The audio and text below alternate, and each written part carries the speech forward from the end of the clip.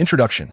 During graduation season, I was betrayed by both my boyfriend and my best friend, shattering 7 years of love and friendship in an instant. My heart was filled with resentment, and I found myself in a state of utter despair. It was at this moment that Luo Xiangdong appeared, towering above me, his voice laced with pity as he remarked, "Liang Zijing, do you truly lack the company of a man?" Later, caught in a financial bind, I found myself entertaining clients, forced to smile and make small talk, to which he retorted, "Liang Zijing, do you desire money at the cost of your dignity?" He introduced me to the extravagant world of nightlife, while I assisted him in dealing with various flirtations. He was sharp-tongued, dark-hearted, indifferent, and frigid, often commanding, "Liang Zijing, get lost." Yet, in the instant I turned to leave, he embraced me tightly. Though I was accustomed to his heartlessness, I could not help but fall for him. Summoning my courage, I offered him my love and my time. Yet, he personally delivered me to. Chapter 1. The heart is as unruly as a dog. Part 1. I had envisioned countless scenarios of facing Zhang Xinwei, imagining various things she might say to me, yet none aligned with the current reality. Standing before me, she regarded me with an unchanging expression and inquired, "Zijing, where have you been all this time?" I remained silent, rooted to the spot, while Su Lu erupted first, glaring at Zhang Xinwei and exclaiming, "How dare you ask? Are you unaware of your own actions? I've never encountered someone so shameless. Do you think Zijing is easy to bully?" Zhang Xinwei turned her beautiful face coldly toward Su Lu. With a dismissive tone, she responded, "Su Lu, mind your words. The matters between Zijing and me are ours to resolve. It is not your place to meddle. Who do you think you are?" Su Lu, with her fiery temper, could hardly swallow such an insult. I saw the defiance in her eyes as she inhaled sharply, ready to retort, but I interjected, maintaining a stoic expression as I addressed Zhang Xinwei. "She is my best friend." Upon hearing this, Su Lu fell silent, and Zhang Xinwei regarded me with a gaze full of significance. After a few moments, she smiled and asked, "What's this? Are you trying to draw a line between us?" I had never anticipated that after stealing my boyfriend, Zhang Xinwei would jest with me so casually. However, instead of the hysterics I displayed towards Chen Wenhang, I remained remarkably composed. My expression settled into a blend of indifference and disdain as I stated to Zhang Xinwei, "From the moment you first betrayed me with Chen Wenhang, you should have realized that we were no longer friends, let alone best friends." Zhang Xinwei's smile faded, replaced by a slight arch of her brow as she nodded, seemingly to herself, "Is that so? Then it seems we haven't been friends for 2 years." Her words struck me like a bolt from the blue, leaving my heart racing and my complexion paling. If she claimed we ceased to be friends 2 years ago, did that not imply her involvement with Chen Wenhang commenced then? Fury anchored me in place, unable to move, realizing I had been played by both my first love and my best friend for a staggering 2 years. Beside me, Su Lu could no longer contain herself. Su Lu rushed forward to confront Zhang Xinwei, but was swiftly halted by her roommate Dong Jinan, who whispered, "Su Lu, cease your aggression. There are merely 4 minutes left until the interview." Su Lu forcefully shrugged off Dong Jinan's arm, glaring fiercely, "If you're worried about being late, you go ahead. If I don't deal with this woman today." Before Su Lu could act, I stepped forward decisively and stood before Zhang Xinwei, raising my right hand to deliver a resounding slap across her face. The impact was heavy and loud enough to startle everyone who passed by. Zhang Xinwei was knocked to the side, while my right hand trembled uncontrollably. Zhang Xinwei, unfazed, slowly turned her head back after a few moments. In her eyes, I perceived my own reflection, with red-rimmed eyes and a visage of suppressed anguish. Zhang Xinwei spoke, "Liang Zijing, does that feel satisfying?" Despite my efforts to contain my tears, one fell with a soft plop as I replied, word by word, "Not at all." With a raised eyebrow, Zhang Xinwei retorted, "If you're not satisfied, continue to strike until you feel fulfilled." I was rendered speechless by anger as Su Lu and Dong Jianan approached me. Dong Jianan frowned at Zhang Xinwei, urging, "You should leave. Why are you disturbing Zijing?" Zhang Xinwei's expression darkened as she raised her voice. "Do you think I wanted to confront her? She humiliated me in front of thousands. Is that what a sister should do?" At that moment, I suddenly realized that Zhang Xinwei, too, had been holding back her own frustration. However, Chapter 2. The Nature of Humanity Part 2. I quivered with indignation, glaring at Zhang Xinwei. "You were with Chen Wenhang. Behind my back you both conspired against me for over 2 years. Am I not entitled to a single act of retribution? When you were with him, Did you ever consider the bond we shared? Zhang Xinwei replied coldly. What wrong have we committed? You could have approached us privately. Your strategy was clever, vanishing suddenly, and then publicly exposing us. It appears that among the three of us, you are the most ruthless. Her words left me speechless, and, as my emotions surged, tears began to flow uncontrollably, amplifying my sense of helplessness, so I remained silent. Su Lu was furious, prepared to confront Zhang Xinwei, who coldly addressed me, Liang Zijing, if I felt any remorse initially. Then from that night onward, I've settled all debts with you. Should we meet again, let us act as if we have never met. With that, she strode away in her high heels, disappearing from our sight. Su Lu was seething with rage, while I was tear-streaked. Dong Jianan pulled us both toward the Luo building, urging us, ladies, I implore you, gather yourselves. Do not let such a woman jeopardize our future. Amidst my sobs, I said to Su Lu, ignore me, hurry along with Jianan to the interview. Su Lu, more resolute than ever, replied, wipe your tears quickly. If you don't interview today, then neither will I. What's the point of trying when we're this upset? At this moment, the area in front of the Luo family building was teeming with people, resembling a sea of graduates who seemed to have converged at this very spot simultaneously.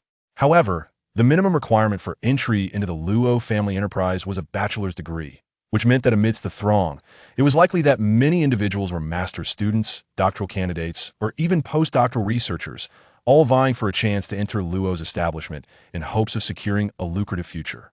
I was surprised to encounter Zhang Xinwei at the interview venue. Su Lu and Dong Jianan had already done so much for me in recent days, and I did not wish to burden them further at this critical juncture.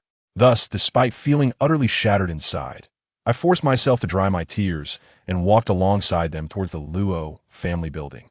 This towering edifice, comprising over several dozen floors, belonged entirely to the Luo family.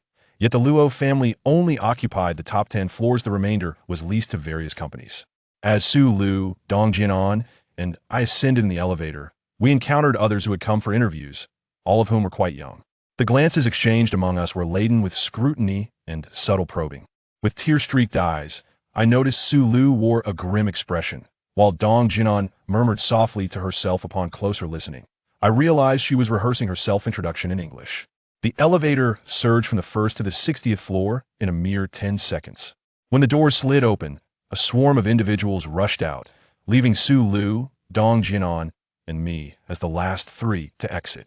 We hurried through the crowd towards the interview area, my eyes still misty with unshed tears obscuring my vision.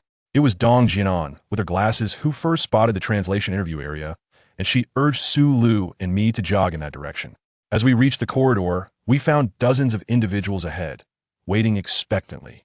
My gaze fell upon a striking woman clad in a Gucci 2015 dark floral suit, adorned with matching high heels, standing out amidst the crowd. She emerged from a nearby room, her exquisitely lined eyes surveying the assembly as she called out, Liang Zijing. Is there a Liang Zijing here?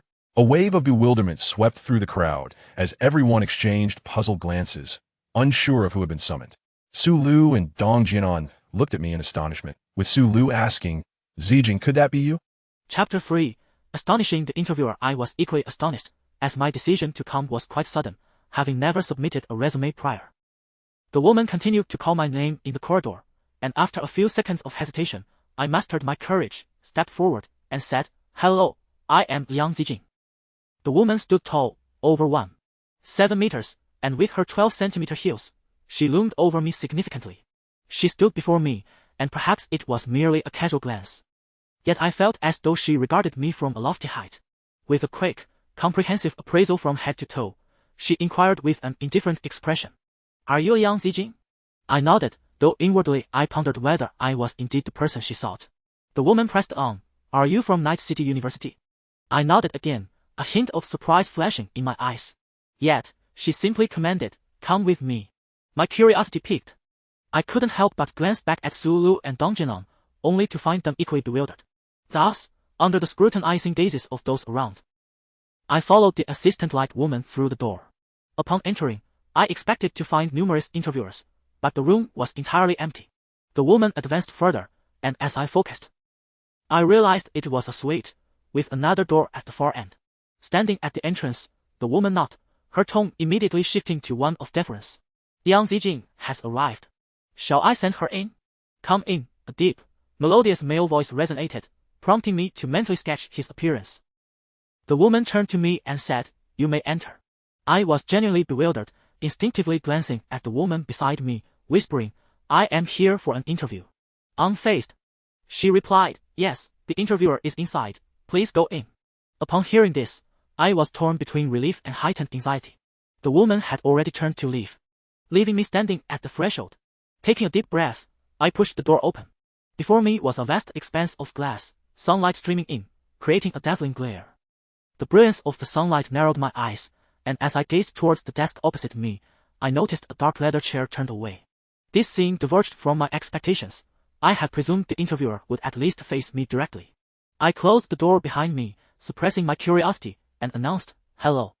I am Liang Zijing, here for the translation interview." 5 seconds elapsed after my words, and the leather chair slowly turned. At that moment, I beheld the visage of the individual who would be interviewing me, and it was nothing short of breathtaking. His face was strikingly handsome, causing my eyes to widen in astonishment and a sharp intake of breath. I stared in disbelief, marveling at the extraordinary allure he possessed. I had encountered many attractive men before, and though I might have been captivated by their charm, the man before me was undeniably exceptional. He bore a chiseled face, with features that were profound and three-dimensional, yet he did not project a Western appearance, thanks to his flowing black hair and eyes as dark as the night sky. The man donned a dark shirt, though not entirely black, and he gazed at me unwaveringly. Our eyes locked, and I lost track of time until, at last, his thin lips parted, and he inquired, "Do you find it appealing?" I nodded instinctively, responding, "Yes, it is appealing." Yet, immediately after speaking, I shook my head, realizing, to my chagrin, that it was only after our exchange that I became aware he had spoken to me in German, and I had replied in kind. The man smiled at my words and continued in German, "I appreciate your honesty." He gestured for me to take a seat, and I felt a flutter of unease, momentarily forgetting the recent troubling events in my life, as my thoughts became consumed with the interview. However, his presence radiated an irresistible allure, making it impossible for me to regard him solely as an interviewer. Chapter 4. What type of man do you prefer? Suppressing the restlessness within me, I sat before the man, who conversed with me in German. "Miss Liang, what are your hobbies?" I restrained my turbulent emotions and replied with a composed demeanor, "Reading and traveling." In truth, my mind wandered to slumber and indulging in food. The man nodded thoughtfully and remarked, "So, Miss Liang's interests are rather commonplace." I pondered the implication of his words, interpreting it as a subtle jest aimed at me. However, exercising caution, I merely offered a casual smile and remained silent. The man continued, "Aside from reading and traveling, do you have other hobbies? For instance, what type of man do you prefer?" I was initially taken aback by this inquiry, questioning whether he had perhaps misused a word, but swiftly dismissed that notion, recognizing his pronunciation as distinctly German. With a hint of confusion, I sought clarification. "Are you asking me what type of man I prefer?" He did not respond directly but instead asked, "Did my pronunciation create any ambiguity for you?" I quickly shook my head, eager to answer, but found my mind a blank canvas, devoid of even the simplest vocabulary, let alone German words.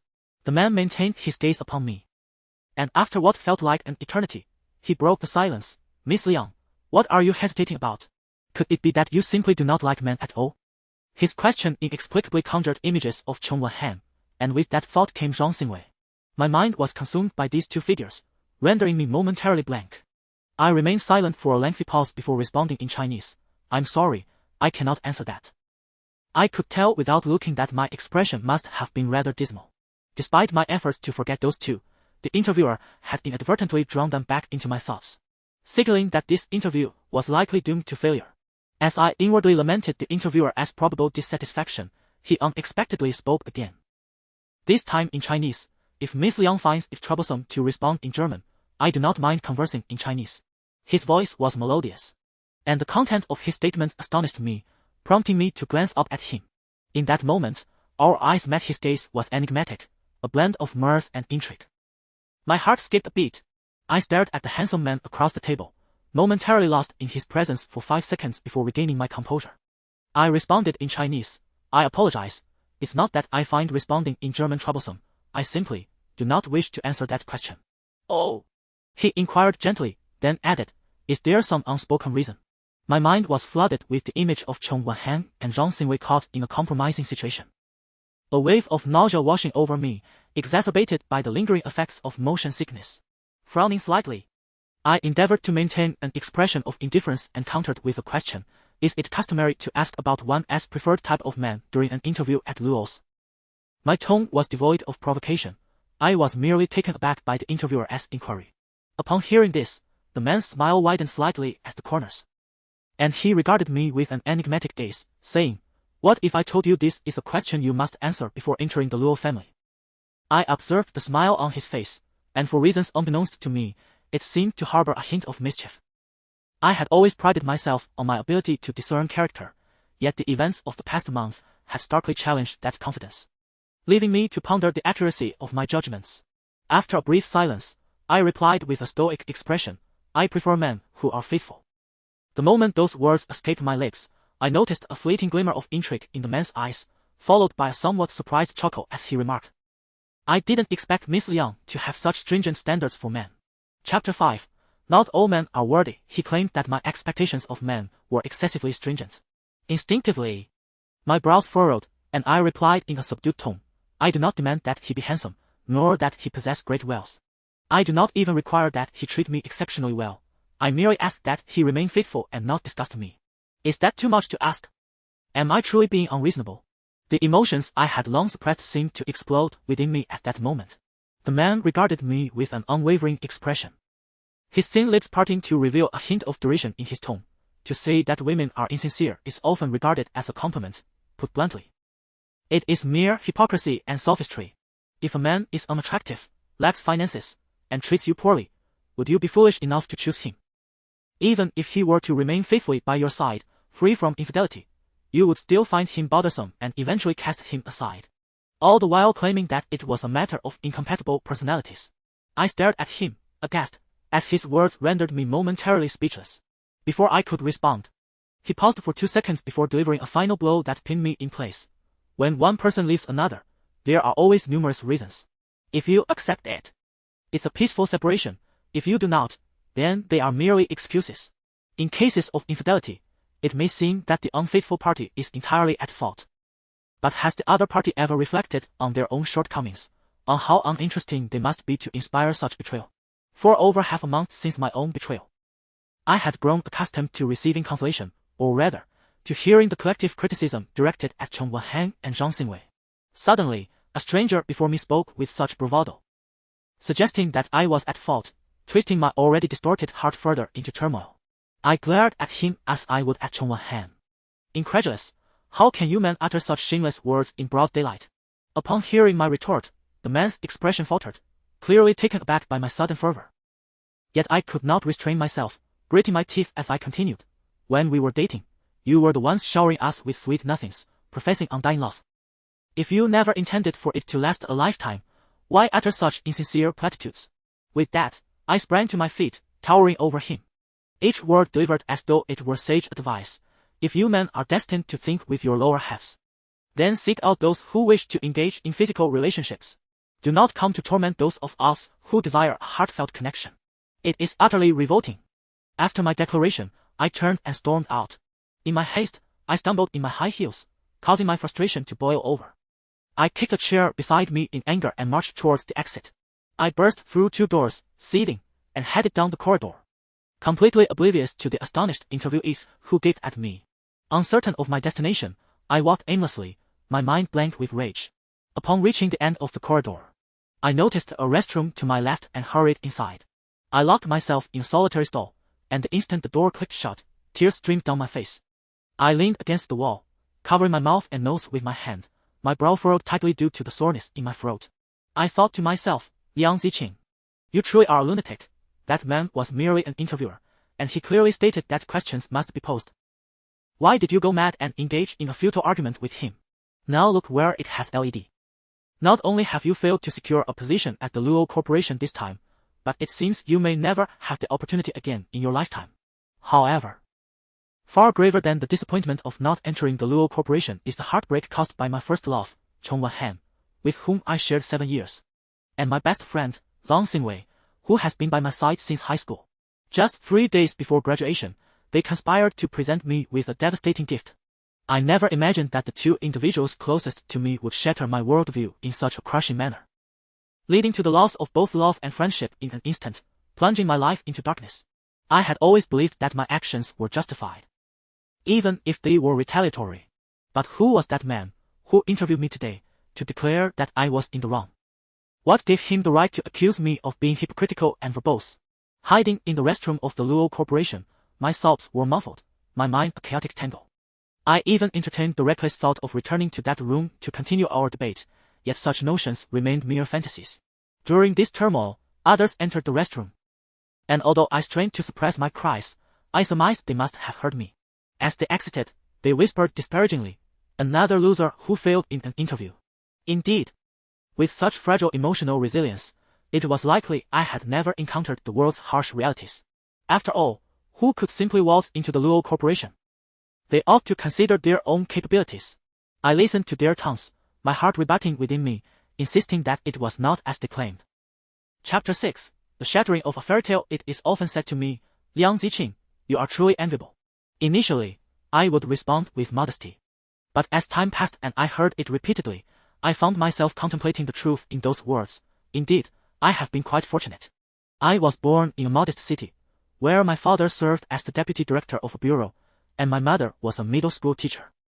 While we were not wealthy, I was never wanting for sustenance and always possessed the latest mobile phone, regardless of its brand. From a young age, I excelled academically, consistently attending prestigious schools until university.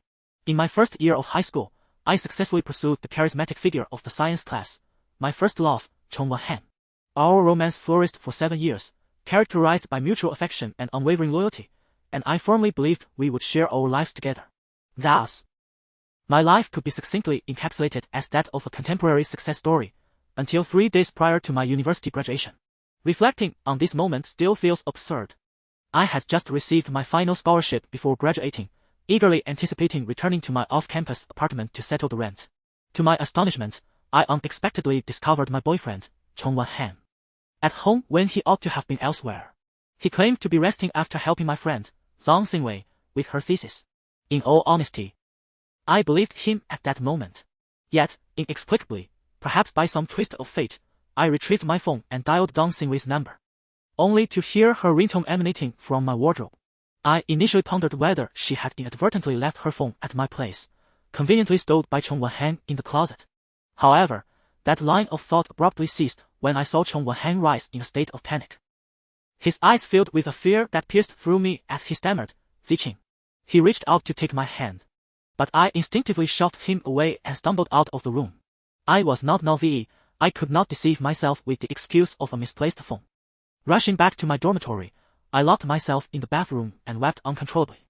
The image of the scene at the rental apartment made me feel nauseous, and my roommate, Dong Jinan, looked on in astonishment, exclaiming, "Zijing, you aren't pregnant, are you?"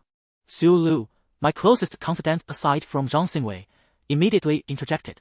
"She hasn't even been intimate with that scoundrel, Chong. How could she be expecting?" Dong Jinan pursed her lips, her expression laden with meaning, and remarked, "They have been together for 7 years. Listening to them, I was at a loss, unsure whether to laugh or cry. Indeed, 7 years had passed. From high school to graduation. During high school, there were whispers questioning my chastity, as Han and I were deeply enamored, both of us considered attractive. How could it be that a handsome young man and a beautiful young woman remained untouched for so long? Yet, the truth was precisely that nothing had transpired. We were merely young and timid, too afraid to act or even entertain the thought. As Han grew older, he occasionally broached the subject. Yet I had made it abundantly clear that my virtue was reserved solely for my husband. Throughout our 4 years in university, our relationship remained strictly formal, never transgressing established boundaries. We had promised one another that immediately after graduation, we would obtain our marriage certificate, and upon receiving it, we would be recognized as a legitimate couple. The thought of being a legitimate couple, just recalling Hong's expression when he uttered those words, fills me with a profound sense of revulsion, causing me to retch at the mere contemplation. I lay in my dormitory, as if in a state of suspended animation, for 3 days, during which I turned off my phone and shunned all human contact. I consumed nothing, not even water, save for alcohol.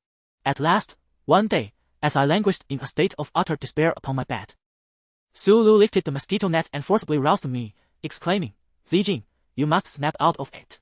The graduation gala is today. And you are scheduled to give a speech." A speech? I could hardly recall my own name. Chapter 7, Graduation Gala. Witnessed by thousands after CEO Luo helped me change into my attire, she stood before me with utmost seriousness and said, "Liang Zijing, listen carefully. Tonight is the graduation gala. Attended by tens of thousands from our school. You have been the center of attention for 4 years. Do not falter at the finish line. Especially since Cheng Renjias will be on stage today. If you wish to maintain your dignity, you must stand tall. You have done nothing wrong. Why wear that defeated expression?" Dong Jinan, meanwhile, was styling my hair and chimed in, "Indeed, Zijing, no matter how difficult it may be, you must endure tonight. You cannot lose face in front of so many people, otherwise, your 4 years would have been in vain." Her words suddenly jolted me into clarity. Losing face in front of tens of thousands. The two of them led me to the graduation gala, and unsurprisingly, I spotted Cheng Wanhan backstage. Since that day we parted ways in the rental apartment, we had not seen each other. He approached, wanting to speak, but I immediately bent over as if to vomit. His face turned a shade of displeasure. I knew he was a man who valued his reputation. CEO Luo and Dong Jinan regarded him with scornful and derisive gazes. Finally, Cheng Wanhan came beside me and simply said, "Zijing, breaking up is one thing, but today is the graduation gala. Let us leave everyone with a pleasant memory." Pleasant memory. Ha! I nearly burst into laughter. 7 years of affection, and he had the audacity to betray me with my best friend. Offering not even an apology before suggesting a breakup. Perhaps it was after 10 or 20 minutes that Cheng Wanhan and I, as representatives of outstanding graduates, took to the stage to speak. The host was from the next year's broadcasting and hosting department, and he seemed well versed in the narrative of our romance. From the moment we stepped up, he spoke at length. I stood there silently with the microphone in hand, listening as Cheng Wanhan smiled and remarked, "Yes. We have been together since high school. It has been 7 years. They say the 7-year itch is inevitable. But as the lyrics of Wang Lihong say, while others break apart, our love only deepens." The host, seizing the moment, chuckled and said, "Senior. Since we're on the topic, I've heard you and the senior sister are both excellent singers. Why not give us a few lines?" Cheng Wanhan smiled with a hint of helplessness. "This is quite the impromptu request. We haven't prepared for this." The host replied, "It is precisely the unexpected that showcases your charm." With that, he began to encourage the audience, and soon tens of thousands began to chant, "Come on, come on, come on." Cheng Wanhan, unable to escape the pressure, turned to me, but I remained impassive, standing still. He bravely reached for my hand. Just as his fingertips brushed against mine, I instinctively recoiled as if scalded, taking a step back. Upon witnessing this, his expression shifted, revealing a glimmer of panic in his eyes.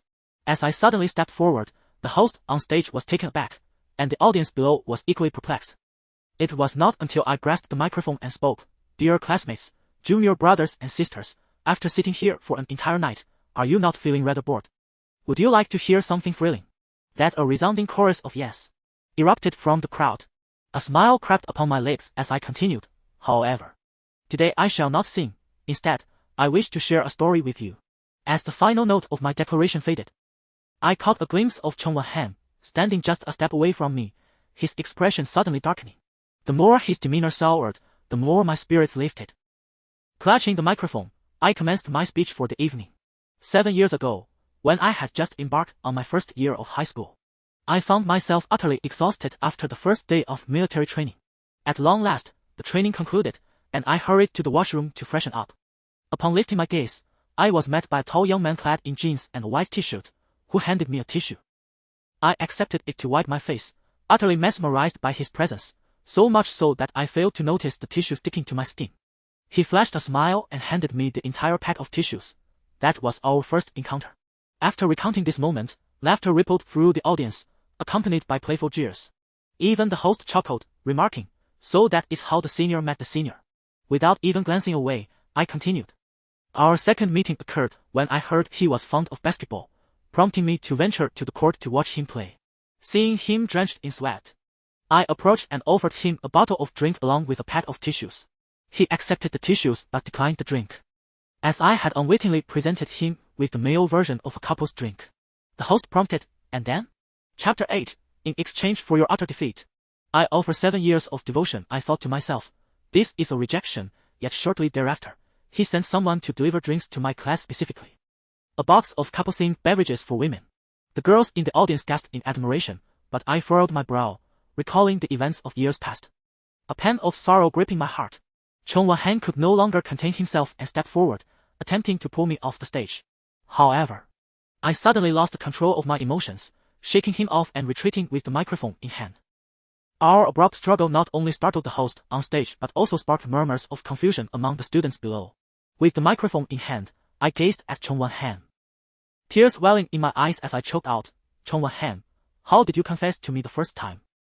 You said that the girl you liked had to be the one to take the initiative, that you wouldn't let me get ahead of you. When you first took my hand, you declared it was your first time holding a girl's hand, and that I was the only one. You promised you would never let go of my hand for the rest of your life. The final words were spoken with a cadence that resonated powerfully. My trembling voice amplified through the microphone and sound system, echoing throughout the entire school. The vast playground fell into a profound silence, while Chong Wan-han stared at me. His expression a mix of disbelief and disdain, as though he were looking at a madwoman, which pierced my heart deeply. In that moment, perhaps the alcohol dulled my senses, driving me to madness, or perhaps it was the unresolved anger that compelled me to confront him head-on. Thus, I declared into the microphone, word by word, Chong Wan-han, I, Liang Zijing, am not one to accept defeat. I am not the type to cling desperately to someone who does not love me, but could you refrain from disgusting me? Among the countless women in this world, why did you choose to sleep with my best friend? At this proclamation, chaos erupted, the audience descending into confusion. While Chong Wan-han's face paled, his pupils dilating in shock as he gazed at me. Perhaps I had truly lost my mind, for I turned to the crowd, laughing and crying simultaneously, exclaiming, do you all know that Chong Wan-han has slept with my closest friend, Liang Zijing, who has been my confidant for 7 years? As the uproar reached a fever pitch, Chong Wan-han could no longer restrain himself and came over, pulling me with considerable force, nearly causing me to stumble. Amidst the turmoil, I heard his voice, strained with suppressed fury, cursing, Liang Zijing, you're insane. He called me insane.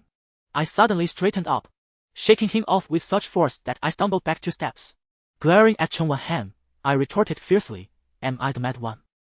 I poured my heart out to you 2 dogs, and I might as well have fed my heart to a dog. Even dogs have more conscience than you 2. Are you even human? You profess to love me, yet behind my back, you indulge in debauchery in the very home I rented. Are you so poor that you can't even afford a hotel room? I shouted, my voice hoarse from the exertion, the sound reverberating through the school SPA system, echoing so loudly that even the nearby streets could hear every word clearly. Chong Wan-han stood 2 meters away from me, his face flushed with anger, utterly helpless against me. He could neither strike nor scold me. He could only extend his finger towards me, enunciating each word with malice. Liang Zijing, I never expected it would be you. After uttering this, he turned on his heel and descended from the stage. Upon that vast platform, only I remained, alongside the bewildered host, who stood aside in a state of confusion. I imagine the school had not anticipated that my graduation speech would be this explosive. Belatedly, they now dispatched someone to intervene. I was entirely consumed by a frenzy, unsure of how to conclude. Yet amidst this chaos, a voice suddenly pierced through the crowd from an unknown direction. Sister, do not cry, the scoundrel does not love you, but I still do. In the ensuing 10 seconds, a chorus began from a section on the left of the stage. Initially from one class, then escalating to an entire department, as many voices united in unison. Sister, do not cry, the scoundrel does not love you, but I still do. Many who witnessed that night claimed they would never forget the events that transpired. However, for me, it seemed merely a dream, though subsequently, numerous individuals approached me, saying, Liang Zijing, perhaps you should open your eyes a bit wider. Chong Wan-han is a thing of the past, while Kuang Yan is your true love. Chapter 9. 7 years have passed, and I have laid bare my heart to Chong Wan-han and Zhang Xingwei. They wronged me first, yet it was I who, at the graduation gala before thousands, exposed their treachery. Consequently, they pointed fingers at me, declaring, Liang Zijing, it turns out you are the cruelest. I find myself pondering the true meaning of cruelty. Their betrayal left me shattered, yet they deem it insignificant. My 20 days of seclusion in the dormitory, barely consuming a morsel, resulting in a loss of weight from 120 pounds to just over 90, is dismissed, they reduced me from a vivacious, confident individual to a state of madness, yet this too is not viewed as cruel. I merely acted in accordance with what any sane person would do. And they turned their backs without hesitation, treating our acquaintance as though it never existed. What of love? What of friendship?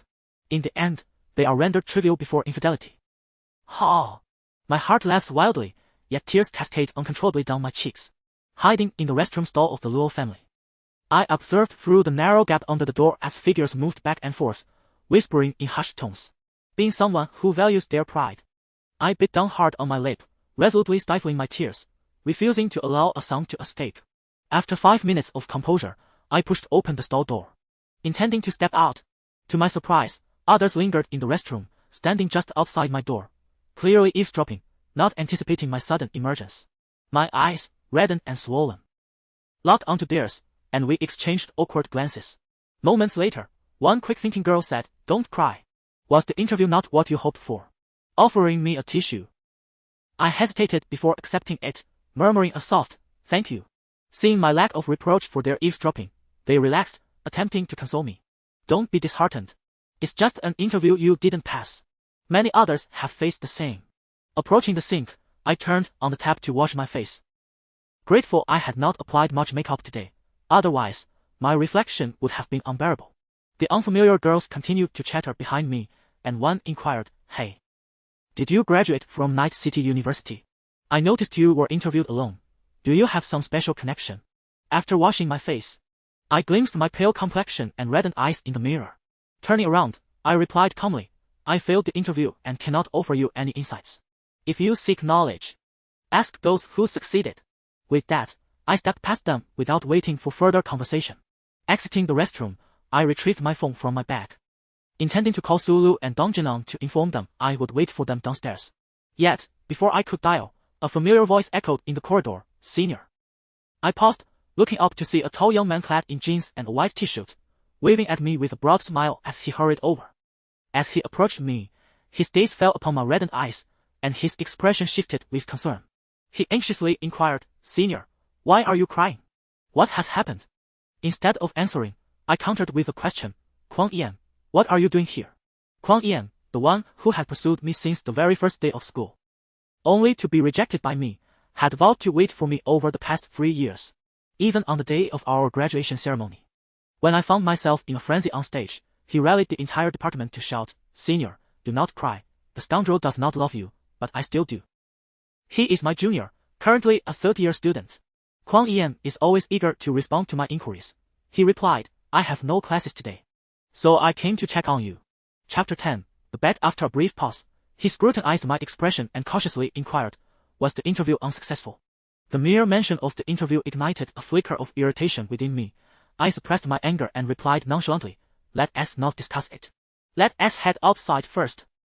As I walked alongside Kwang Yan, I sent a message to Sulu and Dongjinong, informing them to call me after their interviews.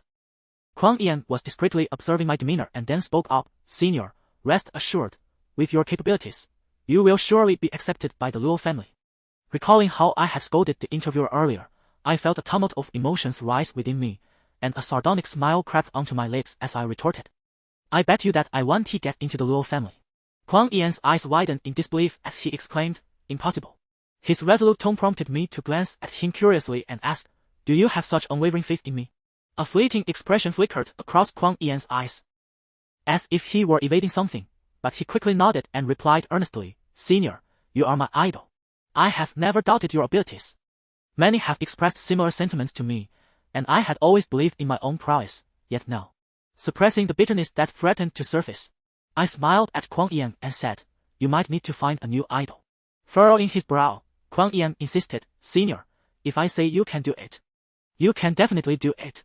Don't lack confidence in yourself. Since we are betting, I wager that you will certainly get into the Luo family." "What if you lose?" I asked. Kwang Yan replied earnestly, "If I lose, I shall comply with whatever you say." I pondered in silence for a moment before responding, "Forget it. I haven't decided how to punish you." Kwang Yan then inquired, "And if you lose?" I chuckled inwardly, thinking to myself, how could I possibly lose? With a dismissive air, I replied, "If I lose, I will grant you any request." Kwang Yan immediately agreed, "Deal." We circumvented the crowded areas and descended via a different elevator. Kwang Yan mentioned a shopping mall below, so we temporarily made our way to a Starbucks there.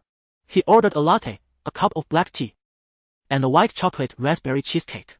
As I reached for my wallet, he had already handed the cashier 200 yuan bills. Seated by the window, I gazed at the vibrant and youthful Kwang Yan before me and remarked, I should have treated you to dinner last night. You paid without my knowledge. If you keep this up, I might refuse to dine with you in the future. Kwang Yan smiled. Why be so courteous, senior? Besides, when a man dines with a woman, the man ought to pay. I quickly countered, that applies to couples. You are my junior, so as your senior, it is only right that I pay. Once we return to school, I will treat you to a meal. Kwang Yan seemed ready to argue further, but upon hearing my offer, he quickly grinned and said, all right, I'll look forward to our dinner tonight. I am aware that Kwang Yan holds affection for me, and he has consistently treated me well over the past 3 years. However, due to Chen Wenhan, I have maintained a prudent distance from him. Even during Kwang Yan's birthday celebration, I awkwardly invited Chen Wenhan to accompany me, believing that a virtuous woman should fulfill her obligations. In retrospect, this now seems a colossal joke. I lifted the cup of red tea before me, taking a sip, and turned my gaze towards the window. To my dismay, I spotted Zhang Xingwei and her companions emerging from a women's clothing store, their hands laden with shopping bags, indicating they had visited more than one shop. A surge of anger welled up within me, and I could not help but glare at them. Resolving to avoid further distress, I averted my eyes, preferring not to see and thus not to be troubled. Chapter 11. Enough is enough. When Kwang Yan noticed my sudden change in expression, he quickly glanced outside, and upon seeing Zhang Xingwei, his understanding dawned. Yet, at a loss for words, he awkwardly lifted his cup, pretending to sip from it as a means of distraction. To my left loomed an enormous glass window. Unless Zhang Xingwei were blind, she would have undoubtedly seen me. However, to my astonishment, she not only recognized my presence but also led her companions inside to purchase something deliberately. A group of 4 approached, with Zhang Xingwei positioned at the center. As they passed by me and Kwang Yan, one girl, with a tone loud enough for all to hear, derisively remarked, in this day and age, one must still erect a facade while being a promiscuous woman. Just after a breakup, she is already parading a backup, feigning the role of a victim. Who does she think she is fooling? Upon hearing this, my hand, resting on my thigh, trembled involuntarily. Kwang Yan furrowed his brow and instinctively glanced at me. I remained silent, making no movement. The group brushed past us, heading toward the counter. Another girl chimed in. What hypocrisy! Who knows what she is really like behind closed doors? Just look at her attire. One would think she is here to audition for a role rather than for a job. Their voices were raised enough to draw the attention of those nearby. Kwang Yan's displeasure was palpable, yet he remained seated, restrained by my inaction. In mere seconds, a whirlwind of thoughts flooded my mind. Should I strike or refrain? Before long, I stood up, and in the astonished gaze of Kwang Yan, I seized the untouched white chocolate cake from the table and strode toward the front counter. The 4 girls, including Zhang Xingwei, had their backs to me as I approached. In my high heels, I made my way over, grabbing the hair of one long-haired girl and yanking her backward, eliciting a shrill scream. Before anyone could register what was happening, the cake I held splattered violently across her face, delivering a blow so forceful it rendered her momentarily speechless. Dragging her by her hair, I shoved her aside. Blinded by cake, she collapsed onto the floor. Zhang Xingwei and her companions stared in disbelief, but I offered them no respite, charging toward another bespectacled girl and delivering a resounding slap that sent her glasses flying. The entire CAF was thrown into shock by my relentless assault. Finally, Zhang Xingwei and the last of her so-called normal friends snapped out of their stupor and rushed to intercept me, one girl even raising her hand to strike my face. Just then, I felt my back collide with a solid yet warm barrier, followed by a pair of arms crossing in front of me, blocking the impending blow. It was Kwang Yan. He embraced me, attempting to draw me away from the epicenter of chaos. Yet, he did not comprehend that the battles between women are often fought to the bitter end. The girl whose glasses I had knocked off with a slap was now furiously lunging at me, delivering kicks and blows. I found myself pressed against Kwang Yan, utilizing all my limbs in a desperate attempt to fight back. In my high school days, I had once set a record by single-handedly taking on 6 girls without suffering defeat. That incident had been in defense of Zhang Xingwei, who had clashed with one of them and ended up being assaulted. I had sought to avenge her. When I returned to the classroom, covered in scratches, my classmates praised me as a heroine among women. Back then, I could easily topple someone with a single kick, but perhaps due to my recent weight loss, my strikes lacked their former power. Despite landing several kicks on my opponent, she remained standing and retaliated by striking my shins with her sharp stilettos. In the midst of such fierce combat, I could still feel the pain radiating through my calves, indicating that I was truly hurt. Chapter 12. A twist of fate. It is often said that 3 women can create a drama. Yet here, we were 5 women encircling a single man sufficient to stage 3 grand performances. In the midst of the chaos, I could scarcely discern who had shouted my name. Hurling insults, Liang Zijing, you are nothing but a whore. They say Xingwei is stealing your boyfriend, but you've been entangled with Kuang Yan for ages. My anger surged, turning my vision crimson as I attempted to break free from Kuang Yan's protective embrace to confront her. Kuang Yan, fearful for my safety, kept me securely within his grasp, absorbing the blows and kicks intended for me.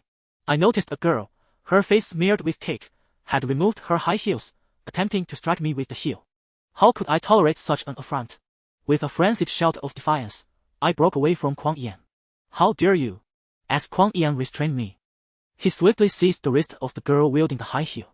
Being a man of stature, it was no challenge for him to subdue both of us. However, amidst our struggle, another girl charged at me unexpectedly, delivering a resounding slap to my left cheek. The impact left my ears ringing and my mind momentarily dazed. Upon witnessing this, Kuang Yan, filled with righteous fury, released me and forcefully pushed the girl who had struck me. She stumbled back, hair disheveled, crying out, "Help! Look! These 2 dogs are bullying me." I stood frozen in place, the world around me muted for several seconds. I could perceive the gazes of the onlookers. Some appeared torn between amusement and shock, while others stared in disbelief. I, however, found myself in a daze. During this fleeting moment of disconnection, I caught a glimpse of a figure darting past me like lightning.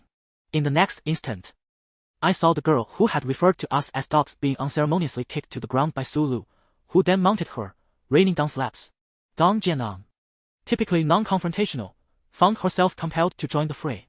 With Su Lu, a veritable fighting machine, present, the tide of the altercation shifted dramatically. I broke free from Kuang Yan's hold, frantically grasping another girl's hair, kicking and striking in a frenzy. Zhang Xingwei could not stand idly by while I assaulted her friend, so she approached to pull me back.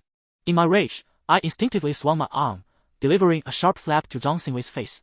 Truth be told, had Zhang Xingwei chosen to engage earlier, I would have suffered far worse. Thus, after striking her amid my turmoil, I found myself momentarily bewildered.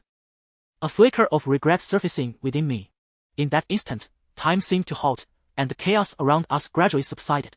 All eyes were fixed on me and Zhang Xingwei, as the focus of their conflict became painfully evident.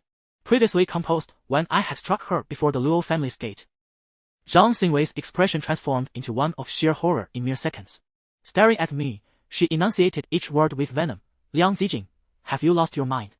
The flicker of remorse that had briefly ignited within me was swiftly extinguished by the venomous visage she presented.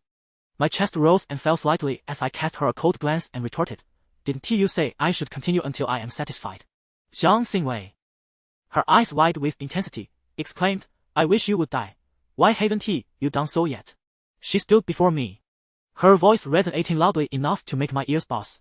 In an instant, fury turned to sardonic laughter, and I gazed at her with a face full of scorn, saying, "Me die? How can someone like you have the audacity to live while I should perish? If anyone should die, it should be you first." The last words escaped my lips through gritted teeth. Upon hearing my harsh declaration, Zhang Xingwei nodded and remarked, "For Cheng Wenhan, you asked me to die. I must admit." Her words struck a nerve, revealing my vulnerability. Chapter 13. A point of no return. If Cheng Wenhan were to betray me with anyone else, I could undoubtedly devise countless ways to exact my revenge. Yet, he chose to be with Zhang Xingwei. My eyes instantly filled with tears as I choked on my words. "Zhang Xingwei, my 7-year relationship with you surpassed the time I spent with Cheng Wenhan. How could your heart be so cruel?" Zhang Xingwei, her expression grim, retorted, 7 years. Was it only you who invested feelings? Was it only you who treated us well? Are our affections for you mere facades? What kind of enmity drives you to ruin the reputation of both me and Cheng Wenhan on our graduation day? When it comes to ruthlessness, you cannot match our combined resolve. Both Cheng Wenhan and Zhang Xingwei were individuals who valued their pride immensely. My actions at the graduation ceremony undeniably cast them into the depths of despair. However, Zhang Xingwei, understand this. Your lack of compassion warrants my lack of morality. It has never been me, Liang Zijing, who wronged you. Rather, it is the two of you who have betrayed me. I clenched my fists tightly at my sides, articulating each word with precision. Zhang Xingwei's eyes were also reddened, yet she did not shed a tear. Staring unblinkingly at me, she declared, indeed. How could Liang Zijing ever be in the wrong? You have always been right. What are Cheng Wenhang and I to you? Mere pets you keep? You are absurd. Liang Zijing, there are many truths I wish to keep unspoken for a lifetime. Do you believe Cheng Wenhang applied to Night City because of you? Wrong. He did it for me. He initially harbored feelings for me. Zhang Xingwei's voice rose to a pitch that rendered her words almost incomprehensible. I stood there, speechless. As Zhang Xingwei continued, you think you were the first to know Cheng Wenhang. Before you pursued him, he had already sought me out. I was aware of your feelings for him, which is why I never consented. As her words registered, my mind went blank, and I felt frozen in place. Zhang Xingwei approached me, close enough that I could feel her presence. With a gentle touch, she pointed to my heart and whispered, Liang Zijing. Do not assume you are the only one who knows how to sacrifice. Your heart only accommodates yourself. You remember your kindness towards us. But have you ever questioned whether we have treated you poorly over the past 7 years? I stood motionless, as if paralyzed. After a long pause, I replied, 5 years. From the moment you two began your affair behind my back, you forfeited your right to my compassion. Upon hearing this, Zhang Xingwei stepped back, regarding me with a cold gaze. Very well, Liang Zijing, since it seems we cannot part on good terms, we shall become strangers henceforth. With a matching expression, I interjected, enemies. I could not simply turn a blind eye, much like how one cannot remain friends after a breakup. My heart was consumed by hatred. Betrayal from strangers incites mere anger, whereas betrayal from those closest evokes profound loathing. Zhang Xingwei laughed, seemingly unfazed. She raised her chin in the haughty manner I had witnessed countless times before, looking down at me, enemies. To engage in a contest, one must at least stand on equal footing with me.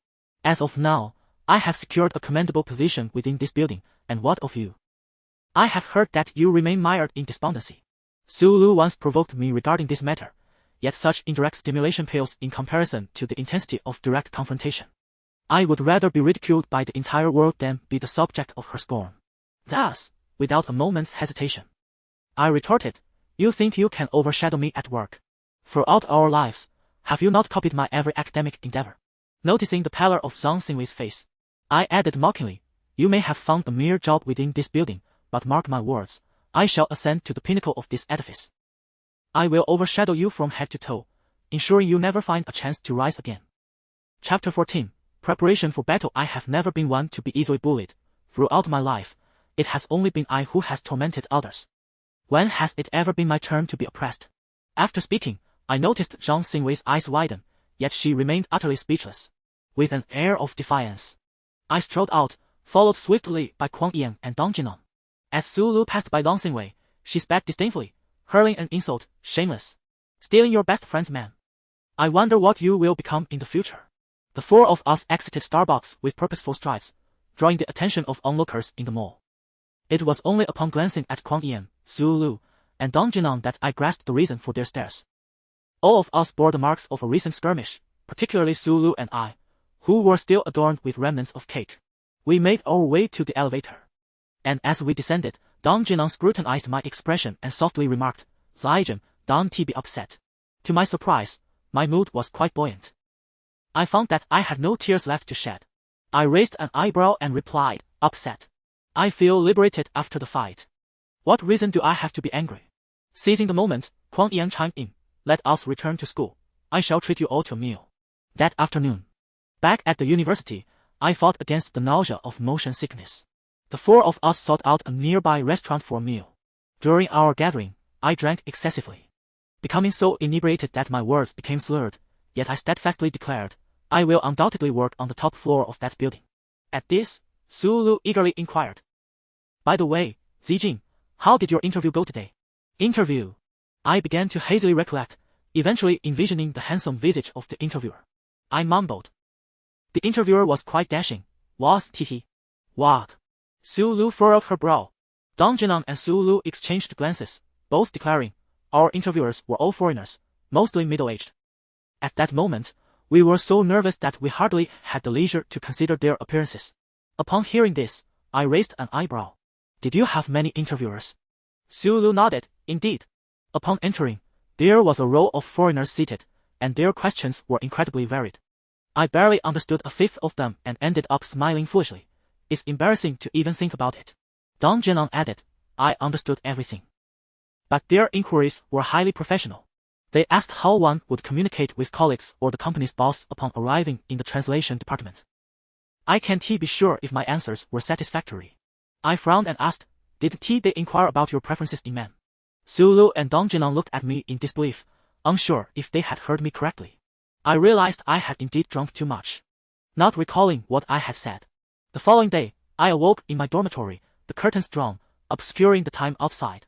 Climbing down from the top bunk, I grabbed my phone from the table and saw it was 12:47. As expected, CEO Luo and Dong Jinan were absent from the dorm. I knew they were occupied with job applications, likely leaving without me since I had been too intoxicated to rise. As I stepped into the shower, my mind was preoccupied with the harsh words exchanged with Zhang Xingwei the previous day. Zhang Xingwei had secured a commendable position within the Luo Shi Corporation's esteemed building, while I had boasted about aspiring to work on the top floor, exerting pressure upon her. However, the uppermost 10 floors were exclusively occupied by Luo Shi's headquarters staff, implying that I must gain entry into Luo Shi to avoid being humiliated by her. The throbbing headache from my hangover intensified at the thought of having angrily rebuked Luo Shi's interviewer. Had I inadvertently jeopardized my own future? No, I could not allow myself to be so easily defeated. Emerging from the bathroom with damp hair, I swiftly took a seat in front of my computer. I began to investigate the number of companies housed within the Luo Shi building and how many of them were hiring associate degree holders. With a click of my mouse, the webpage unfolded before me, revealing that the Luo Shi building comprised 63 floors, excluding the top 10 floors designated for the headquarters and the bottom 7 floors that served as a shopping mall. The space from the 8th to the 27th floor was occupied by Luo Shi's hotels.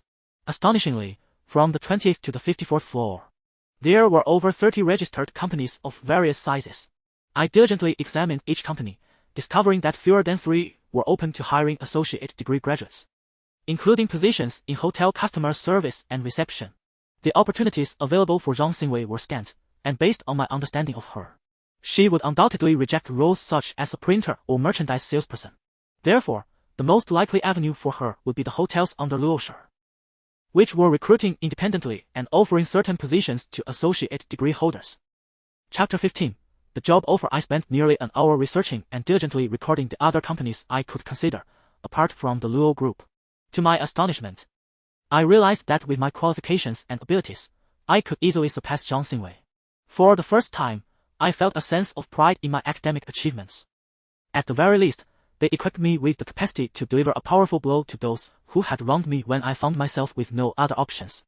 I decided to apply to Yank Group, as their offices were situated on the 54th floor. Since it seemed I could not enter the Luo Group, I was determined to reach the highest point within my capabilities. Just as I was contemplating this, my phone suddenly rang. I picked it up to find an unfamiliar landline number. Hesitating momentarily, I answered with a simple, hello. A woman's formal voice greeted me on the other end. Good day, may I speak with Miss Liang Zijing? I was taken aback and replied, this is she. I am an employee from the Human Resources Department of the Luo Group, responsible for contacting candidates who passed yesterday's interview. According to the notification I received, you have successfully completed the interview for the translation department. We are ready for you to start at any time. May I ask if you are able to commence immediately? Luo Group. Successful interview. I was utterly stunned, and after a 3-second pause, I quickly responded, yes, I can. The woman continued, when you come to the Luo Group, please report to the Human Resources Department. We provide each successful intern with a 48-hour window to report. If you fail to do so within this period, we will prioritize hiring the next successful candidate. I hastily assured her, rest assured, I will be there shortly, within 3 hours. The woman replied politely yet formally, very well. We look forward to your arrival. I expressed my gratitude and hung up the phone, sitting alone in my chair, momentarily at a loss for words. What was happening? The Luo Group was inviting me to join. Just yesterday, I had openly criticized the interviewer's character, calling him a man who thinks with his lower half, and even stated that he disgusted me. How could he have passed me? As I pondered this incredulity, the dormitory door swung open, startling me. I turned to see Su Lu stepping inside. Our eyes met, and Su Lu raised an eyebrow, asking, "You're awake?" I replied, "Why are you here alone? Where's Jianan?" Su Lu entered, carrying takeout, and responded, "She mentioned she has another interview tomorrow morning and didn't he want to make the trip back. My interview is later. And I was worried you might not eat alone in the dorm, so I returned early." Looking at the meal Su Lu placed before me, I felt a wave of gratitude. Meeting her gaze, I softly said, "Lucy, the Luo group just called me and said I passed the interview. They want me to come in right away." As soon as I finished speaking, Su Lu stared at me in disbelief. "Is that true?" I nodded, although uncertainty lingered on my face. After a few seconds of shock, Su Lu immediately broke into a smile, exclaiming, "Wow, that's incredible. When are you supposed to go?" I replied, "I said I'd be there within 3 hours. Then what are you waiting for? Hurry up and tidy yourself. I see another school bus outside. And it will likely depart in half an hour. If you head over now, you will arrive just in time," I said to Su Lu. "I refrained from calling you out of concern for your interview, not wanting you to make a futile trip back." Su Lu casually replied, "Oh, I don't mind at all. Besides, I have no interview tomorrow. By the way, did you succeed in your interview today? Will you be returning home tonight?" I stood up, packing my things while responding. "I am still uncertain about the arrangements at Luo's. If I need to start work early tomorrow, I may have to stay at a hotel for the night." Su Lu leaned against the wall, clicking her tongue and remarked enviously, "Zijing, I told you that you could do it. Even in yesterday's state, you still exhibited remarkable prowess. I am truly impressed." Having changed into a fresh outfit, I turned to Su Lu and said, "It is indeed strange. I cannot fathom what possessed the interviewers at Luo's to select me." Su Lu, mistaking my humility for false modesty, shot back, "Don't play coy. Have you considered the feelings of those of us who were not chosen?" I found it difficult to elaborate further to Su Lu, so I simply replied, "I will explain everything in detail upon my return." After a mere 10 minutes, I had finished packing, slung my bag over my shoulder, and headed outside with my phone in hand. Su Lu called after me, "Make sure to give me a call when you have the chance." I acknowledged her and hastily made my way downstairs. Once I boarded the school bus, a sense of calm washed over me. However, as I settled into quiet reflection, I suddenly realized that this phone number was new. How could Luo's possibly be aware of it? I had not submitted any resumes or information during my previous visit to Luo's, which struck me as rather peculiar. Chapter 16. First arrival at the Luo Corporation. I hurriedly made my way to the Luo Corporation, disregarding my motion sickness. When I arrived at the Human Resources Department, it had been less than 3 hours since they had contacted me. The head of the department handed me an intern badge and instructed me to go to the 57th floor. Upon reaching the 57th floor and stepping out of the elevator, I was greeted by a string of fluent Japanese. Initially, I assumed it was a Japanese person speaking, but as I turned the corner, I saw a young woman hanging up her phone and addressing those around her in Chinese. "Mr. Nakata said his flight back to Japan is at 7 this evening. He can give us 35 minutes now, so let us prepare quickly and head to the Long Island Hotel." As I appeared before them, they did not spare me a glance. Clad in professional attire and high heels, they briskly walked past me. I continued deeper into the office, soon encountering a massive glass door spanning over 10 meters. Through the transparent barrier, I beheld a sea of men and women in formal wear. Some seated in office chairs engrossed in documents, others engaged in phone conversations, while small clusters chatted among themselves, the topics of their discussions unknown to me. As I approached, I was enveloped by a cacophony of languages: Chinese, English, Japanese, Korean. It felt as though I had stepped into a United Nations Assembly Hall. My heart a mix of anxiety and inexplicable excitement. Everyone was so engrossed in their tasks that they scarcely had time to lift their heads to acknowledge me. I stood at the entrance, caught in indecision, until I finally seized an opportune moment to stop the fifth person who passed by. "Excuse me, hello. I am here as an intern in the translation department." The woman before me appeared to be only a year or two older than I. She wore a white chiffon blouse paired with fitted jeans and high heels that were at least 8 centimeters tall. Her demeanor seemed amiable, encouraging me to approach her. She regarded me with a hint of surprise and inquired, "You're here for an internship in the translation department?" I nodded and smiled, introducing myself. "Hello. I am Liang Zijing. The woman smiled in return, saying, "Hello, I am Wang Huining." I was about to engage in further conversation when she continued, still with an air of astonishment, "But the interviews for each department have only just entered the preliminary stage. I haven't heard of any department that has already accepted interns. How did you manage to come here?"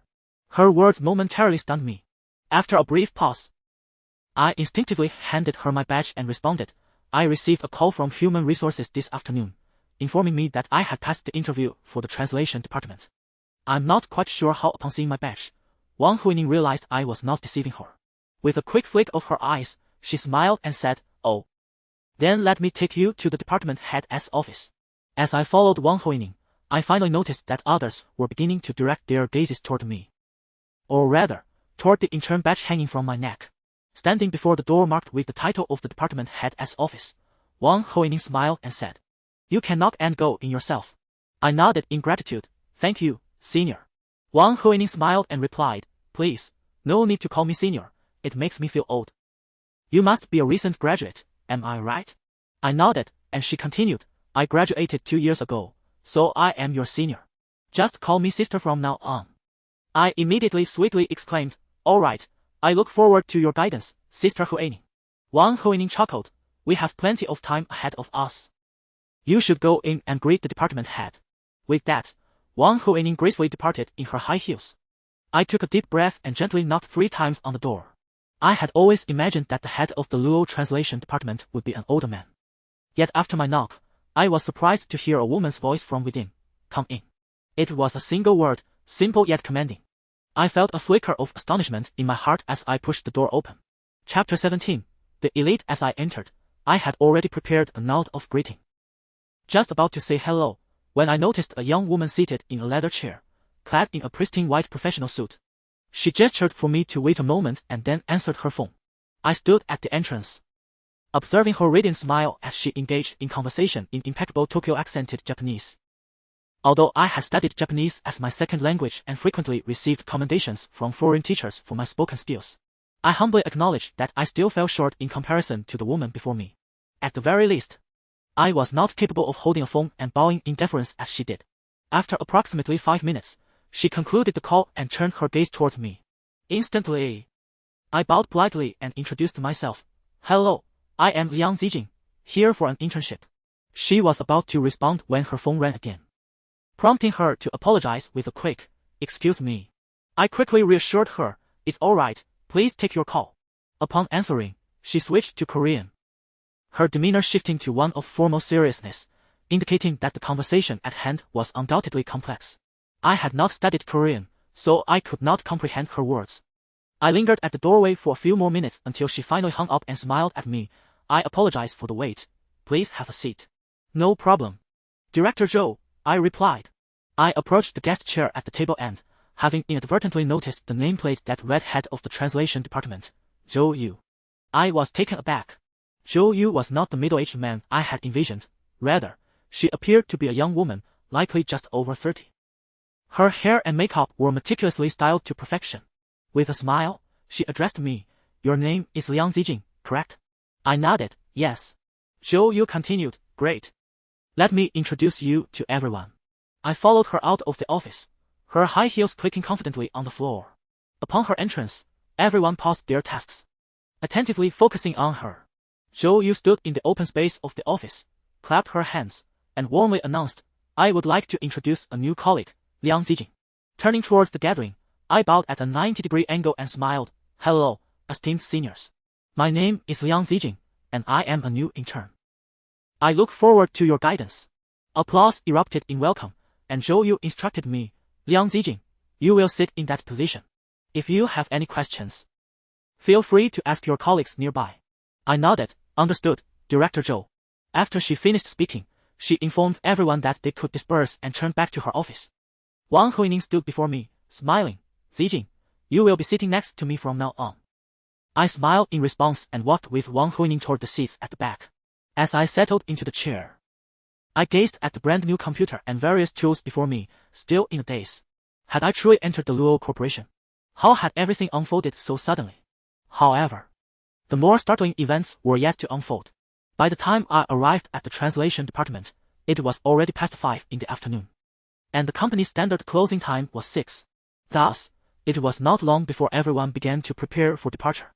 Wang Huining leaned closer to me, a cheerful smile on her face, and inquired, as the newcomer, "Will you treat us to dinner tonight?" Just as I was about to agree, the sound of clicking high heels echoed behind me.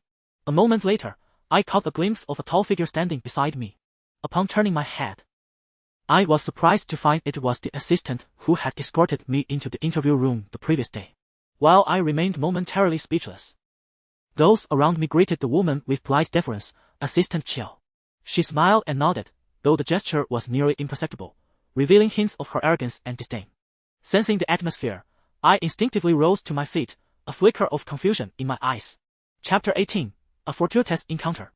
To my astonishment, a woman extended her hand towards me with a warm smile, introducing herself. "Hello, my name is Chiu Kairi, but you may call me Kitty." Confused yet instinctively courteous, I shook her hand and nodded in acknowledgement. "Hello, Assistant Chiao. Is there something you need from me?" Kitty replied, "As it happens, it's time to clock out. If Miss Liang has no other engagements, please accompany me." The staff in the translation department regarded me with curious glances as I, having arrived at the Luo Corporation hardly an hour prior, found myself leaving the translation department with Kitty under their watchful eyes. Entering the elevator with Kitty, I discreetly observed her, noting her meticulously applied makeup and her impeccably coordinated attire. I was certain she was no ordinary individual. Even as an assistant, she was distinguished, a fact evident from the staff's demeanor towards her. Uncertain of where Kitty intended to take me, I remained silent. She led me to the underground parking lot where we entered her vehicle. As I fastened my seatbelt in the passenger seat, my phone, nestled in my bag, chimed with an incoming call from Su Lu. "Hello, Zijing. How's it going? Is everything smooth? Where are you now?" Su Lu's inquisitive voice resonated through the quiet confines of the car, amplified several times over. I endeavored to maintain a calm tone, replying, "I've officially joined the Luo Corporation. I just finished work." Su Lu's excitement was palpable as she exclaimed, "Oh my goodness, sister, you are incredible. You truly are my idol. I can't wait to see how Long Xingwei and Chong Wenheng handle this." I instinctively cast a sidelong glance at Kitty, who appeared unperturbed as she drove, though I knew she must have heard. Frustration mounted within me, prompting a hurried whisper, "There's someone with me. Please be discreet." "What? Who's with you?" she inquired. "A colleague from the company. We have matters to attend to. I'll call you back later." Sensing the urgency in my voice, Su Lu quickly responded, "Okay, I'll wait your call." After hanging up, I offered an awkward smile. "I apologize." Kitty, maintaining her gaze on the road, smiled back and reassured me, "No worries." The car journeyed for no more than 10 minutes before halting in front of a tall apartment building. As Kitty turned off the engine and exited, I unfastened my seatbelt and followed suit. She led me through the main entrance of the apartment complex and pressed the elevator button for the top floor. My curiosity deepened. Where could she possibly be taking me? A few moments later, the elevator arrived at the highest level. Kitty retrieved a key and unlocked a security door, ushering me inside. As she switched on the main lights, the room was illuminated, revealing a beautifully decorated, over 70 square meter duplex.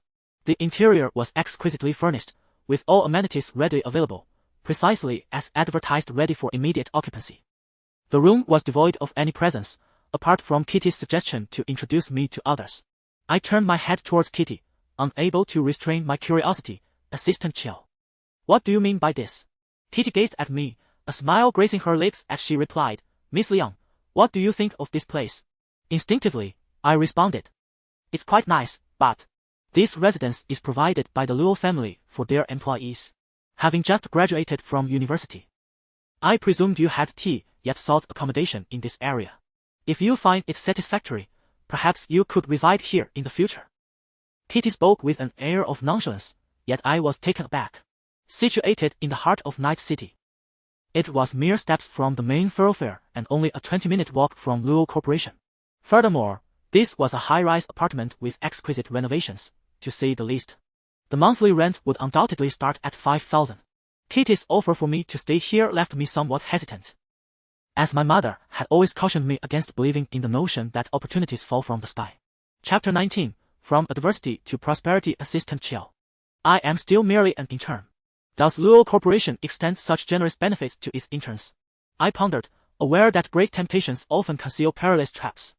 Having been raised in affluence, I have encountered enough of the world to remain discerning and not easily swayed by apparent gains. Thus, I felt compelled to inquire further. Yet Kitty, with an unyielding demeanor, responded, indeed, the benefits offered by Luo Corporation to its employees are arguably the finest in the nation. Which is why countless individuals aspire to join our ranks each year. Upon hearing this, I thought to myself that such extraordinary benefits seemed almost too good to be true.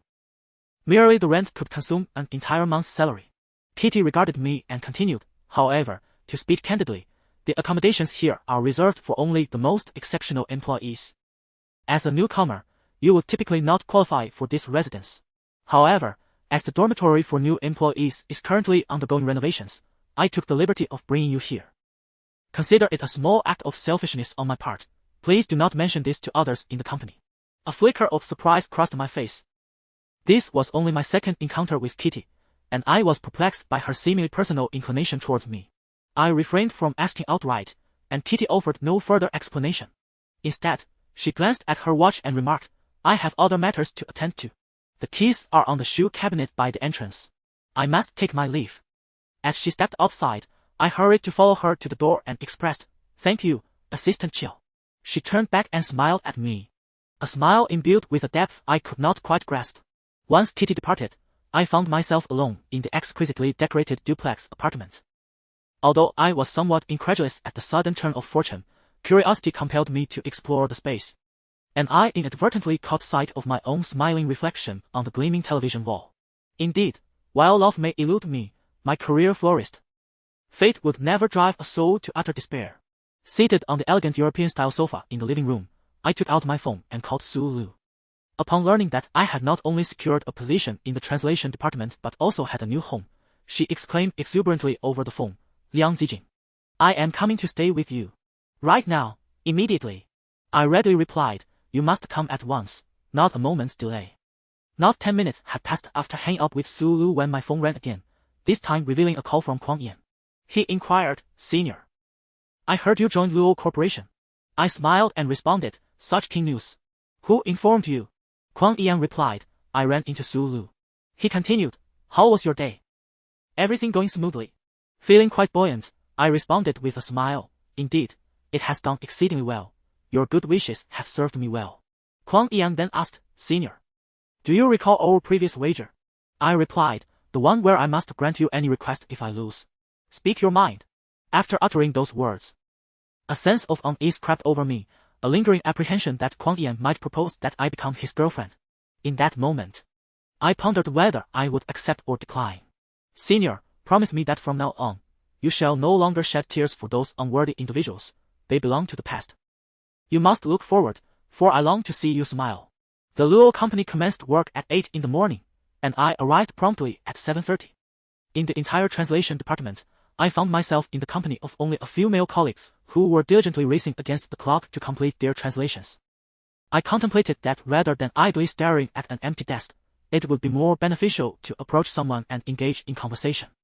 I approached one of my male colleagues and quietly inquired, Senior, is there anything I can assist you with? The man held a thick stack of Japanese documents. The print exceedingly small and densely packed. He looked up at me and asked, are you also a Japanese translator?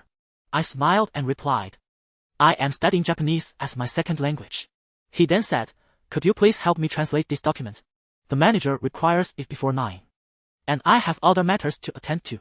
After taking a cursory glance, I nodded with a smile, no problem. Thank you. I took the documents back to my desk and began translating with earnest focus.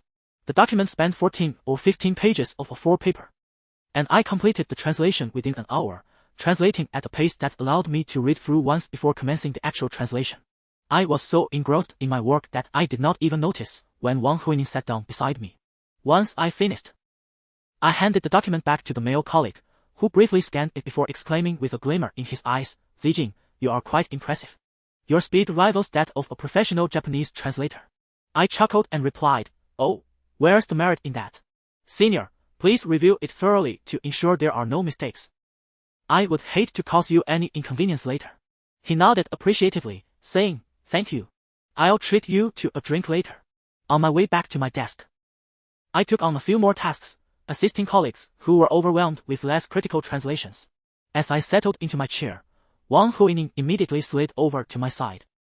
Her demeanor decidedly conspiratorial as she lowered her voice. Zijing, confess honestly, why did Assistant Chiao seek you out yesterday? Recalling Kitty's words, I maintained my composure and replied.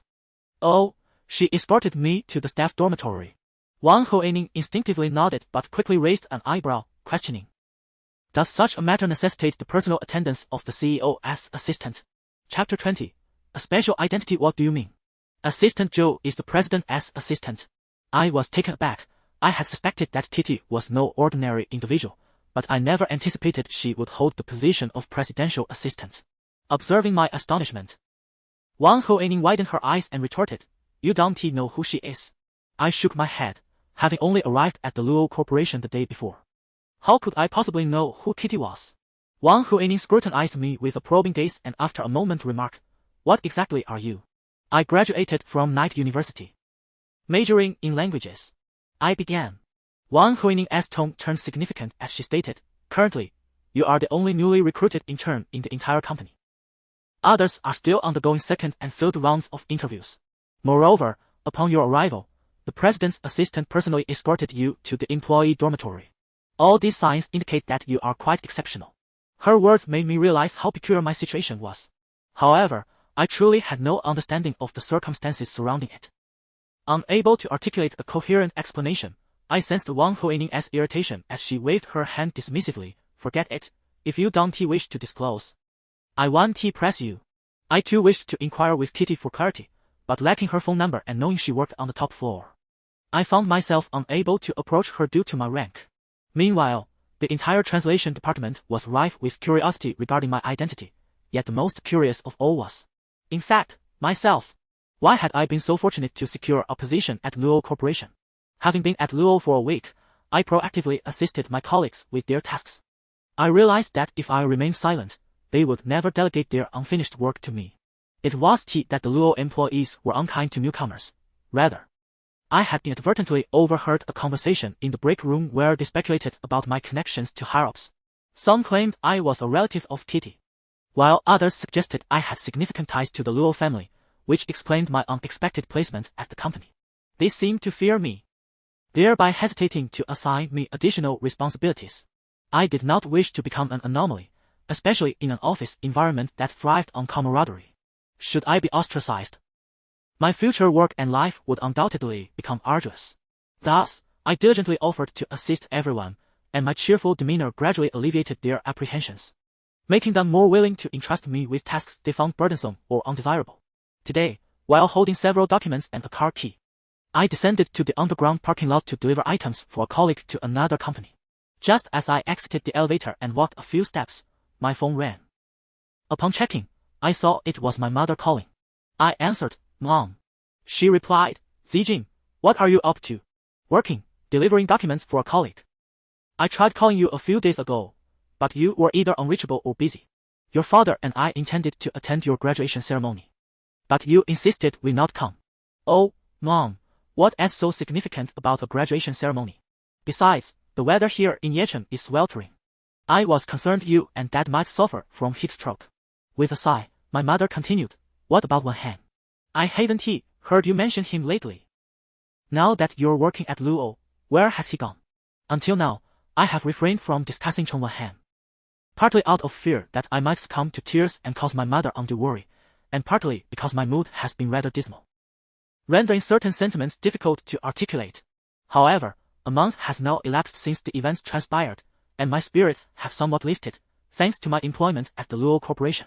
Standing still with my phone in hand, I lingered in silence for a few seconds before softly replying, Mom, I must tell you, please do not be upset. I have broken up with Wan Han. A palpable silence enveloped the other end of the line, and after a moment, my mother's tentative voice emerged.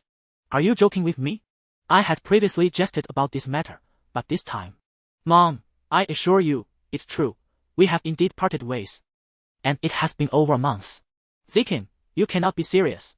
I replied earnestly, I am not jesting, it is genuine. We broke up shortly after graduation. And you must have noticed my silence in our conversations. I was merely trying to spare you the worry.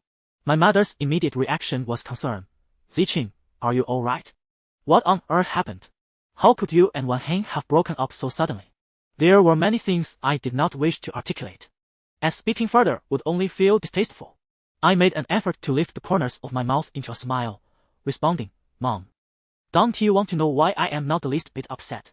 My mother appeared bewildered, mumbling, why is that? With exaggerated mirth, I exclaimed, because I have a backup plan.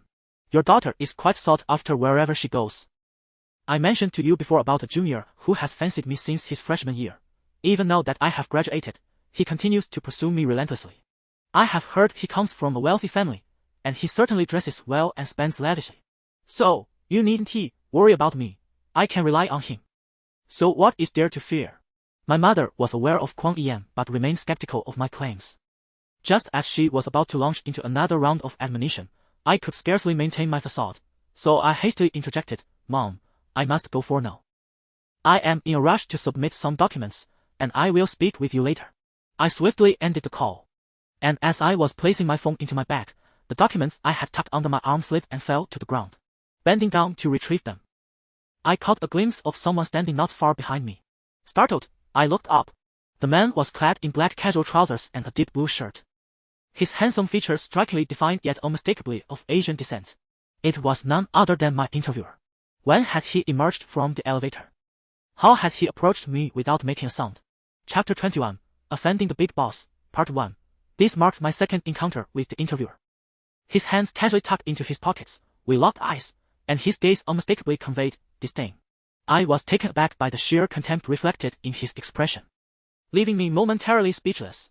He, however, displayed no intention of engaging in conversation and simply strode past me with long strides. After gathering my materials, I noticed a crimson Ferrari darting out from entrance B mere seconds later. Upon regaining my composure, my first thought was whether he was still irked by our previous interview or if he had overheard my phone conversation about seeking a backup option, thus his evident disapproval. Yet, if he had been displeased for some time, why would he allow me to proceed with the interview? The confusion lingered until I eventually unraveled the mystery. Ever since our second encounter in the parking lot, upon returning to the translation department, I found my colleagues unexpectedly enthusiastic about assigning me tasks. From the minutiae of translating obscure foreign documents to the trivialities of serving tea and running errands to procure a plethora of coffees and beverages for the team. They claimed it was for my development. Yet, I was no fool. Their sudden shift from treating me with caution to commanding me like a servant was suspect unless I exhibited an unparalleled zeal for my work. After a grueling week of translating documents until midnight and then rising at dawn to procure drinks for every member of the translation department, I was utterly exhausted. I felt more drained than I ever had during my preparations for the college entrance exams. This was a true test of both body and mind. Under this immense pressure, I resolved that if I were to endure, I would at least gain clarity. Thus, I seized the opportunity of gifting Wang Huining to pull her into the break room for a chat. Wang Huining gazed at the Gucci bear phone charm in her hand, enchanted, and smiled at me, saying, Zijing, how did you know I wanted this? As I handed her a cup of coffee with a smile, I replied, I happened to see you searching for it on the official website. Noticing your interest, I bought it while shopping. Wang Huining responded, look at you, presenting me with such an extravagant gift right after joining. What do you fancy? I'll return the favor. I quickly interjected, Sister Huining. There's no need for such formality. Since I joined the translation department, you've been nothing but supportive.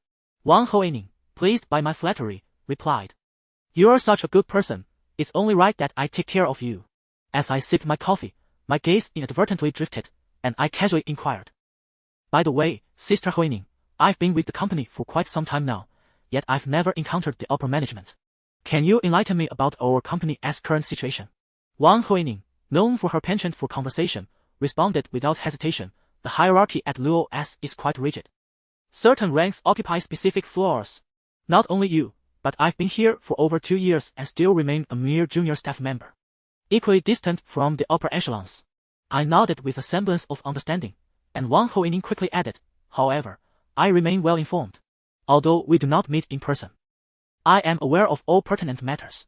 You are aware that the Luo family operates a family business, and until recently, the chairman had always presided over the office. However, 6 months ago, the chairman abruptly announced his retirement, appointing the younger son of the Luo family, Luo Xiangdong, to act in the capacity of president. The news had circulated for a while, claiming that the chairman was gravely ill, but later, he publicly dispelled those rumors, stating it was merely a routine transition of duties. From Wang Huining's words, I keenly discerned a name that piqued my interest, Luo Xiangdong. Wang Huining looked at me and nodded. Indeed, the younger son of the Luo family. Luo Xiangdong is currently the acting president of the Luo Corporation, effectively the most significant authority in this building. For reasons unknown, the mention of Luo Xiangdong brought to mind the visage of an interviewer. I lost my train of thought for a few seconds before inquiring, Sister Huining, do you have a photograph of Luo Xiangdong? Wang Huining raised an eyebrow and scrutinized me, responding with a question of her own. What has prompted your sudden interest in our esteemed boss? I smiled with feigned innocence. When working at the Luo Corporation, how could one remain oblivious to the identity and appearance of the top executive? After all, what if I were to encounter him one day? It would be prudent to greet him. Expressing a sentiment that resonated with the common mindset, Wang Huining accepted my reasoning without suspicion.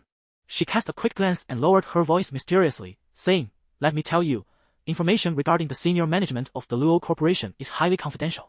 However, since the younger master is an exception, his photographs frequently grace the covers of entertainment magazines, so I have kept a collection. Come, let me show you what I have. As we exited the break room, we feigned a discussion about work while she retrieved a thick stack of gossip magazines from a locked drawer. The topmost image fortuitously captured a significant portion of a man's face. Chapter 22, Provoking the Big Boss, Part 2. At that moment, a chill coursed through me. Although I had an inkling that the individual interviewing me was none other than Luo Xiangdong, the acting president of the Luo Corporation, the actual confirmation brought forth an entirely different sensation. Wang Huining, noticing my dazed fixation on the magazine cover, lowered her voice and exclaimed with excitement, isn't he stunning? How is it that the genes of the wealthy are so exceptional? The term handsome and affluent scarcely does him justice. It leaves little room for other men to thrive. Yet, my thoughts echoed a different sentiment. What about my own existence? I had just insulted my superior, labeling him as a creature driven by base instincts, repulsive and shameless. What else had I said? My mind was a blank canvas, overwhelmed by confusion. With a keychain worth nearly 2,000 yuan, I had managed to acquire the information I sought, albeit one that seemed to offer no advantage to my side. Huining, I feel a bit pale, I murmured softly. She replied, her eyes nearly glued to the magazine cover featuring Luo Xiangdong. What do you think our esteemed boss does in his spare time? Wang Huining turned to me, her curiosity piqued. What do you mean? I hesitated, not wishing to be overly blunt, yet my astonishment compelled me to feign innocence. I'm just curious.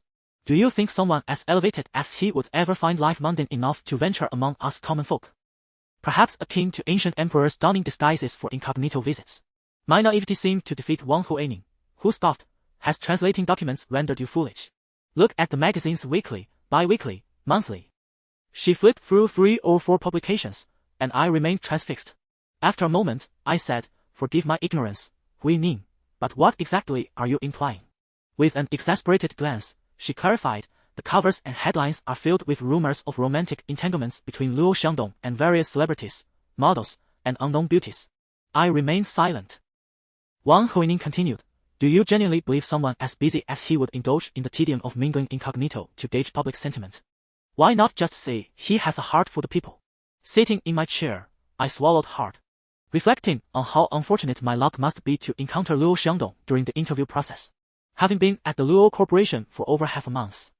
Just 3 days prior, the final interviews across departments concluded, and the following day, the translation department welcomed a dozen interns, among whom was Dong Jinan, the very person who made my heart race upon our first meeting. It felt as though I had reunited with family. When Dong Jinan spotted me in the crowd, she offered a warm smile. Later, when we chatted privately, she raised an eyebrow upon learning about my current circumstances, exclaiming, I always knew working at Luo would be challenging. But I didn't expect it to be this exhausting. I inwardly lamented, truly, if I had not provoked the big boss, perhaps my experience would not have been so arduous. Barely 5 minutes had passed in the break room when someone entered and addressed me, Liang Zijing. Some Japanese and German documents have been placed on your desk. They are urgently needed before the end of the workday. I nodded in acknowledgement. accustomed to the demands of the role. Understood. I will review them immediately. As the woman turned to leave, she seemed to suddenly remember something and glanced back at me, saying, "By the way, Liang Zijing, you've been with the company for quite some time, and you've only been engaged in written translation, haven't you?" A flicker of caution crossed my eyes as I nodded in affirmation. "Well, don't say that your senior has given you an opportunity. I have a Japanese client visiting tonight, and I'll assign you to host them." "Just me?" I inquired. "Of course, there's so much going on at the company. And our translation department is short-staffed. Besides, is it necessary to send 2 people to greet a client?" I quickly replied. "I'm just concerned that if business matters come up, I want to be privy to what you discussed previously." The woman reassured me, "You needn't worry. They are coming to Night City solely for leisure and want to be discussing business. However, do ensure that you attend to them well, as they have yet to sign a contract." Upon hearing this, I felt a wave of pressure, as if any failure to secure the contract would rest solely on my shoulders. She provided me with all the client's details, including their appearances, names, and preferences. I was engrossed in translating documents until half an hour before the end of my shift, while many colleagues began preparing to leave. I, however, had to memorize the client information. Dong Jinang approached me, asking, "Zijing, do you think you can handle this alone tonight? Shall I accompany you?" I smiled and replied, "No need, you've just arrived and still need time to adjust. Please finish up and go have dinner." Dong Jinang encouraged, "Well, good luck. It's your first time facing clients, so make sure to share your experiences with me when you return." I nodded, assuring her, "Absolutely." The client's flight was scheduled to arrive at Night City Airport at 8 o'clock. I left the office at 7:10 and took a taxi to the airport to receive them. Around 8:15, a group of 5 middle-aged men in formal attire, not particularly tall, emerged from the VIP passage, and even without consulting my notes, I instinctively recognized them as Japanese. Approaching them, I greeted each by name in fluent Japanese, introducing myself with precision. The highest ranking among them, Nakamura Hiroshi, smiled and asked, "Is Miss Liang responsible for showing us around tonight?" I responded with a courteous and warm smile, bowing respectfully, "Yes, I will take you to dinner now, and afterward, I will do my utmost to accommodate any needs you may have." Like a tour guide leading a group, I escorted the 5 Japanese clients out of the airport and took a taxi to the largest and most renowned Japanese restaurant in Night City. During the ride, Nakamura Hiroshi and Maeda Ryuichi complimented my beauty and figure repeatedly. Chapter 23, Self-Inflicted Humiliation, Part 1. I offered a polite smile as they continued to speak in their somewhat awkward Chinese, exclaiming, "We never expected your esteemed company would send such a beautiful translator to host us. Had we known, we would surely visit Night City more often." Before I could respond, the driver beside me cast a knowing glance my way, making me feel as if I had committed some unpardonable sin. 2 taxis came to a halt before the Japanese restaurant. After disembarking, I not only had to open the door of the first vehicle but also hurried to the second to settle the fare. Accompanied by 5 Japanese clients, I entered the establishment, where a kimono-clad attendant, clad in wooden clogs, guided us to a private Japanese-style compartment, with 6 set-on cushions, and I was tasked with placing our orders, ensuring I selected dishes to suit their tastes. As the meal progressed and the sake flowed, these middle-aged Japanese men living up to expectations revealed their inherent lewdness, frequently seizing the opportunity to touch my hand under the guise of clinking glasses. While I managed to evade the 3 sitting opposite me, I could not escape the advances of Nakamura Hiko and Maeda Ryuichi, who flanked me on either side. Particularly, the former, while ostensibly toasting, would occasionally feign astonishment, reaching out to pat my shoulder and thigh. Were it not for the fact they have yet to sign the contract, I would have relished the chance to slap them.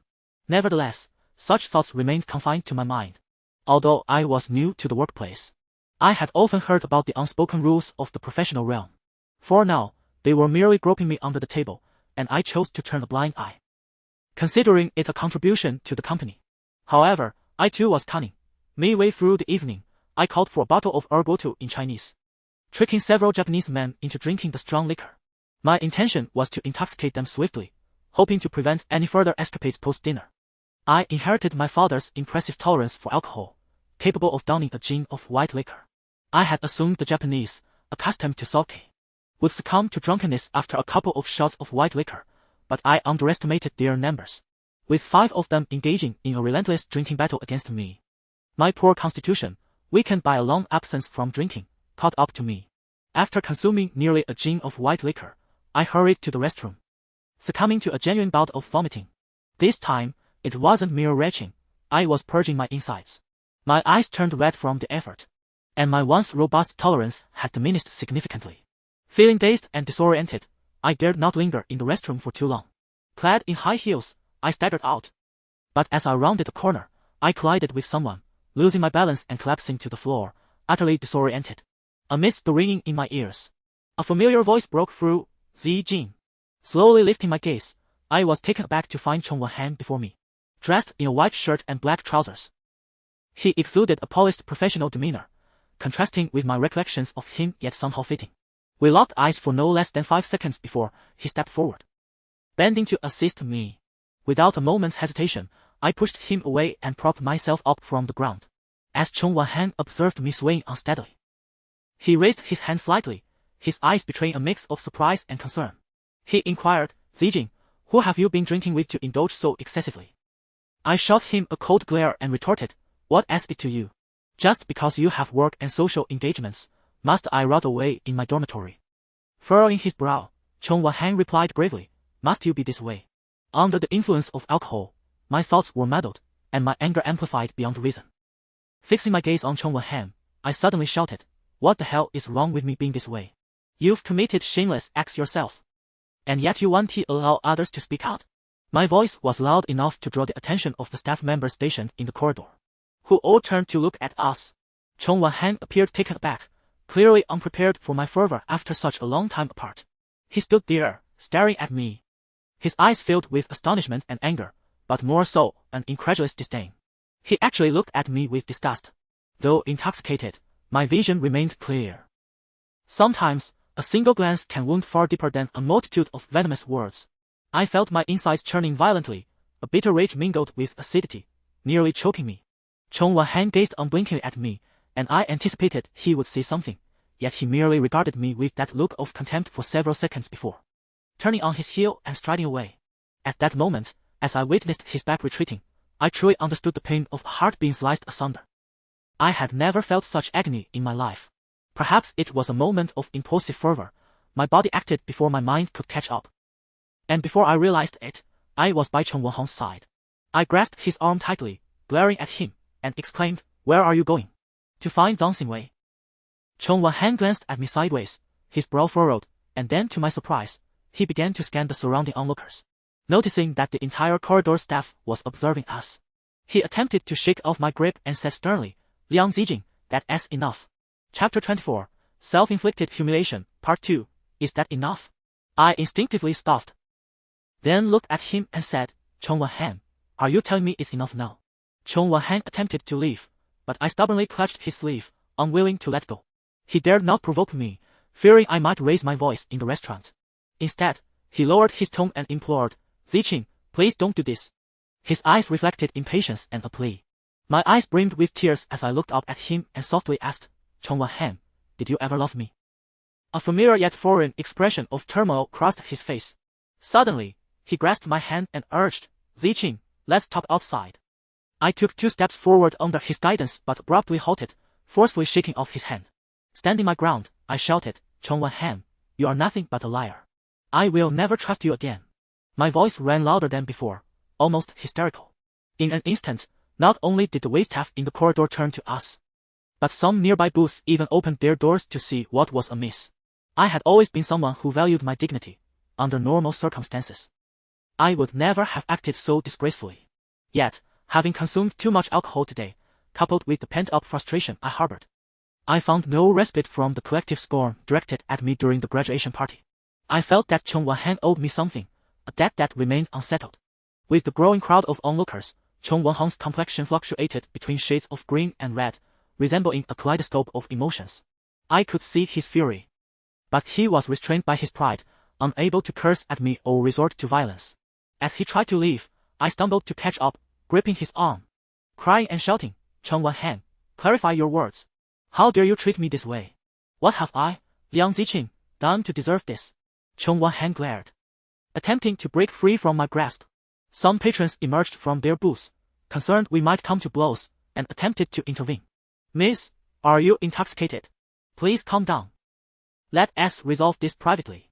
My vision blurred with tears, and instinctively I retorted loudly, I am not drunk. I demand fairness. You all help me judge. I've been with him for 7 years, from high school to college graduation, and he had the audacity to sneak into bed with my best friend. Without even uttering an apology. I was uncertain of what I truly desired. It felt as if a part of me had been hollowed out. Desperately searching for something to fill the void. Upon hearing my words, the crowd appeared astonished and at a loss. Their gazes towards Cheng Wanheng now laden with scrutiny and significance. Finally, I had struck a nerve with him. In a moment of desperation, he flung my arm away, causing me to stumble back in my high heels. Had it not been for someone behind me steadying me, I would have surely fallen. A few female patrons, unable to tolerate the scene, voiced their discontent. Hey, why are you hitting her? Let us speak calmly, without resorting to violence. Cheng Wanheng's face flushed crimson as he glared at me, enunciating each word with palpable disdain. Liang Zijing, haven't you caused enough chaos at the graduation ceremony? Now you have come here to stir trouble again, deliberately attempting to ruin my reputation, haven't you? Tell me, what do you want from me?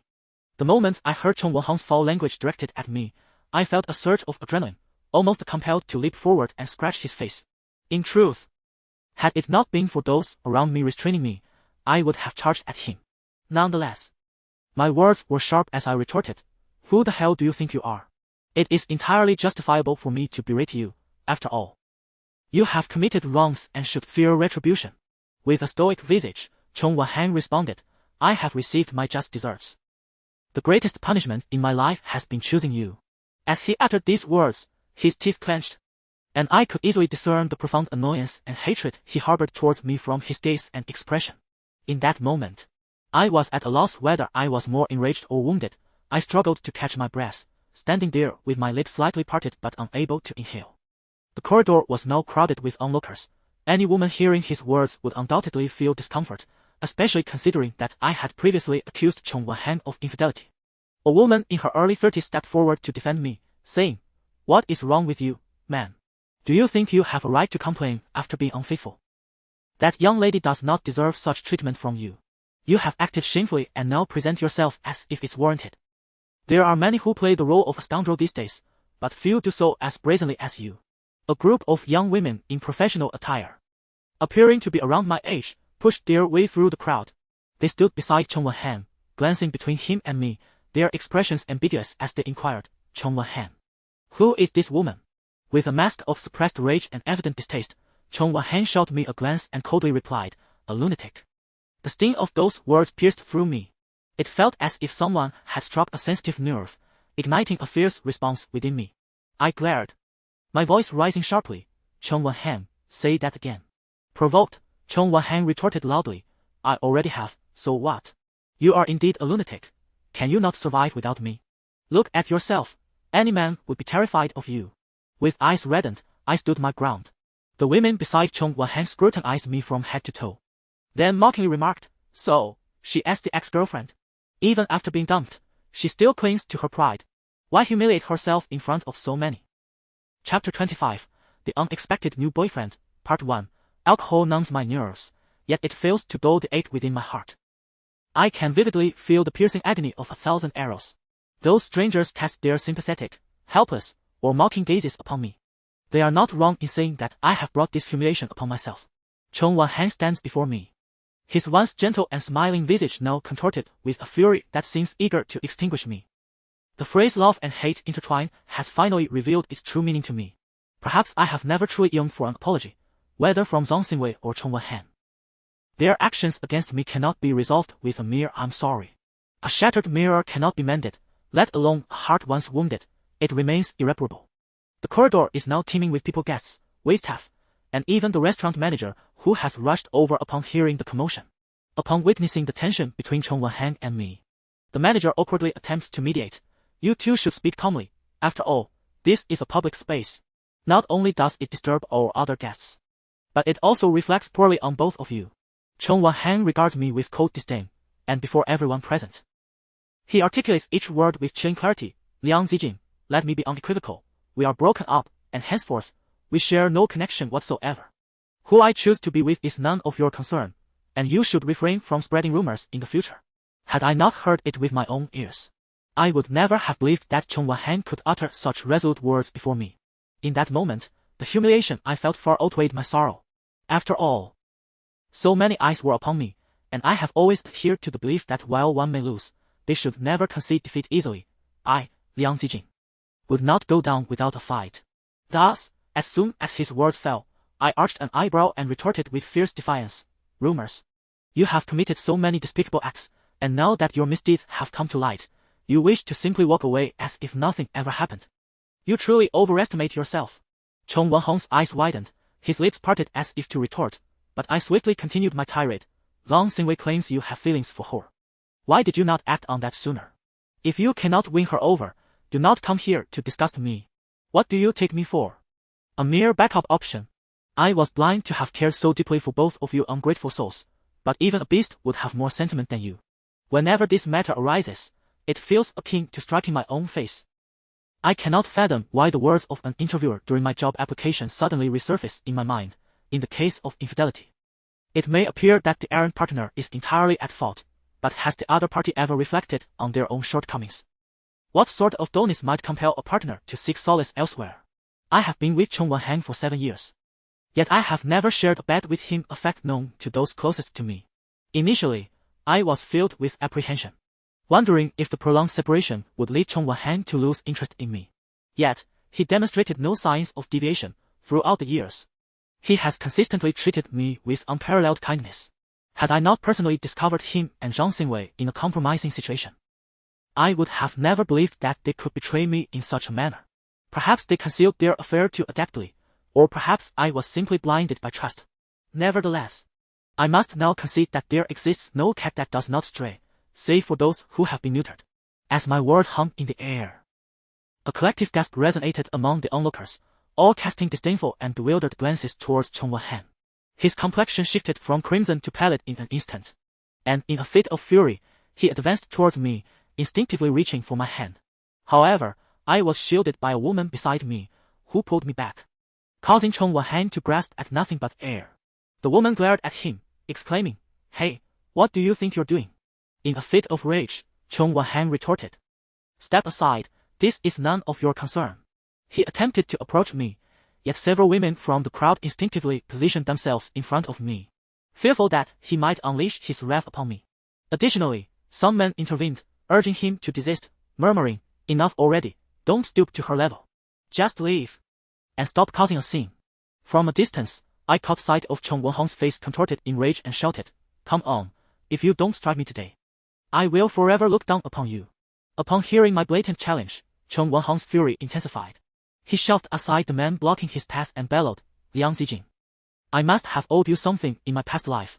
I deserve to be tormented by you in this one. It is not that you foolishly chose me, but rather that I was blind in my choice of you." Chapter 26, The Unexpected New Boyfriend, Part 2. In an instant, the corridor descended into chaos. The men and women divided into two opposing factions. One side defended me, while the other restrained the irate Cheng Wanhan. A few women surrounding Cheng shot me disdainful glances and mockingly remarked, "What is your problem, woman? What kind of hatred drives you to create such a public spectacle?" With tears in my eyes, I retorted, "Get lost. What business is it of yours? Are you involved with him too?" The woman, taken aback by my outburst, gaped at me in disbelief, momentarily speechless. Cheng Wanhan, upon hearing this, wore an expression that blurred anger and incredulity, finally exclaiming, "Liang Zijing, you truly disgust me. Had I known you were this kind of person, I would have ended things with you long ago." To my astonishment, my already shattered heart managed to feel the piercing pain of betrayal once more. Before I could voice a response, a heavily made-up woman glared at me and declared, "With your shrewish demeanor, it's no wonder Wanhan left you. What man would want you? Unless he's blind." Everyone knew who was truly blind, and there was no need to speak such blatant falsehoods in defense of a friend. Amidst the tumult, voices rose in my favor, though I could no longer discern from which direction they came. My ears buzzed, and my vision blurred as I stood there, pushed and pulled, lost in a haze, my mind momentarily blank. Time passed, and I noticed the individuals before me had quieted, their eyes fixed on something behind me. The people beside me gradually turned to look as well, their expressions unified in astonishment. Realization dawned on me as I stiffly turned my neck and caught a glimpse of a tall figure standing just a few steps behind. He was approaching me, and instinctively, those around me parted to create a path. The man wore a deep blue shirt, the top 2 buttons undone, revealing his long neck and the prominent Adam's apple. Above it was a strikingly handsome face, with sharp features that seemed almost unreal. His dark hair and eyes exuded an aura of strength and intensity, reminiscent of the dark night every woman dreams of. I stared at him, my thoughts racing. Was he the interviewer? No, he was Luo Xiangdong, the CEO of the Luo Corporation, my immediate superior. As Luo Xiangdong stepped closer, he looked down at me due to our height difference and asked, "I've been searching for you. Why are you here arguing with someone?" His gaze was piercing, his black eyes akin to polished obsidian, deep and mesmerizing, drawing me in as if I might lose myself in their depths. With his sudden appearance, the once tumultuous corridor fell silent. All eyes turned to us, and I found myself staring blankly at Luo Xiangdong. Though I heard the bass of his voice, his words eluded my understanding. Luo Xiangdong gazed at me for 3 seconds before extending his left arm, naturally draping it over my shoulder. He turned his head towards Chen Wenhan and the women beside him, his handsome visage adorned with an unwavering calmness, or perhaps a semblance of indifference. His thin lips parted as he spoke. Who was it that dared to claim her man? Are they blind? Luo Xiangdong's voice was not loud, merely at a normal volume. Yet in the hushed atmosphere, it resonated powerfully. In that instant, everyone inhaled sharply, inexplicably taken aback by the formidable aura he exuded. The woman who had just uttered those words a moment ago averted her gaze, her hands clenched into fists at her sides, betraying her tension. Luo Xiangdong awaited no reply. His piercing eyes, imbued with a palpable sense of authority, fixed directly on Chen Wenhan. The 2 locked eyes, and Chen Wenhan's expression revealed astonishment and a hint of insecurity. After a few seconds of scrutiny, Luo Xiangdong initiated the confrontation. "From the way you were acting just now, it seems you were prepared to strike someone if unrestrained." Standing less than 2 meters from Luo Xiangdong, Chen Wenhan furrowed his brow at the sight of Luo Xiangdong's arm around me and retorted with a question, "Who are you?" Without a flicker of his eyelids, Luo Xiangdong responded, "Do I need to report my identity to you? I merely wish to know if you intend to strike Liang Zijing." His tone was laced with unmistakable provocation and hostility, a sentiment palpable to everyone present. Chen Wenhan's expression darkened, yet he refrained from losing his temper. Instead, he nodded abruptly, a cold smile gracing his lips as he addressed me. "Liang Zijing, are you prepared for this? Have you long desired to play the mantis stalking the cicada, with the yellow bird waiting in the wings?" I furrowed my brow, about to speak when Luo Xiangdong interjected, "I am conversing with you. What do you have to say to Liang Zijing?" At that moment, his face had darkened, and the chill in his gaze towards Chen Wenhan was palpable. Chen Wenhan was compelled to meet Luo Xiangdong's stare, and after a few seconds of silence, he replied, "You must be Liang Zijing's new boyfriend. Well, let me advise you to manage your girlfriend. Do not allow her to disrupt the lives of others like a madwoman." I could not help but marvel at Chen Wenhan's audacity. I was perplexed by how he could utter such words before me. Previously, he had been petty, reluctant to let me glance at other men, yet now, with a stranger's arm around me, he openly acknowledged this as my new boyfriend. The tale of men turning their backs, akin to the story of Cheng Shimi, is often told. Yet I had always found it hard to believe that such a transformation could occur in a day or two. Yet, Chen Wenhan before me truly embodied the essence of betrayal. Though his face was familiar, I now found it terrifyingly alien. For a fleeting moment, I felt an absence of pain in my heart, as if I could no longer sense the hurt inflicted by someone I had loved for 7 years. Chapter 27. Do you have many backup options around you? Part 1. Do I still need your guidance in my endeavors? Luo Xiangdong gazed at Chen Wenhan, his eyes narrowed, the atmosphere charged with tension. Upon hearing this, Chen Wenhan's expression shifted, yet before he could retort, Luo Xiangdong continued, "Liang Zijing is a lunatic. What does that make you? A man who has betrayed his girlfriend with her close friend, and yet dares to label others as insane. With so many women in the world, even a rabbit knows not to graze near its burrow. Why can't you restrain your own tongue?" Luo Xiangdong spoke softly, his pace measured, contrasting sharply with my own hysteria, as he elaborated thoughtfully. After a brief pause, he added with profound implication, "I have always believed that the phrase desperate times call for desperate measures pertains to beasts. I never expected to encounter a living specimen today, compelled by an unseen force." I chimed in, "He is nothing but a beast disguised in human skin, even less worthy than an animal." Upon uttering these words, I relished the sight of Cheng Wenhong's face draining of color, a wave of satisfaction washing over me as if months of pent-up resentment had been released in an instant. Naturally, Cheng Wenhong, humiliated by our united front, was not one to concede easily. I noticed his fists clenching, seemingly on the verge of lunging at us.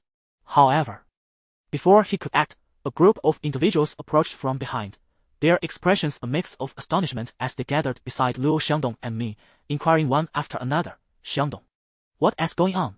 They were a cadre of well-dressed men, akin in stature to Luo Xiangdong, and though my head spun, I did not count them. But there were certainly no fewer than 7 or 8. Luo Xiangdong still had his arm draped over my shoulder, and the men regarded me with skeptical gazes. On Cheng Wenhong's side, apart from a few visibly stunned women, he stood alone. Upon witnessing the arrival of Luo Xiangdong's reinforcements, Cheng Wenhong's bravado visibly diminished. Luo Xiangdong remained unperturbed as he addressed Cheng Wenhong, stating, "Let me make myself clear. From this moment forward, do not show your face before Liang Zijing, nor let me discover any further contact between you two. If you do, while I will not lay a hand on her, I cannot guarantee what might happen to you." Such a blatant threat and intimidation made me expect Cheng Wenhong, with his temperament, would retaliate against Luo Xiangdong. However, he did not. Instead, he transformed his fury and resentment into a cold, dismissive gaze directed at me, uttering, "Liang Zijing, you are quite ruthless." With that, he turned on his heel and swiftly vanished from my sight amidst the crowd. Observing his retreat, marked by a blend of resolution and panic, I furrowed my brow. Not out of sorrow but disgust. I was perplexed as to how I could have ever loved such a man. I had believed him to be devoted, only to discover he had been unfaithful for over 2 years with my close friend. I thought he still harbored feelings for me. Yet he gazed at me with nonchalance as I was embraced by another man. I had assumed he possessed at least some dignity, yet when confronted by a multitude, he fled like a stray dog.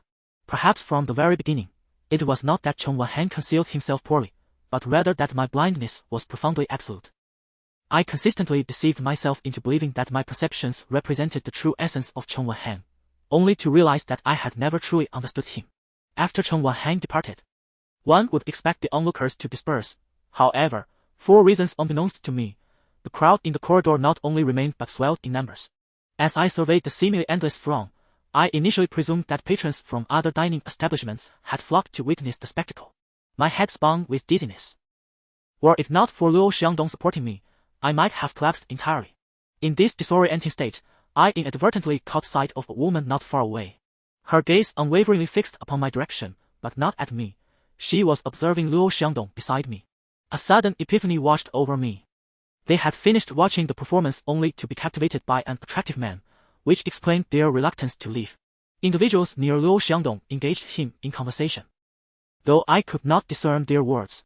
Before long, Luo Xiangdong unexpectedly grasped my arm and strode purposefully toward the exit. Having stood rooted in place for an eternity, I was suddenly pulled forward, my legs faltering uncontrollably as my high heels threatened to betray me. I stumbled, nearly losing my balance, but fortunately, Luo Xiangdong's swift reflexes prevented my fall. After that jolt, I felt even more lightheaded. The alcohol swirled within my stomach, rendering my head and face numb, as if they belonged to someone else. Perhaps Luo Xiangdong recognized my inebriation, for I noticed a slight furrow on his brow.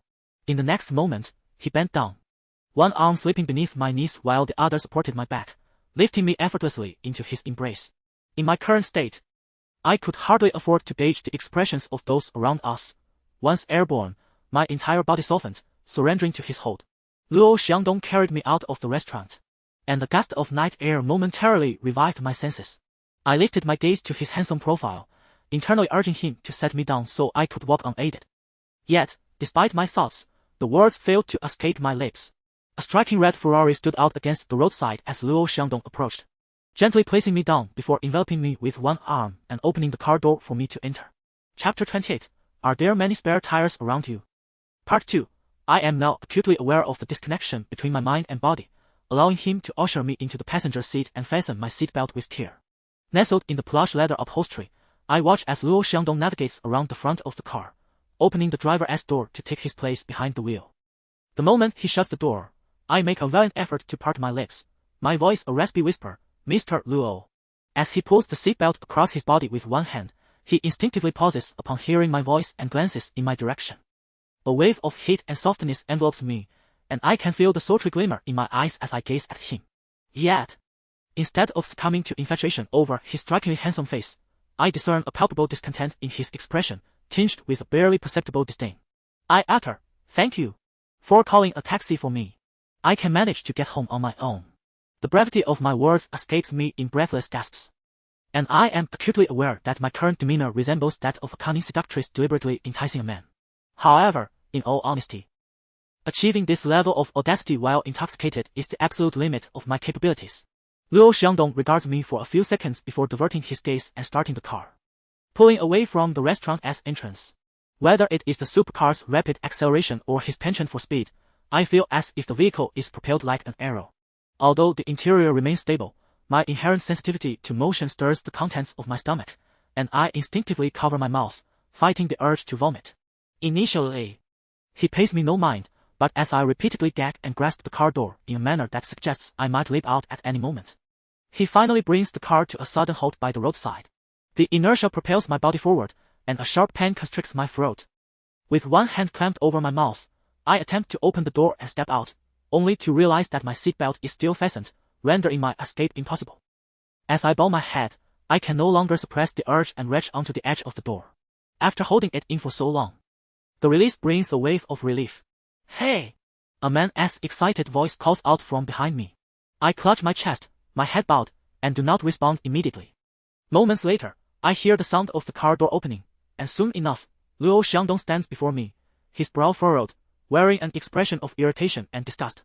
I wish to offer an apology, but the words elude me. He studies me for several seconds before turning on his heel and walking away. I glance up to find myself facing a convenience store that operates 24 hours. Luo Xiangdong enters and, within a minute, emerges with long strides.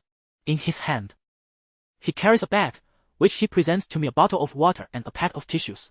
I accept it, first using a tissue to dab my mouth before unbuckling my seatbelt and stepping out of the car. Teetering in my high heels, I make my way unsteadily to the roadside, where a drain awaits. I bend over, attempting to purge my stomach, but nothing comes forth. "Is it because of this man tonight that you wish to find someone who won't stray in the future?" A voice emerged from behind me, prompting me to slightly turn my head and behold Luo Xiangdong, his hands tucked into his pockets, gazing down at me with a scrutinizing stare. In response to his presence, I offered a polite acknowledgement, murmuring, "I apologize for the embarrassment."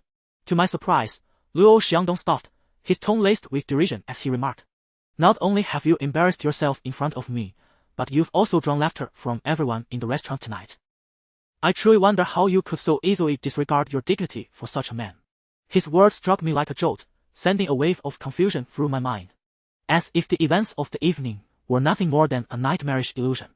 Just as I was lost in thought, Luo Xiangdong continued, "He has never even seen me before. Upon noticing you with me, he not only failed to express surprise but rather regarded me as your new boyfriend. It seems that the emergence of new men in your life is hardly a rarity."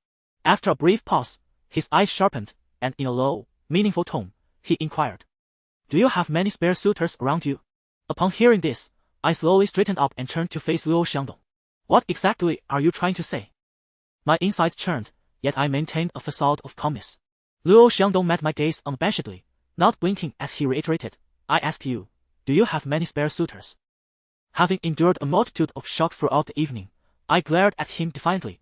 "What gives you the right to say that?" Luo Xiangdong studied me for a few moments before a smirk crept onto his lips. "Don't be so tense, I mean no harm. I merely..." He deliberately paused, and I noticed a captivating allure in his smile, instinctively sensing an ulterior motive. Indeed, Luo Xiangdong stepped closer, encroaching upon my personal space, breaching the boundaries typically maintained between strangers. In instinctive reaction, I stepped back, forgetting that I stood at the edge of the sidewalk, with nothing but air behind me. As I stumbled, I felt weightless and began to fall backward. In my moment of panic, I saw Luo Xiangdong swiftly move forward, and I grasped his arm just as he wrapped his other arm around my back, guiding me back to safety away from the precipice. Dazed and still shaken, I looked up at him, and he lowered his gaze, softly asking, "Are you alright?" Chapter 29, Confession vs. Absenteeism, Part 1. I slightly parted my lips, my heart pounding like a drum. Upon hearing Luo Xiangdong's voice, I looked up to find his penetrating black eyes fixed on me, as if they could drown me. Our gaze locked for a few fleeting seconds, before I instinctively took a step back, distancing myself from his embrace. Luo Xiangdong, however, appeared unfazed by my abrupt retreat. With his hands casually tucked in his pockets, he smirked, the corners of his lips curving in a teasing manner as he asked, "Are you afraid of me?" I regarded him with a wary and defensive glint in my eyes.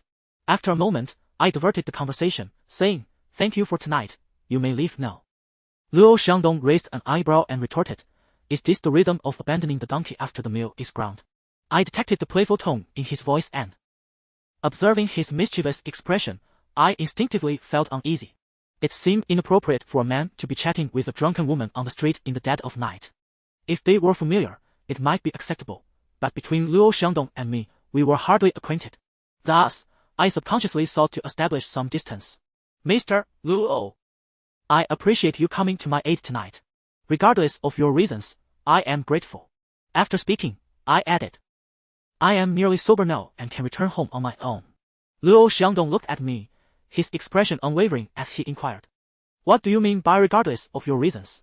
Do you truly believe I helped you for no reason?" I stood rooted to the spot, reluctant to move. Heaven knows that any slight motion on my part might betray the lingering intoxication and insecurity I felt. The alcohol dulled my mind and rendered my reflexes sluggish.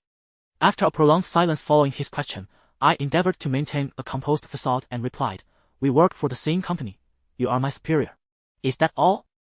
Luo Xiangdong raised an eyebrow, a glimmer of inquiry in his eyes. I remained silent, though a sense of nervousness tightened within me. Though I could not articulate what I feared. After a few seconds, Luo Xiangdong smiled faintly and remarked, "Do you know how many employees there are at Luo Corporation?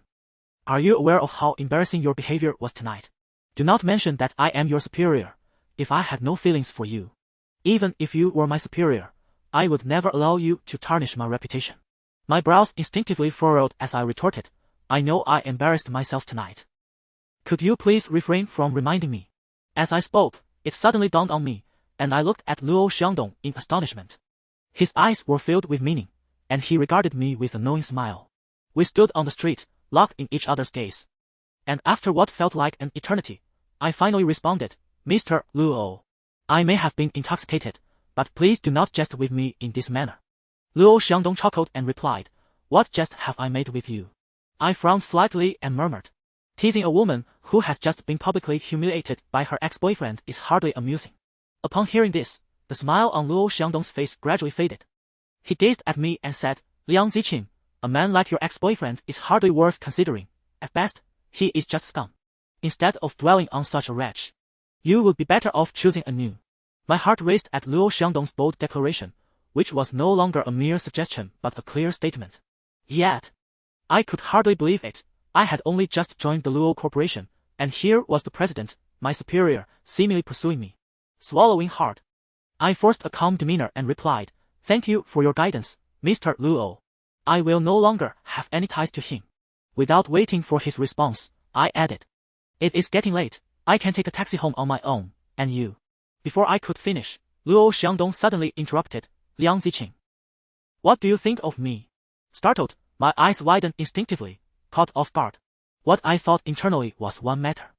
But hearing Luo Xiangdong's words directly jolted me back to reality.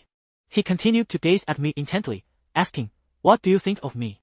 A faint smile tugged at the corners of my lips, and I knew my expression must be a mixture of confusion and disbelief. Observing my reaction, Luo Xiangdong added, "I can't be any worse than your ex-boyfriend, can I?" The mention of Chong Wan-hang stirred discomfort within me. Struggling against the waves of intoxication, I replied, "Mr. Luo, my ex-boyfriend is scum. Comparing you to him diminishes your worth. Please, do not jest about such matters." Luo Xiangdong maintained a serious demeanor and said, "I am not joking. I am sincere." I stared at his face, momentarily uncertain whether it was I who had drunk too much or he. With unwavering composure, he stated, "If you are with me, I can provide you with everything you desire." Upon hearing this, my previously fluttering heart sank. Meeting Luo Xiangdong's gaze, I replied, "Mr. Luo, I simply wish to work diligently at the Luo Corporation." He countered, "Being with me, you can still work at the Luo Corporation. I could even allow you to choose any department or position you wish, as long as it pleases you. Just think of it, what a grand temptation. Who could possibly resist such an offer?" Chapter 30, Confession vs. Absenteeism, Part 2. Yet, I am inherently prone to a touch of paranoia. The imposing figure of Luo Xiangdong stands before me tall, handsome, affluent, and charismatic. This marks our third encounter, and I remain oblivious to what he finds appealing about me. I possess no qualities to boast of in his presence, leading me to doubt the possibility of his affection for me. In the face of his allure, I maintain a facade of rationality. I part my lips and inquire, Mr. Luo, if I decline your proposal, will I still be able to work at Luo Enterprises? My sole motivation for wanting to remain at the company is to overshadow Zhang Xinwei and fulfill the boastful claims I made earlier. Upon hearing my words, Luo Xiangdong poses a counter-question. Are you implying that you intend to reject me? I respond with a faint smile, Mr. Luo, I had too much to drink and can hardly recall the details. Tomorrow, when I awaken, I assure you I will have forgotten everything. It seems you have indulged a bit as well. Let us not take drunken ramblings to heart. I refrain from asking Luo Xiangdong what he finds attractive about me. For regardless of his response, the outcome remains unchanged. I cannot be with him. I anticipated Luo Xiangdong would say something, yet after a prolonged silence, he simply strides toward the car, opens the passenger door, and urges, get in. I instinctively reply, no need to trouble yourself. Enough with the pleasantries. How do you expect to get home alone? I remain rooted to the spot, not out of pretentiousness, but because my legs have grown weary from standing too long. Observing me squinting, as if to dispel the effects of intoxication, Luo Xiangdong approaches and takes hold of my arm. With his assistance, I struggle to make my way to the car. Ultimately, I find myself in Luo Xiangdong's vehicle. He leans in to fasten my seatbelt, as his handsome face draws near. I instinctively recline, murmuring, I can manage myself. Luo Xiangdong offers no protest. He shuts the door behind me and proceeds to the driver's seat. During our drive home, I lower the window, apprehensive of motion sickness, and gaze outside. The hour is late, yet the streets remain vibrant with life. The city is renowned for its nightlife. A bustling metropolis that embodies an international flair teeming with traffic during the day and a cacophony of revelry by night, perpetually cycling through the rhythms of day and night. Initially, I strive to keep my eyes open, observing the people and sights along the streets. However, as the streetlights flicker past and vehicles glide by, they transform into a pendulum before my eyes, causing my eyelids to grow heavy, as if weighed down by lead. At some point, I succumb to slumber. Completely unaware of the journey home, I vaguely recall opening my eyes, sensing a gentle lightness in my body, soft and pliable. In the dark, I perceive the sound of water from somewhere, but I yearn to listen closely, yet my body resists my command. With a mere blink, I drift back into sleep. When I finally awaken, the world outside is bathed in the warm glow of sunlight. As the glaring sunlight streamed through the unadorned window, it struck my face, rousing me from a haze of confusion. I opened my eyes, my body languid and sore from the previous night's indulgence, my head throbbing with an insistent ache. For a fleeting 10 seconds, I remained disoriented, uncertain whether I was in my dormitory or elsewhere, until the unfamiliar yet familiar decor of the bedroom slowly jogged my memory. I realized, to my dismay, that I had graduated and was no longer a student, but rather an intern navigating the professional realm. Internship. I abruptly turned over and sat up, my immediate instinct driving me to check the alarm clock on the bedside table. To my horror, it read 10:40 in the morning. A wave of panic washed over me as I flung off the covers and swung my legs over the edge of the bed. My low blood pressure made the sudden movement dizzying, and for a moment, my vision blurred into a haze of white. It took a full 10 seconds before my sight returned to normal. I sought my phone to ascertain the day of the week, but after an exhaustive search, I finally caught a glimpse of my reflection in the mirror and realized I was still clad in the outfit from work the previous day. After a brief moment of shock, I patted my pockets and, indeed, found my phone. Checking it, I saw the date, Tuesday. Despair enveloped me, and I instinctively covered my face with my hands. Numerous missed calls and unread messages adorned the screen, all from Wang Huining and Dong Jinan. The first message, timestamped at 8:40, read, Zijing, where are you? Why haven't you come to work yet? It was from Dong Jinan. The second message, sent at 9:30, stated, the manager was looking for you, but you were absent. Did you not inform the manager about your leave? This one was from Wang Huining. Standing there, my temples pulsating, I mustered the courage to call Wang Huining, but she hung up swiftly. Moments later, a text arrived from her. Liang Zijing, where have you disappeared to? The entire translation department was present for the meeting, and you were the only one missing. You're in serious trouble now. Staring at the 3 exclamation marks on the screen, I felt a sense of dread wash over me. I quickly typed a response. I overslept after drinking too much. What did the manager want? Wang Huining replied, I have no idea. The manager was looking for you.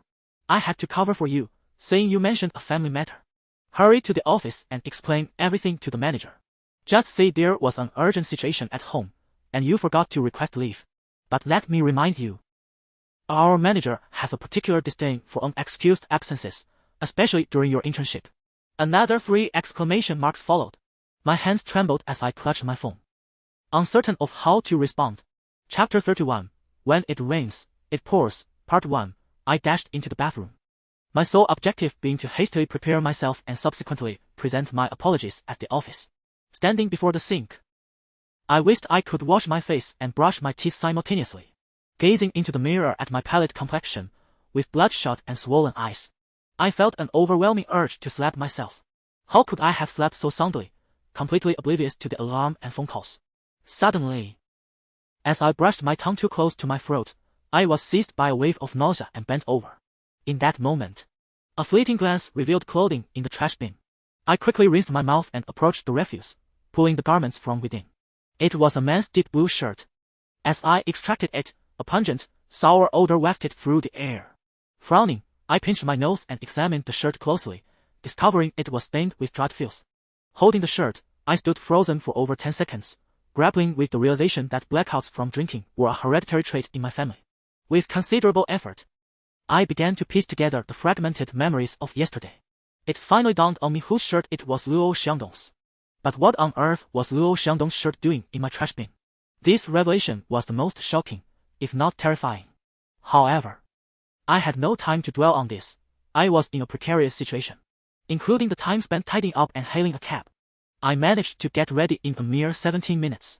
Clad in a white shirt and black jeans, my feet adorned with 5-centimeter heels, I arrived at the Luo Corporation building, astonishing even myself with my superhuman speed.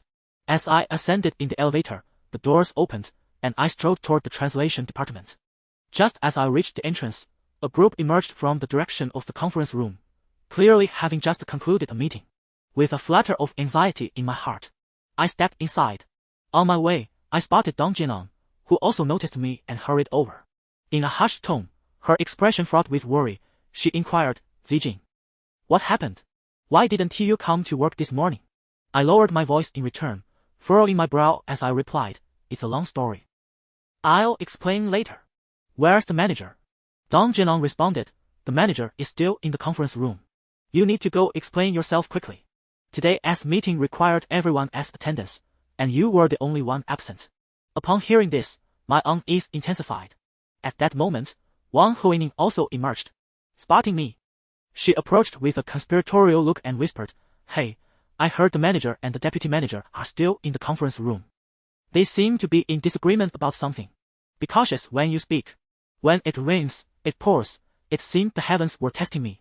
I swallowed hard, my expression grim as I asked, should I perhaps wait a little longer before entering? Dong Jinong advised, I suggest you greet them promptly. Otherwise, the manager may assume you've been absent all morning. Wang Huining chimed in, whether you stick your neck out or withdraw, it will be the same. Just silently pray for protection. Upon reflection, I realized that if Shou Yu truly intended to dismiss me, then regardless of my timing or the words I might utter, the outcome would remain unchanged, as it was already ordained by fate. Nodding resolutely, I approached the conference room as if braving a battlefield, declaring, I shall proceed. I stepped towards the door, rapping lightly upon it. Before long, Zhou Yu's voice resonated from within, commanding, enter. The single word carried a hint of impatience. A sense of foreboding washed over me, and I nearly succumbed to the urge to flee. Steeling myself with a quiet breath, I reassured myself that all would be well. I grasped the door handle and entered the room. Inside the expansive conference room, Zhou Yu occupied the foremost seat, while to her left sat a middle-aged man, approximately 35 years of age. His appearance was unremarkable, somewhat gaunt, yet he donned a sharply tailored gray suit that spoke to his meticulous nature, complemented by neatly styled short hair. Such details reflected his regard for outward appearances. He was the deputy director of the translation department, named Man Yuanqing. On my first day at work, he had been absent, reportedly on a trip to the Middle East. My interactions with him had been scarce. Yet I recalled that he was more approachable than Zhou Yu, as he greeted me with a friendly smile whenever our paths crossed. In the conference room, it was just the two of them, and upon my entrance, both turned their gazes towards me. Instinctively, I nodded and greeted, "Director, Deputy Director." Zhou Yu's lovely visage betrayed no emotion. She mechanically inquired, "Is there something you need?" Her impassive demeanor clearly indicated displeasure, prompting me to carefully choose my words. With a measured tone, I replied, "I apologize for my tardiness this morning. I was delayed due to unforeseen circumstances." Zhou Yu regarded me with unwavering intensity, her voice laden with gravity as she asked, "Do you understand that today is the department's assembly, which requires everyone's attendance?" Throughout my life, I had consistently excelled academically, and even when mischievous, my teachers had often exhibited leniency towards me. I had never before encountered such direct questioning, particularly in adulthood. Thus, I found myself in an exceedingly awkward predicament, wanting to laugh yet unable to do so. I could only nod in acknowledgement and respond, "I understand." Zhou Yu continued, "As an intern, it is unacceptable for you to neglect to inform anyone and to unilaterally absent yourself for an entire morning. Your attitude raises serious doubts about your commitment to continuing your career at Luo's." Chapter 32, A Leak in the Roof During a Rainy Night, Part 2. Upon hearing those words, my complexion drained of color, rendering me speechless with tension. The atmosphere became exceedingly awkward, and after a moment, it was Man Yuanqing who took the initiative to alleviate the discomfort. He spoke up, "Liang Zijing, you appear unwell. And your eyes are red. Is there something troubling you?" I hesitated, reluctant to fabricate a lie, yet recalling Wang Hoaning's previous warning that if I failed to heed her advice, I would be betraying her compelled me to respond. After a brief pause, I murmured, "There has been a matter at home." As my words lingered, I noticed a shift in Zhou Yu's gaze, now tinged with scrutiny. She remarked, "Wang Hoaning mentioned something to me, indicating that there was an issue at your home. Is it resolved now?" I nodded affirmatively. "Yes, it has been resolved." Zhou Yu's tone remained stern and businesslike as she addressed me. "Generally, every family encounters issues. Yet within the entire translation department, no one else seems to have the audacity to vanish without a word. You neither requested leave from me nor from the deputy director, which will result in an unexcused absence recorded against your internship assessment." "Thank you, Director," I replied. "If there is nothing further, I shall take my leave." I nodded slightly and exited the conference room. The moment I closed the door behind me, a profound sigh of relief escaped my lips. Regardless of the circumstances, I had finally navigated that challenge. I took a moment to collect myself before proceeding towards the office area. Upon returning to my desk, I sank into my chair, overwhelmed by a sense of release. Wang Hoaning wheeled her chair beside me and whispered, "How did it go? Did the director lose her temper?" I timidly nodded and replied in a hushed tone, "She mentioned recording an absence against my internship assessment." Wang Hoaning remarked, "Seeing you emerge so swiftly indicates you were spared a severe reprimand. Consider yourself fortunate. I have witnessed those who have remained in the director's office for over 10 minutes. Emerging in tears. I remained silent, my eyes questioning her. "Is that true?" Wang Hoaning, her expression unwavering, replied, "What would I gain from deceiving you?" Instinctively, I exclaimed, I was genuinely terrified earlier. Had it not been for the deputy director intervening on my behalf, I truly believed I would not endure. Before I could finish, a folder suddenly slammed onto my desk with a loud thud, startling both Wang Huining and me, our faces reflecting shock. Upon regaining my composure, I turned to see Yang Yi standing beside me, her demeanor exuding unmistakable fury. Wang Huining and I mirrored each other as bewildered expressions as we gazed at Yang Yi. After a few moments, I was the first to recover my senses and asked, "Senior, what has happened?" Yang Yi crossed her arms, towering over me with barely concealed rage.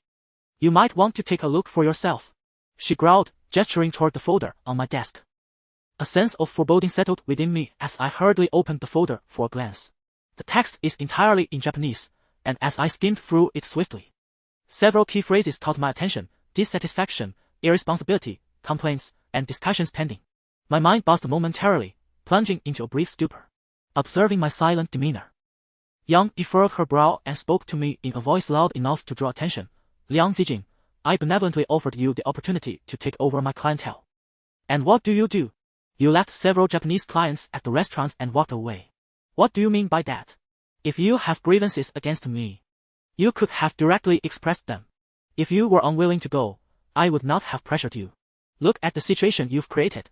The Japanese side has already sent me a clear complaint letter, stating that our collaboration is in question. What do you propose we do now? Yang Yi was visibly upset. Her voice resonating throughout the workspace, causing all the employees to glance in my direction. Wang Huining looked equally astonished, staring at me, rendered speechless for a moment. My recollection of the previous night was hazy. I only remembered encountering Chong Wen-han at the restaurant, where we had a heated argument, followed by meeting Luo Xiangdong, who intervened and took me away. I was even oblivious to how I returned home, thus forgetting about the Japanese clients entirely. After a brief period of dazed contemplation, I abruptly stood up from my seat, facing the irate Yang Yi, and repeatedly apologized. I'm sorry, senior, I forgot. My silence might have been preferable. For as soon as my words left my lips, Yang Yi's brows knitted together, her expression filled with incredulity as she remarked, forgot. You didn't even know what you were supposed to do. I paled and replied, I drank too much. Yang Yi scoffed. So you drank too much and left several clients at the restaurant while you returned home. All the employees around me regarded me with bewildered expressions, likely struggling to believe that a rational individual could engage in such irresponsible behavior. I felt a deep sense of shame and frustration, wishing to lower my head to my chest. At that moment, apart from expressing my apologies, I found myself at a loss for words. Dong Jinan rushed over from a distance, standing beside me with an apologetic look directed at Yang Yi, softly saying, Senior, please don't blame Zijing. Just look at her face and eyes. If nothing had happened, she would have made such a mistake. Chapter 33, a difficult situation. Yang Yi stood with her arms crossed, exuding an air of indignation as she regarded me. With a sharp glint in her eyes, she inquired. All right, Liang Zijing, present a reasonable explanation today. Otherwise, I shall assume you are deliberately targeting me. I felt a lump in my throat, certain words lodged within me, impossible to articulate. At that moment, Wang Huining rose from her seat, casting a glance at Yang Yi, and echoed her sentiments. Zijing has family matters to attend to. Did you not notice her eyes were red from worry all night? Yang Yi furrowed her brow and retorted, even if it were a monumental issue, it does not justify abandoning responsibilities without notice, does it? At the very least, she could have made a phone call to arrange for someone to assist her. Leaving without a word is simply unacceptable. I am deeply sorry, senior. This is entirely my fault. I apologized profusely, struggling to suppress my tears, knowing that displaying such vulnerability in public would only deepen my humiliation. What good are apologies? Yang Yi's words pierced through the tension. Our clients from Japan have already sent a complaint letter. How do you expect me to face them now? Amid the chaos, unbeknownst to us, Zhou Yu and Man Yuanqing approached. Upon their arrival, everyone scattered like startled birds, hastily returning to their seats, resuming their tasks as if nothing had occurred. Yang Yi, upon seeing Zhou Yu and Man Yuanqing, softened her fierce demeanor, lowering her arms and addressing them, Minister Zhou, Vice Minister. Zhou Yu's expression was stern as he intoned. What is all this commotion? Do you consider this a personal space? In response, Yang Yi's countenance darkened. She quietly exclaimed.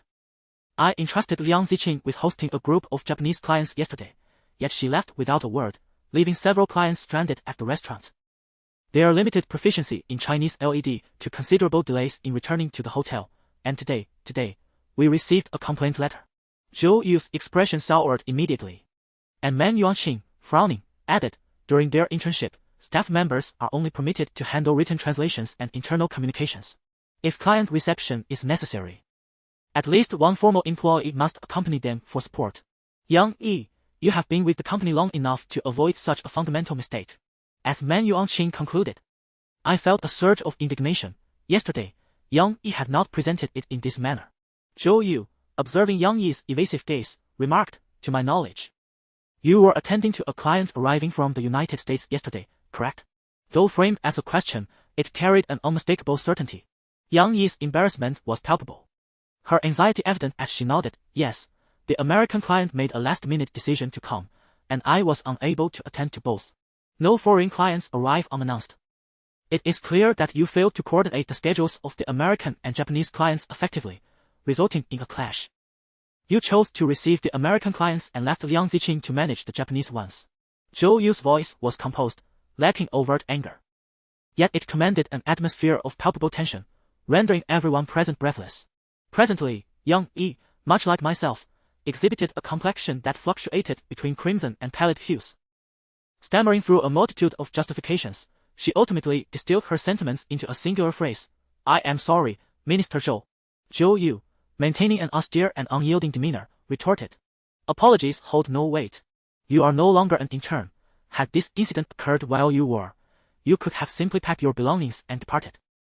This matter stems from Liang Zijing's mismanagement, yet fundamentally, the fault lies with you. Do not anticipate a year-end bonus. I grant you 2 days to rectify this situation. I cannot allow the personal shortcomings of certain employees to tarnish the reputation of the Luo family business. With that, Zhou Yu turned and departed without awaiting Yang Yi's response. Man Yuanqing cast a glance at Yang Yi and interjected. Senior employees must be held accountable for such errors. Expedite the resolution of this matter. I shall speak to Minister Zhou on your behalf afterwards. She is merely reacting in anger. Following this, Man Yuanqing offered me a meaningful look before striding away. Once the 2 bigwigs of the translation department had vacated, Yang Yi, her eyes glistening with tears, suddenly turned to glare at me, her voice low and intense. Liang Zijing. Look at the mess you have created. Observing the redness surrounding her eyes and the imminent threat of tears cascading down her cheeks, I felt a pang of sympathy and instinctively murmured, I am sorry. Standing beside me, Wang Huining raised an eyebrow at Yang Yi and questioned. Who bears the greatest responsibility for this situation? It is clearly your own error, yet you are placing the blame on Zijing. Provoked by Wang Huining's words, Yang Yi widened her eyes and retorted loudly. Do you know my entire family is relying on my year-end bonus to manage affairs? Wang Huining, dismissive, replied with a glance. How would I know about your family matters? With her eyes reddening, Yang Yi, fighting back sobs, voiced. My sister has just been diagnosed with cervical cancer, and our entire family is scrambling to fund her surgery. What have I been working tirelessly for all year? Just because of one mistake, it feels like everything has been in vain. Upon hearing this, the vast office fell into a profound silence. The sound of rustling papers ceased entirely. Chapter 34, A Dilemma, Part 2. Wang Huining's expression stiffened, and I could hardly conceal my astonishment, my eyes widening in disbelief. Yang Yi wiped her eyes and turned to leave, but instinctively, I reached out and grasped her arm, causing everyone to turn their gaze towards me. Yang Yi paused, glancing back at me. Regret surged within me as I focused intently on her and spoke. Senior, I had no idea my blunder would inflict such grave harm upon you and the company. I acknowledge my wrongdoing. What can I do to remedy the situation? Yang Yi, evidently still vexed, replied tersely. I cannot allow you to rectify anything. What if your next mistake costs me my job? Wang Huining and Dong Jinan furrowed their brows, about to interject on my behalf, but I impulsively blurted out, would persuading the client to withdraw their complaint and sign with us secure your year-end bonus? If so, I shall negotiate with the client, and if unsuccessful, I will take my leave. As my words hung in the air, not only did Yang Yi display surprise, but everyone else looked at me with astonished expressions. In a moment of panic, Dong Jinan grasped my arm, her face a portrait of regret for not having stopped me. After uttering those words, I momentarily hesitated, questioning whether I had overstepped. If the Japanese client remained irate, I would surely be the first to suffer the consequences. However, I have always been one to act on impulse, speaking without contemplation. Much like when I had once declared to Zhang Xinwei that I would work at the pinnacle of this building, ensuring she could never rise again. Yang Yi scrutinized me for a full 5 seconds before finally facing me, her eyes filled with ambiguity, as she asked, Are you genuinely willing to negotiate with the Japanese client? With utmost sincerity, I responded, Senior, trust me, last night was a misunderstanding, and I assure you, I will not falter again. Yang Yi replied, Very well. Since you have stated so, I shall place my faith in you once more. If the Japanese client is willing to withdraw their complaint and sign with us, I shall not say much more. You will henceforth be my friend. I nodded earnestly. I shall do my utmost. Yang Yi then informed me, the Japanese client is currently at the Nakajima Hotel. I will send the detailed address to your email. Please make haste to meet them. Once Yang Yi departed, the onlookers returned to their tasks. Wang Huining gave me a gentle shove and remarked, In your youth, you often spoke such grandiose words, perhaps from reading too many Gulong or Jin Yong novels, harboring a foolish desire to be a hero. Now that you have matured yet still utter such phrases, the only explanation is that you have lost your wits. I remained silent, while Dong Jinan defended me, saying, Zijing is just like that. She would never let those around her suffer, especially when Yang Yi is relying on money for survival. Dong Jinan struck a chord, Initially, I felt discomfort due to Yang's deliberate deception and had prepared to retort if she continued to press her advantage. However, when she abruptly shifted her tone, addressing the situation in such a manner, my irritation dissipated entirely. From a young age, my family instilled in me the principle that one must always be kind. Evil begets evil, and goodness begets goodness. Upon opening my email, I swiftly noticed a message from Yang Yi. Dong Jinan gently patted my shoulder and whispered, "Zijing, if you need anything, do not hesitate to ask." I made an effort to lift the corners of my mouth, smiling and nodding in acknowledgement. At the Luo company, every employee resembles a Superman, appearing dazzling on the surface, yet unbeknownst to many, they toil tirelessly behind the scenes. Even the interns contribute significantly more than the official staff of other companies, all in hopes of swiftly exchanging their intern badges for formal employment. After receiving the room number for the Japanese clients, I promptly stood up to leave. Wang Huining grasped my arm, looking up at me and inquired, "Are you just going to go over like that?" I nodded and replied, "Indeed, I wish to resolve this swiftly to avoid prolonged complications." Wang Huining continued, "What do you plan to do once you arrive?" I hesitated slightly, a flicker of uncertainty passing through my eyes, and after a few seconds, I quietly responded, "I will sincerely explain the situation to them and seek their forgiveness." Unsurprisingly, upon hearing this, Wang Huining rolled her eyes dramatically. She remarked, "Do you know why Yang Yi chose to attend to the American clients instead of the Japanese ones?" I pondered for a moment and replied softly, "Perhaps the commission from American clients is higher." Wang Huining stated, "You're not entirely foolish. However, that is merely one reason. She must have other motivations for avoiding this particular group of clients. For instance, after your encounter with them last night, did they exhibit any behavior that transcended the bounds of professional decorum?" Her words were almost a blatant revelation, and I immediately raised my eyebrows, a look of realization dawning upon my face. Wang Huining nodded and added, "The Japanese are notoriously lecherous, and those clients are no exception. They often take advantage of us translators, both overtly and covertly. Typically, if it weren't for the pressing workload, we would never dare to attend to them alone. Otherwise, if we fail to host them properly, negotiations may fall through, and even if they succeed, we would still pay a heavy price." With a dejected expression, I lamented, "What am I to do then?" Wang Huining shot back, "Who told you to boast in the first place? Now you find yourself in a predicament, don't you?" Chapter 35, Credit Cards Without Limits, Part 1. Wang Huining, despite her reservations, ultimately provided me with a contact number for a renowned establishment. Initially, I was perplexed by her intentions until she clarified, "Engage a public relations professional. A few heartfelt apologies cannot compare to the finesse of a PR expert. As long as you can appease those Japanese clients, securing the contract will be a mere formality." My eyes widened in astonishment, and I lowered my voice. "Isn't this rather brazen? What if something goes awry?" Wang Huining, with an expression of calm assurance, replied, "You're not withholding payment, so what is there to fear?"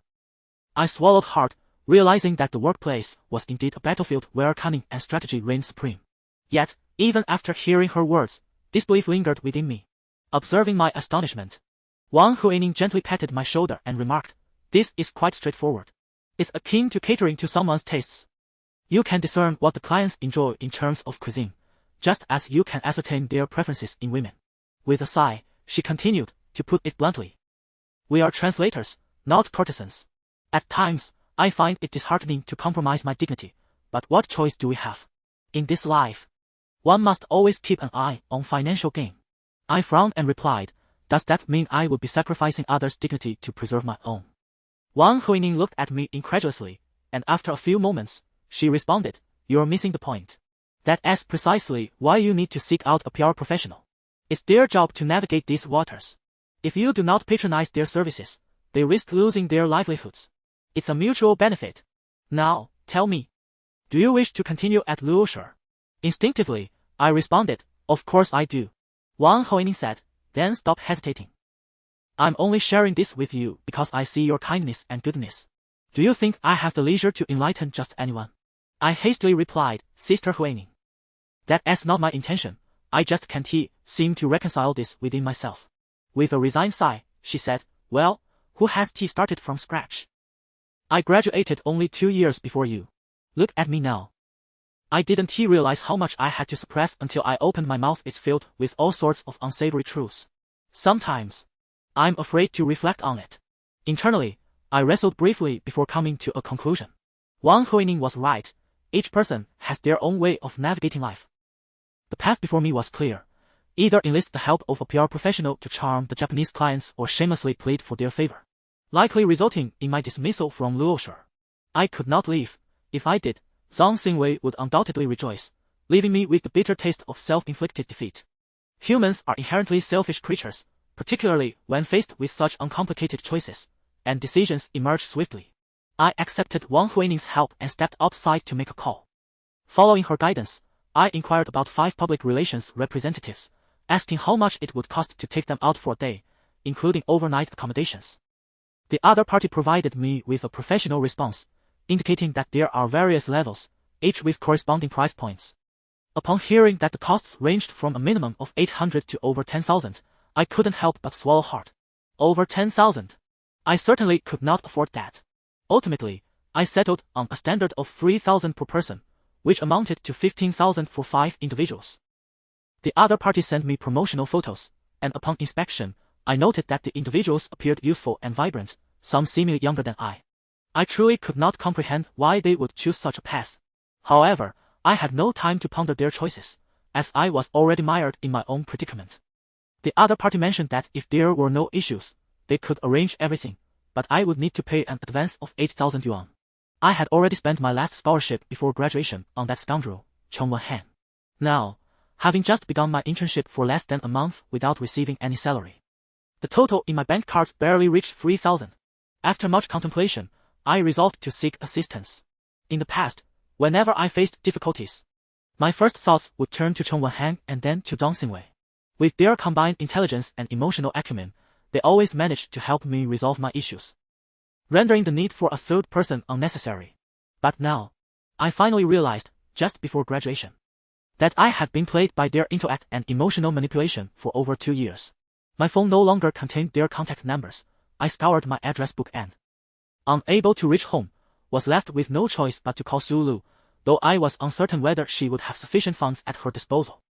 As the phone dialed, I heard a few beeps before Su Lu's voice came through. Zijing. It was my first time asking to borrow money, and I felt quite embarrassed. Stammering as I spoke, Luzi, where are you? Su Lu replied, I just got off work and was about to call you. I responded with an O, stealing myself and finally stating, I also have something to discuss with you. Do you have any money on your card right now? Chapter 36, Credit Cards Without Limits, Part 2. Su Lu hesitated for a moment before quickly responding, how much do you need? I replied candidly, at least 8,000. If you have any surplus, that would be even better. Su Lu asked in astonishment, so much? Why do you suddenly need such a large sum of money? With a sigh, I found myself at a loss for words and could only say, the company has encountered a bit of trouble, and I need to rectify the situation. The company will reimburse me, but only after I resolve this issue. Su Lu, looking troubled, responded, I could manage to squeeze out a couple of thousand for you. Just as she was speaking, she suddenly said, wait a moment, the junior wants to speak with you. A junior? I was taken aback. And before I could collect my thoughts, a familiar male voice came through the phone, Senior, do you need money? Instinctively, I replied, Kuang Yan. Why are you with Su Lu?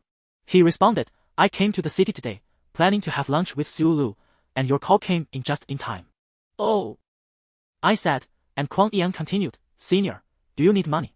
Over the phone, even without seeing him, my face flushed. After a brief pause, I suppressed my embarrassment and said, yes, I have something to take care of. My voice trailed off.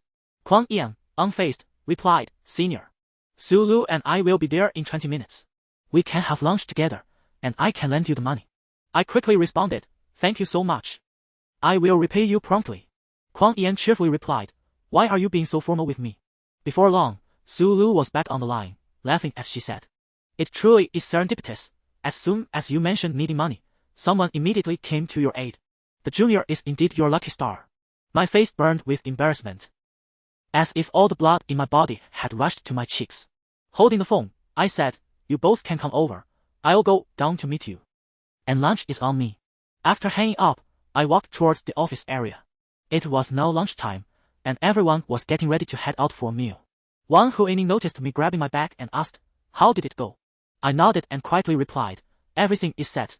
I will go pay the deposit this afternoon. Wang Hoining stood up and patted my shoulder, offering comforting words. Don't he carry such a heavy psychological burden? I have a feeling this matter will be resolved smoothly. I nodded and said, thank you, Hoining. I'll be on my way. Taking the elevator down to the lobby of the Luo building, I found a bench to sit on. In less than 20 minutes, Kuang Yan and Su Lu arrived. They got out of the taxi, and I walked over to them. Kuang Yan was dressed in light colors today, wearing a white t-shirt, faded jeans, and a pair of globally limited edition Adidas sneakers. The midday sun illuminated him, making him appear almost luminescent, radiating brilliance. From a distance, I spotted him smiling and waving at me. Then he hurriedly approached. Senior, he greeted me, his face lighting up with a radiant smile that accompanied every encounter. His grin was as warm as the sun, inexplicably lifting the heavy gloom from my heart, akin to the clouds parting to reveal the sky. Instinctively, I curled my lips into a smile and asked, what brings you to the city all of a sudden? Kuang Yan replied with a chuckle, I just have a few matters to attend to. Just then, Su Lu, in her high heels, approached us and, with a sly smile, remarked, who would believe that? You came all the way here just for you, Zijing Senior. That's not true. Kuang Yan looked at Su Lu, a hint of awkwardness crossing his face. Su Lu unabashedly continued, don't think that just because you got here first, I wouldn't know you came to see Zijing for a meal under my pretense. Feeling a bit embarrassed by Su Lu's teasing, I swiftly shifted the topic. What do you want to eat for lunch? There are plenty of restaurants upstairs. I'll follow your lead, Senior, Kuang Yan responded promptly. Su Lu chimed in playfully. I will too. I couldn't help but chuckle as I playfully nudged Su Lu, my mood significantly brighter than it had been earlier. Eventually, the three of us ascended to the upper floor and casually chose a Western restaurant to settle in. Just as the waiter brought the menu, Kuang Yan pulled out a card from his wallet and placed it before me, stating, the password is 6 zeros. There's no limit. Just sign my name when you pay. I was taken aback, and Su Lu gasped audibly, her eyes wide with astonishment as she exclaimed, wow, no limit. However, my concern did not lie with the limit, but rather with the fact that Kuang Yan so casually divulged his credit card password to me. I stood there in disbelief for over 5 seconds before finally meeting his gaze and replying, you don't need to give me your credit card, just lend me some money. With a charming smile, Kuang Yan replied, it's fine, just use it. Withdrawing cash is a hassle. Su Lu, brimming with excitement, shook my arm and said, Zijing, if a man handed me a credit card with no limit and shared the password, I would marry him immediately, wouldn't I? Absolutely not. I shot her a glare before turning back to Kuang Yan, saying, Yan, I want to be polite then. I'll take the card and will return the money to you as soon as possible. Upon hearing this, Kuang Yan's expression changed suddenly, a look of astonishment crossing his face, before he incredulously replied with a smile, Senior, this is the first time you've called me by my name without my surname since we met. Chapter 37, The Encounter with the Actress at the Hotel, Part 1. After obtaining the credit card from Kuang Yan, I promptly transferred an advance of 8,000 yuan to the club and then made my way to the Nakajima Hotel to personally extend my apologies.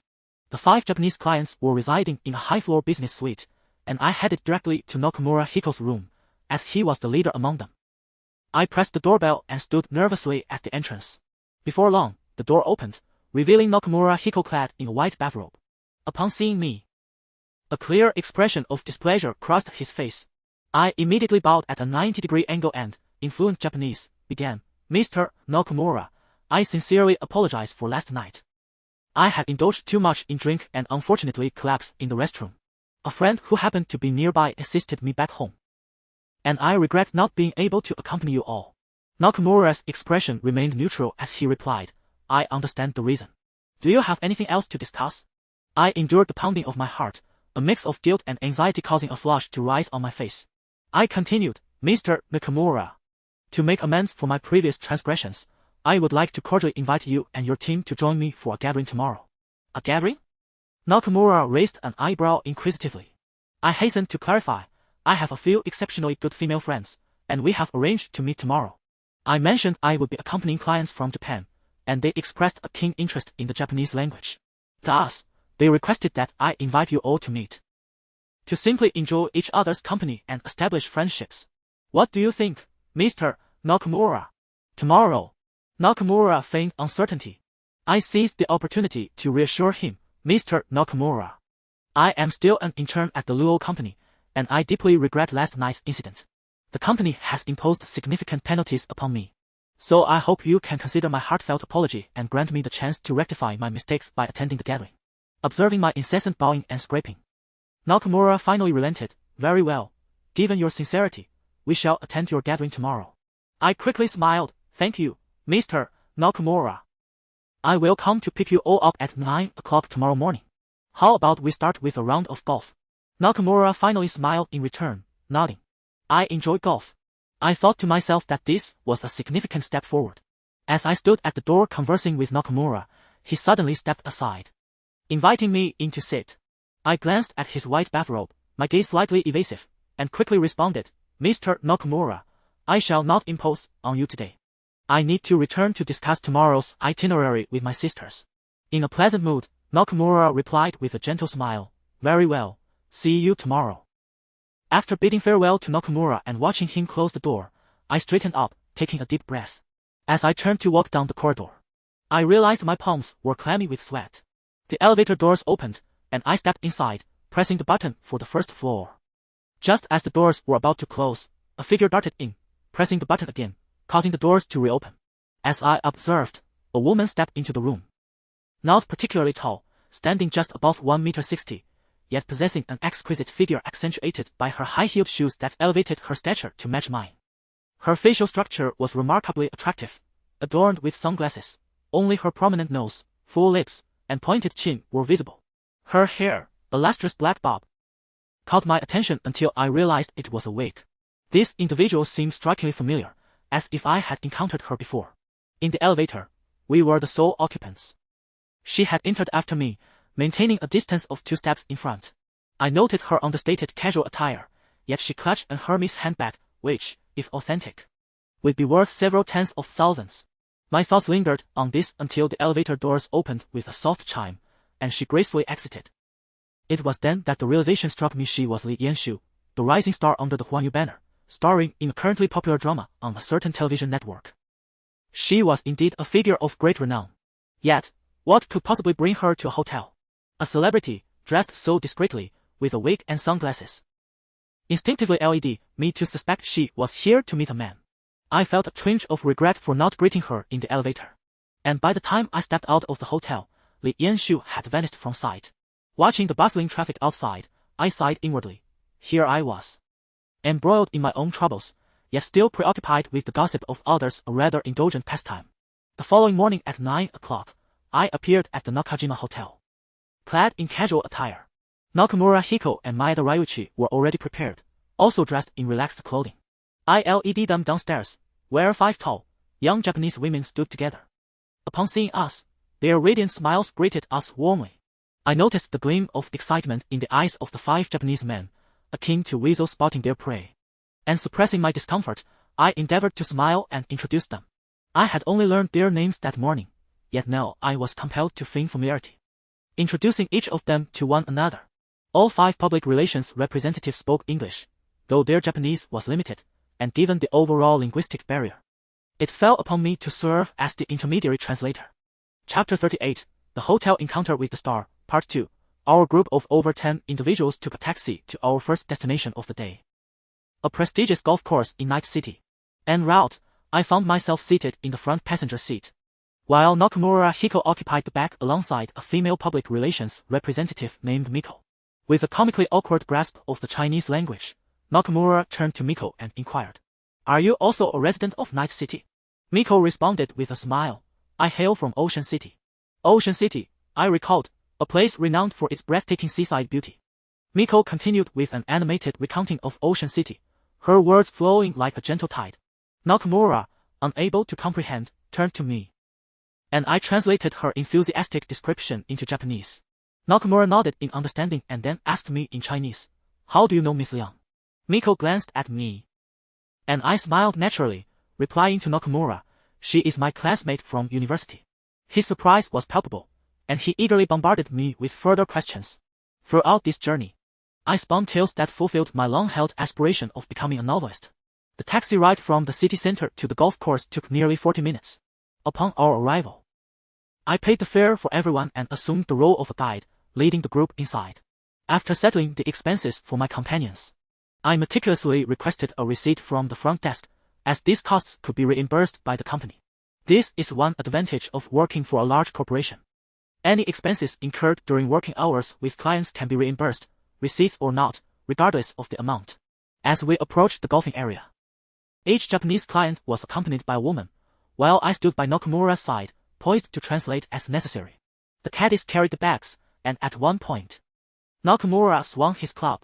My understanding of golf was limited, so I could not discern whether his performance was commendable or not. However, I noticed Miko clapping enthusiastically beside him, prompting me to feign admiration as I joined in the applause, exclaiming, "Mr. Nakamura, your golfing skills are exceptional." With a smile, Nakamura replied, "Not too shabby. I once placed second in the National Junior Championships during my middle school days, but I've since lost my edge."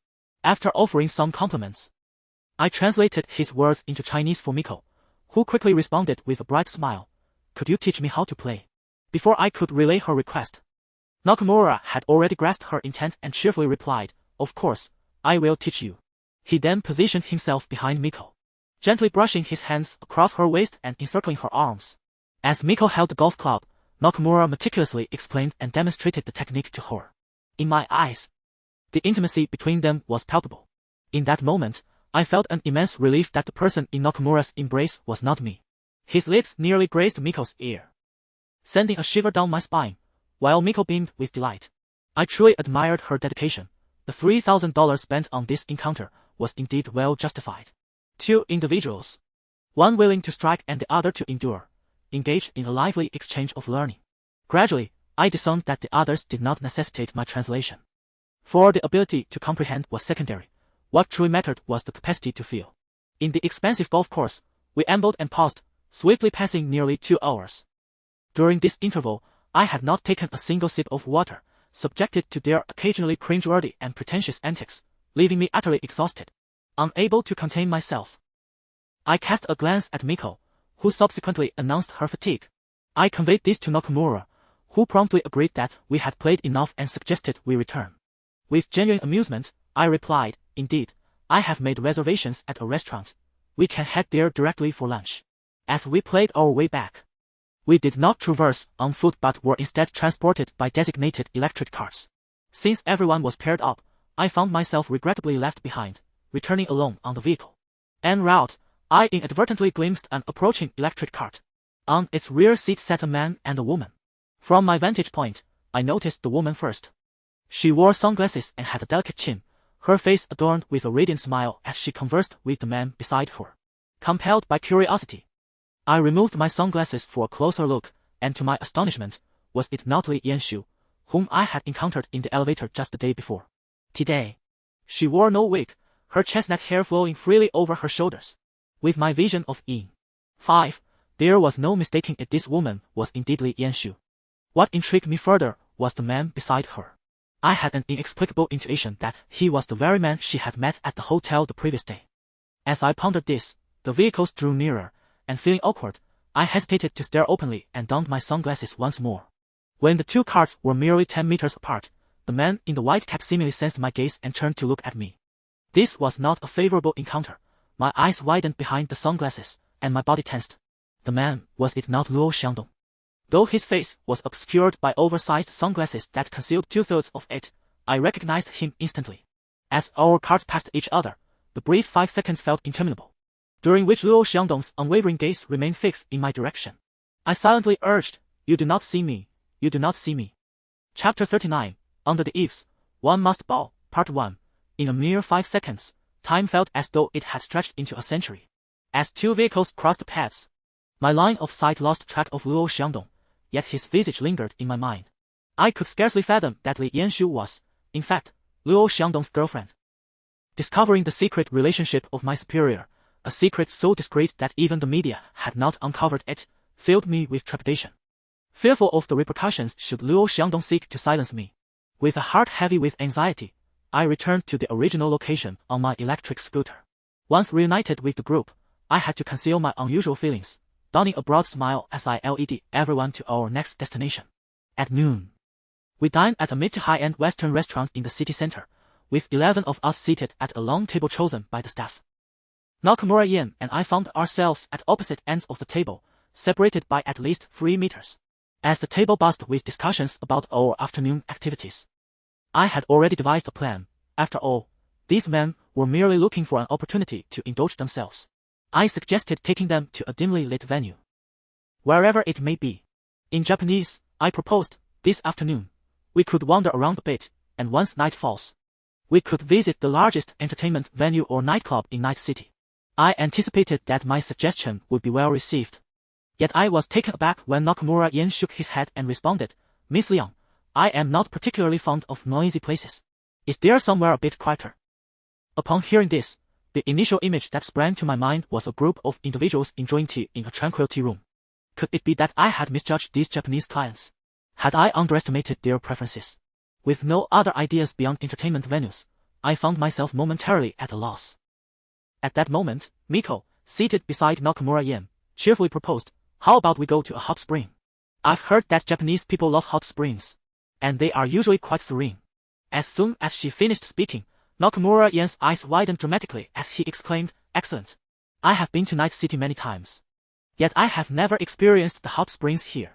Observing his animated demeanor, I reflected that it was not my narrow-mindedness but rather my understanding that lacked depth.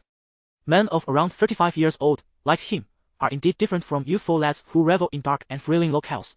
They seek comfort and relaxation. While they conversed, I took the liberty of checking my phone for hot spring establishments in Night City, discovering one located atop a mountain just 70 kilometers away. A glance at the per capita expense sent a jolt through me, with numerous zeros trailing the figure. However, upon reconsideration, I realized that as long as I obtained a receipt for reimbursement upon returning to the company, I had little to fear. I turned to Nakamura Yan, who was engaged in an enthusiastic conversation with Miko, and smiled as I suggested, Mr. Nakamura, how about we visit a nearby mountaintop hot spring resort after our lunch? In high spirits, Nakamura Yan nodded in agreement, replying, you may arrange it. The meal lasted nearly 2 hours, during which several Japanese clients were frequently entertained by the laughter of the women beside them. When one speaks of connections that transcend borders, it is certainly not merely the language or music, often romanticized, but rather the intricate dynamics between men and women. I observed these individuals, having only met a few hours prior, yet they had already formed a natural bond, holding hands and engaging in other intimate gestures. At one point, some even exchanged risque jokes. However, their communication skills were insufficient to bridge the generational gap entirely, which left me to assume the role of translator. I found no difficulty in translating their words. The challenge lay in maintaining a beaming smile while feigning enjoyment as I translated. The sensation was akin to having one's soul violated. Upon exiting the restaurant, we took a taxi to a mountaintop hot spring resort in the suburbs. I glanced at the clock. It was precisely 4 o'clock in the afternoon. As I stepped into the lobby of the resort, the staff greeted us warmly. I approached the front desk to inquire about the hot spring bathing options. The attendant informed me that there were both open-air and enclosed types, each accommodating either groups or smaller parties. I turned to seek Nakamura Hiko's opinion, to which he cheerfully suggested we first enjoy the open-air hot spring together for added fun. Upon hearing this collective invitation, I felt a twinge of discomfort within. Yet, under the circumstances, I had to acquiesce, and I proceeded to relay his suggestion to the front desk. The staff led us up the side elevator to a vast outdoor hot spring area that could accommodate a dozen or more people. Surrounding the spring were lifelike artificial rock formations and vibrant flowers, creating an enchanting atmosphere as steam rose gracefully from the water, reminiscent of a fairyland. Ryuichi Maeda praised the beautiful scenery, expressing his enjoyment. I smiled in response, pondering how anyone could dislike such an expensive experience. After gazing at the hot spring, we returned to the communal area to shower and change into swimwear. Being in such a place, I was certainly not oblivious to the intentions of the Japanese men. Opting for the larger group setting was, in essence, a desire to catch glimpses of many women in their swim attire. Chapter 40, Under the Eaves. One Must Bow, Part 2. In the past, when I weighed 120 pounds, I wouldn't say I was excessively plump. But every inch of my body was undeniably fleshy, which led me to avoid wearing shorts, skirts, or sleeveless tops, let alone swimwear. Whenever I vacationed by the sea, I would don long dresses and shirts. However, thanks to the nefarious deeds of Cheng Wanheng and Zhang Xingwei, I shed over 20 pounds within a month, bringing my weight below 100 coupled with the genetic inheritance from my mother's side, which blessed me with a voluptuous bosom and a put posterior.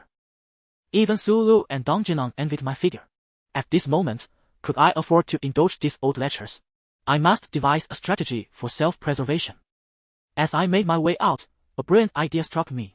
Approaching Nakamura Yan, I smiled and said, "Mr. Nakamura, my friends are particularly fond of hot springs and wish to learn more about them from you and everyone else. However, I, by nature, am not particularly suited for soaking in hot springs, so I won't be joining shortly." Nakamura Yan tilted his head to regard me, his eyes narrowing with curiosity. As he retorted, "Hot springs are excellent for improving one's health. If you are feeling unwell, it is all the more reason to indulge in them."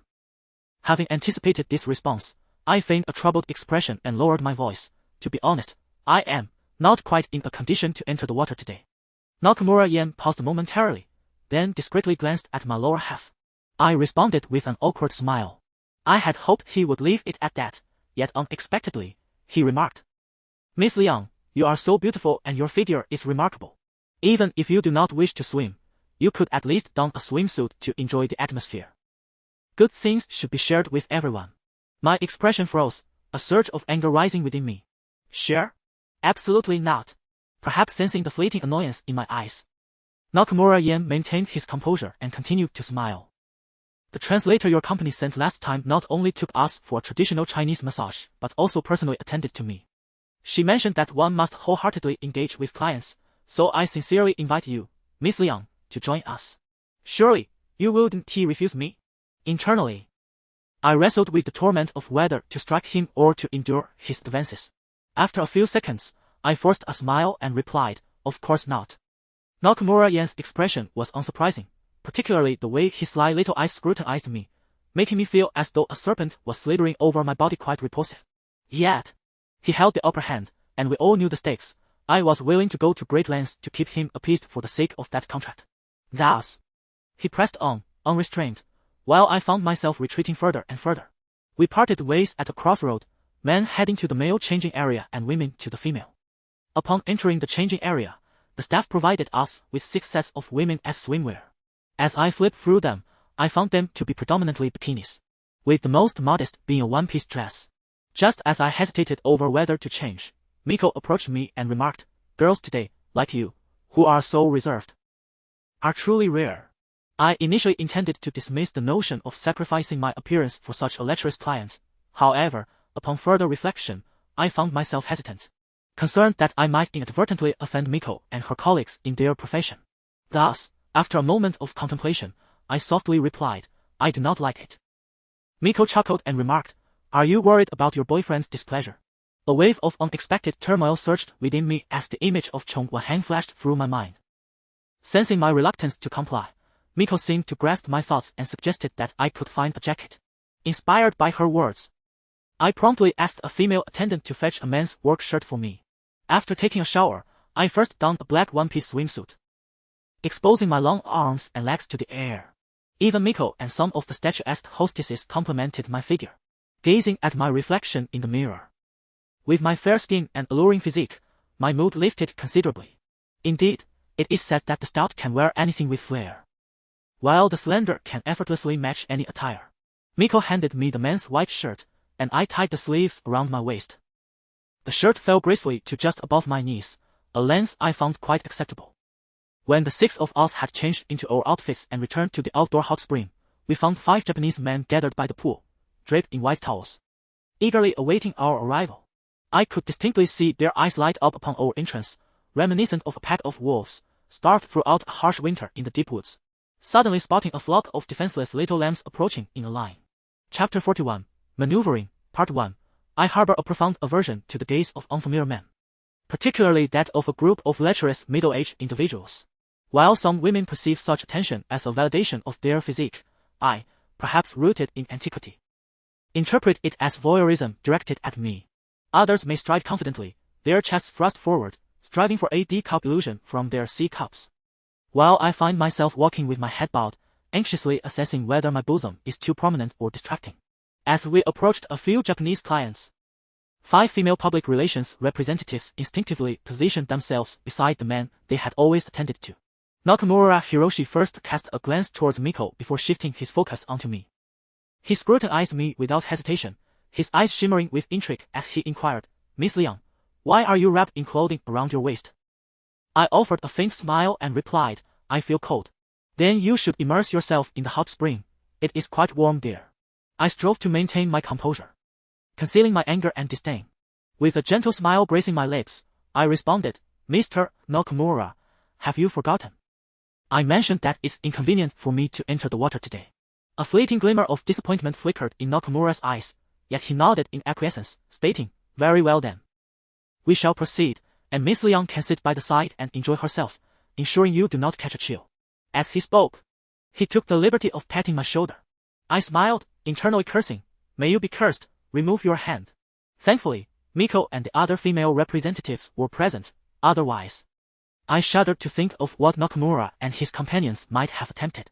I watched as they descended into the hot spring, laughing and whispering amongst themselves, behaving like couples who had long been acquainted. For a moment, I was lost in reverie, recalling the times I spent with Chong Wen-han. He had once taken me to a renowned hot spring, specifically selecting a secluded spot. Upon entering the water, I splashed about as if in a swimming pool when suddenly he embraced me from behind, planting kisses on my ear, cheek, and neck. The steam from the hot spring enveloped our bodies, igniting a fire within. I was 20 that year, and on that occasion, I had rejected him countless times. It was not that I did not like him or was unwilling to surrender myself to him. In truth, it was my profound affection for him and my desire to journey together until the end that compelled me to stubbornly believe my first time should be reserved for the night of our wedding. For that would be truly romantic. Yet, ultimately, we were unable to await that day. It seems the adage "plans change faster than anticipated" is indeed true, sometimes. The more one contemplates, the more unexpected the outcome becomes. Alone by the hot spring, I found myself lost in thought. Nakamura had spoken several words to me, but I had not registered them until Miko, in a playful manner, splashed water onto my feet. Startled, I looked up. Opposite me, beside the spring, Nakamura had his arm around Miko, smiling as he said, "Miss Liang, won't you join us for a bit? The water is quite pleasant." I endeavored to pull my thoughts back, smiling faintly as I replied, "I apologize, Mr. Nakamura, but it is truly inconvenient for me." After I finished speaking, fearing that Nakamura might be displeased, I hastily added, "Shall I just sit here beside you?"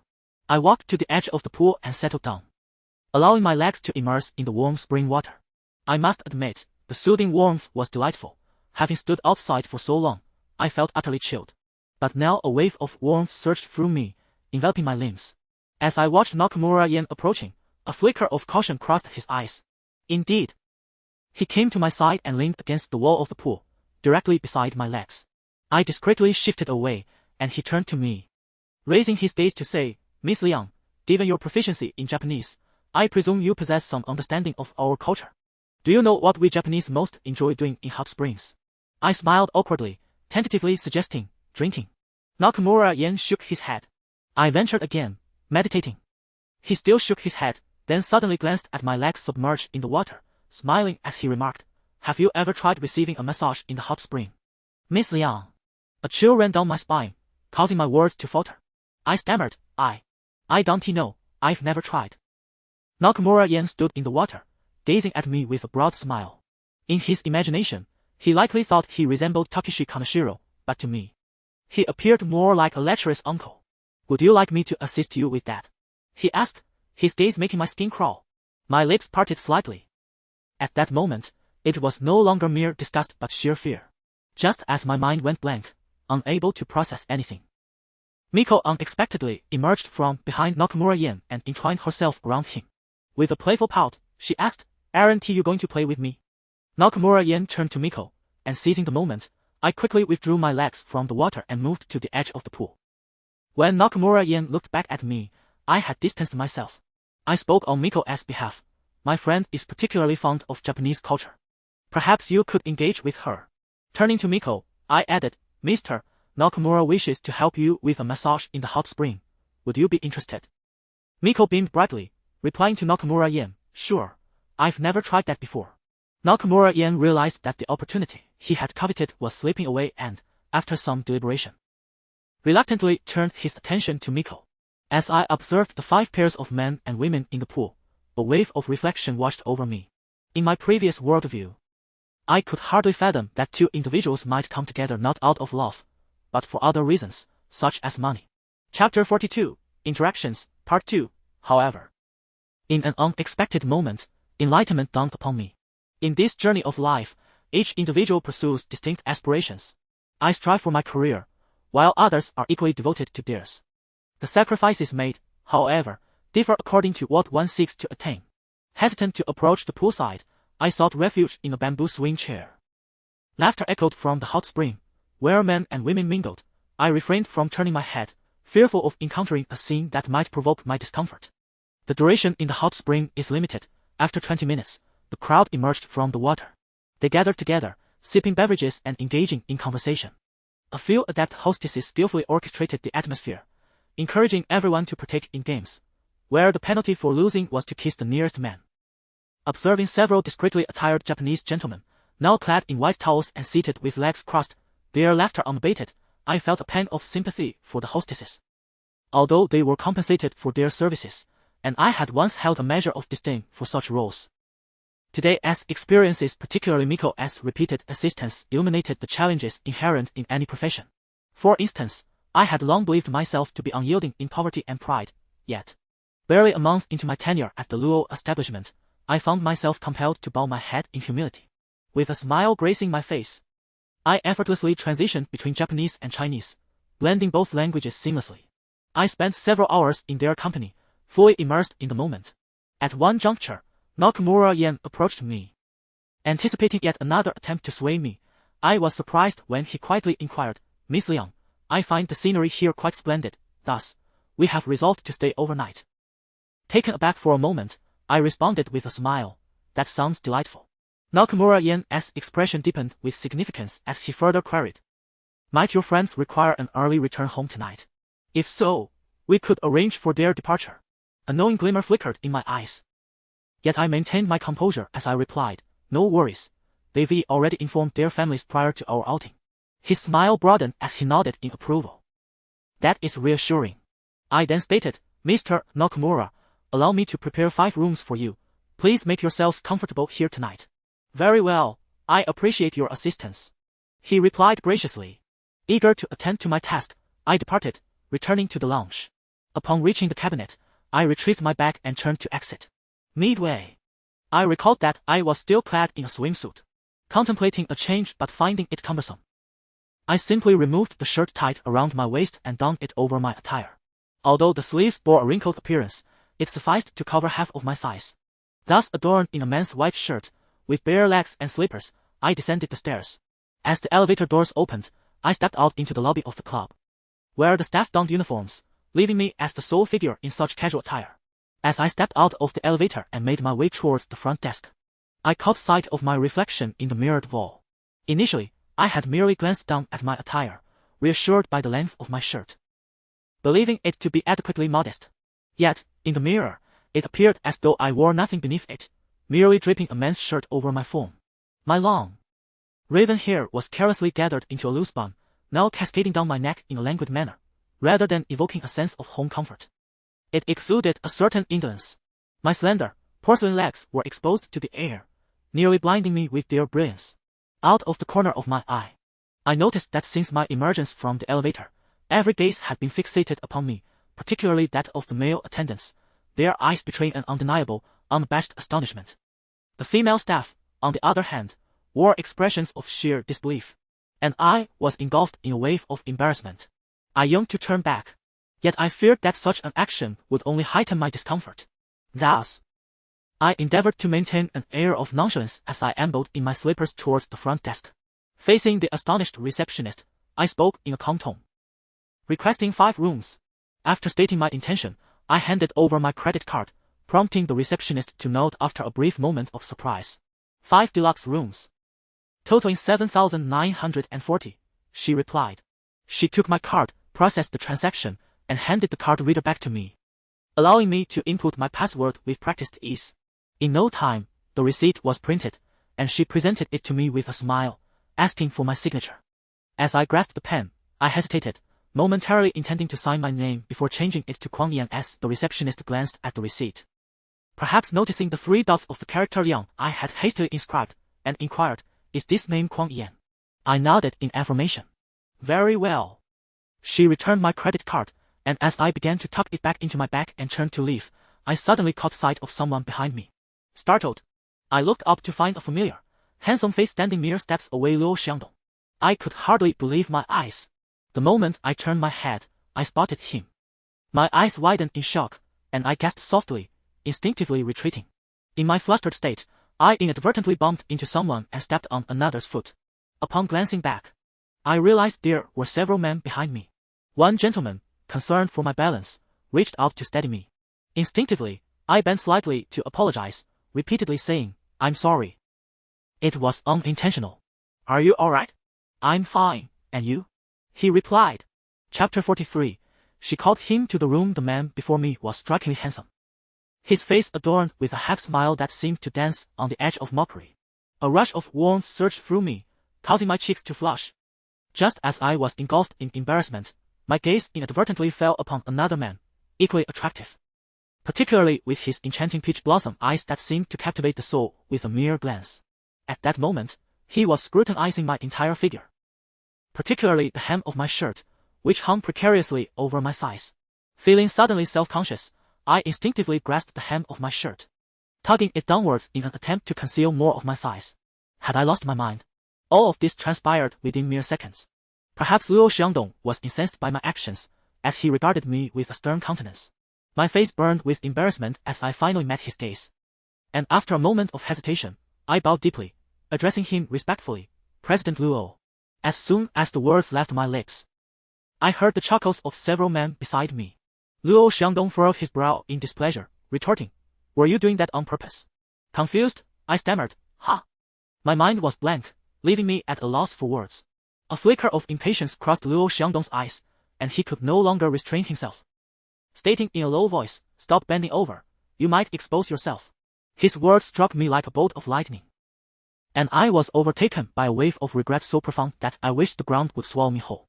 Almost reflexively, I muttered, "You're welcome."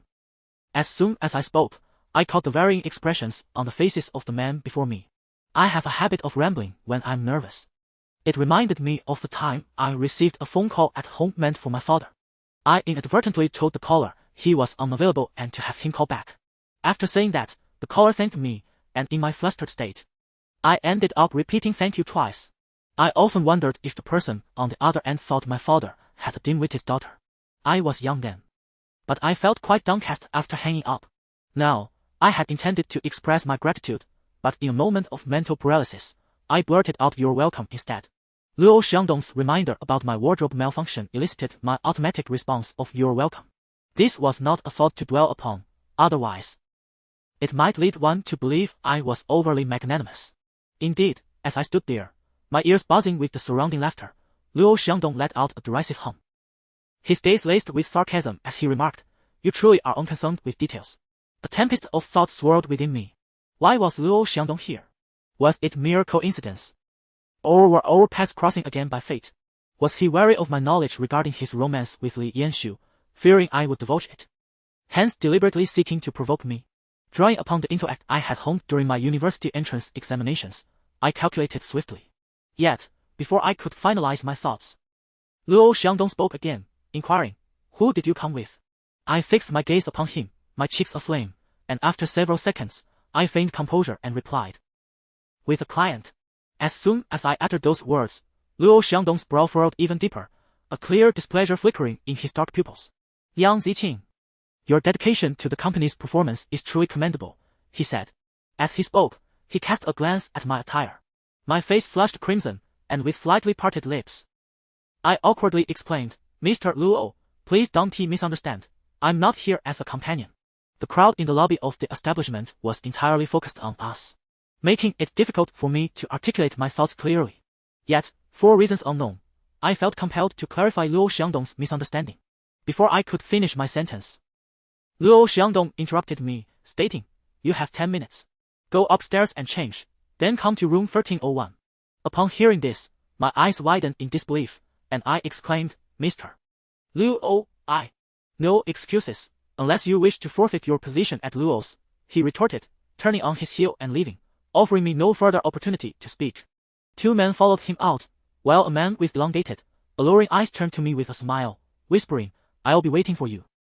A shiver ran down my spine, causing goosebumps to rise on my skin. Once they had departed, I could no longer bear to linger in the lobby and hastily exited. Upon returning to the previous hot spring area, I could hear the sounds of laughter and merriment from the pool, which made my brow furrow in discomfort. Approaching the poolside, I spotted Nakamura Yan, who was thoroughly enjoying himself. I greeted him with a smile, saying, "Mr. Nakamura." He looked up, grinning. "Ah, Miss Liang, you've returned." I replied, "Mr. Nakamura, I have reserved 5 rooms. The key cards are on the table. Once you're finished enjoying yourselves, you may return to your rooms to rest." Nakamura Yan nodded in acknowledgement. "Thank you, Miss Liang." Maintaining my composure, I added, "There's no need for formalities, Mr. Nakamura. My phone is on 24/7. If you have any questions, feel free to call me." With 5 Japanese clients indulging in the soft allure of the moment, they were unlikely to concern themselves with my presence. After a brief exchange, I hurriedly took the elevator to room 1301. On the way, I formulated a plan in my mind.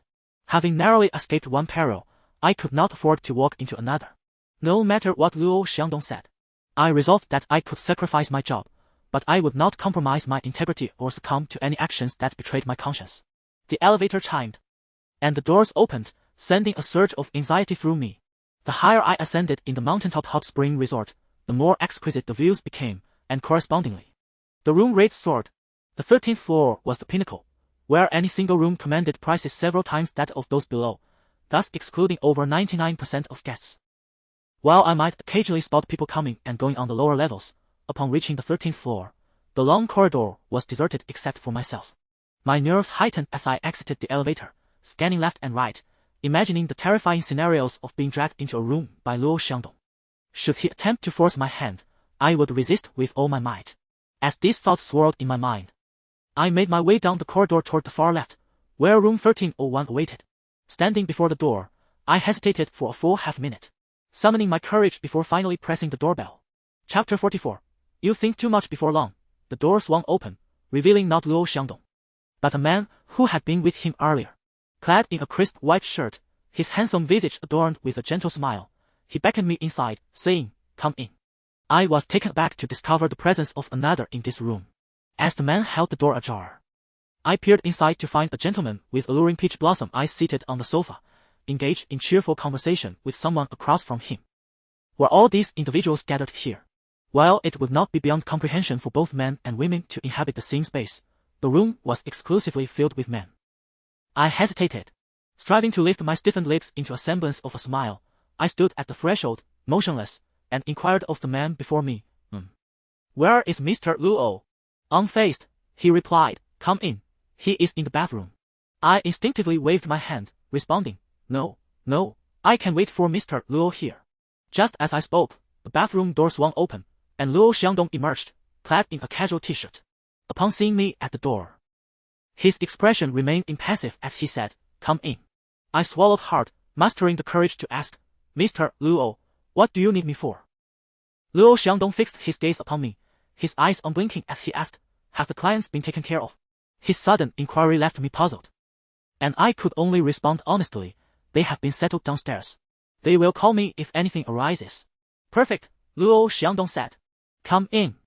His insistence for me to enter only heightened my unease. I lingered at the door, hesitating, and warily stated, "Mr. Luo, you have friends here. I shall refrain from entering.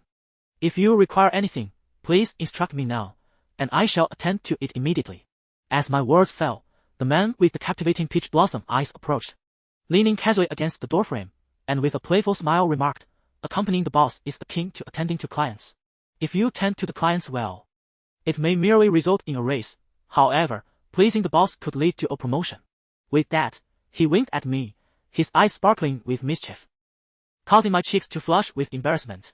Before I could respond, he continued, "Besides, with so many of us here, what are you afraid of? We shan't devour you, I assure you." In my heart, I mused that he had struck a chord. Just contending with Luo Xiangdong was daunting enough, and now, surrounded by several formidable men, I was the sole young woman. To step inside without inquiry would indeed be akin to a lamb entering the lion's den, a perilous folly. Perhaps my evident wariness and reluctance were too conspicuous. Luo Xiangdong stepped closer, his expression inscrutable as he asked, "What are you thinking?" I met his gaze. His dark eyes piercing like X-rays, rendering me speechless, as though he had seen right through me. Indeed, before long, I observed Luo Xiangdong lightly grunt with a hint of disdain in his gaze as he spoke. "We have come here today to play cards. We did not intend for the waiter to come in. You can simply serve us some tea and water, and I shall consider it as overtime for you." Upon hearing this, I was utterly astonished. It seemed I was summoned merely to serve them. Luo Xiangdong clearly discerned my thoughts. And with a subtle smirk playing on his lips, he remarked, "Miss Liang, are you perhaps overthinking?" His words rendered my face crimson as I instinctively retorted, "I am not thinking anything indeed, I was overthinking. With a girlfriend as impressive as Li Yanshu, why would he bother with someone as ordinary as me?" Contemplating this, I discreetly swallowed and stepped into the private room. The entrance to the room led through a corridor over 2 meters long. Upon traversing the corridor, I was met with a spacious suite. To the left, a full wall of floor-to-ceiling glass windows revealed the scenic beauty of the outdoor hot spring. At the center of the room stood a mahjong table, where a coolly dressed man in a black shirt was already seated. As I entered, he cast a fleeting glance my way before addressing the others. "Hurry up. I'm getting tired of waiting." While Luo Xiangdong made his way to the table, he instructed me, "1 cup of Brazilian black coffee, no sugar." The man with charming peach blossom eyes passed by me, grinning as he said, "Mocha, with extra cream and chocolate." The gentleman who had opened the door for me smiled and added, "Could you please fetch me a cup of Blue Mountain coffee?" "Thank you." Watching them move past me to take their seats at the mahjong table, I stood still for a moment, and after a 5-second pause, I finally spoke, "Mr. Luo, shall I call downstairs for delivery?" Seated with his back to me, Luo Xiangdong responded without turning, "If you need to order takeout, what do you require me for? Go to the kitchen, there are ingredients in the refrigerator. Make it yourself." His tone was entirely command-like, and I, lacking the courage to voice any dissent, turned to the right and walked away. In the expansive suite, I searched through several rooms on the right side of the living room, only to find they were not the kitchen, so I reluctantly returned and ventured to the left. The man with the captivating eyes looked at me and cheerfully said, "Little Liang, I appreciate your help." "Little Liang." I forced a stiff smile and replied, "You're welcome." At last, I located the kitchen and stood before a double-door refrigerator, reaching out to open it. Honestly, the sight that greeted me was astonishing. The refrigerator, towering above me, was filled with various bottles and jars of all sizes on its several shelves, displaying coffee beans from around the world. The lower 2 shelves housed an assortment of fruits, while neatly arranged on the side were cans of beer. A Virgo or someone with obsessive tendencies would find solace in the neatness of the arrangement. Initially, I had grumbled internally about where to procure Brazilian black coffee, mocha, and Blue Mountain coffee for them, but upon seeing the coffee beans, it all made perfect sense. I rummaged through the refrigerator, gathering various coffee ingredients. And then I activated the coffee machine, slowly grinding the beans. In truth, both black coffee and Blue Mountain coffee were relatively straightforward to prepare. Once the coffee beans were ground, a simple brew would suffice. The real challenge lay in crafting a mocha. I consulted my phone, discovering that the process of making mocha coffee could only be described as cumbersome. First, I needed 30 milliliters of Italian espresso. As I read, I opened the refrigerator and retrieved the Italian coffee beans, pondering how much 30 milliliters actually was. The recipe called for chocolate sauce, whipped cream, and milk in appropriate amounts. Heaven knows how much I detest the vague term appropriate amount when watching cooking shows. What does appropriate even mean? Is it dictated by my mood or the feel of the ingredients? 20 minutes later, I balanced a cup in each hand as I traversed from the kitchen to the living room. A few individuals were engaged in a game of cards. I approached them, placing 1 cup beside the man in the white shirt, softly stating, "Your Blue Mountain coffee." The man smiled in response, "Thank you. You're welcome." I then moved to the opposite side of the table, setting the other cup beside Mr. Luo Xiangdong, feeling somewhat awkward and anxious as I said, "Mr. Luo, your black coffee, no sugar added." He immediately took a sip, his brow furrowing slightly as he remarked, "It's rather weak." I replied, "I will add more coffee beans next time." Mr. Luo did not respond further. As I turned to leave, the man with the charming eyes asked, "What about mine?" I replied, "Yours is a bit more complicated. It's still in the making, likely another 10 minutes. The man, idly toying with his mahjong tiles, urged, Xiaoliang, hurry up. Without coffee, I keep dozing off. I've lost several rounds already. I instinctively replied, all right, I'll be quick. With that, I hurried back to the kitchen. It was my first attempt at making mocha, and after half an hour of tinkering, I finally produced the first cup. Unsure of the flavor, I decided to taste it myself. Upon taking a sip, I found it quite delightful. I promptly poured 2 more cups and carried them out. 1 cup went to the man with the charming eyes, while the other was offered to the tester man in the black shirt. After taking a sip, the man with the charming eyes exclaimed, Xiaoliang, your skills are commendable. I replied with a smile, it's my first attempt, as long as it's not unpleasant. Suddenly, the man scrutinized my face and, after a few seconds, questioned, did you sneak a sip of my coffee? I was momentarily bewildered until he pointed at his lips. I instinctively wiped my mouth, only to discover traces of white cream. I quickly clarified, I didn't drink from your cup, it was a separate one. The man chuckled. I was just teasing you. You've worked hard, even if you did steal a sip, I wouldn't hold it against you. I could only respond with a nervous laugh. Before I could regain my composure, Mr. Luo Xiangdong spoke again, instructing, Liang Zijing, go cut some fruit for us. I instinctively replied, oh, okay. Returning from the living room to the kitchen, I prepared an abundant fruit platter, then carried it back to the living room. Since they had placed a card table right in the center of the living room, leaving no space nearby for anything else, I could only set the fruit platter aside. I then fetched several leather stools from beside the sofa to position them around the guests, before returning to the kitchen to grab a smaller platter. I divided the assorted fruits into smaller dishes and placed them beside each person. Once everything was arranged, I stood by, only to realize that fine beads of sweat had formed on my forehead. The man with charming peach blossom eyes casually popped a piece of dragon fruit into his mouth while playing cards. After finishing, he lifted his gaze towards me and said, Xiaoliang, don't just stand there. Come over and take a seat for a while. Having been bustling about for over an hour since I entered, I truly felt my calves cramping at the prospect of finally pausing. The man's invitation to sit was courteous, and I nodded in agreement before turning to walk towards the sofa. Just a few steps in, a male voice called out from behind me, Miss Liang. Do you know how to play cards? I turned to face the man, who was looking at me, his face adorned with a warm smile, seemingly harmless. After a brief pause, I replied, I do not know how to play. As soon as I finished speaking, the man with the peach blossom eyes chimed in. Xiangdong loves playing cards. Since you work under him, how could you not understand his preferences? Come. Watch a few rounds and you might just learn the game today.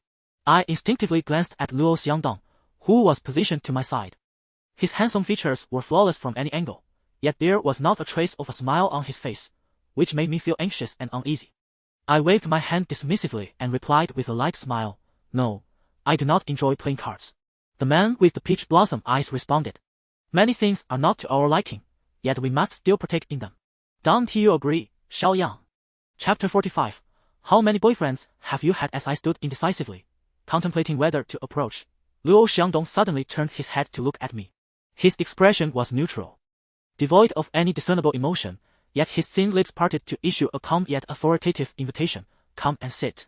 This seemingly casual request carried an unmistakable undertone of command. Just a moment ago, I had hesitated, but now I obediently picked up a cushion and moved to sit beside Luo Xiangdong, maintaining a distance that was neither too close nor too far. Initially, silence enveloped the room, punctuated only by the sounds of the card game. I perched stiffly on my chair, my back rigidly straight, a posture that only served to exhaust me further, yet I found it impossible to relax. I was utterly unfamiliar with mahjong, despite having spent countless hours by my mother's side, witnessing hundreds of games. People often claim that prolonged observation leads to understanding. Yet this adage proved futile for me. After all these years, I remained baffled by the unique intricacies of each hand and the mechanics of victory. The past few days had been fraught with trivial yet vexing concerns, leaving me mentally drained and on edge. At long last, I yearned to collapse into bed for a restorative slumber.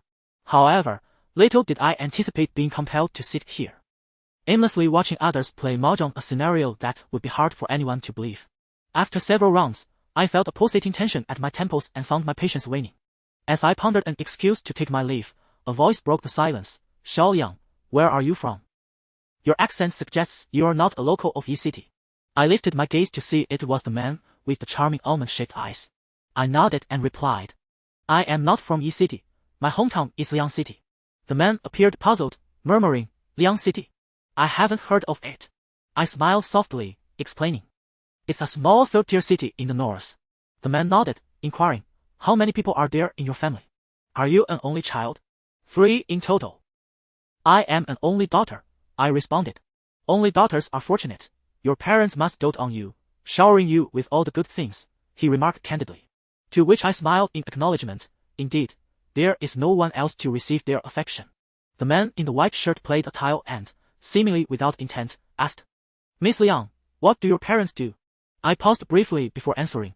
My father works in the service industry, and my mother is in education. The police serve the public. That should fall under the service sector, right? He mused. So, Miss Liang, what does your mother teach? Music, I replied. Upon hearing this, the man opposite me with the almond-shaped eyes smiled and asked, Then you must sing beautifully. I laughed awkwardly and replied, I'm just average. I can carry a tune. Do you play any instruments? His question struck a nerve. My mother had attained grade 8 in piano and was proficient in the accordion, harmonica, and flute. Yet here I was, devoid of any musical talent. I had once asked my mother why she had taught me any instruments during my childhood, as girls who play the piano are often seen as more refined. As a result, my mother merely replied, When you were little, your chubby fingers could hardly be separated. Don't even mention the piano, you wouldn't be able to play the accordion. Thus, my childhood was spent in blissful ignorance. The melancholic memories flashed through my mind and faded away as I smiled lightly and responded, I can play a few simple pieces. Is that so? Fortunately, there is a piano in this room. Would you like to play a piece? I replied, Perhaps not. Why be so polite? There are no outsiders here. Are there truly no outsiders? To me, everyone in this room felt like a stranger. Under the pressure of their warm insistence, I reluctantly made my way to the white grand piano positioned by the window and sat down, turning my gaze towards the mahjong table. Apart from the cool man in the black shirt, the other 3 individuals, including Luo Xiangdong, simultaneously directed their attention towards me. This intensified my anxiety, and I couldn't help but nod with a nervous smile. The man with peach blossom eyes also curved his lips into a smile and said, Xiaoyang, don't be nervous. We won't mock you if you don't play well. I turned away, took a deep breath, and lifted my hands, my slender fingers gently resting upon the black and white keys. Recalling the simple score I had diligently memorized, I played the first note after 5 seconds, followed by the second. The lively and clear sounds of the piano filled the room in an instant. The piece lasted only a minute. Yet I managed to play through it, gritting my teeth. Once I finished, fearing they would request another performance, I hastily closed the piano lid and turned around. To my surprise, even the man in the black shirt, who had been facing away from me, turned to look at me. 4 handsome men at the table were now gazing intently at me, and my face flushed crimson. After what felt like an eternity of 5 seconds, Luo Xiangdong spoke up. His eyes slightly raised, asking, Is that the only piece you can play? I awkwardly nodded. The man with the peach blossom eyes wore a strange expression as he confirmed. 2 tigers? I nodded once more. Finally, the man in the white shirt was the first to break into laughter, followed closely by the man with peach blossom eyes, who was nearly in stitches, and he exclaimed, Xiaoyang, you truly are humorous. I swear, I could not genuinely muster a smile at that moment. Was this blatant mockery? Luo Xiangdong's lips seemed to twitch, and I expected him to say something, but he merely turned away, likely choosing to ignore the discomfort. Feeling embarrassed, I returned to my seat, and the man in the white shirt smiled at me, saying, It seems Miss Liang had a very happy childhood. I forced a stiff smile and nodded, thinking to myself, Indeed. The others resumed their card game, yet they did not cease their interrogation of me. The man with peach blossom eyes casually inquired, Xiaoyang, how many boyfriends have you had? My expression froze instantly, while I had answered their previous questions with ease. This one. Noticing my silence, the 2 men at the table, apart from Luo Xiangdong and the man in black, looked up at me simultaneously. Not wanting to let the atmosphere grow too awkward, I stilled myself and quietly replied, 1. The man with peach blossom eyes smiled briefly and remarked, Is that all? I assumed you must have had many suitors. I endeavored to calm the sudden surge of irritation within me and replied with a faint smile, Oh, really? He continued. The last time I saw you, you were in a heated argument with that man at the restaurant. I found it perplexing that such a serious girl about love could exist. Is this your first romance? Upon hearing this, my expression changed immediately. The restaurant? The man scrutinized the astonishment on my face and inquired skeptically. You surely remember, don't you? I could barely recall encountering Luo Xiangdong at the restaurant. But I had no recollection of him. The man, half smiling, said, It seems your memory is quite poor. This is our second meeting. He then added, It's fine if you've broken up. What type do you prefer? If I come across someone suitable, I'll introduce you. I contemplated making a nonchalant gesture. But in reality, I only remained silent, devoid of any smile. While we were conversing, Luo Xiangdong suddenly toppled the cards in front of him. The man with peach blossom eyes glanced over and frowned, saying, again with the three families' clarity, Have you had a lucky hand today? Luo Xiangdong, expressionless, retorted. Who told you to chatter so much? Focus on the game. Your bets are tripled. Upon hearing this, the man with peach blossom eyes muttered a few words before retrieving several checks from beneath the table and handing them to Luo Xiangdong. I was astonished. A wealthy individual playing cards with checks was indeed a new experience for me. The players pushed the mahjong tiles into the machine, which shuffled them.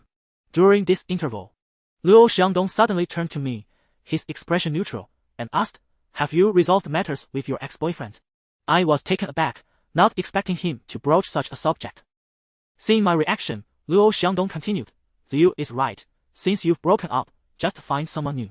Don't behave like a lunatic. Treating encounters with him as if meeting a foe, which only diminishes your dignity. As he finished speaking, the man with peach blossom eyes smiled and said, By the way, I haven't introduced myself yet. I'm Song Ziyu. If you're inclined, you may call me uncle. I didn't quite catch that and instinctively expressed my confusion with a hesitant ah. The man in the white shirt smiled and said, Don't mind his nonsense. He is just teasing you. I am Wei Xing. I nodded and replied, Hello. Beside me, Luo Xiangdong shot me a disapproving glance and remarked, It's not like we just met. Why the sudden greetings? My face flushed with embarrassment at his comment. I truly scolded myself inwardly for my tendency to speak hastily when anxious. Wei Xiong smiled and said, It's all right. Now we've officially met. A greeting is indeed appropriate.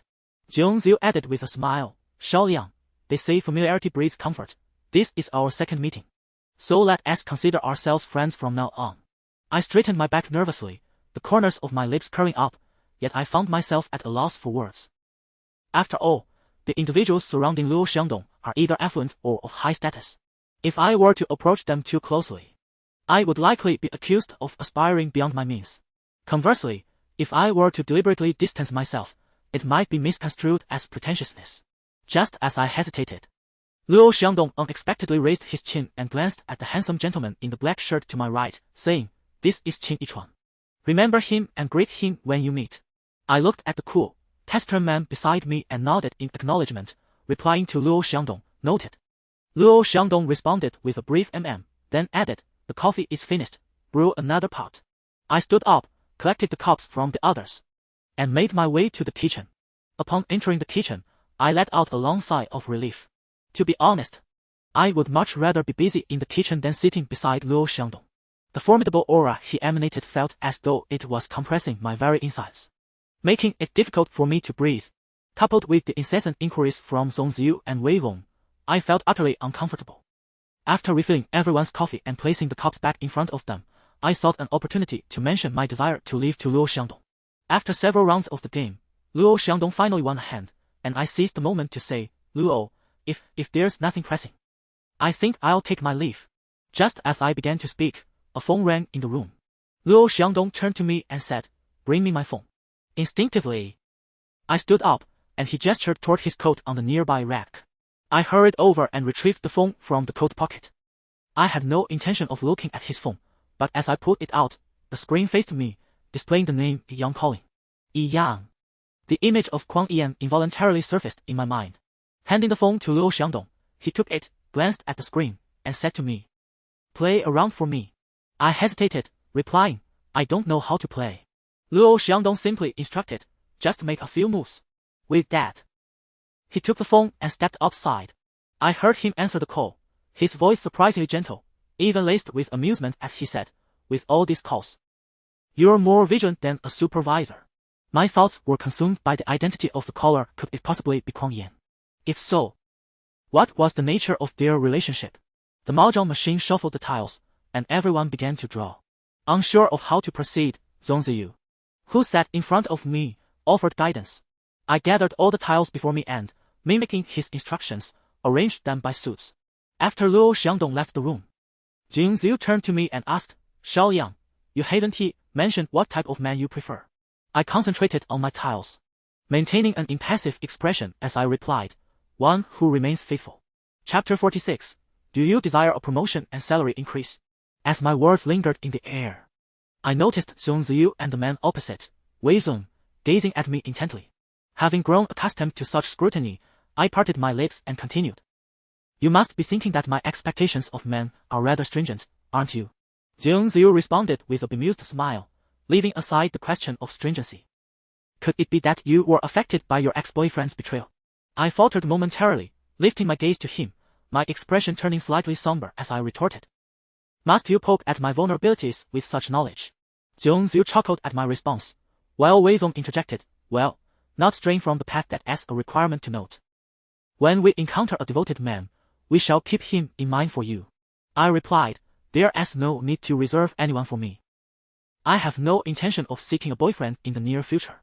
Zong Ziyu raised an eyebrow, asking, is it that after one heartbreak, you no longer believe in love? I remained silent. He continued, at your age, you are still quite young. Instinctively, I retorted, and how many years older are you? Perhaps due to Zong Ziyu's informal manner and penchant for jest, I instinctively regarded him as someone not vastly different from myself.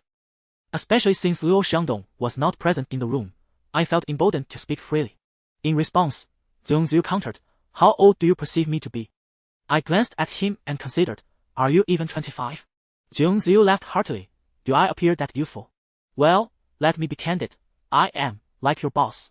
28 this year. 28. To be honest, he hardly seemed that age. Delighted by his own revelation, Zong Ziyu began teasing others, pointing his chin towards Qin Yichuan and asking, how old do you think he is? Qin Yichuan was a man of few words, having spoken less than thrice since my arrival. For someone so taciturn, even if he were handsome, a palpable distance lingered, which made me somewhat apprehensive around him. After a quick glance at Qin Yichuan, I murmured, he should be around your age, right? My tone was undeniably hesitant, which Zong Ziyu seized upon, grinning as he said, so. What you mean to imply is that he looks like he is 28. I was at a loss for words, feeling the pressure of the moment. Miss Liang, you've ignited quite the fire, Zong Ziyu quipped, just as I was about to clarify myself. I turned, slightly dazed, only to see Qin Yichuan had already played his card. And the previous round had been against me. I had forgotten what card I had just played, but upon noticing the amused expression on Wei Lan's face, I understood I must have lost considerably. Sure enough, Zong Ziyu remarked with a smile, oh, this time, you've truly struck a big loss. With a hint of uncertainty in my eyes, I softly inquired, how much did I lose? Zong Ziyu shook his head, responding, not much, merely 32 rounds. What? My eyes widened in astonishment, 32 rounds. Does that not equate to 64 times? Seated beside Zong Ziyu and Wei Zong, I observed as they began to retrieve money from beneath the table. Noticing Qin Yichuan's expression remained indifferent, I felt an awkwardness envelop me as I reluctantly opened the money box, preparing to take out a check. Inside, a substantial stack of checks, each worth 1,000, awaited. As I counted through the stack, reaching around 40, the door to our private room swung open, and Luo Xiangdong stepped in. Zong Ziyu immediately turned with a grin, saying, Xiangdong, Shao Yang truly excels at cards. We all enjoy playing with her. Why not take a break or perhaps indulge in a hot spring outside? Upon hearing this, a wave of embarrassment washed over me. Luo Xiangdong approached, and I instinctively stood, clutching the thick stack of checks. With a timid gaze, I murmured, I'm sorry, mister. Luo, I lost a significant round. I anticipated a scathing remark from him, perhaps calling me foolish, yet to my surprise, he appeared remarkably composed and simply replied, perfect timing. Sit down and continue counting the money. He then settled into the gaming area, and after a moment of hesitation, I took my place on the stool to his right, meticulously counting out 64 checks before handing them to Qin Yichuan. He received them without a glance, carelessly tossing them into the money box. Observing this, I thought to myself, had I known, I would have taken fewer checks. Luo Xiangdong had returned from a brief outing, seemingly blessed with fortune, as he swiftly won several rounds in succession. Each victory substantial. I found myself responsible for collecting the winnings, and a smile involuntarily crept upon my face. I am not particularly greedy, especially since this money was not mine to keep, yet it is human nature to appreciate wealth. Moreover, having accompanied my mother in gambling since childhood, I had grown accustomed to the roles of both giving and receiving money. Thus, the current scenario evoked fond memories of my youth. Even the clattering of mahjong tiles on the table no longer irritated me. Jing Ziyu glanced at me, a knowing smile playing on his lips as he remarked, "Shaoyang, it seems you bring good fortune to Xiangdong." I met his gaze and replied with a subtle smile, "It is not my merit. Mr. Luo plays exceptionally well." Wei Jing, seated opposite me, chimed in, "We've been playing with him for quite some time. Today marks the first instance he has maintained the dealer position for consecutive rounds. Our skills are relatively equal. It merely depends on luck. It appears you two are quite the lucky pair." Zhong Ziyu and Wei Zong often playfully attempted to pair me with Luo Xiangdong, leaving me feeling quite flustered, and I could only respond with a nervous smile. I had hoped that my silence would cause the matter to fade, but unexpectedly, Luo Xiangdong broke the silence with a mischievous tone. "Liang Zijing. Yes. Do you wish for a promotion and a salary increase?" I turned to look at Luo Xiangdong, who remained focused on the game, his handsome profile revealing no hint of his intentions. Unable to decipher his thoughts, I could only respond honestly, "I do."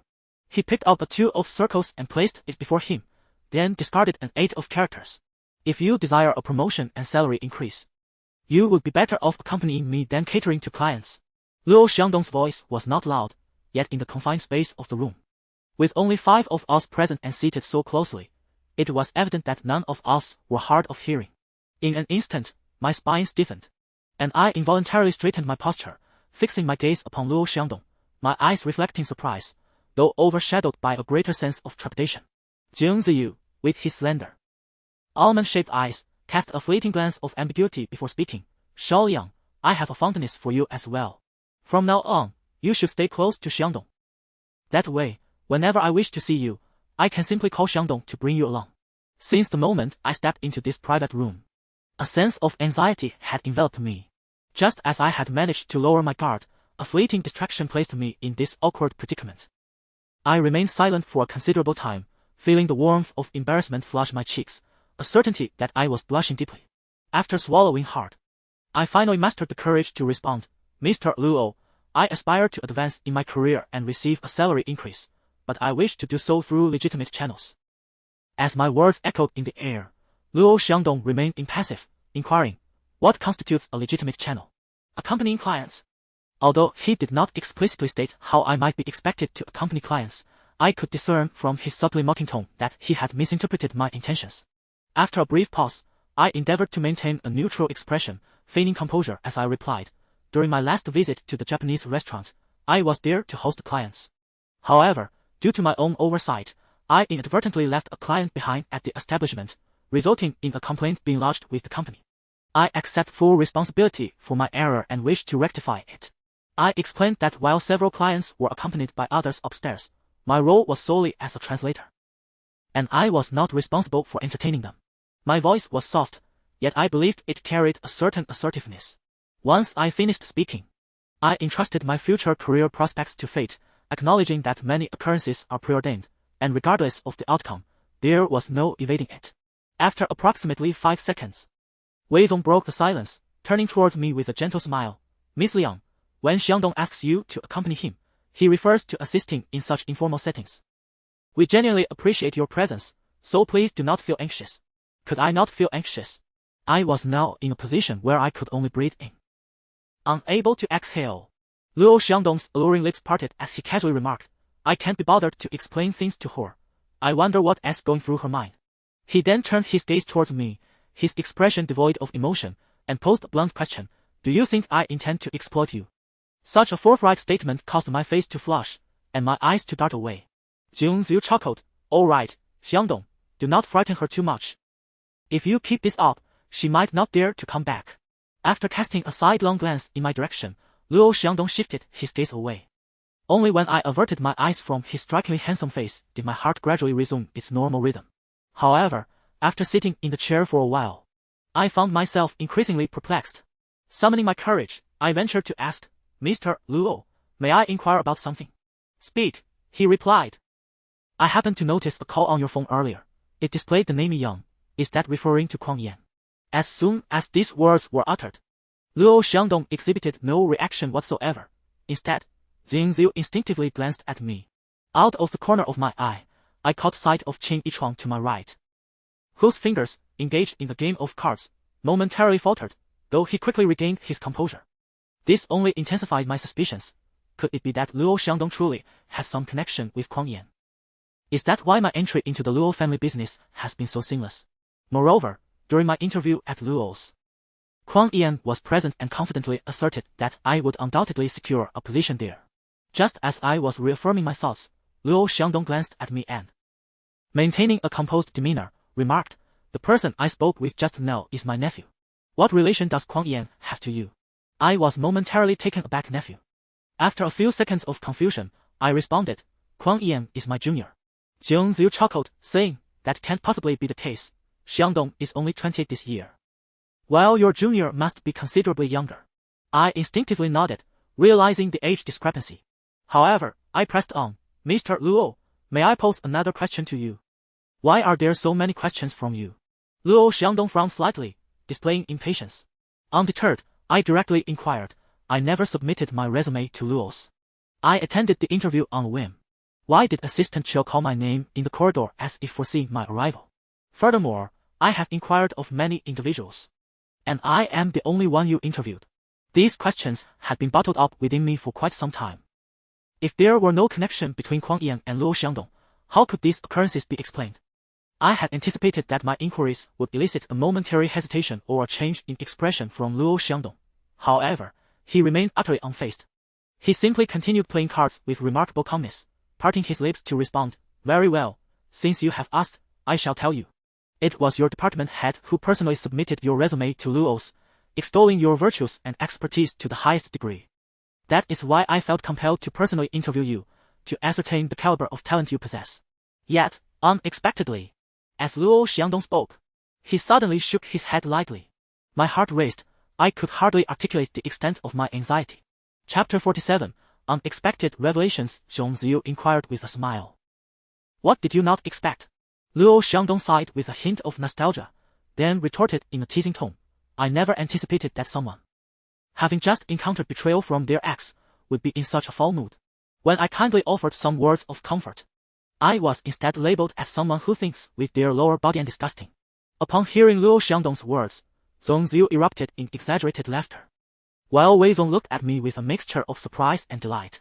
Out of the corner of my eye, I caught sight of Qin Yichuang to my right, the stoic gentleman whose lips had curled into a smile at my antics. In that moment, an inexplicable sense of pride swelled within me. It appeared that I truly possessed a sense of humor. Jiang Ziyu, nearly in tears from laughter, eagerly asked, "What exactly did you say to her that would elicit such a response?" Wei Zong, with a smile, chimed in, "I suspect Miss Liang must have mentioned wanting a boyfriend who would teach it," to which Xiangdong replied that her standards were too high. Neither Luo Xiangdong nor I contested this implication, tacitly agreeing with it. Jiang Ziyu laughed and remarked, "Little Liang, you are indeed fortunate. Despite all this, you were not ostracized and instead smoothly joined the Luo Corporation." I wore a bemused expression, replying earnestly, "To be honest, I still cannot believe it. I thought I was doomed, certain that the Luo Corporation would blacklist me." Luo Xiangdong interjected, "I prefer to take my time with revenge. Merely preventing you from joining the Luo Corporation would be too lenient." Upon hearing this, a shiver ran down my spine, as a cold chill enveloped me.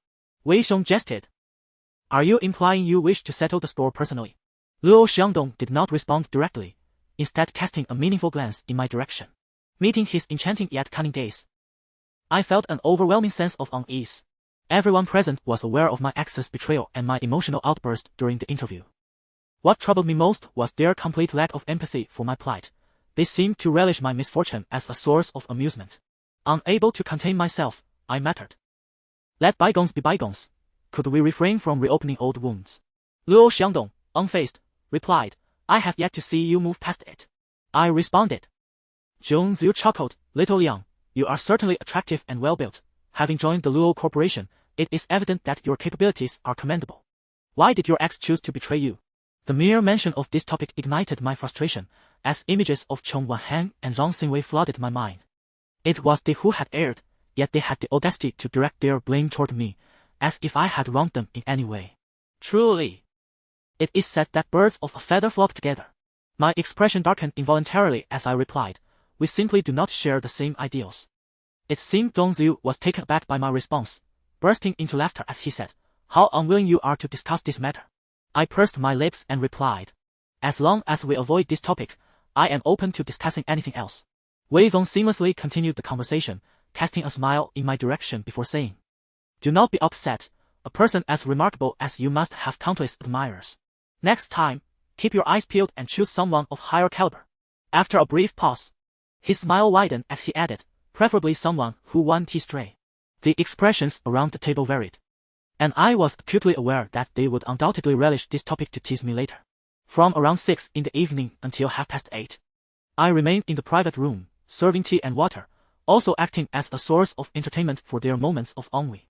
Since lunch, I had gone over 6 hours without food, and now, seated on a leather stool, my stomach was audibly protesting its emptiness. Zhong Ziyu inquired with a grin. Are you hungry? I nodded awkwardly and turned to Luo Xiangdong, softly asking, Mr. Luo, is there anything else? If not, I would like to take my leave. Luo Xiangdong, with an impassive expression, fixated on the tiles before him and replied, wait another half hour. We'll head out for dinner at 9. A flicker of surprise crossed my eyes. Was he suggesting I join them for dinner? After a moment's contemplation, I quickly replied, there is no need to trouble yourself, Mr. Luo. You all go ahead, I can eat when I get home. The truth was, I was reluctant to endure another half hour. My stomach was cramping with hunger. Wei Zong interjected, let us not wait half an hour. I'm hungry too. Once this round is finished, we will head downstairs to eat. No one at the table objected, and thus the plan was settled. Luo Xiangdong ignored my protest, and naturally, I dared not speak further. The game of mahjong concluded in mere minutes, and the 4 players stood up, prompting me to do the same. The restaurant was located on the 13th floor, and the 5 of us took the elevator down.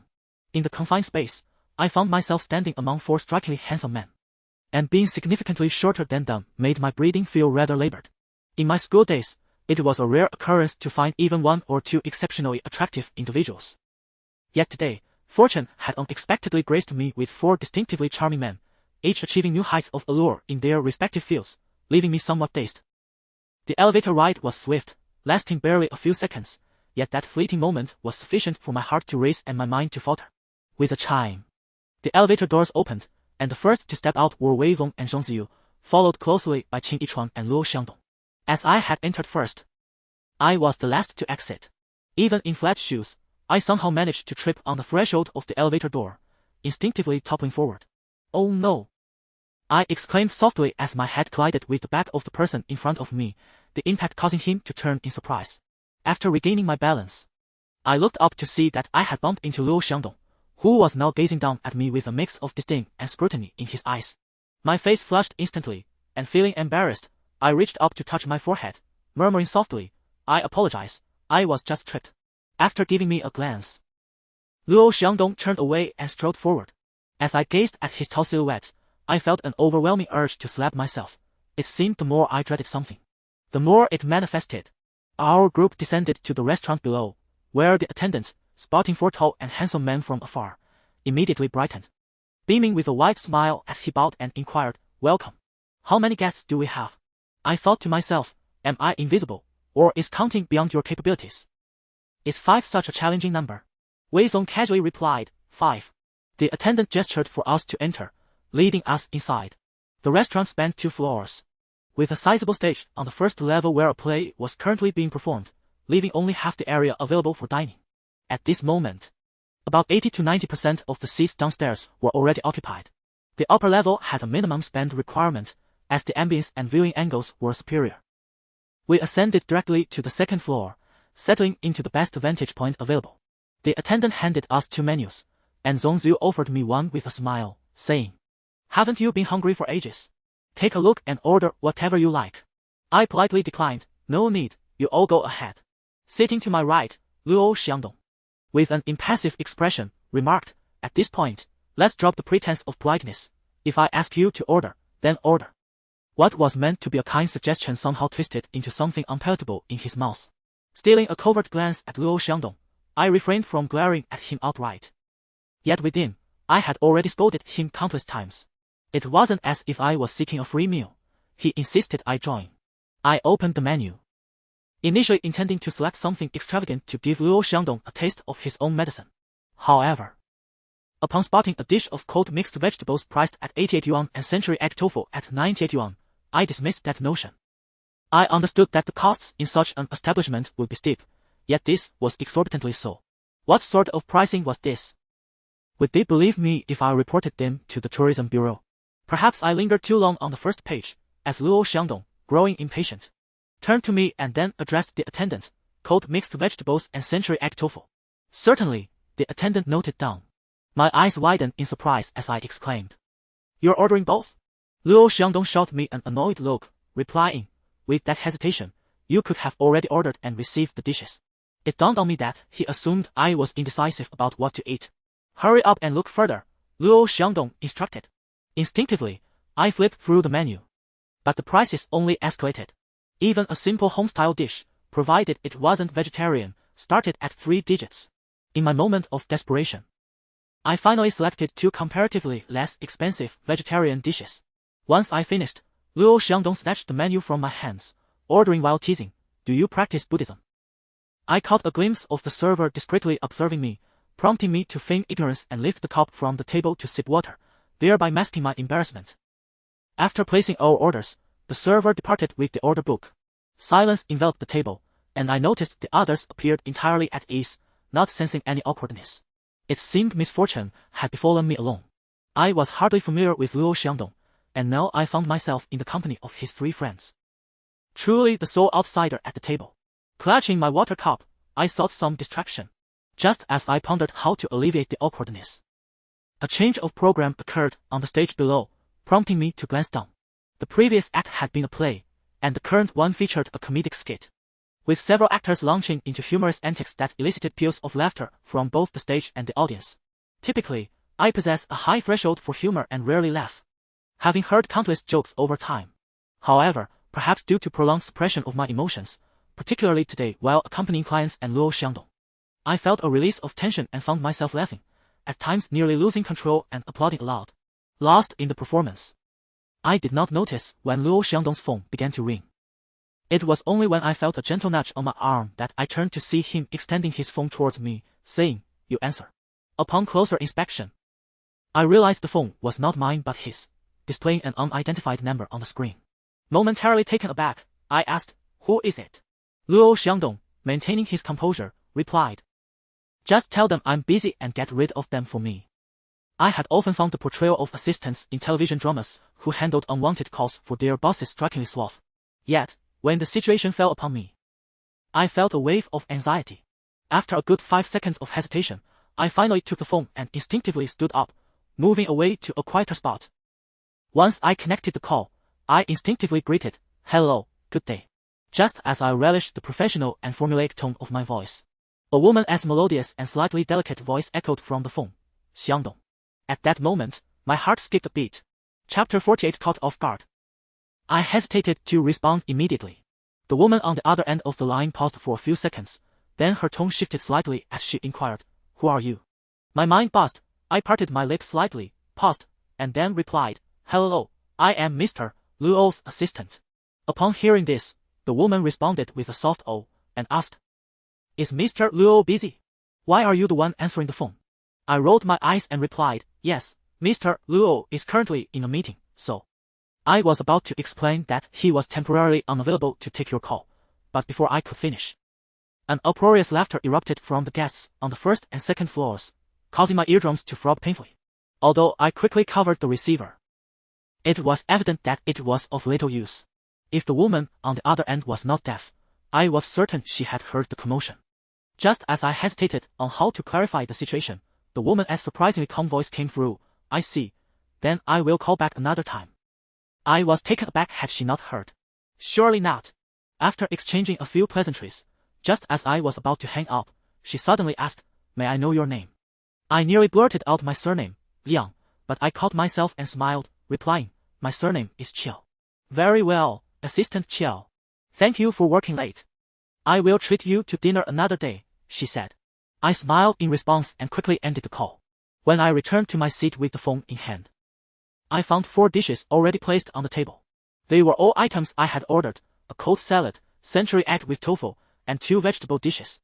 I handed the phone to Luo Xiangdong and kindly reminded him in a low voice, a lady called, and I mentioned you were in a meeting.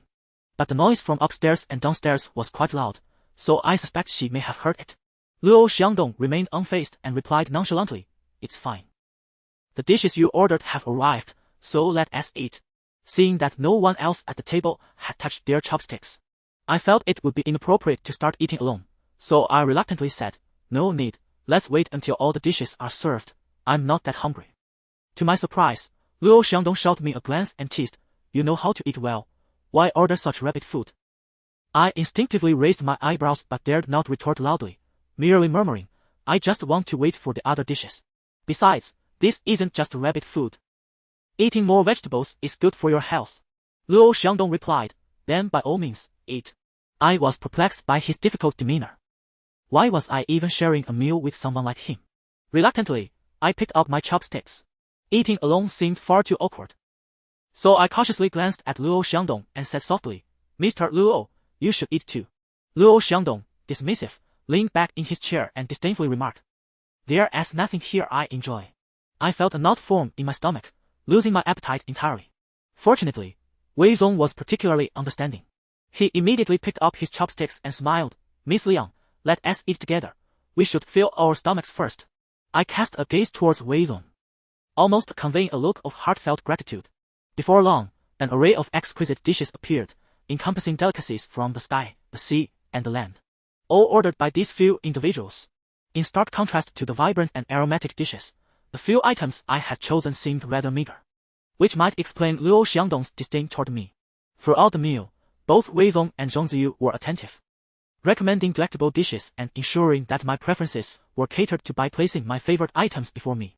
Qin Yichuang remained his usual understated and taciturn self, scarcely uttering a word during the meal. Had I not previously heard him speak, I might have suspected he had some form of speech impediment.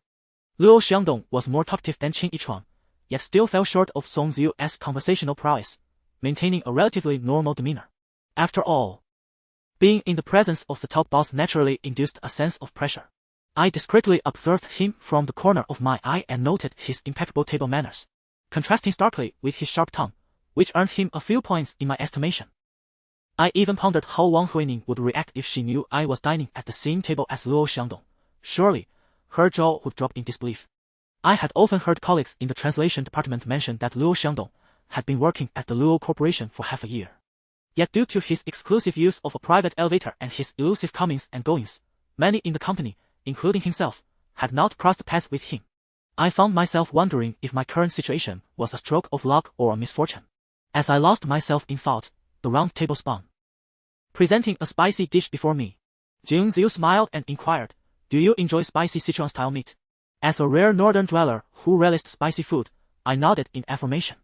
Just as I was about to savor a piece of the vividly red and pepper-laden meat, I heard Luo Xiangdong on my right, speaking in a nonchalant tone. Do you eat dog meat? Dog meat? My body tensed at once, and I turned to scrutinize the meat in my bowl, wide-eyed as I exclaimed, is this dog meat? Zhong Ziyu calmly replied, yes, it is indeed what they refer to as fragrant meat.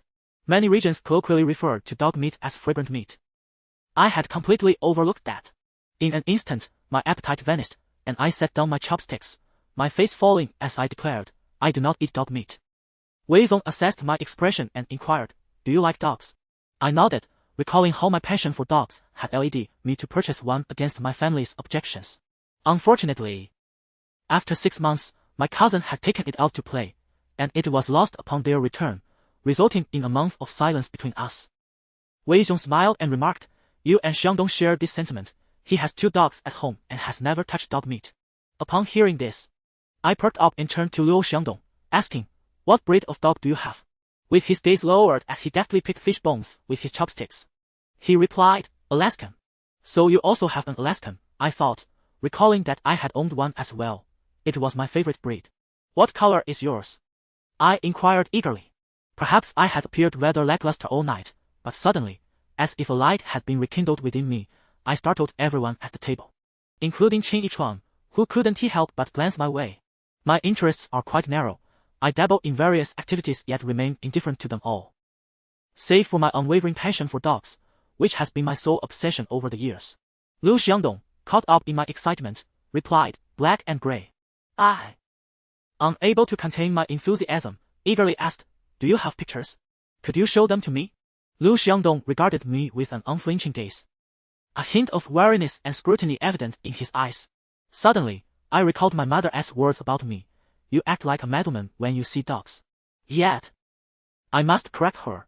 It is only when I see dogs that I adore that I become somewhat deranged.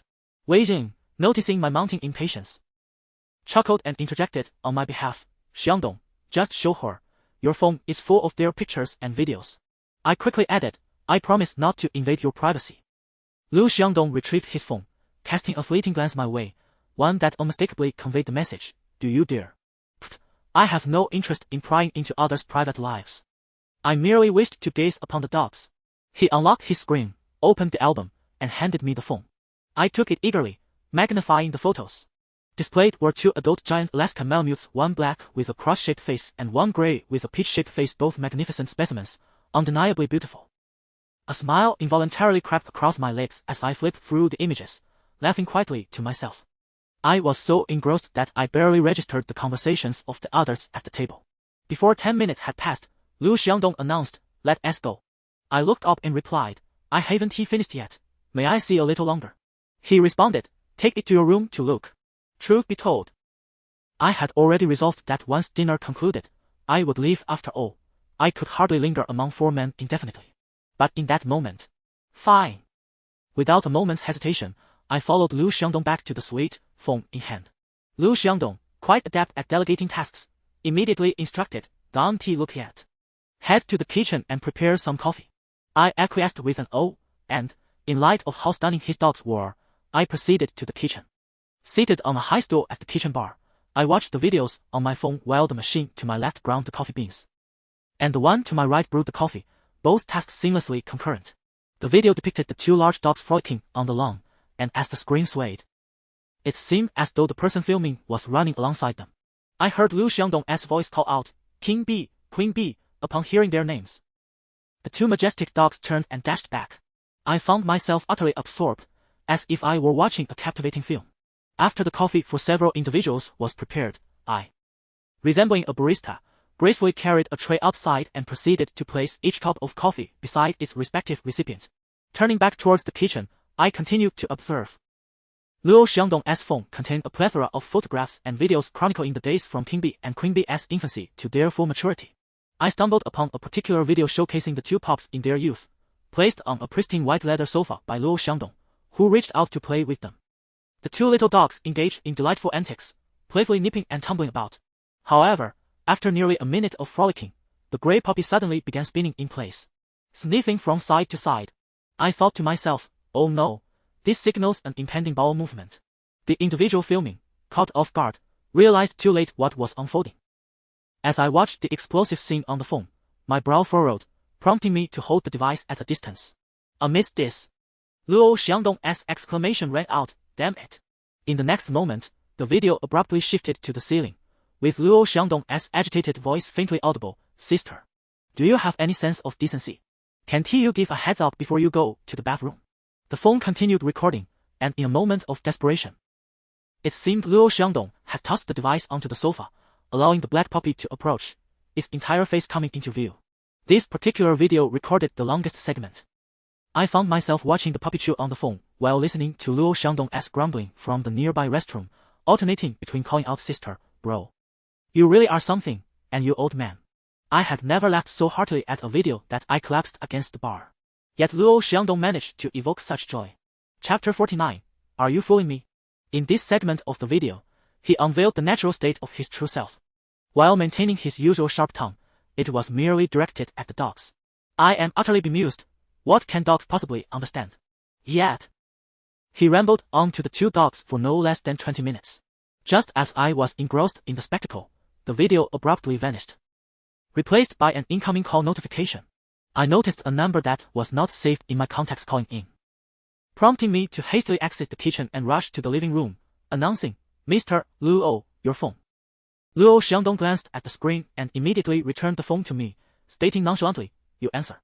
Again, it fell to me to take the call. The phone had been ringing for quite some time, and I dared not delay any further. I swiftly made my way to the restroom and answered. "Hello, good day. I am looking for Luo Xiangdong." The voice on the other end of the line belonged to the woman from the previous call. I quickly responded, "I apologize, Mr. Luo is still." She interrupted, her tone laced with barely concealed fury. "Have him take the call." Instantly, I felt a jolt of fear, uncertain of her identity. I did not wish to offend. With a forced smile, I replied, "Miss, I sincerely apologize, but Mr. Luo is currently in a meeting." "What nonsense are you spouting? Do you even know what time it is? I am right at the gates of Luo Corporation. Do you want me to come up and see for myself whether Luo Xiangdong is indeed in a meeting?" Her sudden outburst startled me, and I inadvertently glanced at my reflection in the restroom mirror, catching a glimpse of my own panicked expression. In that moment, I resembled a mistress receiving a call from the legitimate wife, who was livid on the other end of the line. Luo Xiangdong had only instructed me to take the call to dismiss her, but he had not advised me to offend her. Who knew what kind of relationship she had with Luo Xiangdong? If something went awry between them, I could be caught in an untenable situation. As I contemplated how to respond, the phone screen suddenly went dark. I pressed a button, but it yielded no response. Of course, the battery would die at such a crucial moment. Frustrated, I pushed open the restroom door and stepped out. In the living room, I heard Wei Lian's voice. "Who is this woman, relentlessly calling, night after night?" Luo Xiangdong replied impatiently, "Is that Li Yanshu again?" Had I known she would be such a nuisance, I would have ignored her entirely. Zheng Ziyu chuckled teasingly, "Oh, when you were pursuing her, you certainly did not express such sentiments." Wei Xiong laughed. "He treats every woman like a fleeting curiosity, but how long has it been with Li Yanshu?" Zheng Ziyu pondered for a moment before responding, "Has it been a month?" Wei Xiong replied ambiguously, "I doubt it." Qin Yichuan, who had spoken very little throughout the night, remarked expressionlessly, 23 days. Their first encounter was at the celebration banquet of Huang Yu. Zheng Ziyu exclaimed, "Wow, you remember that?" Luo Xiangdong smiled faintly. "He lives a life of simplicity. Apart from dates, he likely remembers nothing else." Zheng Ziyu suddenly cast a mischievous glance at Luo Xiangdong and remarked with a cryptic smile, "In truth, you are quite similar to him. Yichuan only remembers the date, and you are merely one character short." As I approached the corner of the living room, I distinctly heard Luo Xiangdong exclaim, "Get lost." Momentarily taken aback, I soon realized that Zheng Ziyu was implying that Luo Xiangdong only remembered the word day. Zheng Ziyu burst into laughter, and inadvertently, he noticed me approaching. He greeted, "Xiaoyang, have you finished your call?" With a countenance shrouded in ambiguity, I stepped beside Luo Xiangdong and handed over the phone, whispering, "Manager Luo, the phone has run out of battery." Luo Xiangdong did not even lift an eyelid, merely grunting in acknowledgement. I stood beside him, contemplating, and added, "Miss Li was quite irate on the phone. I mentioned you were in a meeting, and she stated she was already downstairs at the Luo Corporation, ready to come up." I intended to clarify further, but the phone fortuitously died. To my astonishment, the woman on the line turned out to be the newly emerging star, Li Yanshu. Perhaps due to her television performances being dubbed in post-production, I could not discern her voice over the phone. I anticipated that Luo Xiangdong would exhibit some response to this revelation, yet he remained unfazed, continuing his card game. His lips parted slightly as he remarked, "Better that it's dead, it saves the hassle. The coffee is finished, refill it." I grasped the cup beside Luo Xiangdong, preparing to leave when Zhong Ziyu handed me his cup with a cheerful smile, saying, "Xiaoyang, thank you for your hard work." I returned a wry smile, instinctively replying, "It's no trouble." As I made my way toward the kitchen, halfway there, I heard Luo Xiangdong's voice, "Master of deceit, you lie without batting an eyelid." My brow furrowed, pondering how insufferable he truly was. I ground the coffee beans and brewed the coffee, transitioning from clumsiness to proficiency within a single night. Earlier, I could pass the time by viewing photos and videos, but now, with Luo Xiangdong's phone dead, I felt the oppressive weight of time pressing down on me, and weariness began to wash over me. Having prepared countless cups of coffee for them throughout the night, my eyelids grew heavy with fatigue. As the clock ticked past midnight, I could no longer contain myself and addressed Luo Xiangdong. Manager Luo, I truly cannot endure any longer. I have work in the morning, and I would like to leave. Luo Xiangdong replied, I grant you leave. You need not come to work tomorrow. My exhaustion had reached a nauseating peak, and my patience had worn thin. I replied with a glum expression, Manager Luo, I have brewed plenty of coffee. You can help yourselves when it's finished. I nearly said outright that the coffee I made could last them until next week. Yet, Luo Xiangdong nonchalantly stated, It's precisely because I do not wish to lift a finger that I have you here. My brow furrowed immediately. Was it possible he truly regarded me as a servant? I worked at Luo Corporation, but I was a translator, not a maid. Just as my negative emotions surged, Wei Zong looked up at me and smiled, saying, Miss Liang, at this hour, the only way down the mountain is by private car. You cannot return alone. After a brief pause, he continued, If you really must leave, allow me to drive you. Among the group, my impression of Wei Zong was the most favorable, as he emanated an aura of warmth and kindness. His speech was gentle, and his thoughts were meticulous, always imparting a sense of being tenderly cared for, akin to a refreshing spring breeze.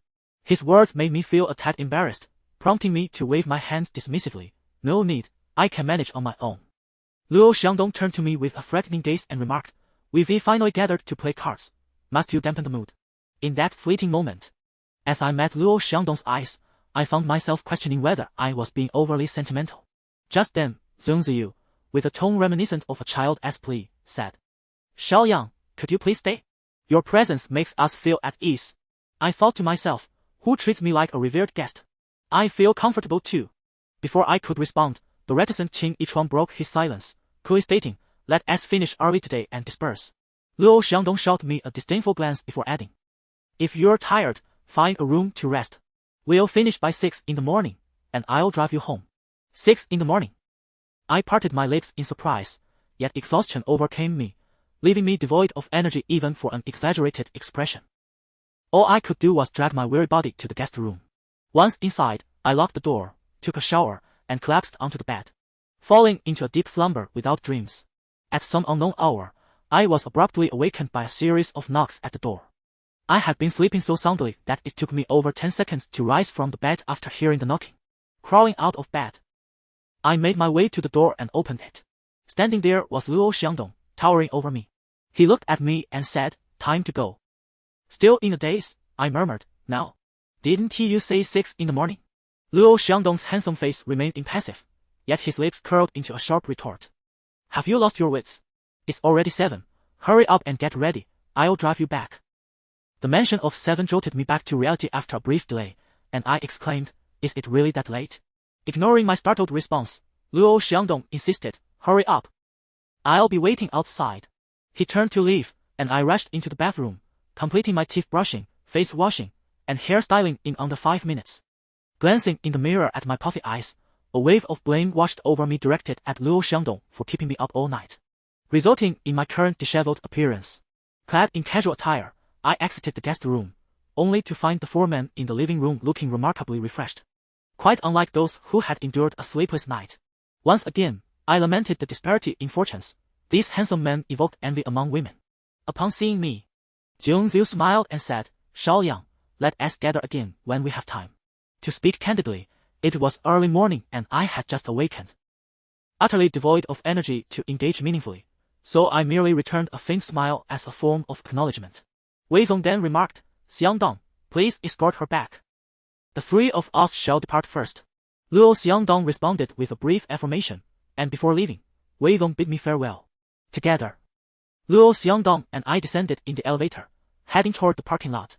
Glancing at the time, I noted it was already 7:20 a.m. The journey from the mountain to the city would take at least 40 minutes, and it was evident that the workday was fast approaching. Luo Xiangdong started the engine and inquired, Where to? Let's head directly to the office, I replied weakly. He did not offer further conversation. We sat in silence within the vehicle. He focused on the road while I turned my gaze to the passing scenery. As we encountered a red light, the car came to a halt. I idly glanced out of the window and caught sight of a flamboyantly dressed woman, one hand gripping her handbag while the other supported herself against a utility pole, bent over and retching. My propensity for motion sickness was exacerbated by this sight, sending my stomach into turmoil. prompting me to quickly divert my gaze and frown. Luo Xiangdong caught a glimpse of my reaction. He turned to me and frowned, saying, "If you're going to be sick, step out quickly. I do not wish for you to vomit in my car." I instinctively retorted, "I won't be sick in your car." Luo Xiangdong, with a look of disdain, remarked, "Last time, it was a near miss." Chapter 50. You owe me a favor last time. A myriad of scenes suddenly flickered through my mind, moments shared with him at the Japanese restaurant, encounters on the road, and experiences within the confines of the car. I was also reminded of that man's shirt lying in my home as trash bin. It was as if a film was playing, images rushing past me.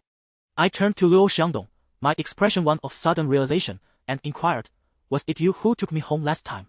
Luo Xiangdong met my wide-eyed gaze, his expression unchanging as he retorted with a question of his own. "What do you think?" I had no recollection. To say I remembered nothing would be false. I simply could not recall the events after he dropped me off at my apartment. Yet, I still had a vague memory of being in his car. It seemed I had not performed a good deed in ages, and upon doing so, I found myself regretting it for an eternity. This was Luo Xiangdong's assessment of me. Or perhaps, of himself. After hearing this, I recalled that shirt tainted by the earlier incident, and a wave of remorse washed over me. With genuine contrition in my eyes, I said, "I apologize, Mr. Luo. I saw that shirt this morning and have been wanting to apologize, but I never found the right moment." A teasing smile graced Luo Xiangdong's handsome face as he asked, "Is that all you wish to convey?" I paused briefly before hastily responding, "And my gratitude. Thank you for taking me home." He let out a hearty hum, turning his gaze away. As the red light turned green, he resumed driving. "Liang Zijing, you owe me a favor." Just when I thought Luo Xiangdong would say nothing further, he unexpectedly spoke again. At these words, a shiver ran down my spine. Reminding me of his earlier declaration at the hot spring resort, I preferred to take my time with the knife. It seemed he intended to slowly torment me after placing me in the Luo Corporation. The car drove into the underground parking lot of Luo Corporation. And I glanced at the time on my phone. It was just past 8. I unbuckled my seatbelt and said, "Mr. Luo, thank you. I will clean that shirt and return it to you." Luo Xiangdong did not pursue the topic of the shirt. Instead, he stated, "Liang Zijing, do not accompany clients like that again." At his words, I froze momentarily. Yet, he maintained his impassive demeanor and continued, "I'll arrange for someone to speak with your department head, or if you wish to be directly promoted upstairs, that can be arranged as well." Panic surged within me. And I quickly replied, "No need, Mr. Luo. I majored in languages in college and only wish to focus on my work in the translation department." Luo Xiangdong, observing my distress, replied nonchalantly, "Suit yourself. Just ensure I do not catch you dressed that way with clients again." I instinctively began to explain, that was an accident. But he swiftly interjected, "Then let us prevent such accidents from occurring." His tone was assertive, yet inexplicably, I felt no aversion. Rather, a surge of emotion coursed through me. My nervousness and urgency flushed my cheeks, betraying my inner turmoil. Fearing he might discern my unease, I quickly stated, "Understood. I shall take my leave now." Luo Xiangdong remained silent as I unfastened my seatbelt and alighted from the vehicle. I nodded at him briefly before hastening towards the elevator. My feet barely touched the ground until I stepped inside the elevator, where I exhaled deeply in relief. Although I had only experienced love once, I was not oblivious to the dynamics between men and women. One could even say I was quite perceptive. Luo Xiangdong's incessant remarks could only indicate an interest in me. Or perhaps he was simply adept at ambiguity, provoking a sense of intrigue in women. I could not fathom why Luo Xiangdong viewed me with such distinct regard. Was it merely because I dared to utter that he was an animal thinking with his lower body? If that were the case, I could only conclude he was rather base. With a heart full of trepidation, I arrived at the translation department, where the bustling workday was in full swing. With over 70% of the staff already present, everyone donned professional attire. At the very least, they paired jeans with high heels for a smart casual look. In stark contrast, I was clad in pure athletic wear, complete with flat shoes, with a golf club in hand. I could have easily passed for someone ready to play a round of golf. Although the Luo Corporation had not explicitly mandated professional attire, it had advised against overly casual clothing. From the lowest-ranking employees to the upper management, everyone was impeccably dressed in tailored suits and exuded professionalism. My outfit was a glaring anomaly amidst the sea of conformity. instantly drawing perplexed glances from those around me. I quickly retreated to my desk, hoping to become invisible and evade the notice of the department head and assistant head. However, due to my restless night, I had scarcely settled in before drowsiness enveloped me.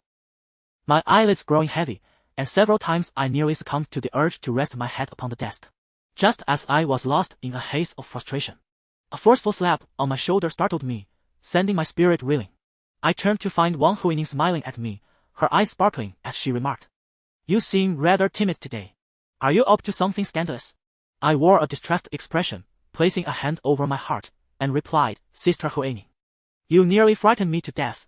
If I were indeed guilty of something, that would be one thing, but to be frightened despite my innocence, how unjust is that?" Wang Huining, with her impeccably applied makeup and fluttering eyelashes, was about to respond when her gaze shifted to my attire, and she raised an eyebrow, inquiring, "Did you not return home last night?" Feeling as if I had been caught in a lie, my expression shifted instantly as I awkwardly asked, "How could you tell?" Wang Huining scrutinized me from head to toe before confidently asserting, "You're in athletic wear, with flat shoes, and I see traces of light green. You must have spent the night at the golf course, right?" Though phrased as a question, her tone bore the certainty of a statement. I widened my eyes in admiration and exclaimed, "Sister Huining, how about I call you Sherlock Huining from now on? You're remarkable." Wang Huining laughed and retorted, "Oh, go away." I hold a genuine admiration for Wang Huining, who often sports contact lenses, her vision sharp and clear, akin to that of a mythical seer. As I pondered this, she scrutinized my face once more before mysteriously gliding her chair towards me. In a hushed tone, she inquired, "Zijing, weren't you accompanying a client yesterday?" With an air of nonchalance, I replied, "Indeed. But yesterday, you." Wang Huining's expression shifted to one of hesitation, and it took me a few moments to grasp her insinuation. With a look of exasperation, I retorted, "Sister Huining, where are your thoughts wandering? Am I truly to sacrifice myself for 5 Japanese clients?" In a low voice, she responded, "Then why are your eyes swollen? You didn't return home all night? Did they mistreat you? If so, you must tell me. We cannot allow ourselves to be bullied." Before I could respond, she continued in a rapid-fire manner, "It is not worth sacrificing oneself for a client, yet I have seen many who have compromised themselves to remain at Luoshi. Let us not even discuss it. The key point is that if the other party were somewhat handsome, it would be a different story. Just the thought of Japanese clients makes me." Seizing the moment before she could elaborate further, I swiftly placed my hand on her arm and interjected, "Sister Huining, listen to me. I swear by the lamps, I truly did not engage in anything with those Japanese clients." As I spoke, I raised 3 fingers for emphasis. Wang Huining regarded me with a mix of skepticism and curiosity, arching her brow. "Are you certain?" I nodded affirmatively. "I am certain." With a sigh of relief, she said, "You startled me. I thought you had suffered some indignity." I found myself both amused and exasperated. Her antics had dispelled my drowsiness.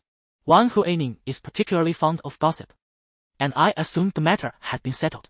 Yet, moments later, she leaned closer, her eyes sparkling with intrigue, and asked, "Zijing, if you weren't with the clients, then who were you with last night?" I found myself momentarily speechless, the image of Luo Xiangdong surfacing in my mind. If I confessed that I had spent the night playing cards with him, would she believe me? With a swift roll of my eyes, I quickly smiled and replied, "I was with a few friends, engaged in an all-night mahjong session." Wang Huining remained unconvinced, frowning as she remarked, "With client matters unresolved, how could you afford such leisure to play mahjong all night?"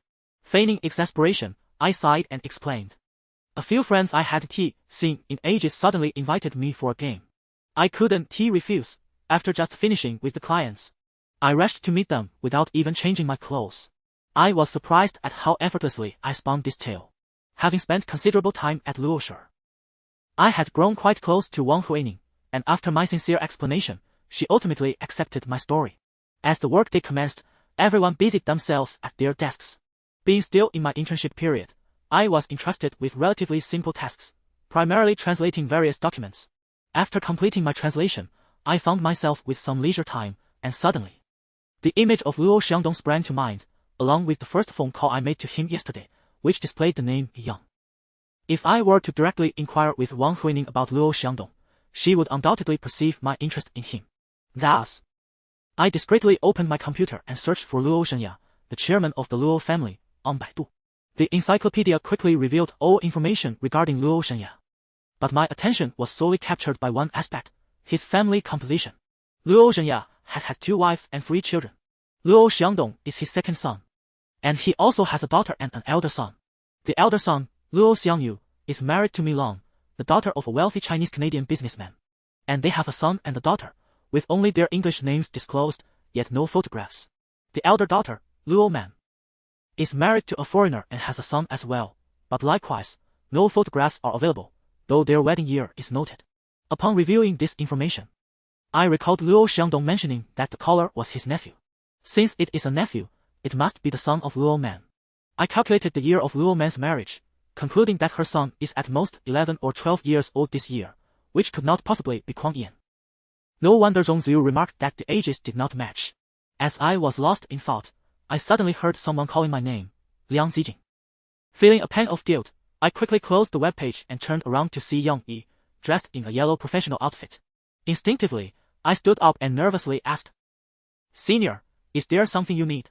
In contrast to her previous anger, today Yang Yi greeted me with an unexpected smile and even patted my shoulder, saying, "Liang Zijing, you have some skills." The sudden compliment took me by surprise, leaving me bewildered, as if I were a monk unable to comprehend.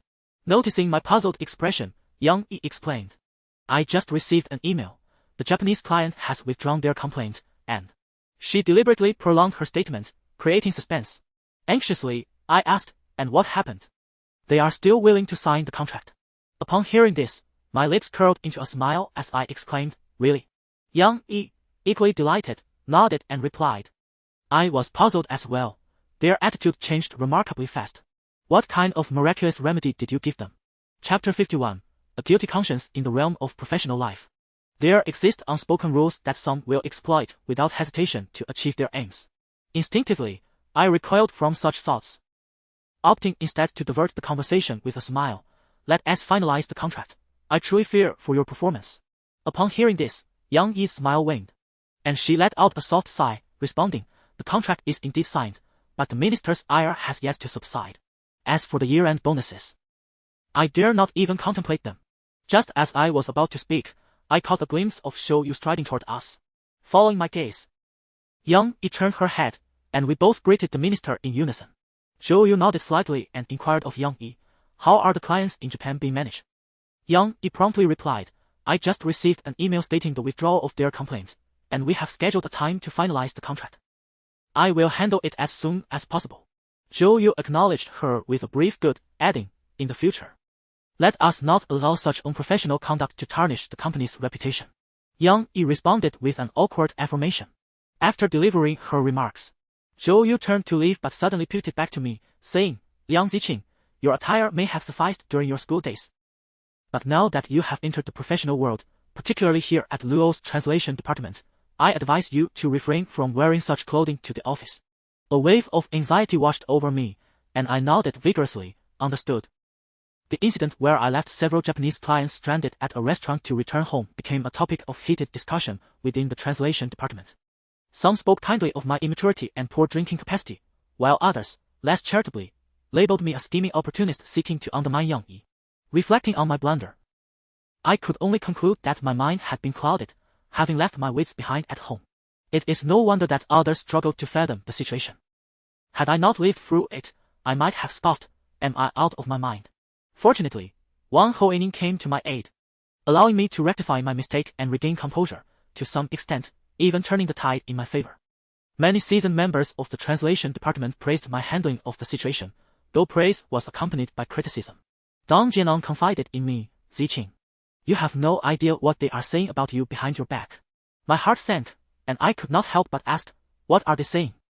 Dong Jianong frowned and replied, "The day after you accompanied the Japanese clients, you came to work in sportswear, looking disheveled. And they are claiming you didn't return home that night, but rather spent it with the Japanese clients." By the time Dong Jianong reached this point, I had already begun to suspect, yet hearing it confirmed ignited a spark of anger within me. As an outsider, Dong Jianong expressed her indignation, repeatedly defending me. "What are these people thinking? They have received higher education, yet their minds are so twisted." I endeavored to remain calm, but could not help but retort, "We have done nothing wrong, our hearts are clear." Those who spread such rumors likely harbor their own shadows. As Dong Jinan observed my sharp retorts, she realized that I was not preoccupied with any significant troubles. Patting my shoulder, she remarked with resignation, I've long heard that the workplace is akin to a battlefield. These rumors are like invisible bullets, sometimes unavoidable, leaving us with no choice but to endure. I smiled faintly and replied, it's all right. One can grow accustomed to being pierced by 1,000 arrows. A few days later, due to the successful signing with our Japanese clients, all the expenses I had previously incurred on their behalf were duly reimbursed. Thus, the first crisis I faced after joining the company was resolved. To celebrate this opportunity to repay my debts, I decided to treat Kuang Yan, Su Lu, and Dong Jinan to a meal. Coincidentally, this occasion coincided with my first paycheck. Prior to joining the Luo Corporation, I had only heard whispers of its generous remuneration, but never anticipated that even interns could earn such a considerable sum. With newfound funds, I promptly reserved a table at a renowned restaurant in the city, where the average expenditure exceeds 1,000. Though this would consume more than half of my salary, I resolutely endured it for the sake of a splendid beginning. On Friday evening, after work, I accompanied Dong Jinan to the dining establishment. Upon providing our names at the front desk, the staff led us to our prearranged table. A waiter approached, offering us 2 glasses of water and inquired whether we were ready to order. I smiled and responded, not yet, we are still waiting for friends. The waiter politely acknowledged my response and departed. Dong Jinan took a sip of her water and quietly remarked, the water here is sweet. I glanced across the table at her and chuckled, you are being westernized, it's just plain water, how can it be better here than anywhere else? With a serious expression, Dong Jinan insisted, try it for yourself. I lifted the sturdy crystal glass and took a sip. Perhaps influenced by her words, I indeed detected a hint of sweetness. Noticing my silence, Dong Jinan's eyes widened as she exclaimed, see? I told you, it really is sweet. As we awaited Kuang Yan and Su Lu, Dong Jinan and I engaged in light banter. Before long, she suddenly focused her gaze behind me, her expression one of mild surprise. Assuming it was Kuang Yan and Su Lu arriving, I turned to look, only to spot Kitty Kylie, clad in a form-fitting dress and sporting oversized sunglasses. Not far from the entrance, Dong Jinan remarked, look, it's the president's assistant. Should we go over and say hello? When I first joined Luo Corporation, it was Kitty who personally escorted me to my apartment. She had taken good care of me, though we had not interacted much since then. I felt a sense of gratitude and wished to greet her.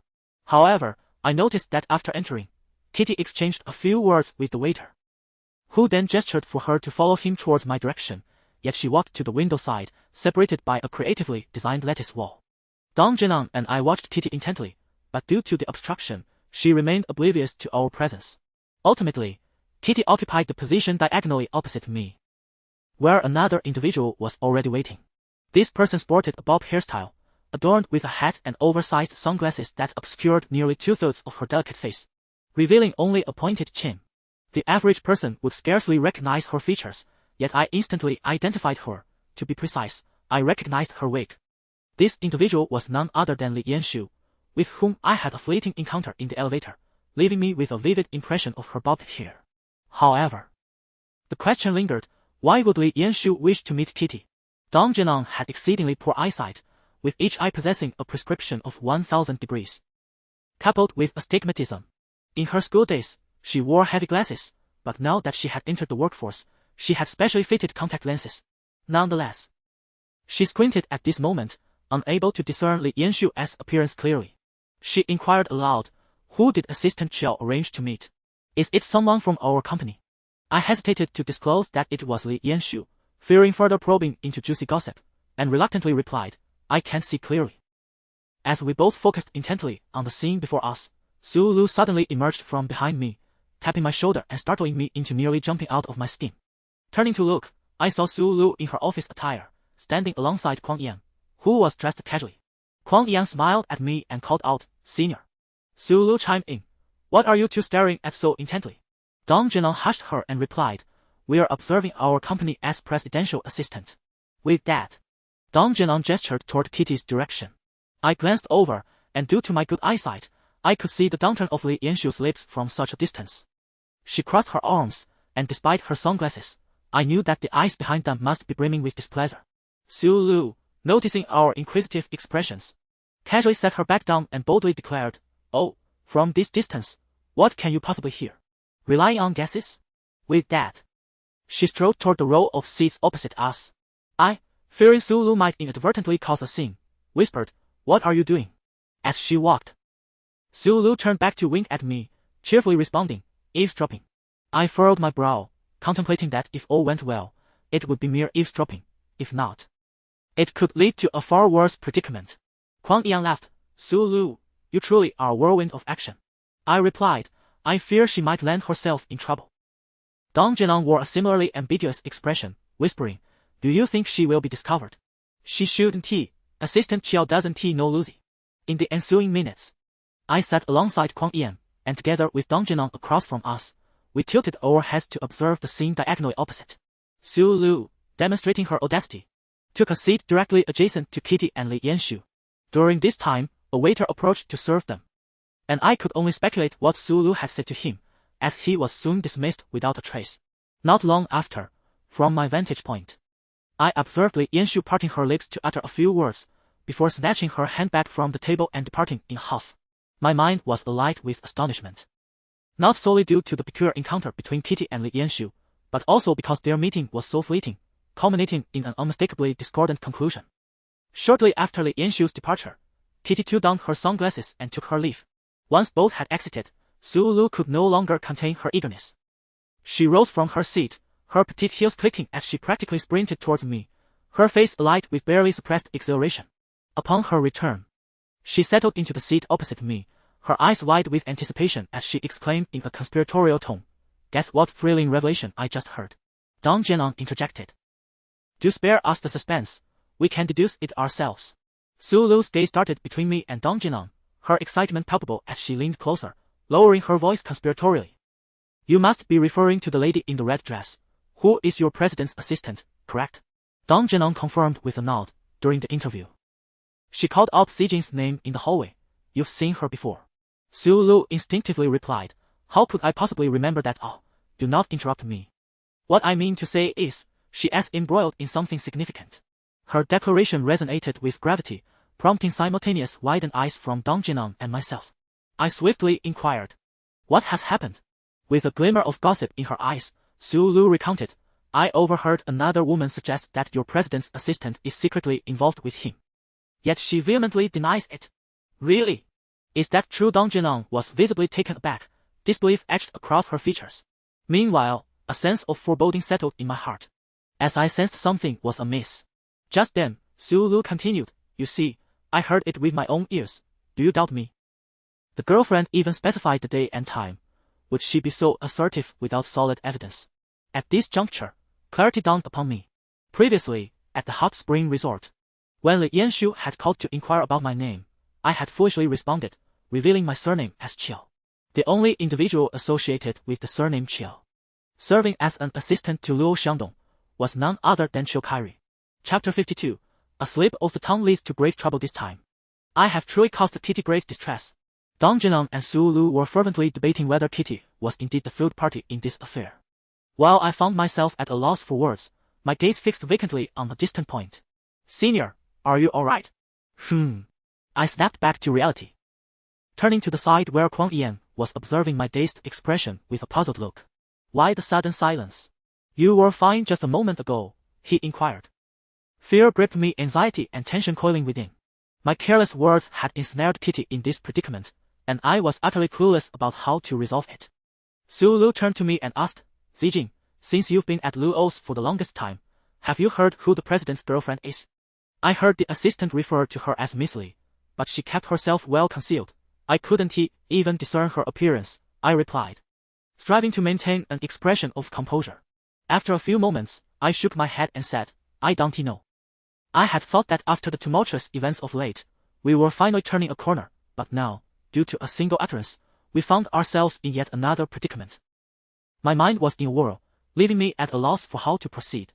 This meal, it seemed, was destined to be devoid of flavor. I dared not let the others perceive my unease, so I made every effort to appear unaffected. Once the meal concluded and I returned home, I sat down to ponder the situation carefully. At first, I contemplated reaching out to Kitty immediately to clarify the misunderstanding. However, The thought struck me. What if Kitty turned the tables and questioned why I was involved with Luo Xiangdong, even mentioning her name? I feared that such matters could be misinterpreted. If Kitty mistakenly believed I had an affair with Luo Xiangdong and used her as a shield, I would be irreparably tarnished. After much deliberation, I concluded that the person who tied the knot must also be the one to untie it. No amount of explanation would suffice at this juncture. The most pressing task was to seek out Luo Xiangdong and have him speak with Li Yanshu. That seemed the most reliable course of action. I ascended the stairs, opened my wardrobe, and retrieved the deep blue men's shirt. I had collected it from the dry cleaners several days ago, intending to return it to Luo Xiangdong. But as a mere intern at Luo's, opportunities to meet the top boss were scarce, so I had postponed it. In hindsight, meeting Luo Xiangdong was indeed an urgent matter. The following morning, I reported to work at Luo's, waiting until nearly 8:30 for everyone to arrive. I then approached Wang Huining, leaning in to whisper, "Sister Huining, could you keep an eye on things for me? I need to step out for a moment. If the department head or deputy head asks, just say I went to the restroom." Noticing my secretive demeanor, Wang Huining lowered her voice and asked, "It's just the start of the workday. What could you possibly need to do now?" I picked up the black shopping bag resting on my desk and replied softly, "A friend left something with me and is in a hurry to retrieve it, so I'm going downstairs to deliver it. I'll be back as soon as possible." Wang Huining, ever the stalwart friend, replied with conviction, "All right, you hurry along. If anything arises, I shall bear the burden for you." I acknowledged with a nod and rose from my seat. Wang Huining then cautioned, "Take your phone. For significant matters, a call is essential." Heeding her advice, I retraced my steps to my desk, retrieved my phone, and finally made my way out. Departing from the translation department, I took the elevator down to the underground parking area. Having spent over a month at the Luo company, I had begun to familiarize myself with the environment. In the entire establishment, with the exception of Luo Xiangdong, every employee adhered strictly to an 8:30 a.m. start time, with no allowances for tardiness or early departures unless previously sanctioned. Luo Xiangdong, however, was a law unto himself, arriving at his discretion sometimes in the morning, other times in the afternoon, leaving as he pleased without so much as a word to anyone. On the day he had brought me to work, I had noted the exclusive parking area where his vehicle was stationed. Emerging from the parking garage elevator, I navigated to the spot where he had parked that day. As I suspected, the space was utterly vacant. Luo Xiangdong had yet to arrive. I awaited him with a sense of hopeful anticipation, convinced that he would not grace the office with his presence before the appointed hour. Lacking his contact information and unable to ascend the building to wait for him, this solitary parking space was my only chance to encounter him. Clad in a cream-colored casual shirt, paired with high-waisted black jeans and petite black heels, I stood before the parking spot, my gaze fixed in eager expectation. An hour passed in this manner, during which I repeatedly illuminated my phone to check the time. It was now past 9:40, and still no sign of Luo Xiangdong. Anxiety gnawed at me. I feared that something might transpire in the translation department. Though Wang Huining had not called, I felt a pang of guilt. What if they discovered my absence from the office, my little diversion here? I could be summoned to the office by Zhou Yu for a talking to at any moment. In the 2 decades preceding my tenure at the Luo company, I had never donned high heels. Now, having stood in the parking lot for over an hour, my feet were swollen and aching. Just as I was about to concede defeat and return with my bag in hand, a white sports car suddenly appeared on the horizon. Luo Xiangdong drove a red Ferrari. A detail etched in my memory, so I did not immediately associate this new arrival with him. The white vehicle whizzed past me like a gust of wind, coming to a stop in Luo Xiangdong's reserved space. A moment later, the driver's side door opened, revealing Luo Xiangdong, clad in a Da Vinci summer black and white striped shirt. As he stepped out of the car, turning towards me, his handsome visage bore a hint of surprise as he inquired, "What are you doing here?" My legs felt stiff as I approached him, extending the black shopping bag in my hand. "Mr. Luo," I replied, "the shirt has been washed and pressed." He hesitated to take it, casting a casual glance before responding, "What shirt?" I exclaimed, "The one you left at my place after I drove you home that night." Luo Xiangdong still did not answer. He fixed his gaze upon me and inquired, "You are waiting here for me merely to return my shirt?" I had been struggling to find the right words, but with his question, I seized the opportunity to respond, "There are other matters at hand." A flicker of expectation swiftly crossed the depths of Luo Xiangdong's striking black eyes. The corners of his lips curled into a subtle arc. His expression laced with a hint of mischief, as he remarked, "I knew you would seek me out again. Are you hoping for a promotion? Or is there something else you require from me? I endeavored to disregard the barely perceptible mockery in his gaze and maintained a calm demeanor as I replied. There is indeed something I need your assistance with, however. I paused briefly, casting a glance around, and continued, could we discuss it elsewhere? It's a bit inconvenient here. While this was indeed an area designated for Luo Xiangdong's parking, it was still a public space. And I feared that our conversation might be overheard. The topic I intended to broach would inevitably touch upon his privacy, hence my considerate suggestion. Yet, it was evident that Luo Xiangdong's thoughts diverged from mine. Upon hearing my words, his smile broadened, and with a knowing look, he said, get in the car. He reopened the car door and took his place in the driver's seat, while I navigated to the passenger side. Once we were alone in the vehicle, Luo Xiangdong lounged lazily against the leather seat, turned his head to me, and asked, so, what brings you here? Given his earlier sardonic glance, it seemed he anticipated my every word, which irked me. Thus, I opted for a direct approach and stated, Mr. Luo. Last time you asked me to answer your call and deal with the person on the line, she inquired about my identity. I casually mentioned my surname was Chill, which led Miss Lee to mistakenly believe that the person with you at the hot spring resort that day was Assistant Chill. Yesterday, I inadvertently discovered that Miss Lee arranged a meeting with Assistant Chill, appearing quite displeased. I suspect she has misunderstood. So I hope you can clarify matters with her to prevent any further misconceptions regarding Assistant Chill. Upon hearing this, Luo Xiangdong maintained a stoic expression and asked, you sought me out solely for this matter? I met his gaze with composure, pondering internally, what else could it be? However, I answered truthfully, yes. A glimmer of surprise flickered in Luo Xiangdong's eyes, quickly replaced by a gentle smile as he said, I expected something of greater significance. Was this not significant? I scrutinized Luo Xiangdong's demeanor, convinced he was not feigning. After a few seconds, he turned to me and inquired, have you discussed this with Kitty? I shook my head and replied, no. Considering it pertains to your privacy, I have not mentioned it to anyone else.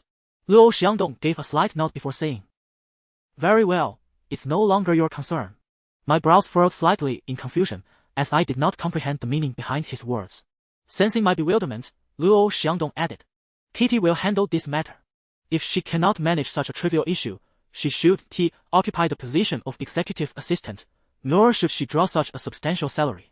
At his words, the understanding dawned upon me instantly. As the lips parted, I spoke, Mr. Luo, if there is nothing else, I shall return to my work. Luo Xiangdong turned his head to regard me and inquired, what about you? Is there no personal matter I can assist you with? My first thought was, look. He is teasing me again. I felt my heart race, blood rushing to my face, a sign of my undeniable fluster. Before the blush could fully manifest, I hurriedly replied, no, thank you for your concern, Mr. Luo. Perhaps sensing my anxiety, Luo Xiangdong calmly said, then you may go back. I nodded, opened the car door, and stepped out. Upon exiting, I realized I was still holding a shopping bag, so I placed it on the passenger seat, offered a polite nod to Luo Xiangdong, and swiftly turned to leave. I hurried along, disregarding the discomfort in my feet, and took the elevator back to the translation department, returning discreetly to my seat.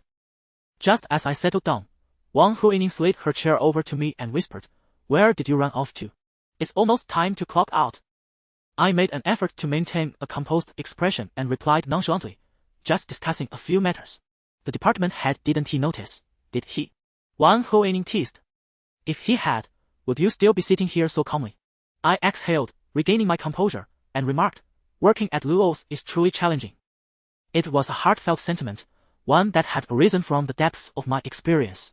Since joining Luo's, it had been a relentless series of challenges. Akin to leveling up in a game, and after just over a month, I felt utterly exhausted, as if I had been navigating the professional world for many years. Wang Huining placed a comforting hand on my shoulder, saying, stop lamenting, let me share something uplifting with you. Despite my fatigue, out of courtesy, I inquired, what is this uplifting news? Wang Huining, brimming with enthusiasm, whispered, the deputy minister's birthday is approaching. I raised an eyebrow. How could that possibly be uplifting? However, her subsequent words clarified my confusion. She explained, every year, on the deputy minister's birthday, he treats everyone in the department to a meal, and on that evening, we are free from overtime due to a personal event. There are even red envelopes distributed, and those lucky enough might draw the equivalent of half a month's salary. Upon hearing about the money, my eyes widened in surprise. Really? Of course it's true. Money can work wonders, far more effective than any stimulant, I thought, instantly revitalized. I began to brainstorm with Wang Huining about what gift to present for Man Yuanqing's birthday. Chapter 53. When looks are insufficient. Wealth comes to the rescue. Having completed a month of my internship at the Luo Corporation, I received my first salary. After treating my friends to a meal, I set aside 1,000 yuan to accompany Wang Huining and Dong Jinan for a shopping excursion, where I selected a pair of moderately priced cufflinks for Man Yuanqing. Man Yuanqing places significant emphasis on his appearance. Every aspect of his attire and belongings is meticulously curated and refined. I approached the counter and chose a pair of cufflinks. To which Wang Huining remarked, having worked at Luo for several years, I have always struggled to find the perfect birthday gift for the deputy minister. Yet you, upon your arrival, have selected something so fitting. It seems you will thrive in the translation department.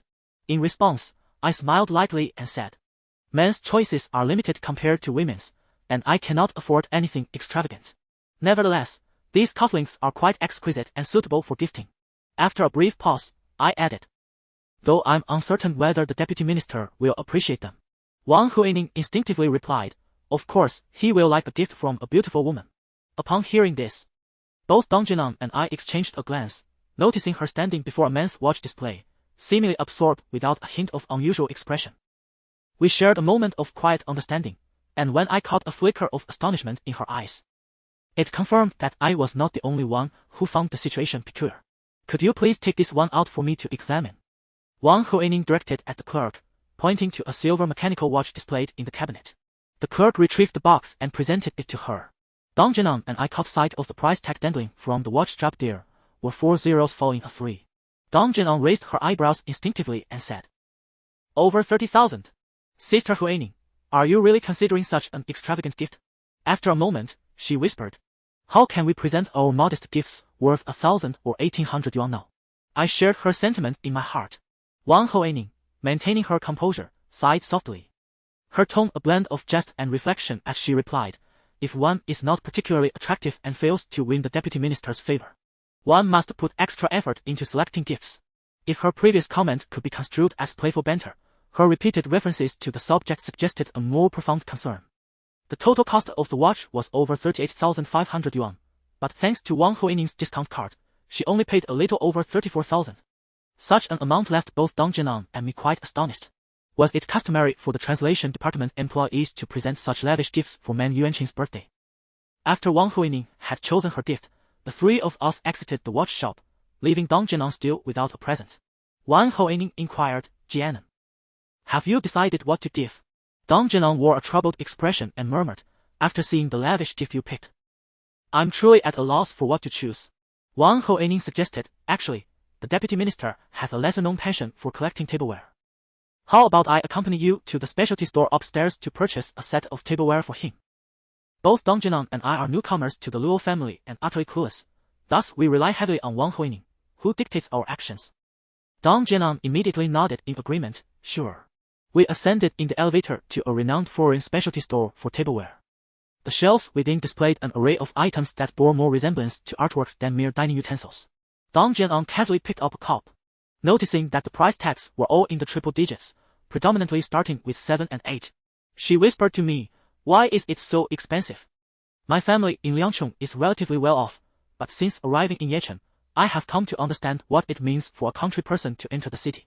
Compared to those more livable smaller towns, Yechen resembles a magnificent palace shrouded in extravagance and materialism, although everyone resides within the palace. Some are noble lords while others are mere servants.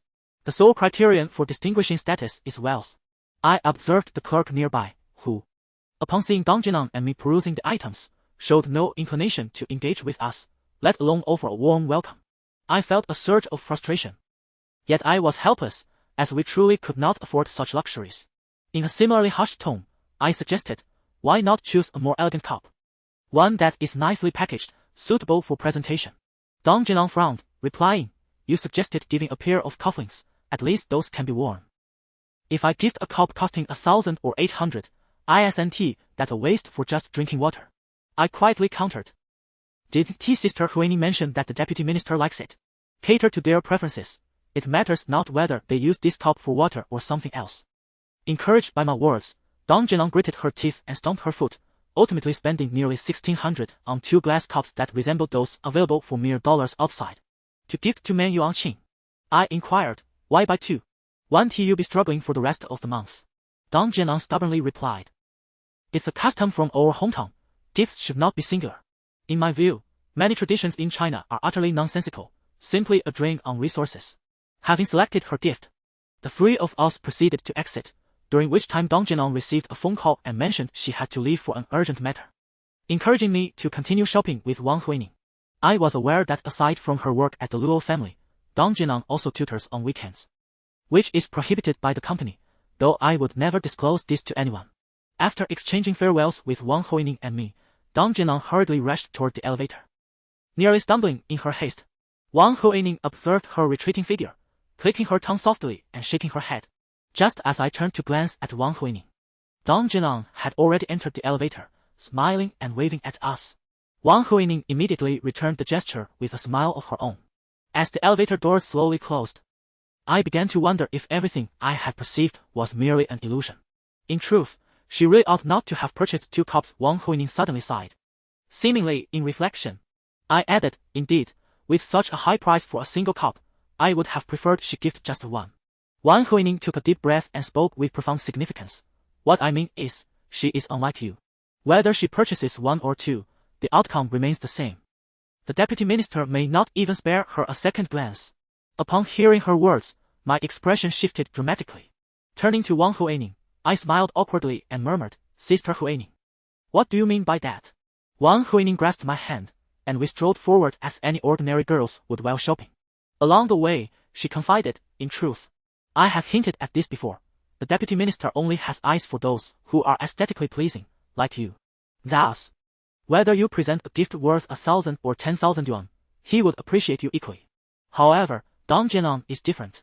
Her appearance is unremarkable, and her professional capabilities are not particularly impressive. In a crowd, I wouldn't even glance her way a second time. Hence, purchasing a few cups is merely a formality. Her words left me feeling increasingly uncomfortable, prompting an involuntary awkwardness to surface. I replied, Sister Huining, you are being overly dramatic. Wang Huining turned to me with a serious expression and said, Do I seem like I'm joking? She continued, Zijing, I don't know why, but I feel a special connection with you, which makes me willing to share everything. When Dong Jinang was around, I hesitated to mention it, but the truth is, beauty is advantageous anywhere. We live in a society that values appearances, and being attractive is inherently appealing. Truth be told, in my eyes, Wang Huining was also of average appearance. Though she had accumulated experience over the years, she was more adept at dressing and concealing flaws than someone like Dong Jinang, who lacked style. Moreover, she had just purchased a watch worth over 30,000. Now, as she turned to discuss this with me, I couldn't help but ponder whether her remarks were intended for my ears alone. Noticing my silence, Wang Huining glanced at me again, raising an eyebrow and saying, Zijing, don't overthink it. I speak candidly, I say what I think, and I don't consider you an outsider. Thus, I felt free to express the deputy minister's preference for beautiful women. Since joining Luoshi, I had always received care from Wang Huining, and I felt grateful. Consequently, hearing her words, I promptly replied, I understand, Sister Huining. I didn't overthink it, it's just, I hesitated before articulating. I just didn't expect the usually amiable deputy minister to be someone who adjusts his approach based on the individual. Wang Huining laughed, a knowing smile gracing her lips, and remarked, Zijing, you are still young. When I first entered society, I thought the same way. I naively believed that if I worked hard enough, my superiors would eventually promote me. But what is the reality? Her lips curled into a sardonic smile, and after a moment, she continued, Never mind, you're new here at Luoshi, and I don't want to frighten you away. You'll have to navigate your own path gradually. Wang Huining's words inexplicably reminded me of those 5 Japanese clients. My initial endeavor at the Luo company involves navigating the treacherous waters with these 5 wolves in sheep's clothing. In truth, I require no external guidance. Life itself shall impart the most authentic lessons. Suddenly, a chill coursed down my spine, and I shivered, covered in goosebumps. Grasping Wang Huining's hand, I quickly exclaimed with feigned sweetness, Sister Huining, please don't leave me to traverse these stones alone. You are my guiding staff, my beacon of light as I navigate this river. My future at Luo Company relies entirely upon you. Wang Huining's lips curled into a smile at my words. And she replied, all right then, it's rare to encounter someone both beautiful and devoid of ulterior motives. While the translation department at Luo appears serene on the surface, beneath it lies a tumultuous sea. Stick with me, and I assure you, I will not let you capsize in murky waters. I nodded in agreement, declaring, we shall look out for one another. If you ever find yourself in need, I will undoubtedly lend my full support.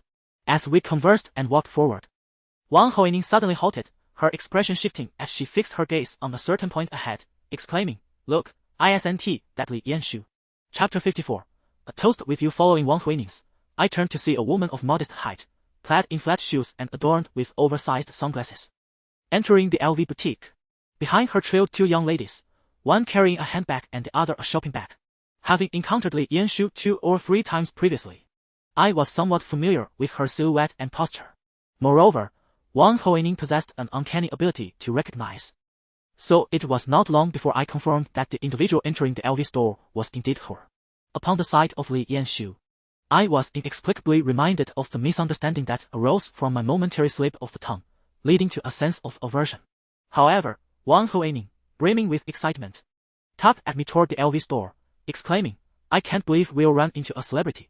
Let's hurry and take a look. Unable to resist Wang Huining's fervor, I found myself drawn to the entrance of the LV store. The staff, noticing our approach, greeted us with a warm smile. Welcome to LV.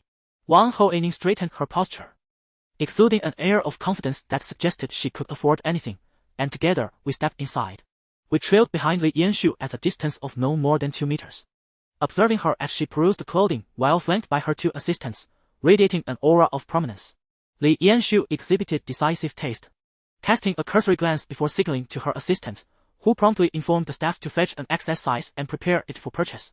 The employees in such a luxury establishment were not ordinary. They recognized Li Yanshu at once, greeting her with a polite smile and suggesting, Miss Li, we have a new collection of bags on the 2nd floor. Would you like to take a look?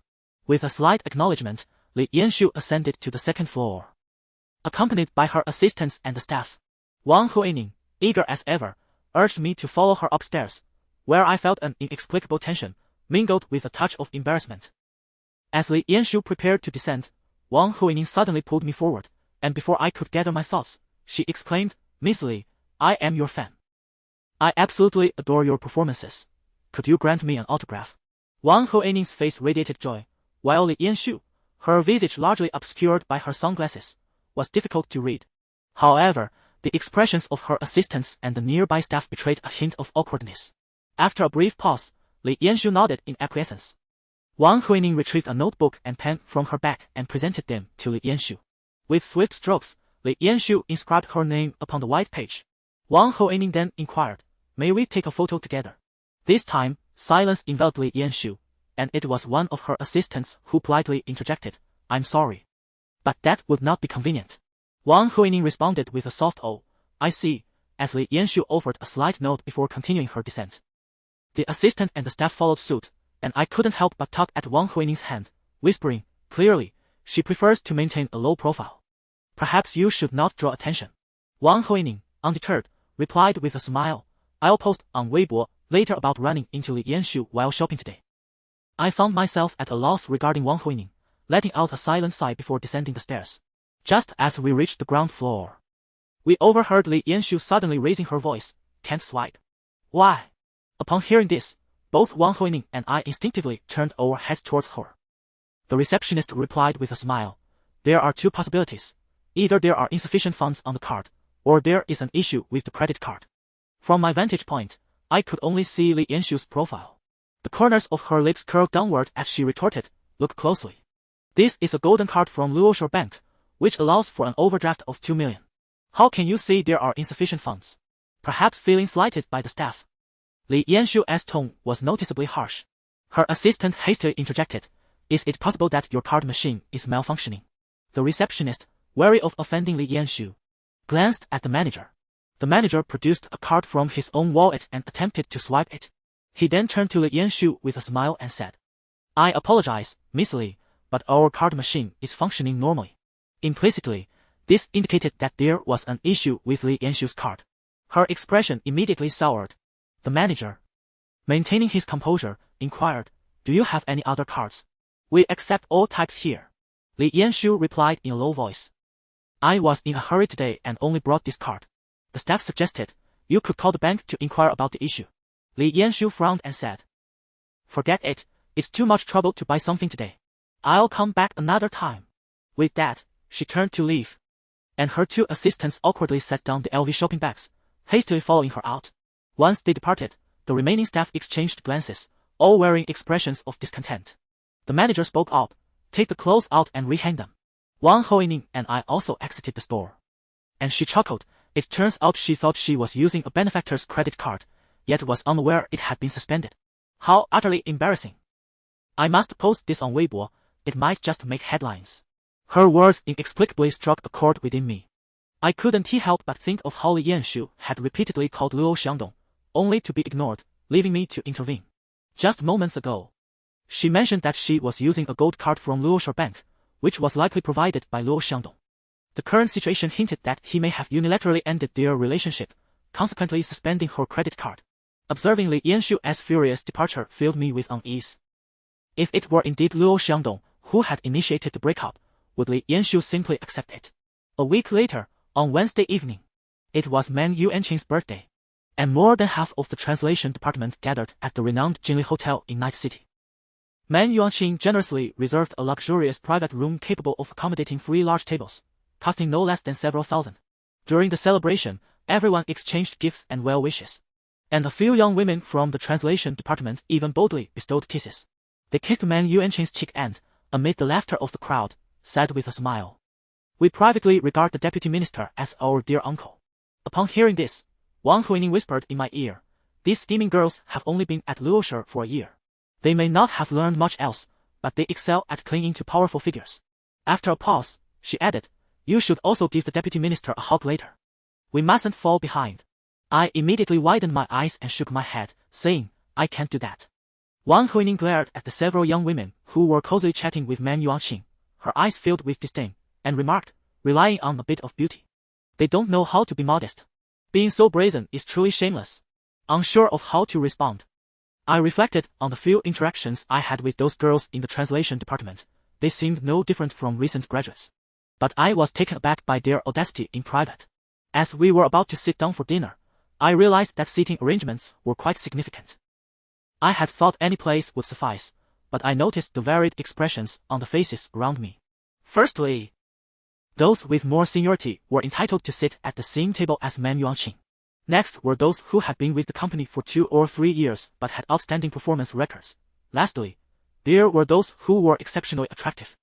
Ever since Wang Huining mentioned that Man Yuanqing favored beautiful young women, I had paid closer attention and observed that he indeed treated the good-looking ones with greater warmth in the office. The large table could accommodate about 20 people, and Man Yuanqing took his seat at the head. Soon, his table was filled.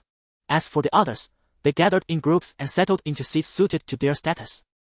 Neither my tenure nor my performance qualified me to sit at Man Yuanqing's table, so I joined Wang Huining and Dong Jinan in finding a spot diagonally across from him. During the meal, everyone raised their glasses in a toast to Man Yuanqing, who would walk around to toast several representatives at each table.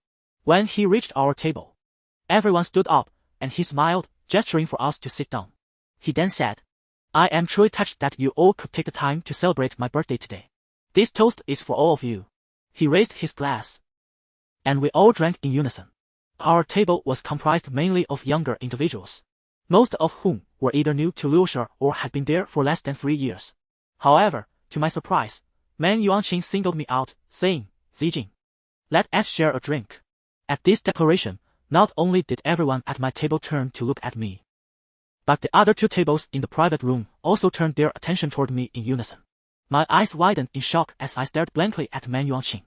He lifted his glass toward me, and, realizing what was happening, I quickly stood up, lifted my own glass, and said, "Deputy Minister, happy birthday, this toast is for you." Man Yuanqing smiled gently and replied, "Zijing, among the newcomers at Luoshi this year, you are the one I hold in the highest regard. Although there were some missteps when you first arrived, you quickly managed to rectify them, earning the admiration of many seasoned members in the translation department. If you continue to perform well, your future holds great promise." As he spoke, He raised a glass in my honor. I hastily reciprocated the gesture, suppressing the astonishment within me, and drank from the cup. Since Man Yuanqing had toasted to me individually, the gazes of others shifted, filled with scrutiny and profound implications. I felt an indescribable sense of trepidation and anxiety. Previously, I had perceived Zhou Yu as stern and Man Yuanqing as gentle.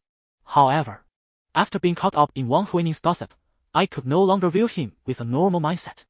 I could only silently pray that Man Yuanqing did not intend to impose any unwelcome advances upon me, as I was not adept in dealing with such harassment from superiors. After dinner, there were additional activities planned, and Man Yuanqing reserved a private room at a nightclub, inviting everyone to join in the revelry. Yet, half of the attendees made various excuses to decline the invitation. Man Yuanqing did not press the matter. Upon closer observation, those who left were either married or in relationships, leaving behind only the young and single. I quietly confided in Wang Huining, Sister Huining, I don't wish to go to the nightclub. Having finally escaped over time, I just want to return home and sleep. Wang Huining linked her arm with mine and replied with a glare, Are you foolish? The deputy director singled you out during dinner. If you leave now, won't that be a slight to him? Do you still wish to remain in the Luo translation department?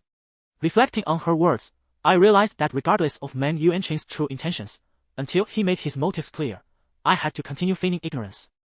Chapter 55, A Lesson in Deception. 20 minutes later, our group convened before the royal court, led by Man Yuanqing as we ventured inside. Ascending to an opulent private room on the upper floor, we settled onto the black leather sofas. Man Yuanqing cheerfully encouraged everyone, don't hold back. Feel free to order whatever you desire to eat or drink.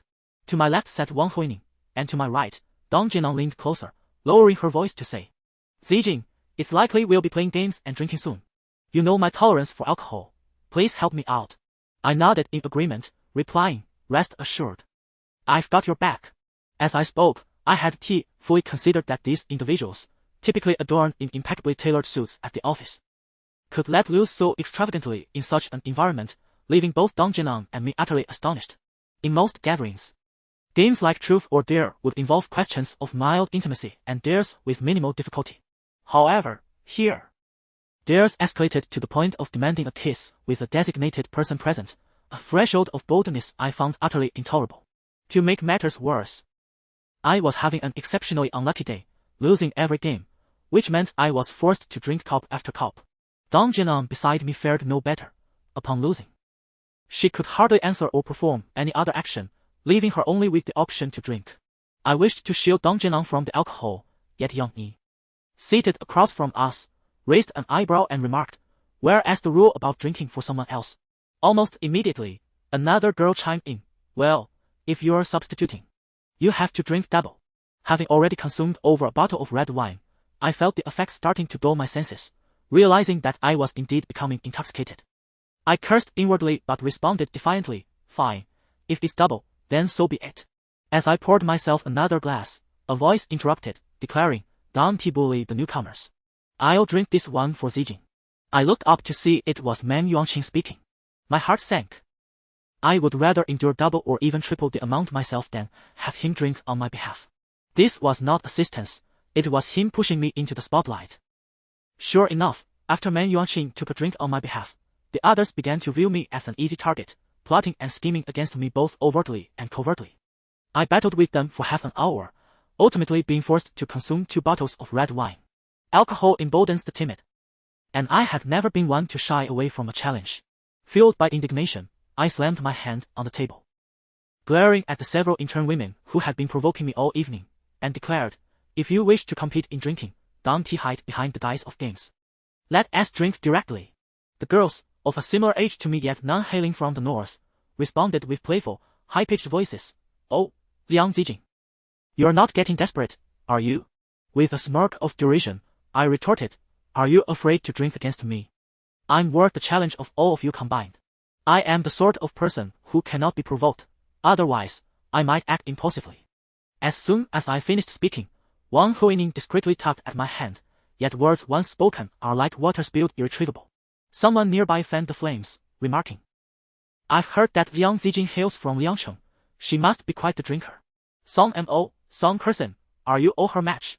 Song Mo, with a glint in her eye, scoffed in response, Does being from the north automatically mean one can drink?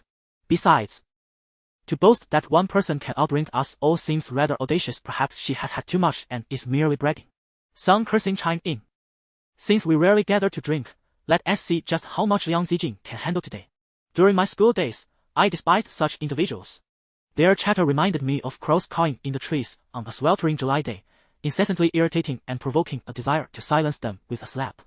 My simmering anger had been aroused, and it appeared that the winds of conflict would not relent. A confrontation was unavoidable. I endeavored to maintain a calm expression, not wishing to create an uncomfortable atmosphere for everyone. With pursed lips, I stated, "Very well, let us proceed. What shall we drink?" Song Mo declared, "I will have beer." Song cursing replied, "Then I shall have white spirits." Another girl added, "Perfect. I'll have red wine. Let Liang Zijing mix it as she pleases." Before I could react, Wang Huining, seated beside me, interjected, "Oh, you are quite the organizer. Why not have you all mix your drinks?" The girl, unable to retort, remained silent, aware that Wang Huining held more seniority in the translation department. Song Mo continued with a smile, "Let us not dictate what to drink. Let Liang Zijing decide for herself." Though irritation bubbled within me, my demeanor remained composed as I replied, "Then I shall have white spirits." Eager onlookers wasted no time. As soon as I mentioned white spirits, 2 bottles of Mao Tai were summoned to the table. In the private room, some sang, others slept, yet most gathered around the sofa, keenly observing as I engaged in a battle of wits and will against the 3 scheming girls. Wang Huining whispered in my ear, "Never concede defeat. Drink them under the table. If you find yourself inebriated, I shall ensure you get home safely." In that critical moment, her words were particularly uplifting. I had previously worried about Dong Jinlang, who was already intoxicated and napping nearby. If I were to drink excessively, how would I return home tonight? Now liberated from such concerns, I felt emboldened, ready to face 3 opponents. After all, what is drinking but a test of courage? My father always said, "The bolder the person, the larger the drink."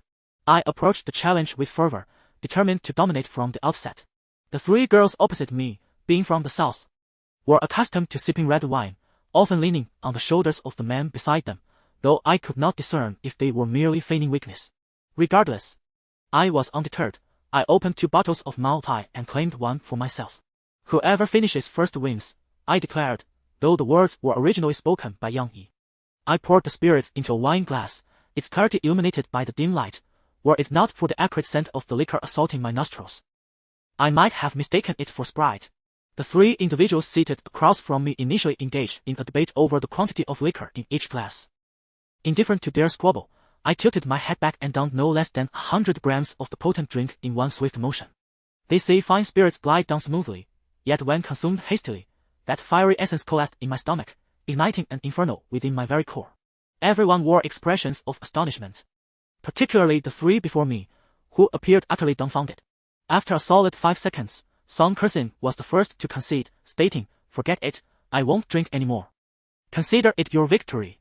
My stomach felt akin to Lozie's furnace, and she dared to suggest abstaining.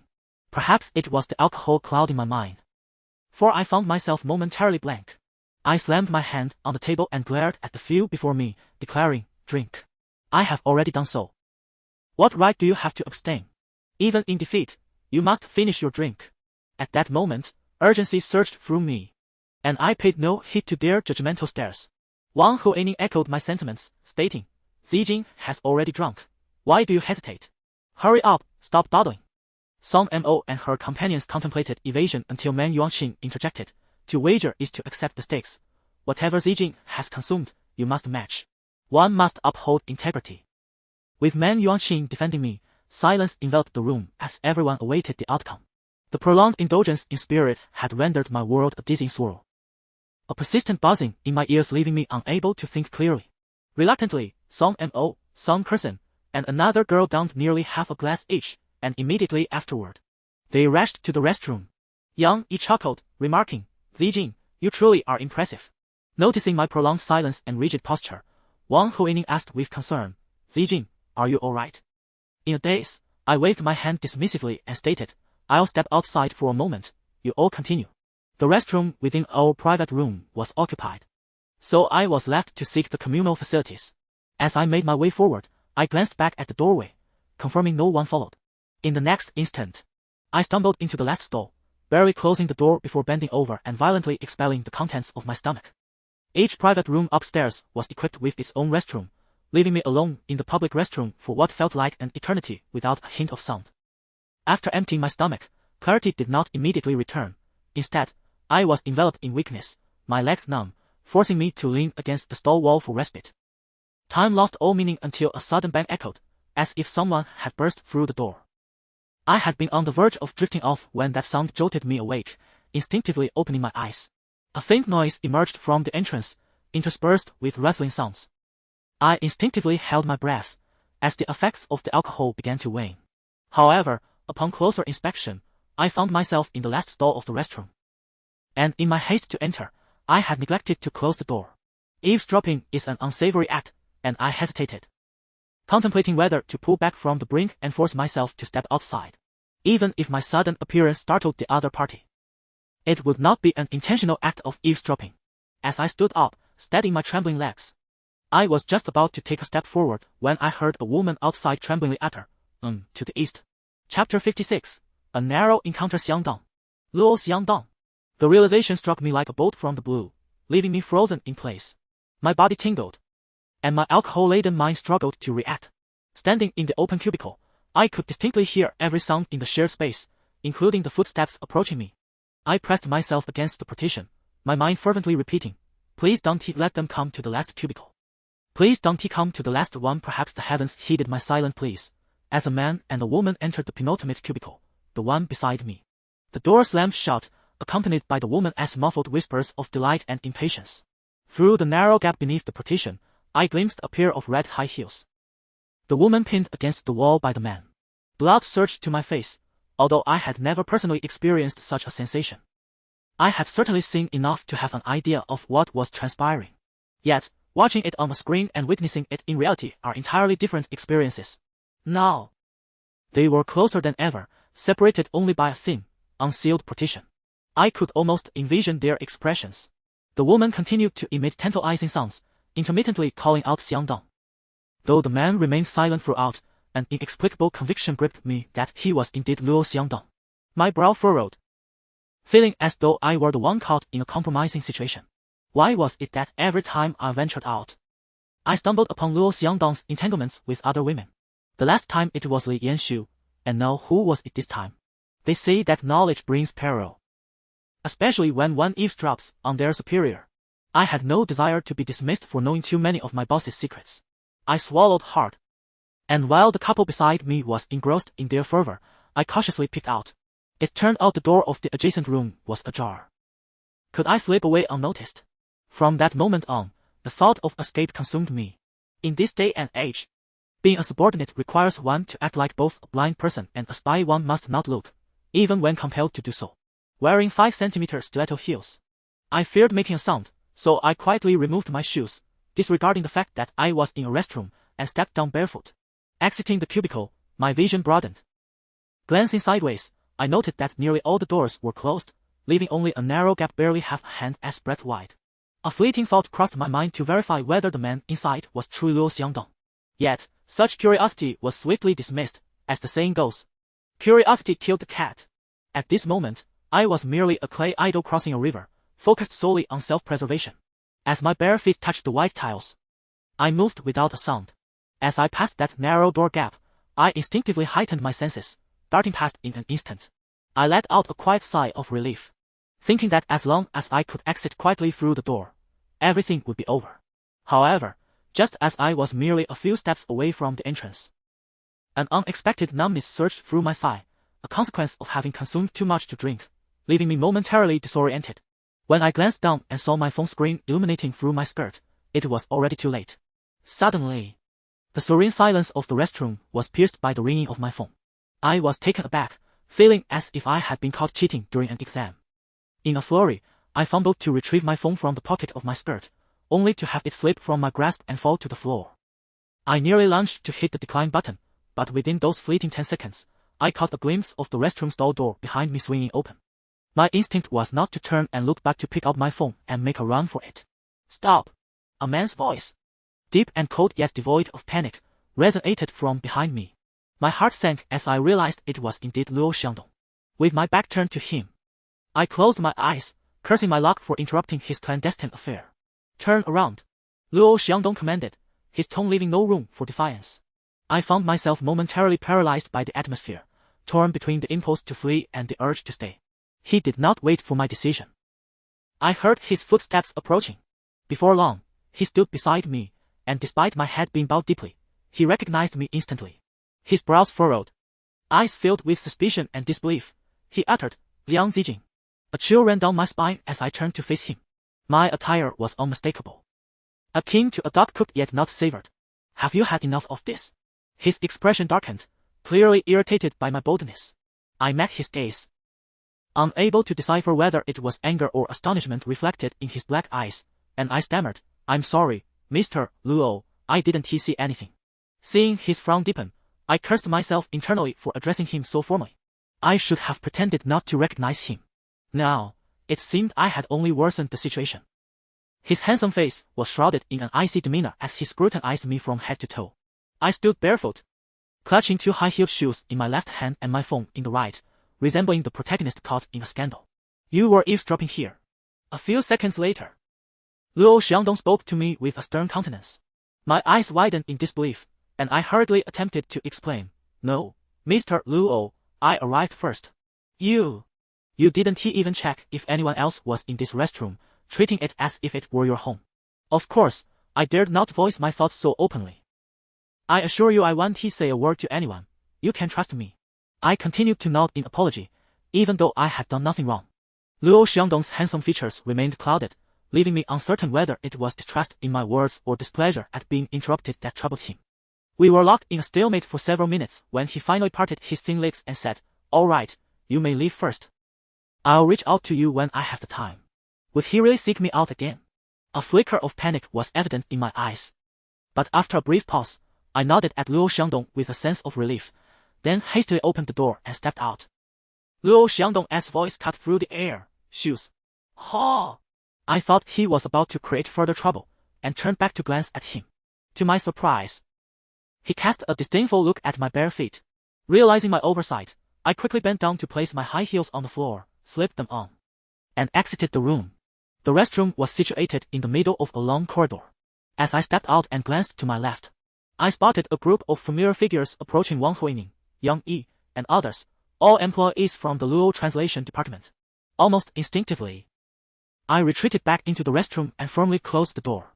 Luo Xiangdong, observing my reaction, lost his patience and frowned. "What are you doing?"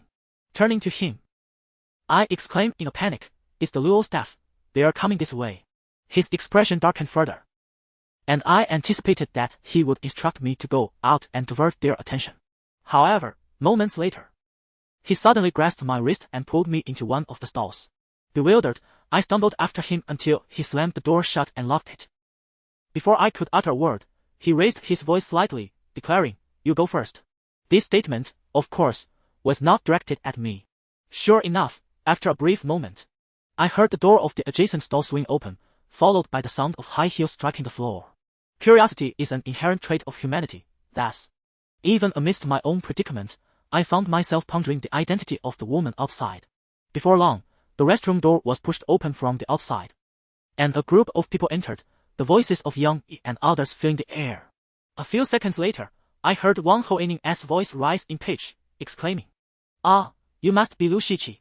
The other person did not respond, but I could easily envision her expression. Wang Huining continued, "I'm a huge fan of yours. I buy every issue of the magazine you graced the cover of." This time, Lu Shiqi finally spoke, her voice gentle and soft. "Thank you. Wow, what a coincidence. Are you here to have fun as well? Could I get your autograph?" As I listened to Wang Huining's words from within the stall, I recalled our recent encounter with Li Yanshu at the mall. A strange urge to laugh surged within me. Perhaps it was the effects of the alcohol, but I found it difficult to control my facial expressions. It seemed I must have inadvertently smiled, for Luo Xiangdong, confined to the small space with me, regarded me with a mixture of disdain, anger, and astonishment. Realizing the situation, I quickly averted my gaze. "Wait a moment, Lu Shiqi." The woman who had just been in the stall with Luo Xiangdong was none other than Lu Shiqi. During my school days, I had ample time to follow the trends of the entertainment industry, thus becoming quite familiar with the third-tier stars who transitioned from modeling to acting. Luo Xiangdong, a model by profession, has recently made guest appearances in several television dramas and films, and while she has not achieved overwhelming fame, she is nonetheless a well-exposed celebrity. It turns out that Luo Xiangdong has been avoiding Li Yanshu's calls because he has become involved with Luo Xiangdong. However, this development seems rather swift. Just the day before, I saw Luo Xiangdong enjoying a day at the golf course with Li Yanshu. Perhaps my own lack of success, or rather my utter failures in romance, has skewed my perspective. I particularly cannot tolerate men who play both sides, regardless of their power, wealth, or attractiveness. In my eyes, they are nothing but scum. Chapter 57. Curve. Not long after, I heard the sound of a door opening, likely Luo Xiangdong leaving, prompting discussions about her among those outside. Wang Huining remarked, Luo Xiangdong looks quite similar to her photos. Her figure is truly remarkable. It's no wonder she successfully transitioned from modeling to the film industry. Yang Yi, with a hint of a smile, replied, there are plenty of attractive people in the entertainment industry. The opportunities she has might very well be the result of some cunning maneuvering with a powerful figure. Wang Huining laughed. But she must possess the talent to back it up. Standing in the cramped space with Luo Xiangdong, I felt a wave of embarrassment wash over me. Unsure of how he might react to their comments, I desperately wished for them to leave, seeking a moment of respite. Our shared confinement made even breathing feel laborious. Suddenly, my phone vibrated again, ringing shortly thereafter. I glanced at the screen. It was Wang Huining calling. Instinctively, I hung up, forgetting that Wang Huining was right outside. True to form, she knocked on the door of our cubicle, calling out, Zijing, is that you? A wave of panic surged through me. It felt as if I had been caught in a compromising situation. Especially with Luo Xiangdong looking disheveled in his shirt, I feared that if I claimed nothing was amiss, no one would believe me. Flustered, I parted my lips but could not find the words. Luo Xiangdong glanced at me, urging me to respond. After a long 5 seconds, I finally managed to say, Sister Huining, it's me. Upon hearing this, Yang Yi exaggeratedly exclaimed, oh, you're in there. Why didn't you speak? You startled me. I thought to myself how unfortunate my luck had been tonight. Everyone else had arrived after me, yet they spoke and acted without restraint, only to turn their frustrations on me. Truly, it echoed the internet adage, is it my fault? Seeing that I remained silent, Wang Huining knocked again, asking, Zijing, are you okay? My anxiety escalated, my temples pulsing. I opened my lips and replied, I'm fine. Wang Huining continued, then why don't you open the door? What are you doing in there? I instinctively glanced at Luo Xiangdong, who appeared unruffled, giving me a look I couldn't decipher. I suspected he wanted me to dismiss the people outside. It's nothing, Sister Huining. I just need a moment alone. I'll return shortly. Wang Huining suggested. Should I keep you company? I quickly responded, there's no need. I just have to make a call to a friend and will come back right after. Upon hearing this, Wang Huining said, all right then, but make sure to return quickly. Don't stay out there too long. I acknowledged her and, after a brief moment, heard the group departing. I remained cautious. After they had left for nearly half a minute, I slowly opened the cubicle door and cautiously peeked outside. Stepping outside and carefully checking that no one was in the various compartments, I finally spoke, Mr. Luo, you may come out now. Luo Xiangdong emerged from the compartment, nonchalantly adjusting his shirt. I dared not meet his gaze directly and merely nodded, saying, Mr. Luo, I shall take my leave. As I turned to leave, Luo Xiangdong remarked, you reek of alcohol. How much have you had to drink? My body paused, and after 2 seconds, I had no choice but to turn back and reply awkwardly. It was the deputy minister's birthday. We all gathered to celebrate. My intention was to clarify that I was not out for frivolous pursuits alone. However, Luo Xiangdong let out a derisive laugh and retorted, whether accompanying clients or superiors, you seem quite dedicated to your work. Although I had indulged in drink, my mind was not so clouded as to miss the evident mockery on his face. Feeling a surge of annoyance, I responded, there were dozens of people in the room. I am not the only one. Luo Xiangdong did not acknowledge my words. He walked to the sink, adjusted his shirt while gazing into the mirror, and then washed his hands. Through the reflection, I caught a glimpse of his enigmatic expression, and I remarked, it appears your deputy minister enjoys far more privileges than I do, being surrounded by so many for a birthday celebration, not to mention having such a motivated employee like you. If I were in his position, I would indeed feel gratified. I could not comprehend why Luo Xiangdong continually targeted me. If our previous encounter at the Hot Spring Hotel had led to misunderstandings, I had now clarified my intentions celebrating a supervisor's birthday with many presents. Yet, he maintained that sardonic demeanor, as if for someone else's benefit.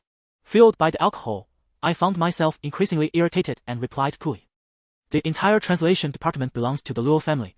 My ambition and hard work are all for the benefit of Luo Enterprises. Upon hearing this, Luo Xiangdong did not turn around but rather looked at me through the mirror. Our eyes locked, his handsome face grew somber. And I could not help but feel a sense of trepidation. After a few seconds, he spoke in a low voice. Are you working for Luo Enterprises or for yourself? Pausing for a moment, before I could respond, he continued, whether you seek a promotion or a raise, just let me know. I will accommodate you. Why go through a circuitous route to ingratiate yourself with a mere deputy minister? Do you truly believe my authority is lesser than his? I stood rooted. Waves of inebriation coursing through me. My eyelids grew heavy, yet I forced myself to remain composed. Parting my lips, I replied, no merit, no reward. I do not consider myself extraordinary enough to trouble Mr. Luo for an exception. Finally, Luo Xiangdong turned to face me, his gaze penetrating, adorned with a significant expression. He said, you hesitate to trouble me for a special promotion, so you plan to undermine the deputy minister instead? Is this what you believe constitutes following the established path and advancing step by step? Why did a perfectly ordinary matter appear so murky in Luo Xiangdong's eyes? My underlying anger, amplified by the alcohol, intensified further. Noticing my restrained fury, Luo Xiangdong raised an eyebrow, a hint of provocation in his expression, and asked, are you quite displeased? With a slight furrow in my brow, I retorted, Mr. Luo, do you believe that my repeated encounters with your secrets have compelled you to devise ways to expel me from Luo Industries? Clearly taken aback by my audacity, Luo Xiangdong's eyes momentarily reflected surprise. However, within mere seconds, he stopped and replied, if I wished for you to leave, would I truly need to concoct schemes? You certainly overestimate your significance. I endeavored to suppress my facial expressions and the tumult within my heart, responding, Mr. Luo, I understand that you perceive me as a mere inconsequential figure, yet even the humble possess their own social circles. It is imperative for me to attend the deputy minister's birthday. My presence necessitates partaking in the festivities. I have conducted myself appropriately, causing no disturbance to anyone. Hence I fail to see any wrongdoing on my part.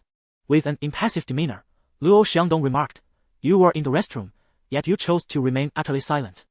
Were you intentionally eavesdropping? At this, I instinctively widened my eyes in protest, retorting, I arrived first, and besides, you all did not afford me the opportunity to announce my presence upon entering. Luo Xiangdong stated, regardless, the outcome remains that you have already overheard. I promptly replied, I was inebriated and will likely not recall our encounter by morning. This was my final bargaining chip, or rather, my defense. I contemplated that if Luo Xiangdong insisted on expelling me from Luo Industries over this matter, there was little I could do. After all, accusations can be fabricated without merit. To my astonishment, upon hearing my words, a flicker of amusement seemed to dance in Luo Xiangdong's eyes, though it vanished swiftly. So fleetingly that I wondered if I had imagined it. Before long, he spoke again, I have already informed you, with your level of tolerance for alcohol, it would be wise for you to refrain from drinking in the future, lest you forget your own name. Those with true fortitude can indulge without fear. What need have you to join the revelry?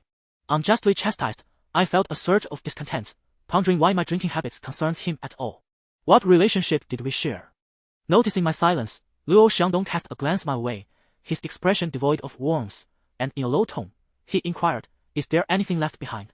Perplexed, I faltered momentarily, unsure of his meaning. Luo Xiangdong's brow knitted in impatience as he reiterated, I am asking you if there is anything remaining in the private room.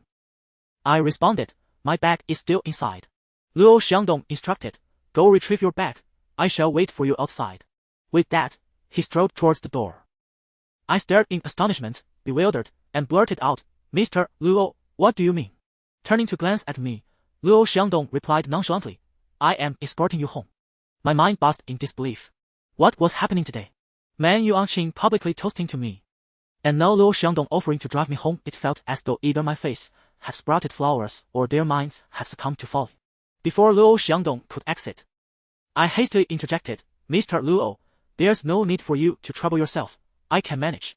No more protests, he interrupted. I will wait for you in the car, and you have 3 minutes. After speaking, Luo Xiangdong pushed open the restroom door, his long legs striding forward, swiftly vanishing from my sight. My heart raced, each beat echoing loudly in my ears. Upon returning to the private room, I observed the revelry around me, some indulging in drinks, others singing joyfully, all seemingly lost in merriment. As Man Yuanqing noticed my entrance, he rose from the sofa and approached me, exclaiming, "Zijing, are you all right?" I subtly took a small step back, waved my hand, and replied with a smile, "I'm fine." Man Yuanqing continued with a grin, "I've ordered some fruit. You should eat a bit to ease the effects of the alcohol." I feigned a troubled expression and responded with a smile, "I'm sorry, Deputy Minister. I just received a call and need to leave early." I had anticipated that Man Yuanqing would insist I stay, yet to my surprise, he readily replied, "Then you should hurry. By the way, would you like me to arrange for someone to drive you?" I waved my hand dismissively, saying, No. I can manage on my own." After exchanging pleasantries with Man Yuanqing, I returned to the sofa, bid farewell to Wang Hoining and Dang Jinan, and then took my bag, exiting the private room while glancing back, wary of anyone following me. As I stepped out into the night air at the entrance of the royal court, a sudden breeze sent a shiver down my spine. Raising my gaze, I spotted a white Porsche parked at the roadside, instantly recognizing its license plate. Approaching the vehicle, I tapped on the driver's side window. Luo Xiangdong lowered the window, his expression inscrutable as he regarded me and said, "Get in." I replied, "No need to trouble yourself, I can take a taxi home." Luo Xiangdong lifted his gaze slightly, his face devoid of emotion, and retorted, "Why the unnecessary chatter? Are you not concerned about being seen by your department?"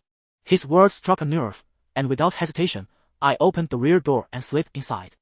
Chapter 58. Once bitten by a snake, 10 years afraid of the rope. Luo Xiangdong pressed down on the accelerator, and the car swiftly departed from the entrance of the royal court. We remained silent throughout the journey until he parked in front of my current apartment building. As I unbuckled my seatbelt, I expressed my gratitude, saying, "Thank you, Mr. Luo." Luo Xiangdong did not turn to look at me. Instead, he stated, "In any circumstance, avoid drinking whenever possible. If it is unavoidable, then drink sparingly. Should I ever witness you indulging excessively again, consider your position at Luo Corporation forfeit." A chill swept through me, and I hesitated at the car door, which I had been poised to open. Moments later, my curiosity overwhelmed me, prompting me to inquire, "Mr. Luo, do you hold any particular views regarding me?" In truth, I meant to ask what he thought of me, but I feared he might scold me for my presumption. Thus, I opted for a safer approach. Upon hearing my question, Luo Xiangdong lifted his gaze, meeting mine in the rearview mirror. "What do you think?" he replied. I was not fond of evasive responses, especially in such ambiguous contexts. After a few seconds of silence, I steadied my breath and responded, "Mr. Luo, I prefer transparency and lack the exceptional intellect of others. Thus, I am not adept at guessing. If you have any opinions about me, I would appreciate your candor." Luo Xiangdong spoke again, his tone calm and unruffled. "I have already hinted several times that if you wish to advance within Luo Corporation, a simple request from you would suffice. However, there is a prerequisite, you understand." Seated in the confined space of the back seat, I felt an unsettling warmth wash over me, a fine sheen of perspiration forming on my forehead.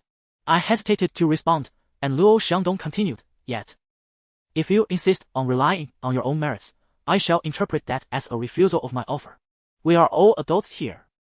Love between a man and a woman hinges on mutual affection. Since you do not harbor feelings for me, I will not force the issue. Nevertheless, I will look out for you, so if you encounter any difficulties at Luo Corporation, do not hesitate to seek my assistance." His words were strikingly candid, and despite my earlier indulgence, I grasped his meaning clearly. I parted my lips to speak, "Thank you for your consideration, Mr. Luo. I am aware that I possess no exceptional qualities, especially when compared to the remarkable individuals around you. Nonetheless, I am truly grateful for your assistance and care during these past few encounters."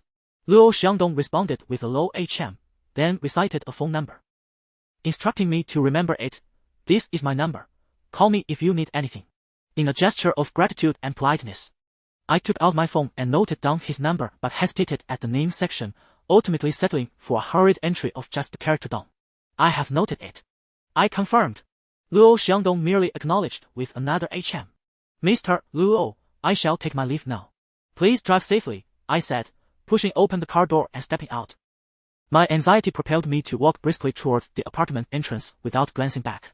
The car behind me sped away almost instantaneously, leaving no trace of its presence. I turned my head just in time to catch a glimpse of the red taillights of a white Porsche. Only after Luo Xiangdong had departed did I finally exhale a long sigh of relief.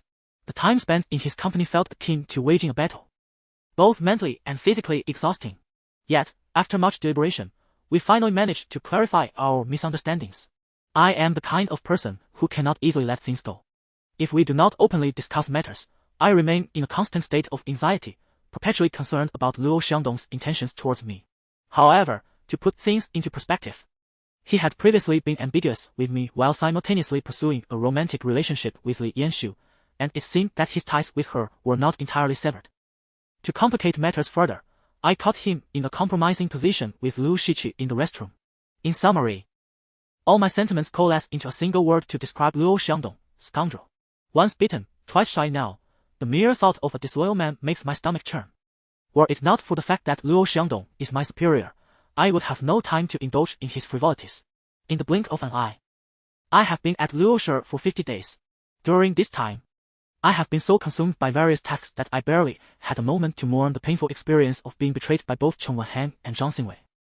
Zhang Xinwei and I work in the same building, yet due to its towering height and vastness, we have not crossed paths since our fallout. I find solace in this. Some say that time heals all wounds, but I believe it is busyness that allows one to forget everything.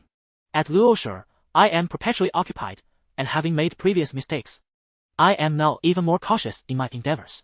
Today, owing to an unexpected visit from Aunt Flo, I arrived at the translation department at 8:20 a.m. Upon reaching my desk, I noticed Wang Hoening was already there, intently focused on her computer. "Good morning, Hoening," I greeted. Wang Hoening turned to me, her eyes sparkling with excitement, and said, "Hey, Zijing, did you see today's gossip headlines?" I settled into my seat, took a sip of the milk I had purchased on my way, and mumbled, "I haven't seen it. Aunt Flo showed up unexpectedly this morning, leaving a mess on my bed." I rushed to wash the sheets and came over without even glancing at my phone. Wang Hoening wrinkled her brow, disdainfully muttering, "Who wants to hear about your Aunt Flo's mess?" I chuckled at her remark. Wang Hoening then turned her laptop towards me, her eyes glinting with curiosity as she exclaimed, "The internet says Li Yanxu drowned her sorrows in alcohol and was spotted sobbing on the street, right when the paparazzi captured her. You have to see this." Intrigued, I scooted my chair closer to her and focused intently on the screen. The day's gossip headline read, "Li Yanxu experiences emotional breakdown, drowns sorrows in alcohol, found crying on the sidewalk late at night." Scrolling down, I saw images captured by the paparazzi, some of which featured her face prominently. There were pictures of her being assisted out of a restaurant by her aide, her hand pointed at something in a fit of anger, and another of her crouched on the roadside, arms wrapped around herself, surrounded by helpless onlookers. As I read the comments below, they all speculated about the cause of Li Yanxu's sudden emotional upheaval, with the majority conjecturing that it must be due to romantic troubles. A series of images involuntarily emerged in my mind, recalling that night in the restroom of the royal court, where Luo Xiangdong was with Lu Shiqi. If her transformation was indeed a consequence of Luo Xiangdong. Beside me, Wang Hoening, with an expression of excitement, exclaimed, "Do you remember when we encountered Li Yanxu in the mall? Her gold card was suspended, and she was completely unaware. It seems she has been unilaterally cast aside. Do you think this could be directly linked to her recent emotional breakdown?" My mood, which had been quite pleasant, inexplicably soured at her words. Parting my lips, I replied softly, "I don't know." Wang Hoening must have sensed my unease, as she hurriedly added, "Oh, it's nothing. I was merely speaking casually. I wouldn't actually go online to divulge anything." I made an effort to lift the corners of my mouth in a slight smile, considering the matter closed. However, I had no inkling that Li Yanxu's emotional collapse in the street was merely the beginning. In the following days, the headlines were incessantly dominated by her. First, there were reports of her sustaining an injury while filming. Next, during an interview, unreleased footage surfaced in which Li Yanxu was questioned about her recent relationship status, leading to her tearful departure. Within a few short days, the internet erupted with gossip, with new revelations surfacing almost daily. Initially, some media outlets claimed that according to insiders close to Li Yanxu, her emotional turmoil stemmed from romantic distress.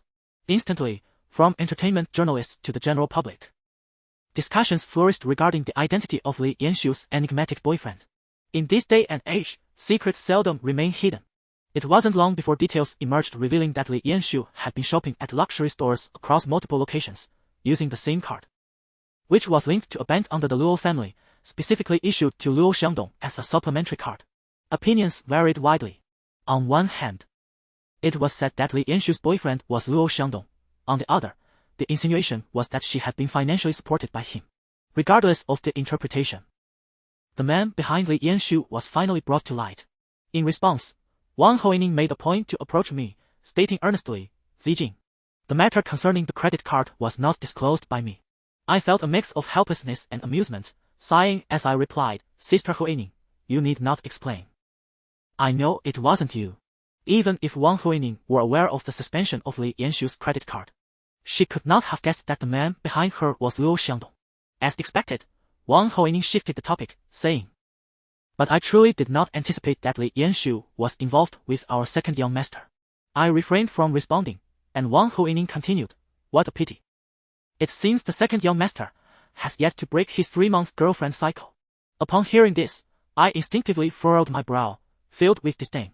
Presently, within the entire Luo family, although openly discussing the matter was deemed inappropriate, whispers of gossip regarding Li Yanxu and Luo Xiangdong circulated behind closed doors. What I initially perceived as a mere separation has escalated into fervent discussions and gossip online, with whispers suggesting that Li Yanxu and Luo Xiangdong's breakup may involve a third party. Upon encountering this report, the first individual that came to my mind was Lu Shiqi. A quick search revealed that Lu Shiqi and Li Yanxu are actually artists under the same agency. I cannot help but ponder the expressions they might wear should they cross paths within the company. Having witnessed the intricate romantic entanglements among the parties involved, I find myself particularly intrigued by this situation. During lunch with Dong Jinan and Wang Hoining at the restaurant downstairs, while awaiting our meals, Wang Hoining and Dong Jinan engaged in gossip about the Li Yanxu incident, while I perused the internet for the latest updates. Moments later, upon refreshing the page, I was startled to find that the trending topic on Weibo had transformed into, "The third party involved in the affair between Li Yanxu and Luo Xiangdong is none other than Ms. Q, a senior executive at the Luo Group." I delved into the lengthy Weibo post, which originated from a friend close to Li Yanxu. The post alleges that Ms. Q, leveraging her position, seduced Luo Xiangdong and even went so far as to intercept a phone call intended for him from Li Yanxu at a hot spring hotel, taunting and verbally undermining her, forbidding Li Yanxu from reaching out to Luo Xiangdong again. Consequently, Li Yanxu found herself compelled to end the relationship, unable to establish contact with Luo Xiangdong throughout the ordeal. Throughout this extensive Weibo narrative, I keenly noted several striking terms: MSQ, hot spring hotel. Chapter 59, the matter escalated. If my conjecture holds true, this particular Weibo post should be aimed squarely at Chokairi. Is it possible that Li Yanxu remains oblivious to the fact that Luo Xiangdong's true companion is Lu Shiqi? Is she still under the delusion that Luo Xiangdong has an affair with Kitty? Seated across from me, Wang Hoining noticed my troubled expression and inquired, "Zijing, what's the matter? What are you thinking about?" I was at a loss for words, feeling a sense of panic. If my assumptions were correct, I would indeed become a historical transgressor. Dong Jinan, sitting beside me, leaned in and glanced at my phone, her eyebrows shooting up in surprise as she exclaimed, "Oh, there's a new report." Wang Hoining immediately pressed for details.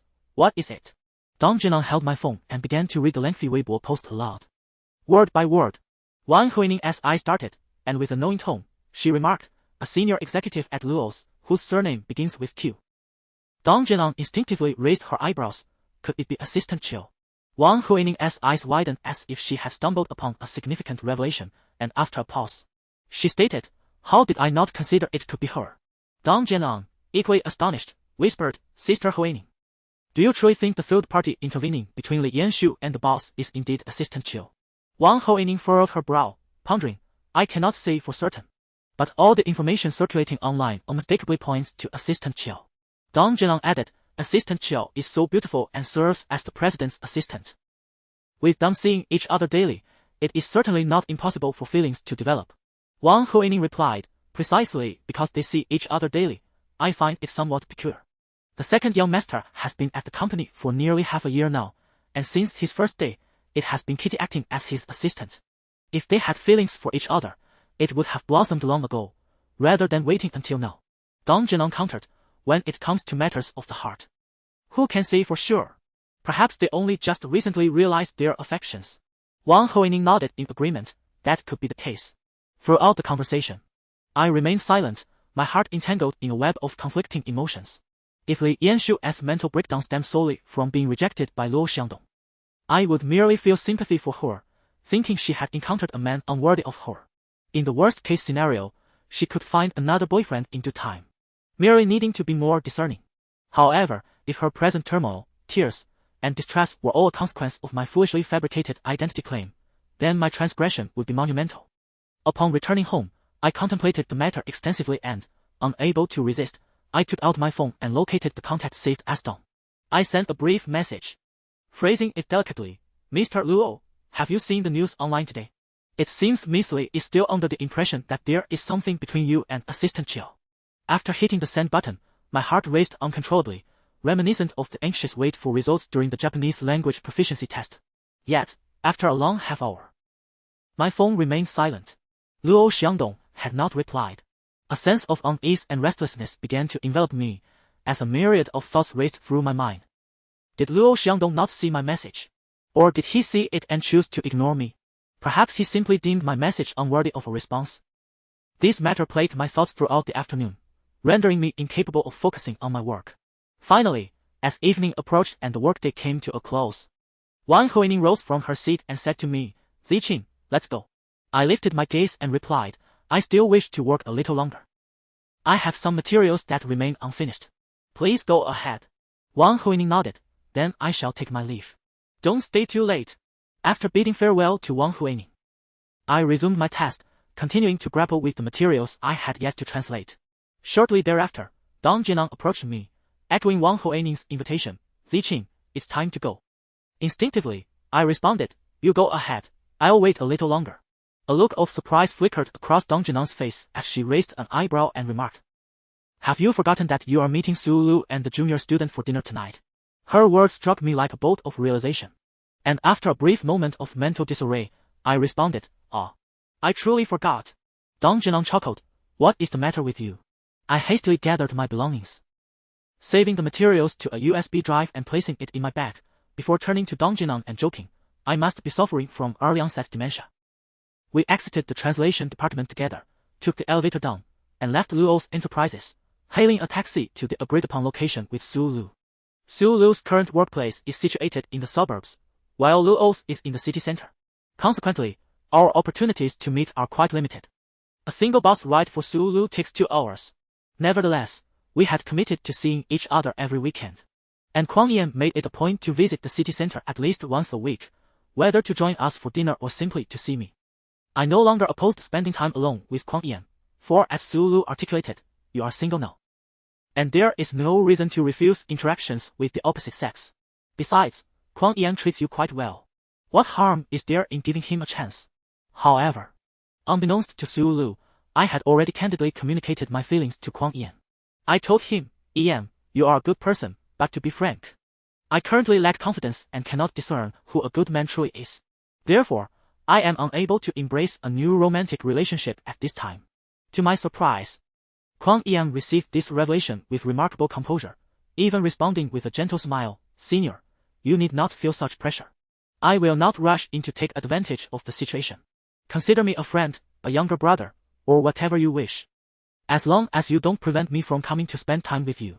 After a brief pause, he added with a smile, rest assured, I will manage the frequency of my visits. I won't come too often, nor will I take up too much of your time. When I heard his words, a wave of melancholy washed over me. It dawned on me how humble and pitiable it is to harbor feelings for someone. I arrived with Dong Jinan at a renowned Sichuan restaurant located in the city center. After disembarking, I called Su Lu, who informed me that they were already inside and instructed us to head right upon entering. Upon entering the restaurant with Dong Jinan, we swiftly spotted Su Lu and Kuang Yan seated against the wall on the right side of the lobby. They waved at us, and I couldn't help but smile as I walked over. Su Lu and Kuang Yan were sitting opposite each other, and as we approached, Dong Jinan instinctively took a seat beside Su Lu, leaving me to sit with Kuang Yan. Just as I settled down, Kuang Yan retrieved a bag from the inner side of the table and placed it before me, grinning as he said, "Senior, this is for you." I focused my gaze and discovered it contained duck. I have a particular fondness for the duck from a restaurant outside our school, always requesting extra chili oil, to which the owner would jokingly suggest I pay for the added spice. Ever since I began working at the Luo family, I had not returned to campus. And each time I craved duck, it was Kuang Yan who brought it to me. Having eaten very little for lunch, I had felt a distinct lack of appetite. But upon seeing the duck, my hunger was rekindled. After expressing my gratitude to Kuang Yan, I opened the bag and donned the disposable transparent gloves inside. Then turned to Su Lu and Dong Jinan, asking, "Would you like some?" Dong Jinan immediately shook her head, responding with a hint of dread, "No thanks. Just looking at it makes me uneasy." She is not one to indulge in spicy food. Surprisingly, Su Lu also shook her head and replied, "I had a taste before. It's too spicy. You go ahead and enjoy it." Here we were, a table of 4, none of whom could handle spice, and as I savored the fiery duck, I quipped, "Why come to a Sichuan restaurant if you don't eat spicy food?" Su Lu laughed nonchalantly, replying, "Ian is treating us. And we came along to enjoy your preferences. How could we be so presumptuous as to be picky?" Dong Jinan chimed in with a smile, "Exactly. Having something to eat is already a blessing." Fortunately, I held no mixed feelings towards Kuang Yan and was unfazed by their teasing. As I devoured the exceedingly spicy duck, my lips parted slightly in response to the heat, and I gasped for air. Kuang Yan had already prepared a drink, blueberry juice, which happens to be one of my favorites. With both hands gloved, I couldn't reach for the beverage, so Kuang Yan casually opened the bottle and offered it to me. To be honest, such an action transcended the bounds of typical friendship between the sexes for me. I instinctively wanted to decline, to take care of it myself. But then I reconsidered what was I being so reserved about. After 7 years of diligently fulfilling the duties and obligations of a girlfriend during my relationship with Chong Wan-han, what had it amounted to? I realized I was somewhat unhealthy in my mindset, especially when thoughts of Chong Wan-han emerged, evoking a sense of societal disillusionment. In a moment of distraction, I missed the optimal opportunity to refuse. Kuang Yan held the bottle to my lips, and instinctively, I tilted my chin up, gulping down the drink to soothe the spiciness. With my head raised, my gaze inevitably drifted forward, and about 5 meters away, a group was approaching. I immediately recognized Luo Xiangdong at the center of the group, standing at over 1.8 meters tall. He possessed the stature to stand out remarkably. And coupled with his stunningly handsome features, it was impossible to divert my gaze. The moment I caught sight of Luo Xiangdong, he was already gazing at me, and I nearly spilled out my juice in surprise, hastily retreating a step. Kuang Yan was equally startled, immediately reaching for a tissue to assist me in wiping my mouth. In my fluster, I rose to my feet, while Dong Jinan and Su Lu, seated across from me, wore expressions of astonishment, clearly perplexed by my sudden behavior. At that moment, Luo Xiangdong and his entourage approached. Beside him were Kitty, Zhou Yu, and several foreign gentlemen clad in suits, their golden hair and blue eyes strikingly apparent. Instinctively, I bent slightly and nodded, respectfully addressing him, "President Luo, Minister Zhou, Assistant Chiao." The group paused in their tracks, halted by Luo Xiangdong's stride. Observing this, Dong Jinan sprang up from her seat, echoing my sentiments with a respectful greeting, "Minister Zhou, Assistant Chiao. President Luo." Her eyes sparkled with evident admiration upon seeing Luo Xiangdong, her voice involuntarily softening. Kitty offered me a gentle nod, a silent acknowledgement. Zhou Yu, smiling, inquired, "Dining with friends?" In my flustered state, I mastered a stiff smile and replied, "Yes, friends from university and juniors." Zhou Yu nodded with a calm smile, heightening my embarrassment. For it was clear, he had no interest in knowing the identities of my dining companions. Luo Xiangdong cast a glance my way, subtly scanning Kuang Yan beside me. Ultimately, he said nothing and proceeded onward. The group departed, leaving us at our table, bemused and standing still. Finally, Su Lu turned to me and remarked, "Zijing, look at your current appearance." I was taken aback. I had intended to assert that my attire today was quite presentable, devoid of any impropriety. However, inadvertently lowering my gaze, I discovered that I was still wearing the gloves from our duck feast, their surfaces smeared with red chili oil, while remnants of the duck lay scattered across the table before me. Chapter 60. Confession brings leniency. Su Lu looked at my face with evident disdain, shaking her head and saying, "Your mouth is all greasy, TSK TSK. Kuang Yan, seated beside me, handed me a napkin to wipe my mouth, instantly leaving a red yellow stain on the pristine white tissue. My heart sank. Was this foolish visage the greeting I had offered them? I slumped in my chair, filled with regret, hastily removing my gloves. Dong Zhenang was directly across from me, appearing lost in thought. After a while, she remarked, "This is the first time I've seen General Manager Luo in person." At her words, I lifted my gaze towards her, remaining silent. Su Lu quickly added, "Yes. That person was your company's big boss, right? Wow. He is exceptionally handsome. There has been so much buzz online about him and Li Yanxiu lately. I've seen his photos and thought he wouldn't be as handsome in person, but today it seems I was mistaken. He truly is a stunning gentleman." I lowered my head, using the act of sipping juice to mask the inexplicable tension brewing within me. Yet, Su Lu's curiosity soon turned towards me, her expression brimming with excitement and gossip. "Zijing, you've been at Luo's company for a couple of months now. How many times have you met Luo Xiangdong?" "Ha!" I looked up, striving to maintain composure and avoid letting my gaze wander. The hierarchical structure at Luo's company was quite rigid. Bosses of Luo Xiangdong's caliber rarely descended to other departments. Although I had encountered him several times, those instances were not something I could openly discuss, as they would invite unnecessary complications. After a brief hesitation, I fabricated a response. "Just a few times. This is my first encounter with him." Su Lu chuckled, saying, "Seeing your haunted expression earlier, I thought you were afraid of your big boss." My heart raced, and after a moment's pause, I quickly retorted, "Not at all. I was just surprised to see our department head and assistant chill." Dong Zhenang finally returned to reality, gazing at me and saying, "Zijing, you have quick reflexes. If it weren't for you, I might have missed the opportunity to greet them." I felt a surge of anxiety bubbling within but managed to respond with a faint smile. Well, I was sitting directly across, after all. Due to the unexpected encounter with Luo Xiangdong, the conversation during the subsequent hour of dining revolved around the recent online discussions regarding the scandal. Dong Zhenang said, "I just saw Assistant Qiao standing next to General Manager Luo. The more I think about it, the more I believe the MSQ mentioned online is her."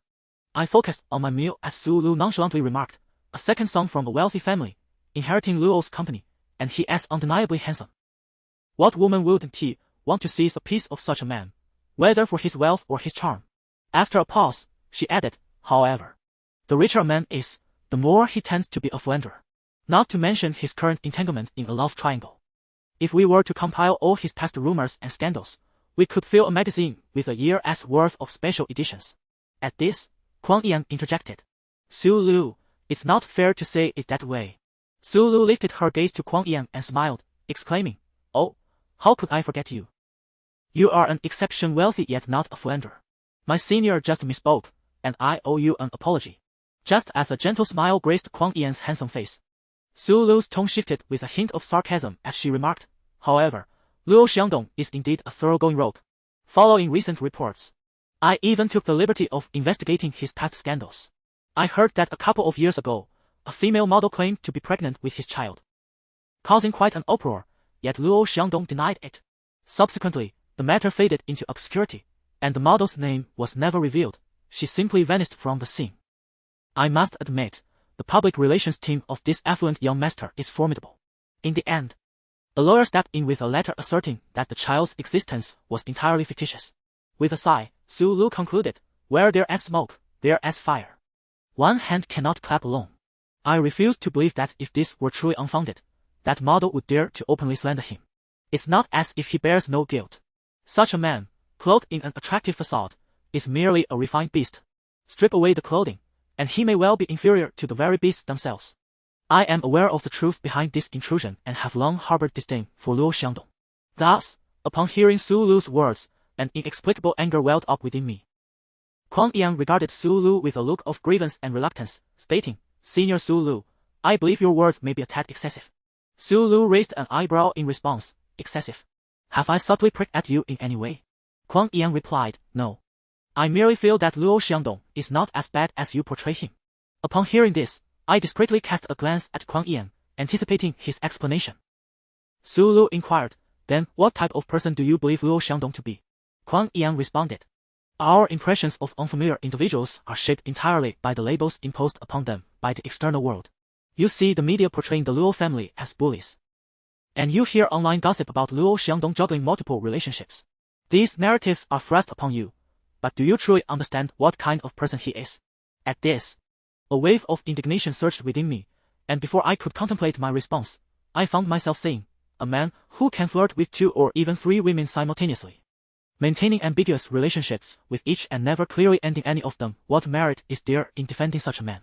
Perhaps my tone bore unmistakable personal emotion, as Su Lu, Kuang Yan, and Dong Jinlang regarded me with varied expressions. Meeting their gazes, I felt a twinge of regret for my impulsiveness. I realized that in their eyes, I had become a patient wounded by love. They ought not to broach topics of infidelity in my presence. As anticipated, Su Lu awkwardly shifted the conversation, and we began to discuss other matters. After the dinner party concluded, everyone prepared to part ways. I bid farewell to Su Lu and Dong Jinlang at the entrance of the restaurant, as they shared a common direction and took a taxi together. Kuang Yan was to escort me home before returning to school. During the journey, I seized a moment of respite and addressed Kuang Yan, saying, I did not intend to lose my temper earlier during dinner. It was not directed at you, so please do not take it to heart. Kuang Yan offered a faint smile and replied, I did not take it to heart, senior. You need not worry. A wave of guilt washed over me. He had traveled quite a distance to treat me to dinner, and I had responded with irritation. With a silent sigh, I proposed, how about I treat you to dinner next week when I return to school? Upon hearing this, Kuang Yan's eyes widened in surprise as he exclaimed, really? I smiled and nodded affirmatively, indeed. His joy was palpable as he exclaimed, Senior, you have no idea. Since you left, the owners of several restaurants you frequently visited near the school have mentioned you to me, expressing how much they miss you. I replied with a smile, is that so? Then I shall treat you to dinner next week and visit them as well. The taxi came to a halt at the curb, and as I alighted, I waved to Kuang Yan with a gentle smile, saying, take care on your way. He waved back, grinning, all right, senior. I look forward to seeing you next week. After parting from Kuang Yan, I ascended the stairs alone. Upon reaching home, the first thing I did was open my computer to peruse the latest gossip online. Within just a few hours, rumors had surfaced suggesting that MSQ might indeed be Luo Xiangdong's first assistant, Jiao Kairi, complete with a dossier on her that seemed to divulge every detail of her life, as if unearthing her ancestry. Consequently, Li Yanshu's fans were in a frenzy, vociferously condemning Kitty online and vowing to ensure that the mistress would face repercussions. In this day and age, physical violence and subtle forms of aggression may not be as fearsome as the brutality of online harassment. Countless strangers, numbering in the hundreds of thousands, suddenly turned their ire toward a single individual, exposing them to public scrutiny and scorn. I skimmed through a few comments, and the vitriol directed at Kitty was utterly appalling. Phrases like may the homewrecker's family perish and those who meddle in others' relationships deserve a terrible fate were rampant.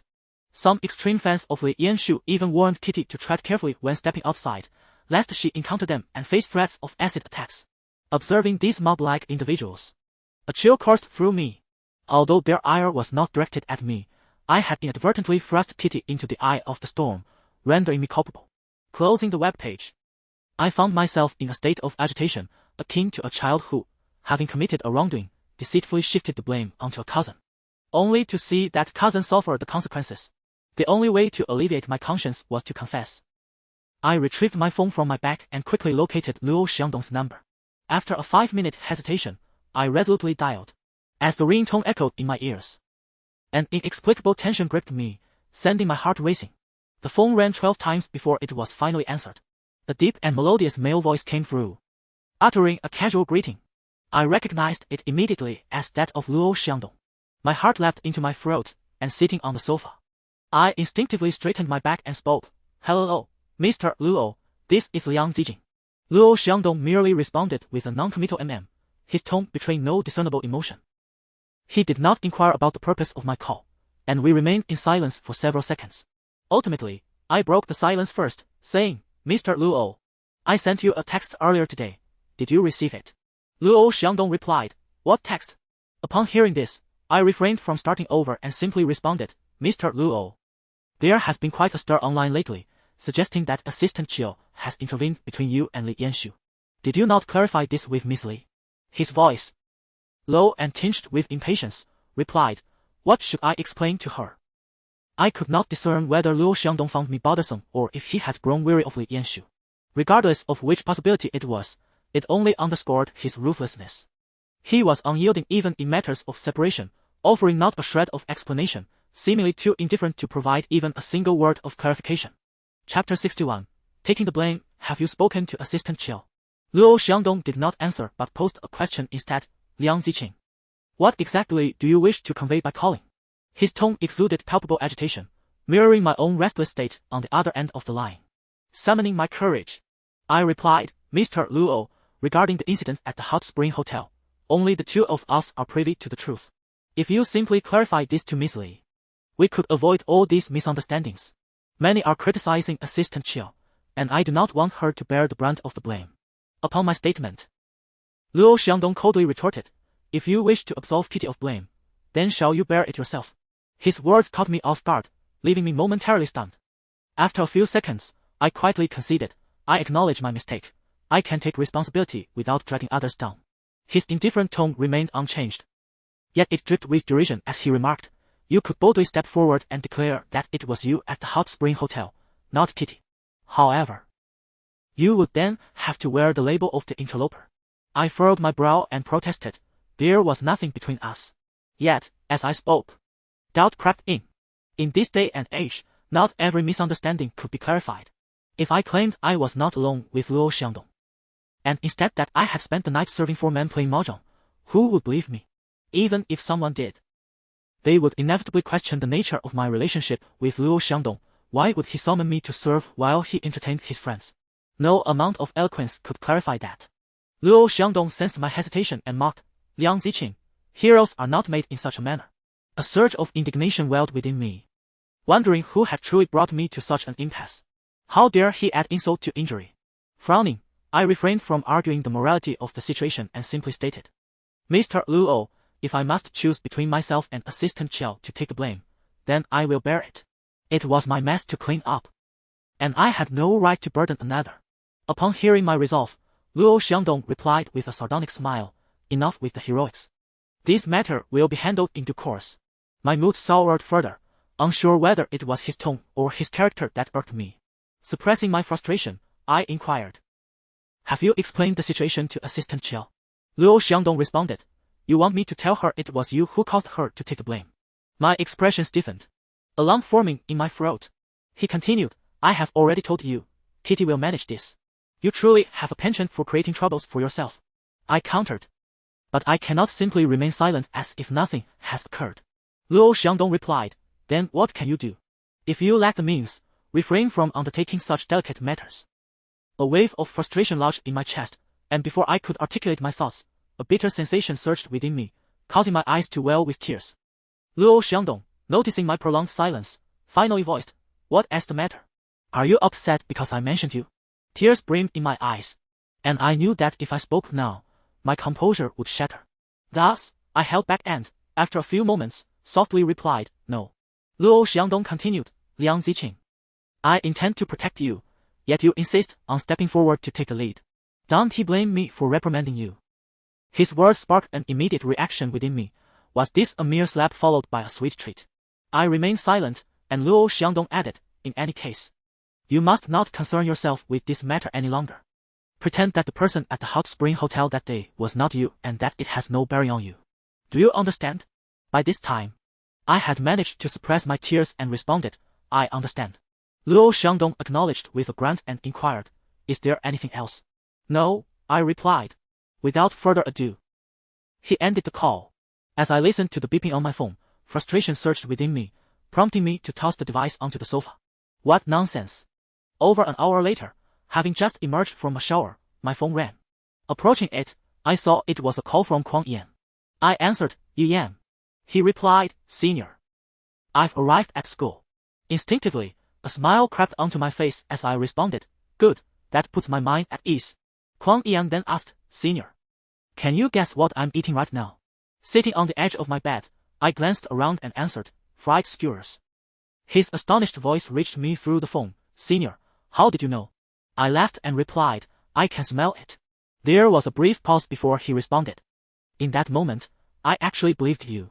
I chuckled, enjoying our conversation. A few minutes later, my phone indicated another incoming call. I glanced at it and told Kwang Ian. Ian, my mom is calling. I'll take this. He quickly replied, then you should answer, senior. I have nothing urgent. Bye, good night. I wished him a good night as I connected to my mother's call. Ever since she learned about my breakup with Chong Wan-han, my mother had been eager to visit me in Night City, but I had consistently declined, citing work commitments. However, our weekly calls had transformed into daily conversations. Sometimes even twice a day. As I answered the call, I lay back on my bed and elongated my greeting. Mommy, what's the matter now? She began with a casual tone, insisting there was nothing important, and we chatted for several minutes. Eventually, she cautiously broached the topic, saying, Zijing, I went shopping today and ran into Chong Wan-han's mother. She asked me how you two have been lately. I had informed my mother about the breakup, but I had never elaborated on the reasons behind it. Liangchong is a small town, and given my long-standing relationship with Chong Wan-han and my friendship with Zhang Xinwei, it was inevitable that our families were well acquainted. In a fit of rage, I could publicly denounce Chong Wan-han and Zhang Xinwei as shameless individuals.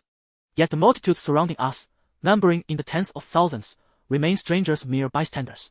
Such words, however, cannot be uttered in the presence of my mother. Nor do I wish to place our parents in an awkward position, for they have committed no wrongdoing. Chong Wan-han and Zhang Xinwei may label me as cruel. Yet they remain oblivious to the fact that, despite my furious state, I have refrained from descending into madness. I have consistently afforded them some leeway. A single phone call from my mother kept me tossing and turning through the night, deprived of sleep. The following morning, clad in a light professional outfit and donning oversized sunglasses, I approached the Luo Corporation. As I neared the building, about 5 meters away, I noticed a throng of people encircling the entrance, seemingly in response to some incident. My inquisitive nature compelled me to stride forward and investigate. As I drew closer, I could not see the inner circle clearly, but I distinctly heard a chorus of chants. Luo Corporation's executive assistant Chiu Kairi has intruded upon the relationship between Li Yanshu and Luo Xiangdong. She is the third party. The mistress is shameless and deserves universal condemnation. It was during working hours. And not only Luo Corporation employees but also staff from numerous companies housed within the towering edifice were arriving in droves. Even passers-by found themselves pausing to observe the unfolding scene. The front of the Luo Corporation was now a veritable sea of faces.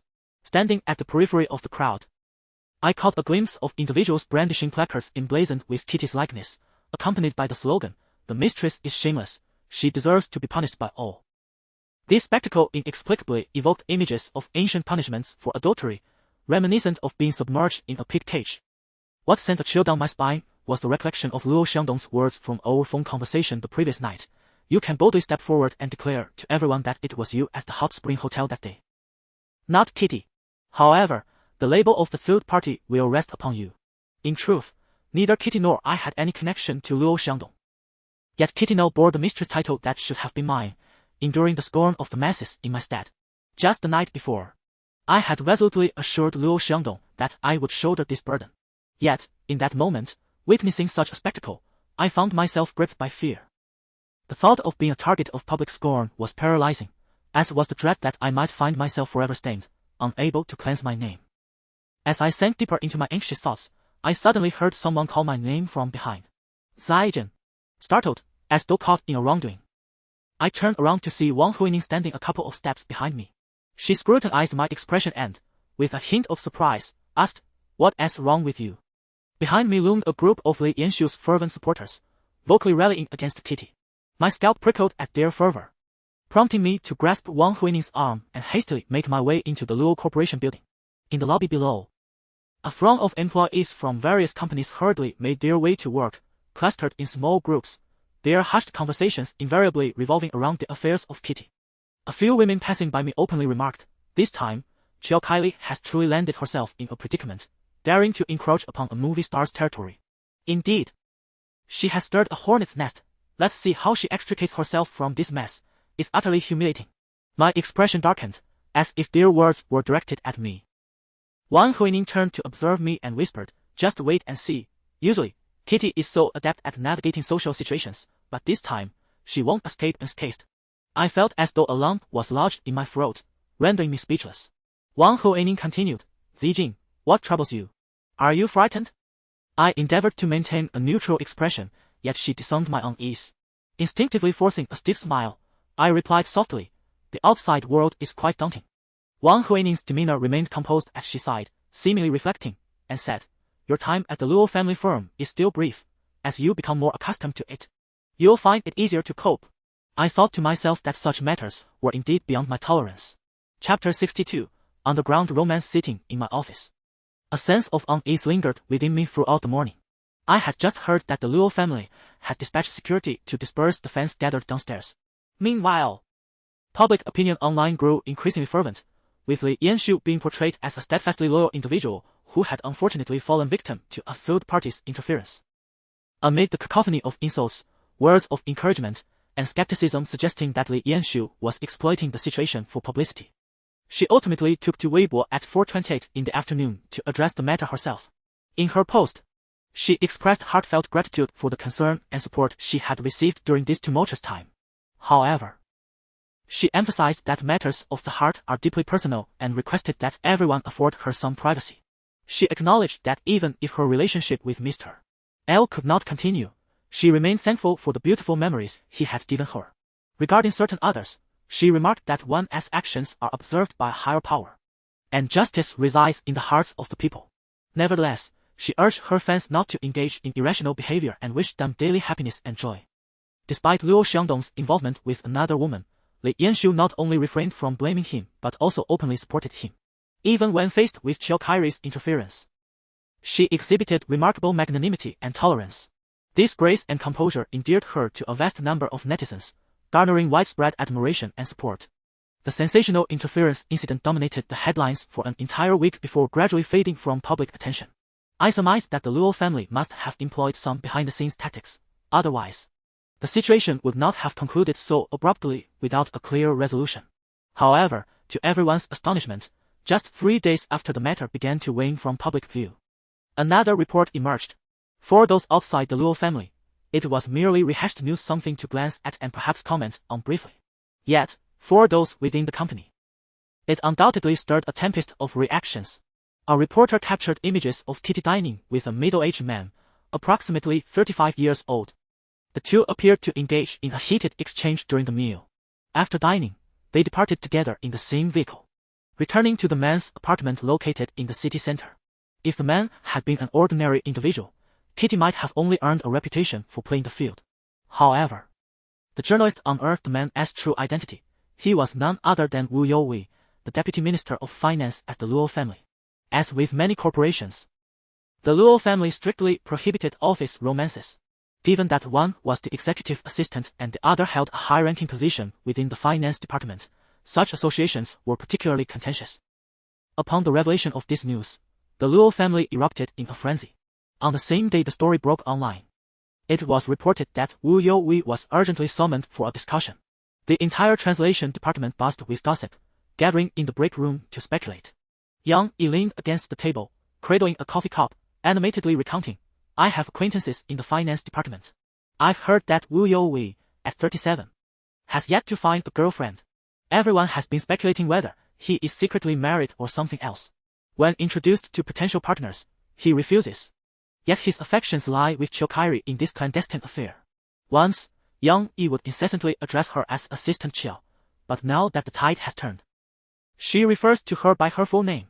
Song Moni, standing beside Yang Yi, inquired, "Sister Yang Yi, what do you think will happen to Wu Youwei and Assistant Chiao this time?" Yang Yi rolled her eyes, her expression a mix of amusement and mockery, and replied, "Both are high-ranking executives in the company, yet they are secretly involved in a romance. This is clearly a case of knowingly breaking the rules, isn't it? I believe at the very least, one of them will be dismissed." Song Mo gasped in surprise and responded, "To reach such a level in Luo's company is no small feat. Can it be so simple as just being dismissed?" After a pause, she continued, "But who will be dismissed?" Yang Yi smirked, a smile that hinted at mischief, and replied, "I suspect the company will let them choose their own fate." Song Mo grimaced, raising an eyebrow as she replied, "That indeed seems rather cruel." As her words hung in the air, Song Kersen interjected with a sarcastic tone, "On ordinary days, Chiao Kairi appears so glamorous, flaunting her connection with the president while also cozying up to the deputy head of finance, enjoying all sorts of privileges. But now, with her foot in 2 boats. Now that the boat has capsized, let us see if she can swim to safety. I had been holding back my words for quite some time, hesitant to confront Yang openly, and I felt equally reluctant to challenge Song Kersin. Do you have a grudge against Assistant Chill? I finally blurted out. At this, all eyes turned towards me. Song Kersin raised her eyebrows and, after a few seconds, asked, "What do you mean?" I sat back in my chair, casting a cold glance in Song Kersin's direction, and said sternly, "Seeing how eager you are for Assistant Chill to fall from grace, I assumed you two had some past grievances." Song Kersin's expression shifted to one of nervousness and embarrassment, her eyes darting around as she replied, "I've just arrived at Luo's. How could I have any grievances with her?" I feigned a laugh and replied, "Indeed. You are aware of your recent arrival, yet you seem remarkably well versed in the intricacies of gossip. One might think you've been at Luo's for years." Song Kersin was taken aback by my sudden confrontation, her eyes widening in disbelief. Song Mo, standing beside her, scrutinized me with a sidelong glance before asking with a smirk, "Liang Zijing, are you quite familiar with Assistant Chill? You seem to be defending her." I met Song Mo's gaze, unflinching. "I too am new to Luo's. Apart from those in the translation department, I know no one. However, my parents taught me from a young age that one should refrain from speaking on matters one does not fully understand, especially in times of turmoil. It is better to avoid unnecessary trouble, and besides, whether Assistant Chill remains at Luo's is of no concern to someone like us." With that, I turned my attention back to the visibly flustered Song Kersin and asked, "Wouldn't you agree?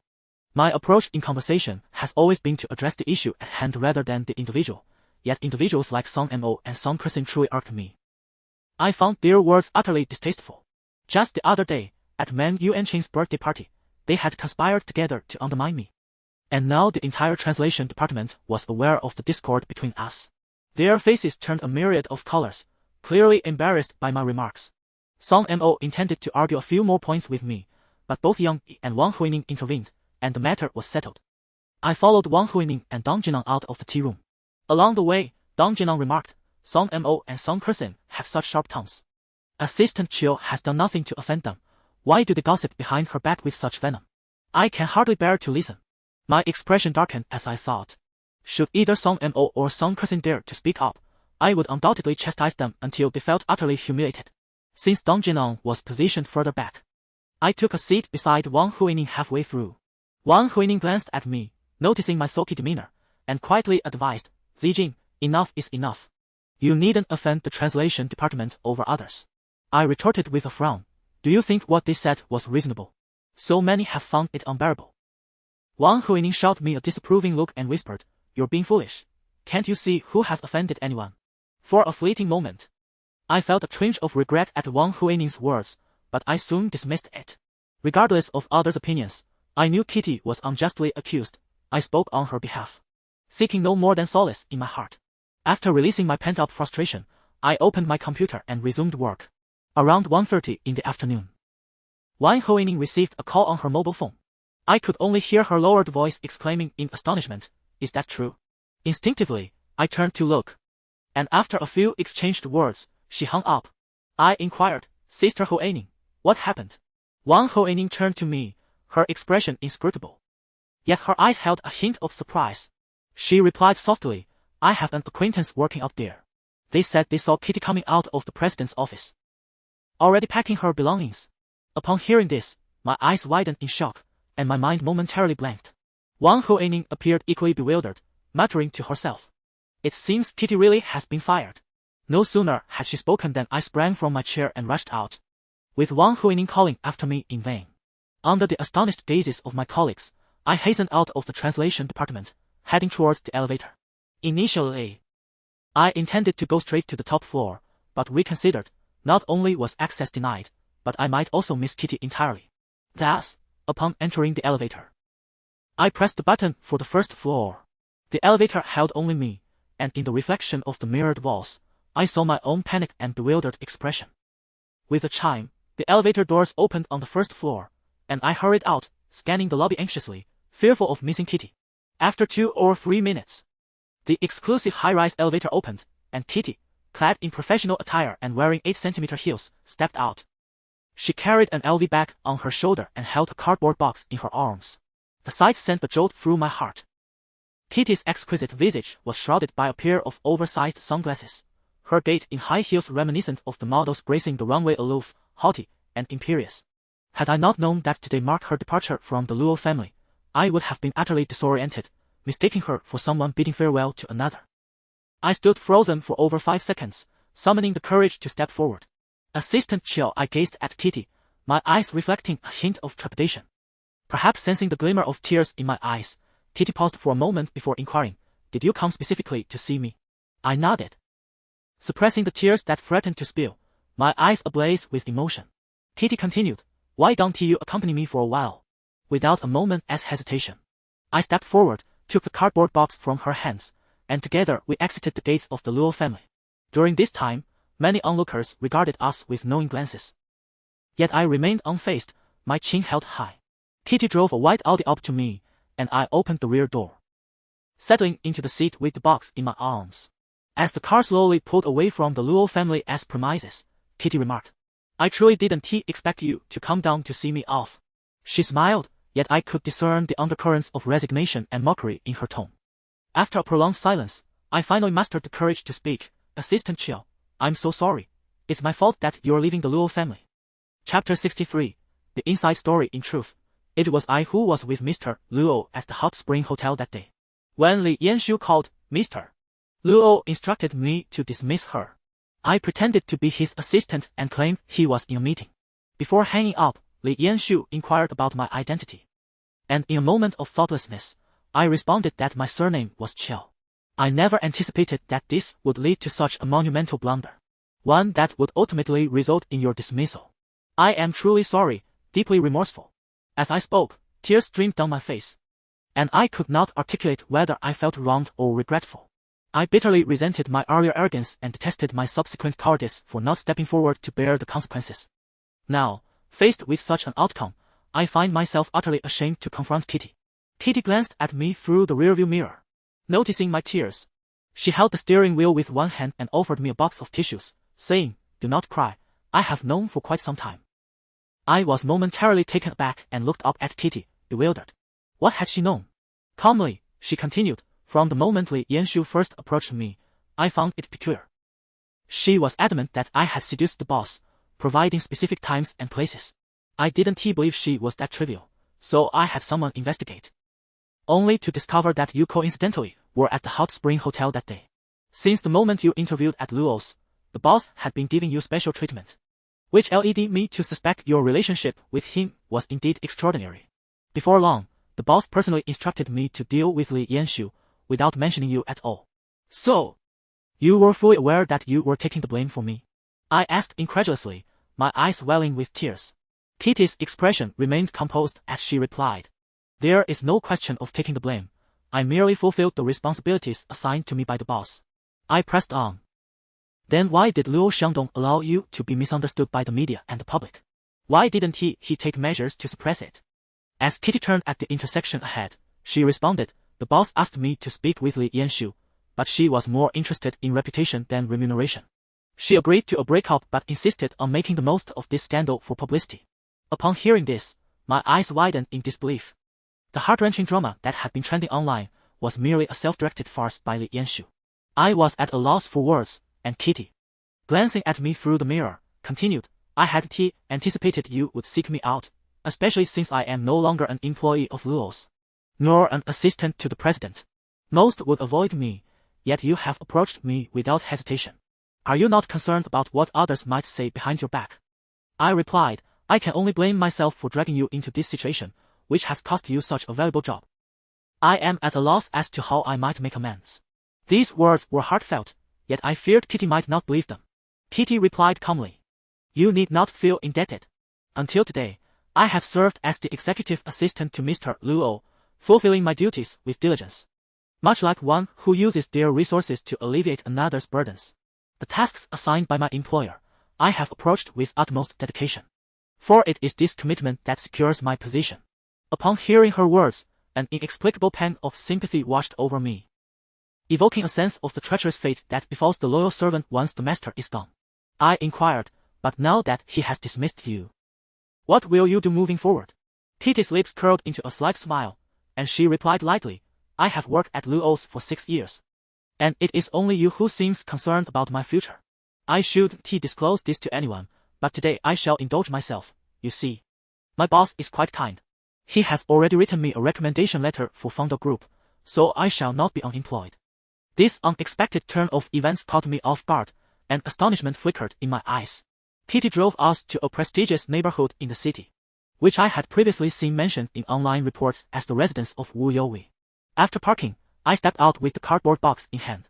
Kitty suggested, if you're not in a hurry to return, would you like to come up for a while? Instinctively, I shook my head and replied, no, thank you. After handing the box to Kitty, I hesitated and tentatively asked, Assistant Chiao, has your relationship with your boyfriend been affected? I recalled reports of them having an argument during a dinner outing. In response, Kitty assured me, our relationship is perfectly fine. The earlier online disputes were rather heated, and his parents were somewhat displeased upon hearing about it, but he has since clarified things with them. Scandals tend to fade over time. What is true cannot be concealed, and what is false cannot be substantiated. There will be no lasting issues. I was genuinely moved by Kitty's magnanimity. Logically, one would expect distress after losing a job. Yet she remained unperturbed, even offering me comfort amid the scrutiny of strangers. My heart swelled with emotion, and as tears welled in my eyes, I choked out, Assistant Chiao. I am at a loss for words. Regardless, I owe you a favor, and if you ever need my assistance, just say the word, and I, Liang Zijing, will certainly help. Kitty smiled, all right, I shall hold you to that. Before parting, she also spoke on behalf of Luo Xiangdong, assuring me that he had been looking out for me in secret and encouraged me to continue working diligently at Luo's. I truly appreciated Kitty. Though she would no longer work at Luo's, our friendship would endure. On my journey back to Luo's, I gazed out the window, lost in my thoughts. Luo Xiangdong mentioned that our department head had entrusted him with my care, and upon contacting the head, I confirmed that this was indeed the case. Grateful as I am for my entrance into the Luo family, I find myself burdened with an overwhelming knowledge of Luo Xiangdong's secrets, which I have vowed to keep confidential. These revelations weigh heavily upon me, especially when Su Lu and Dong Jinang inquire about him. I can no longer feign ignorance as I once did. Caught between my loyalty to Luo Xiangdong and my friendships, I feel I have deceived the latter for the sake of the former. This sentiment is unsettling. Yet I find myself ensnared, sinking ever deeper into this predicament. Fortunately, the tumultuous matters that plague me have now subsided, and I can only hope for a tranquil existence at Luo's in the future. Upon my return to the translation department, I keenly sensed the charged gazes of my colleagues, particularly from Song Mo and Song Kersen, whose expressions seemed to relish my discomfort. Indeed, as soon as I reached my seat, Wang Huining stood abruptly, her brow furrowed, and whispered, Where have you been? I paused momentarily before responding candidly. I was seeing Assistant Chiao off. Her expression shifted to one of peculiar intrigue. A few seconds later, she lowered her voice again, saying, You were gone for only a brief moment when the department had sought you out. You left your phone behind, and I had no idea how long you'd be away. I couldn't cover for you. At this revelation, a sense of foreboding washed over me. The department head has requested your presence in her office upon your return. Wang Huining's eyes reflected a blend of frustration and sympathy, and I sighed inwardly, realizing that the more I feared the situation, the more it materialized. I had hoped for calmness, yet here I was. Wang Huining, observing my despondent demeanor, murmured, Go on, I'll pray for your safe passage. In truth, no prayer would suffice. Very few who were summoned to the department head's office emerged unscathed, and those who did often bore the marks of their ordeal. According to the hard-earned wisdom of my predecessors, it was said that Zhou Yu particularly detested when her critiques were met with defensiveness. Thus, a saying circulated among us in the translation department, better to stroll through the gates of hell than to argue with Zhou Yu. I silently recited this mantra, preparing myself to remain mute regardless of her tirade. Standing before the office door, I inhaled deeply, resolving that it was better to endure swift pain than prolonged suffering. And I knocked firmly. Enter. Zhou Yu's voice beckoned from within. As I pushed the door open, I immediately bowed and addressed her respectfully. Department head, you summoned me. It is wise to approach with a pleasant demeanor. Zhou Yu acknowledged me with a brief sound and then lifted her gaze, instructing, Close the door. A chill ran down my spine as my imagination conjured various grim scenarios of those who had faced her wrath in this very office. After shutting the door, I hesitated, contemplating whether to stand or sit during this impending reprimand.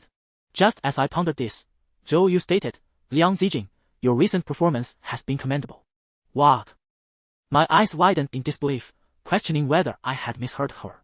Zhou Yu maintained a calm demeanor and stated, you have been diligently focused on your work without seeking recognition.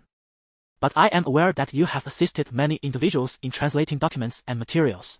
You often arrive early or stay late, demonstrating a level of dedication that surpasses that of many of your peers. Upon hearing this, I managed to lift the corners of my mouth in a somewhat stiff smile and replied, in truth, it's nothing remarkable. When I first joined the translation department, everyone was preoccupied with their own tasks. I merely wished to acquire more knowledge, which is why I eagerly volunteered to assist my seniors with whatever I could. Zhou Yu smiled gently at me and said, Liang Zijing, work diligently in the translation department. I have high hopes for you. In that moment, I felt as if the entire world had brightened. Receiving praise from Zhou Yu was an extraordinary sensation. Zhou Yu then casually pulled a document from a file box and handed it to me, saying, please deliver this document to the top floor, to General Manager Luo.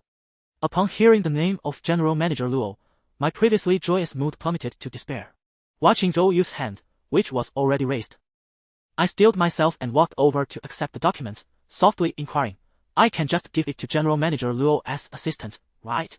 Zhou Yu replied, it must be delivered directly to General Manager Luo. This document is of great importance. Chapter 64. The one who assists you is me. I discreetly scrutinized her expression, only to find her smiling back at me. A chill ran down my spine, prompting me to greet her hastily and retreat from the office. With the folder in hand, I exited the translation department and took the elevator to the top floor. Upon my arrival, I was immediately approached by someone who inquired about my visit. I replied, I have come to deliver a document from Minister Zhou of the translation department to President Luo. Upon hearing this, the individual escorted me to the door of the president's office. This was my inaugural visit to the top floor, and it was also my first glimpse of the presidential office door. My heart raced with both trepidation and a hint of excitement as I maintained a composed facade. After knocking, a deep male voice beckoned from within, come in. I pushed open the heavy wooden door and stepped inside. The room was adorned with an opulent carpet embroidered with subtle patterns, and my high heels made no sound as I walked across it. I traversed a small corridor, and my vision expanded into a grand space. Directly ahead of me loomed a massive floor-to-ceiling window, about 4 meters tall and nearly 10 meters wide. Sunlight poured in, illuminating the black desk on the right side, where Luo Xiangdong was seated in a spacious leather chair, clad in a beige shirt, his gaze fixated on the computer screen, oblivious to my presence. For a fleeting moment, I was enchanted by the sight before me. Luo Xiangdong's face, bathed in sunlight, appeared almost surreal in its beauty. However, this enchantment was short-lived, and I quickly regained my composure, advancing toward him. President Luo, this is the document that Minister Zhou asked me to deliver to you. I placed the folder on the desk before him, my tone more formal than respectful. Without casting a glance my way, Luo Xiangdong remained engrossed in his work, his right hand deftly maneuvering the mouse. He broke the silence. I heard you just delivered something to Kitty. Although phrased as a question, his tone suggested certainty. My gaze shifted slightly, and I replied softly, yes. Luo Xiangdong continued, with so many eyes in this building, you truly seem unafraid of attracting trouble. Were it not for Kitty's repeated assurances that Luo Xiangdong was, in fact, a decent person who had my back, I might have taken his words to mean he was cold and unfeeling. I responded, maintaining a neutral expression, regardless. Kitty has indeed helped me this time. Out of both sentiment and reason, I felt compelled to see her off as she departs from the Luo family. Upon hearing this, Luo Xiangdong finally lifted his striking black eyes to meet mine and remarked, is it not I who has been assisting you? As I locked eyes with his seemingly beautiful yet inherently perilous gaze, I almost found myself ensnared. Fortunately, I managed to avert my gaze in time and replied, I heard from Kitty. Luo Xiangdong looked at me earnestly and stated, since you are already aware of who has been supporting you from the shadows, why have you never expressed your gratitude? Instinctively, I wanted to retort, am I not in this predicament because of you? How dare you take credit here? I said nothing. Yet after gazing at me for a few seconds, Luo Xiangdong remarked, so, you blame me for burdening you. Was my demeanor so overt? For various reasons. I parted my lips and replied, Mr. Luo, that matter is in the past. It is no longer significant to debate right or wrong. Luo Xiangdong's lips curved slightly. A smile that was neither here nor there, as he said. Your assertion that right or wrong is unimportant does not alter the fact that I am still short a capable assistant. I thought to myself. What good is it to speak with me? Am I expected to compensate you? The Luo family is teeming with talent. They would not lack for personnel, and Mr. Luo could easily hire another assistant. I mastered a forced smile and insincerely replied. Luo Xiangdong regarded me and suddenly asked. Are you interested in coming upstairs to be my assistant? My eyes widened in shock, and I shook my head vigorously, responding, No, I cannot. Seeing my reaction, Luo Xiangdong frowned and said, I am offering you a chance to assist me, not sending you to your demise. What is that expression? I realized belatedly that my reaction had been excessive. Suppressing my inner turmoil, I endeavored to maintain a composed expression and replied earnestly, No, Mr. Luo, you misunderstand. That is not my intention. Then what is your intention?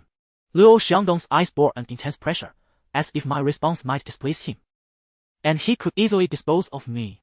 My eyes started cautiously as I carefully selected my words, responding softly, I am studying languages, not administration. I cannot fulfill the role of an assistant. Luo Xiangdong retorted, Were you born knowing how to eat? It is a skill learned over time. In response, I felt a surge of blood rush to my face, uncertain whether it was indignation or frustration. I replied, Mr. Luo, I appreciate your regard, but as you have said, one must possess self-awareness. I do not have the capability for such a role. Luo Xiangdong suddenly smirked and said with a light chuckle. You seem to remember my words quite well. My smile was stiff as I nodded and replied, Indeed, Mr. Luo's words are etched in my heart. Observing my submissive demeanor, Luo Xiangdong remained silent for several seconds before asking, Liang Zijing, I am offering you this one opportunity. Do you truly not wish to come upstairs to be my assistant? You must understand how many would dream of such a chance. I thought to myself that I could not even bear to dream at this moment. I dared not decline too hastily for fear of inciting Luo Xiangdong's wrath, yet I did not want to linger too long. Thus, I feigned contemplation. Hesitating for a few seconds before responding, Mr. Luo, I have thought it over. I will commit myself to the translation department and ensure I do not bring you shame.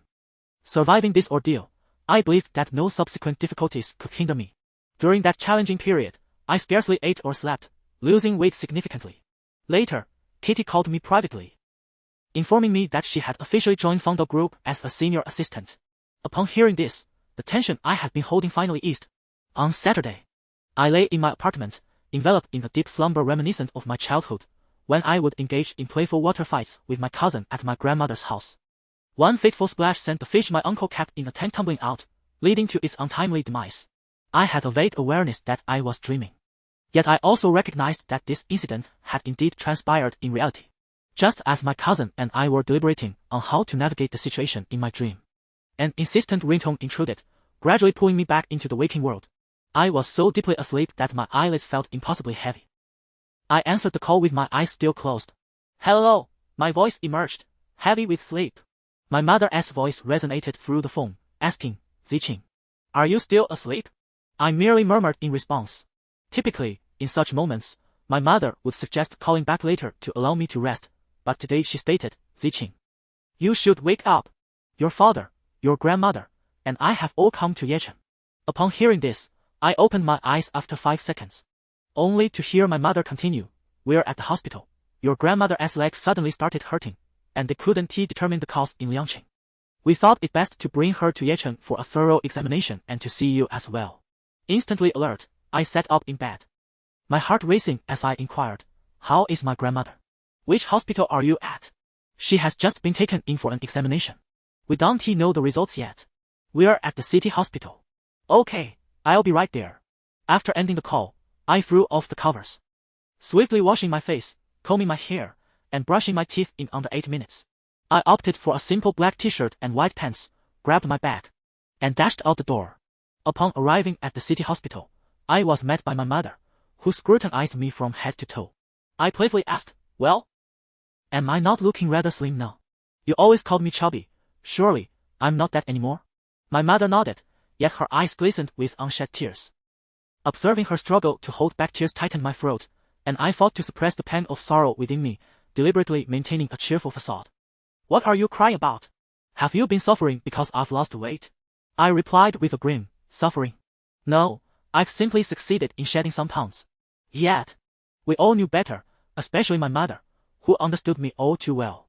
After years of maintaining my weight between 115 and 120 pounds. Such a sudden loss was certainly alarming. Sure enough, my mother took my hand, her eyes reddened, and softly asked, Zijing, what exactly happened with Wen Han? It's been quite some time. Have you not reconciled? I endeavored to sustain my smile, but ultimately, it became a strained mask. With a heavy heart, I confessed. We've broken up, completely. There is no chance of reconciliation in this lifetime. In the early days following our separation, my emotions were too raw to discuss the matter. Now, as the dust settles, my heart, though fragmented, is slowly beginning to heal. I must provide my mother with some reassurance. I cannot allow her to worry about me incessantly. Sensing her desire to inquire about the reasons behind my demeanor, I preemptively shifted the conversation, saying, Let us discuss this when we have more time. Where's my father?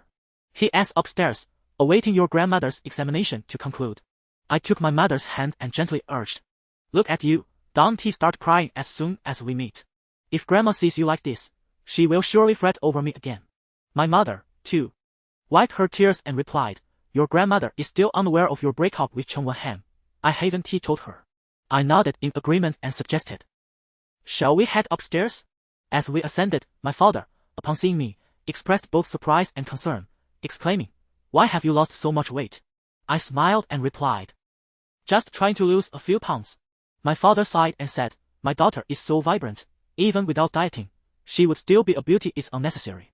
Throughout my life, my father has always held an inexplicable confidence in me, a sentiment to which I have long grown accustomed. After a brief conversation while seated on the corridor bench, the door to a nearby CT room opened, and two young nurses assisted my grandmother as she emerged.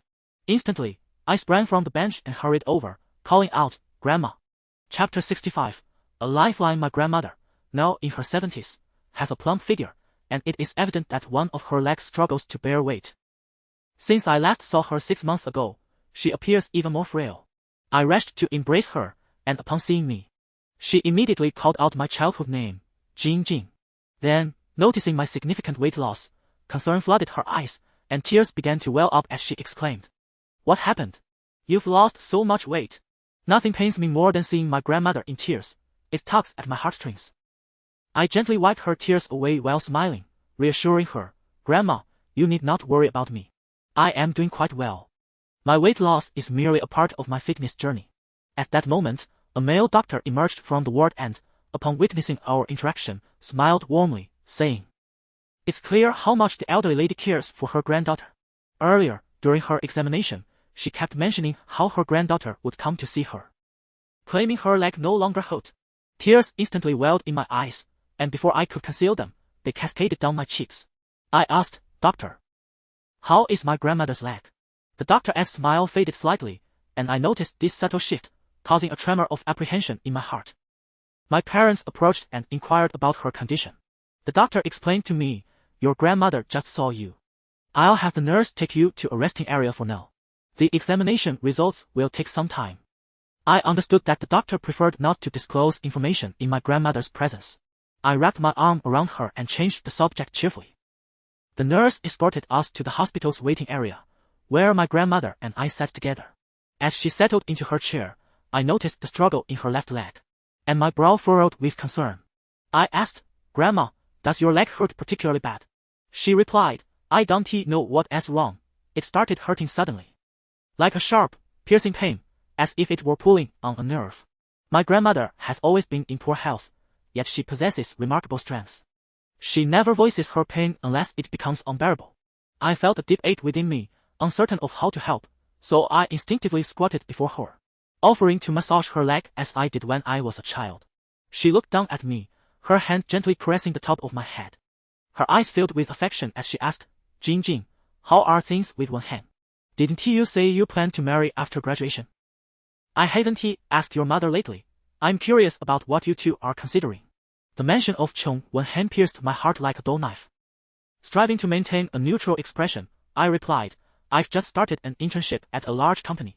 I need to establish myself first. She nodded in understanding, saying, That as dude, young people should make their own plans. As long as you are happy, that is what matters. I lowered my gaze, trying to avoid her eyes. She felt my pain, and after merely 2 minutes of my massage, she pulled me up. Just as I stood, my phone rang. I checked the screen and saw it was my mother calling. I turned to my grandmother, saying, "Grandma, I'll take this call. Please wait for me." "Go ahead," she replied. As I walked away, I answered the phone. "Mom, Zijing, is your grandmother nearby?" "No, I came out to pick her up." "What is the matter? Is there something serious with my grandmother's leg?" Unconsciously, I furrowed my brows, feeling a surge of anxiety within me. My mother informed me.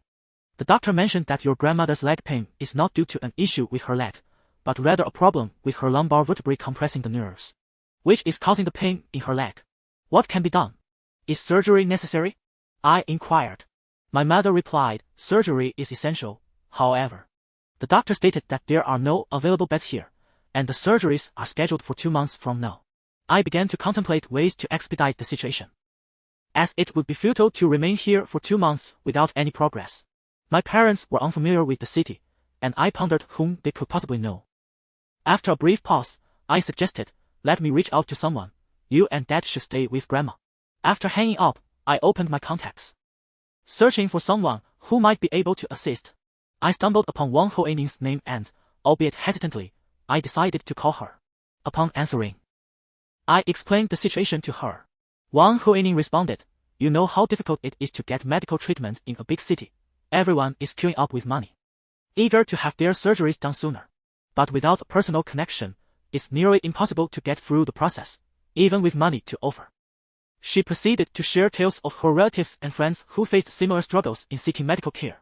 I quickly interjected, "Sister Hoaning, I appreciate your help, but I will look for someone else." Shortly after, my gaze landed on Kuang Yan's name. Being a local resident of the city and coming from a well-off family, he was likely to have connections.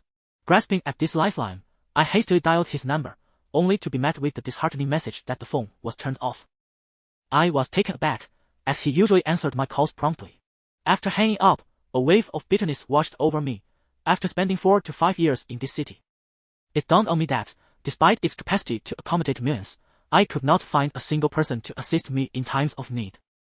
The acquaintances I knew were unable to help, while those I didn't know felt too daunting to approach. Ultimately, my eyes fell upon the entry for Dong. If it weren't absolutely necessary, I would prefer not to reach out to Luo Xiangdong, as I had a premonition that making this call would forever entangle our paths. However, for the sake of my grandmother, I resolved that these concerns were trivial. Gritting my teeth, I dialed his number, listening to the steady beeping on the other end. My heart raced in my throat. Soon, the call connected, and Luo Xiangdong's voice came through. "Hello." His tone was neither warm nor cold. With one hand clutching the phone and the other hanging nervously by my side, I felt myself tense up. Parting my lips, I spoke, "Mr. Luo, it's Liang Zijing." "I apologize for the interruption," Luo Xiangdong replied indifferently. "I have your number." I could faintly hear the sound of cards being shuffled from his end, indicating that he was preoccupied. I hesitated, summoning the courage to speak. "Mr. Luo, I have a favor to ask. Are you available at the moment?" "What is it?" he inquired. As I recounted the matter, a sense of trepidation enveloped me regarding how Luo Xiangdong would respond. He remained silent for several seconds before finally uttering, "I won't play anymore. I have something to attend to." His words were not directed at me. After a brief pause, he inquired, "Which hospital are you at?" "At the municipal hospital," I replied. "All right, I'll come over now," he stated. The mere thought of his impending arrival made my heart race. I instinctively raised my eyebrows, stammering, that's fine. I'll wait for you." Once I ended the call, an overwhelming wave of exhaustion washed over me. Just conversing with him over the phone had drained me, and the prospect of our forthcoming face-to-face encounter loomed ahead. Blood rushed to my face, as I feared I might collapse before resolving my grandmother's situation. As I walked back, I noticed my parents conversing with my grandmother in the waiting area. She was astute enough to sense our furtive demeanor, stirring her suspicions. She turned to my father and asked, "Shao Fei, tell me the truth. Did the doctor say my legs are no longer viable? Do I need an amputation?" My father quickly reassured her, "Mom, don't overthink it. There is nothing wrong." "Nothing wrong?" she retorted. Then why aren't you speaking in front of me? My mother joined the comforting chorus, responding, Mom, didn't I tell you? Your legs are fine. It's just a minor issue with your lumbar spine that is slightly pressing on a nerve. We'll have a small operation. And your legs will feel better immediately. My grandmother's eyes reflected uncertainty, and she quietly asked, Did the doctor mention how much the surgery will cost? My father, grasping her hand, smiled and replied, With us around, you needn't worry about the expenses. Healthcare in this big city is expensive, she lamented. I saw on television that an appendectomy in Night City costs thousands. Surely my surgery will cost tens of thousands. Noticing my approach, my mother cast me a questioning glance, to which I nodded slightly before assuring my grandmother, Don't worry about the cost of the surgery. We must treat our ailments regardless of the expense. The elderly often fret over financial matters. I gently held my grandmother's hand and comforted her. You can stay in Night City for a while. I can keep you company. My mother chimed in, By the way, didn't you mention that your current living situation is quite pleasant? Let us skip the hotel and just stay with you instead. I smiled and replied, Sure. There are plenty of other rooms in the apartment. We settled into casual conversation for about 20 minutes when my phone rang again. It was Luo Xiangdong calling. I quickly answered, Hello, President Luo. Upon hearing me address him as such, my parents and grandmother all turned their gaze towards me. I feigned nonchalance and continued, We are upstairs. I'll come down to meet you. After hanging up, I stood up and announced, I'm going to meet someone. My grandmother looked up and asked, President Luo, is he your boss? I awkwardly smiled and nodded, yes. After descending in the elevator, I quickly spotted Luo Xiangdong in the hospital lobby. He donned a deep green shirt that accentuated a strikingly handsome face, captivating enough to draw one's gaze. Upon closer inspection, I noticed he was accompanied by Wei Long. Hastening towards them, I called out, Mr. Luo, Mr. Wei. Upon seeing me, Wei Lan's equally handsome visage broke into a gentle smile as he greeted, Miss Liang, it's been a while. How have you been? I nodded in response, quite well. Luo Xiangdong turned to me, his expression devoid of any superfluous emotion, and straightforwardly inquired, Where are your family members? I met his gaze with a hint of caution and replied, They are upstairs. He stated, Let us go up. As we walked towards the elevator with Luo Xiangdong and Wei Long, an array of feelings surged within me: awkwardness, anxiety, and an inexplicable flutter in my heart. I felt compelled to initiate a conversation and turned to the amiable Wei Long, saying, I apologize for interrupting your game. Wei Long, with a faint smile, reassured, Not at all, the game can wait, attending to health is paramount. His words only deepened my sense of guilt. Once inside the elevator, Luo Xiangdong glanced at me and remarked, You've wasted my time too. Why didn't you express your apologies? Before I could respond, he disdainfully added, Those in the know understand you sought my assistance. Those unfamiliar might think you were looking for Wei Long. Through my interactions with Luo Xiangdong, I had begun to discern his temperament. He possessed a sharp tongue and often expressed himself in a rather abrasive manner. Were it not for the favor he could provide, I would have found it intolerable. Amidst my thoughts, I managed to maintain a smile and replied, I truly appreciate your help. Upon hearing this, Luo Xiangdong let out a haughty snort and turned his gaze away. Watching the back of his head, a surge of frustration welled up within me. Chapter 66. His gentle side. The three of us ascended the stairs and stepped into the lounge area. Upon seeing Luo Xiangdong and Wei Zhen, my parents and grandmother exhibited varying degrees of surprise in their eyes. I hastily positioned myself ahead of Luo Xiangdong and Wei Zhen, eagerly introducing them to my parents, Dad, Mom, this is my current boss, Mr. Luo, and this is Mr. Wei, a friend of Mr. Luo. Throughout my life, I have seldom encountered such an awkward situation as this. Introducing my current employer and his friend to my family left me utterly tongue-tied, unable to utter their full names. It truly resonated with the saying, driven by necessity. Were there any other option available, I would never have summoned Luo Xiangdong here. The relationship between us hardly qualifies as close. As for Wei Xing, I had merely met him once. My parents and grandmother rose from their seats, and to my astonishment, both Luo Xiangdong and Wei Zong greeted them with warmth and politeness, saying, Hello, uncle, and grandmother. My mother smiled and replied, Hello. I'm so sorry to trouble you for coming all this way. Luo Xiangdong responded with a smile, Auntie, you are too kind. I am a friend of Zijing's. She mentioned that grandmother has not been feeling well, so I hurried over to check on her. Standing beside Luo Xiangdong, I gazed at his seemingly harmless smile, utterly stunned. Is this truly the Luo Xiangdong I know? Just half a minute ago, He had been mocking me in the elevator. My grandmother took 2 unsteady steps forward and said, "You must be Mr. Luo. I truly appreciate your visit." Luo Xiangdong extended his hand to support her and replied, "Grandmother, please have a seat. I believe your legs are uncomfortable. No need to stand and talk." My grandmother grasped Luo Xiangdong's hand, repeatedly expressing her gratitude. I stood by, utterly bewildered. Initially, I had worried that given Luo Xiangdong's usual attitude towards me, even if I were to call him in a moment of desperation, he would likely respond indifferently. Yet, unexpectedly, the chairs in the hospital lounge were arranged in rows, and my father intended to be polite and invite Luo Xiangdong and Wei Song to sit down. However, it would hardly do to have everyone line up as if watching a film. Seizing the opportunity, I suggested, "It's rather inconvenient to sit here. Why don't we go downstairs to find a more suitable place?" Wei Song replied, "Let us head downstairs first, and ensure grandmother is comfortably settled." My mother glanced at me, a look of hesitation and ambiguity on her face, and asked, "Aren't we staying at this hospital?"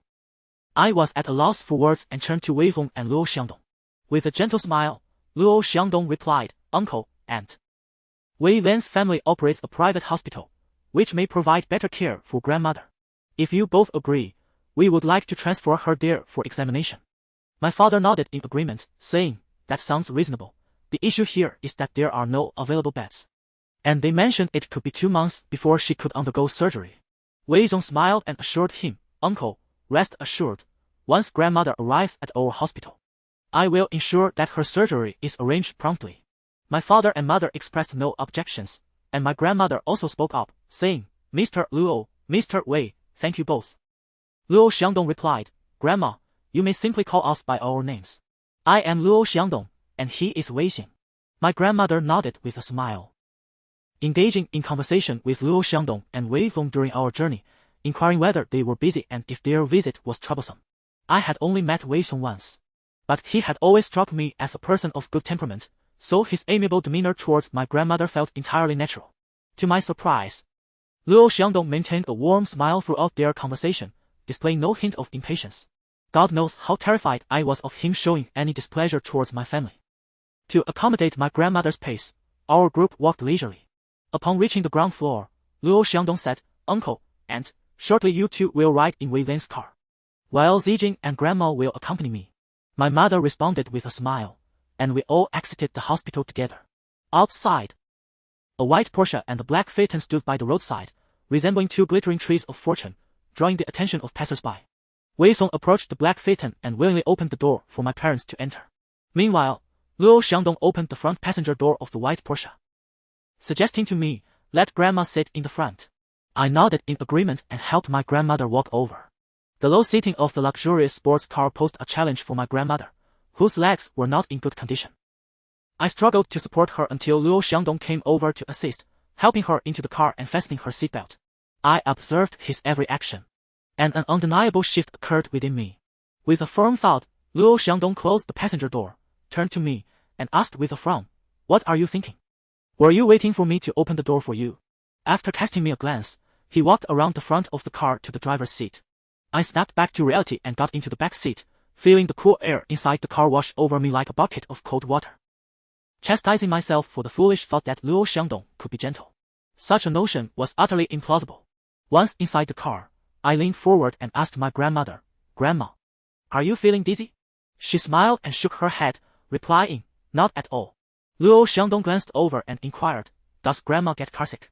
I nodded, saying, "She tends to get quite carsick." Luo Xiangdong promptly lowered the window while fastening his seatbelt, stating, "Then I'll drive slowly." As we made our way to the hospital, my grandmother began to gossip about Luo Xiangdong beside her. She first asked, "You're so young and already a big boss. I heard from Zijing that your company has over 10,000 employees. Do you manage all of them?" Luo Xiangdong smiled gently, responding, "What she mentioned refers to all the employees of the Luo family in the country. I only manage those at the headquarters, so it's not that many." My grandmother smiled and said, "That's still quite impressive. You seem young. How much older are you than Zijing?" Luo Xiangdong smiled back, replying, "I am 28 this year." My grandmother remarked, "Are you really 28? You appear much younger. Jingjing is only 23. I thought you might be just 2 or 3 years her senior." "Indeed. It seems I have a youthful appearance," I replied. So, are you married yet? I sat in the back seat, feeling a rush of anxiety, and quickly straightened my back, whispering, Grandma, please refrain from bringing our hometown customs here. People around here do not inquire about such matters. Upon hearing this, my grandmother's expression shifted slightly. She turned to Luo Xiangdong and said, Oh dear, I truly apologize. Us old ladies simply love to ask these trivial questions. Please do not take it to heart. Luo Xiangdong showed no signs of displeasure. Instead, his smile widened as he responded, It's quite alright, Grandma. We are merely engaging in casual conversation. He then added, I am not married yet. My grandmother remarked, You city folks tend to avoid marrying early. Back in our place, families would be quite anxious about it. Luo Xiangdong chuckled and replied, Actually, it is the same everywhere. My family also has elders urging me to marry soon. My grandmother turned to him, suddenly inquiring, What do your parents do? My heart raced as I wondered why my grandmother, usually prone to dizziness upon entering a vehicle, seemed more spirited today than I was. The crucial part was how Luo Xiangdong and my grandmother were engaged in such an animated exchange. He remained composed and replied, My father is in business, and my mother has not worked for the past 2 years. My grandmother responded with a thoughtful oh. And I silently prayed she would label Luo Xiangdong as mother as a housewife. Fortunately, my grandmother, being educated, nodded and concluded, It's fine if she doesn't work. After all, with such an outstanding son like you, she can enjoy a life of ease. Luo Xiangdong merely smiled in silence. Seizing the moment, I interjected, asking my grandmother, Grandma, how has everything been at home lately? Heaven knows I only intended to change the subject. My grandmother nodded and replied, Everything is well at home. You need not worry. Then, she turned to Luo Xiangdong and said, Our Jingjing is particularly considerate. Although she is away at university, she often calls to check in. Don't be fooled by her seemingly carefree demeanor. She is quite thoughtful. I understood that my grandmother was trying to look out for me, much like when she praised my understanding nature in front of my teachers during childhood. However, I had grown up, and the person across from me was not a teacher but Luo Xiangdong. My face flushed crimson, and I instinctively tugged at my grandmother's arm. Lowering my voice, Grandma, why are you telling him all this? To my dismay, she responded nonchalantly, I'm just chatting with your superior. Sharing what you are like in private. Is that not permissible? I felt utterly mortified. I could hardly muster the courage to glance at Luo Xiangdong's expression, only to hear his gentle voice reply, I was not well acquainted with her, but thanks to Grandma's words, I now understand she is a considerate and filial person. Encouraged by Luo Xiangdong's compliment, my grandmother became even more animated, enthusiastically recounting my accomplishments from childhood to the present. Throughout the encounter, I observed Luo Xiangdong wearing a subtle smile, occasionally engaging in light banter with my grandmother. To be honest, I found it difficult to discern his true emotions. After all, he seemed to possess two distinct facades. Who could tell if he might mock me behind my back? My grandmother remarked, Jingjing has always been a child who rarely caused us adults any worry. The only time we were concerned was when she suddenly fell in love during high school. At that moment, Grandma, please don't continue. I interjected abruptly. She, mistaking my interruption for embarrassment, chuckled and replied, What is there to be afraid of? You are all grown up now. By chance, my gaze met Luo Xiangdong's through the rearview mirror. Our eyes locked, and within his dark pupils, I sensed a sharp and scrutinizing gaze. My heart momentarily skipped a beat, overwhelmed by an inexplicable tension. After a few seconds, Luo Xiangdong turned his head towards my grandmother, adopting a demeanor of refined politeness. With a gentle smile, he inquired, Grandma, Jingjing really had a romantic relationship in high school. Chapter 67. Will you accompany me? Not long after entering high school, my family was greatly distressed, fearing that she would neglect her studies. Eventually, she made a promise, stating that if allowed to pursue this romance, her academic performance would not decline, and she would maintain a position within the top 5 of her grade. Luo Xiangdong smiled gently and inquired, Is that so? What happened thereafter? As I sat in the back seat of the car, I found myself at a loss for words. Overwhelmed by a tumult of emotions. The weather was not particularly hot, yet I was drenched in a cold sweat, my palms slick with anxiety. She stubbornly insisted on dating the boy, and indeed, her grades improved significantly. Not only did my family turn a blind eye, but even the school seemed indifferent to the situation. When it came time to apply for universities, the boy, accommodating her wishes, relocated to Night City to study design. Listening to my grandmother's tone filled with pride and satisfaction, I felt a burning sensation on my face, akin to a scab being cruelly torn from a healing wound, only to have salt rubbed into it. This was a sentiment that only my grandmother could express. Had it been anyone else, I might have lost my temper. I straightened my back, my gaze lowered, and my hands, resting on my knees, had unknowingly clenched into fists. I gritted my teeth, determined to conceal the pain within from my expression. Through the rearview mirror, Luo Xiangdong observed my countenance and, with a knowing tone, asked, "Are they still together?" A jolt of apprehension coursed through me, causing my brows to furrow involuntarily. He was feigning ignorance. My grandmother responded with a smile, "Yes, they are still dating. Initially, they planned to marry after graduation, but now both are preoccupied with their jobs." A buzzing filled my ears, rendering me nearly breathless. I barely registered what my grandmother continued to say. Fortunately, the car soon came to a halt, and as I looked up, I realized we had arrived at the hospital.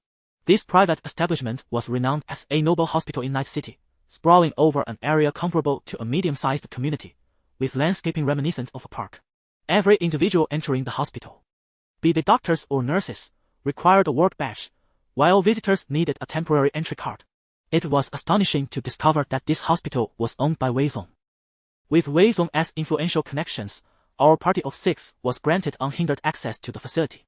After a phone call from Wei Zong, a flurry of doctors and nurses swiftly descended upon us, escorting my grandmother for further examinations. When the results emerged, they mirrored those from the municipal hospital. The physician recommended surgery, and Wei Zong promptly arranged for my grandmother to be transferred to a VIP room, where she would undergo a period of physical preparation before the operation. While my family was not lacking in financial resources, they were only sufficient for a third-tier city like Liangqing. In Night City, wealth was abundant. Even a person of modest means could easily possess a higher income than my family.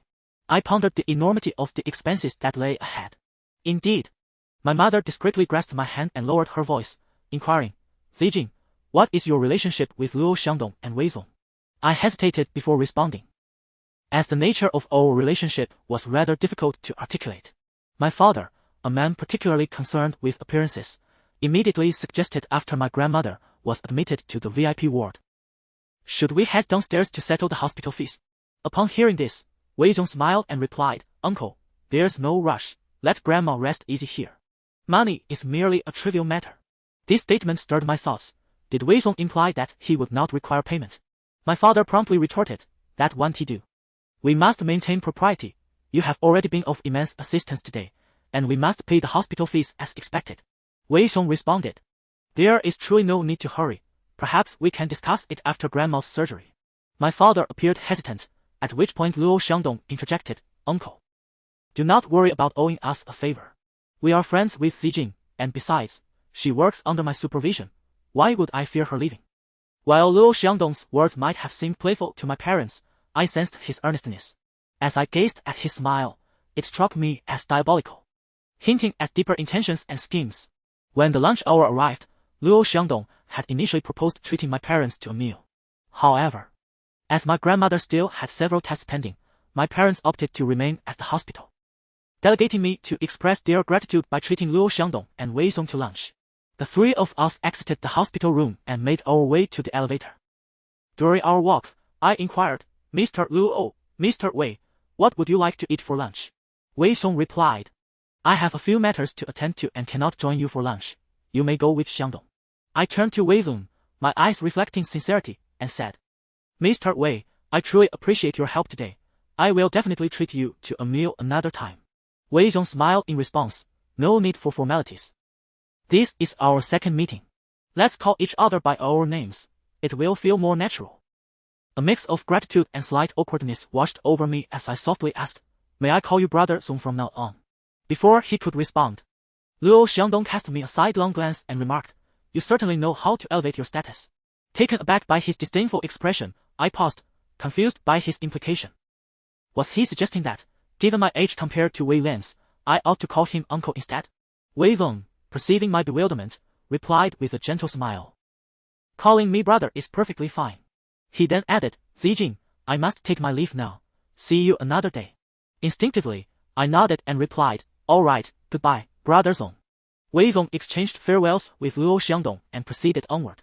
I watched his silhouette until he vanished around the corridor's corner. Why do you keep staring? Luo Xiangdong's taunting voice broke the silence, prompting me to turn and respond. Mr. Luo, thank you once again for today. Luo Xiangdong raised an eyebrow, saying, What do you mean by also thanking me? Shouldn't you be solely expressing your gratitude to me?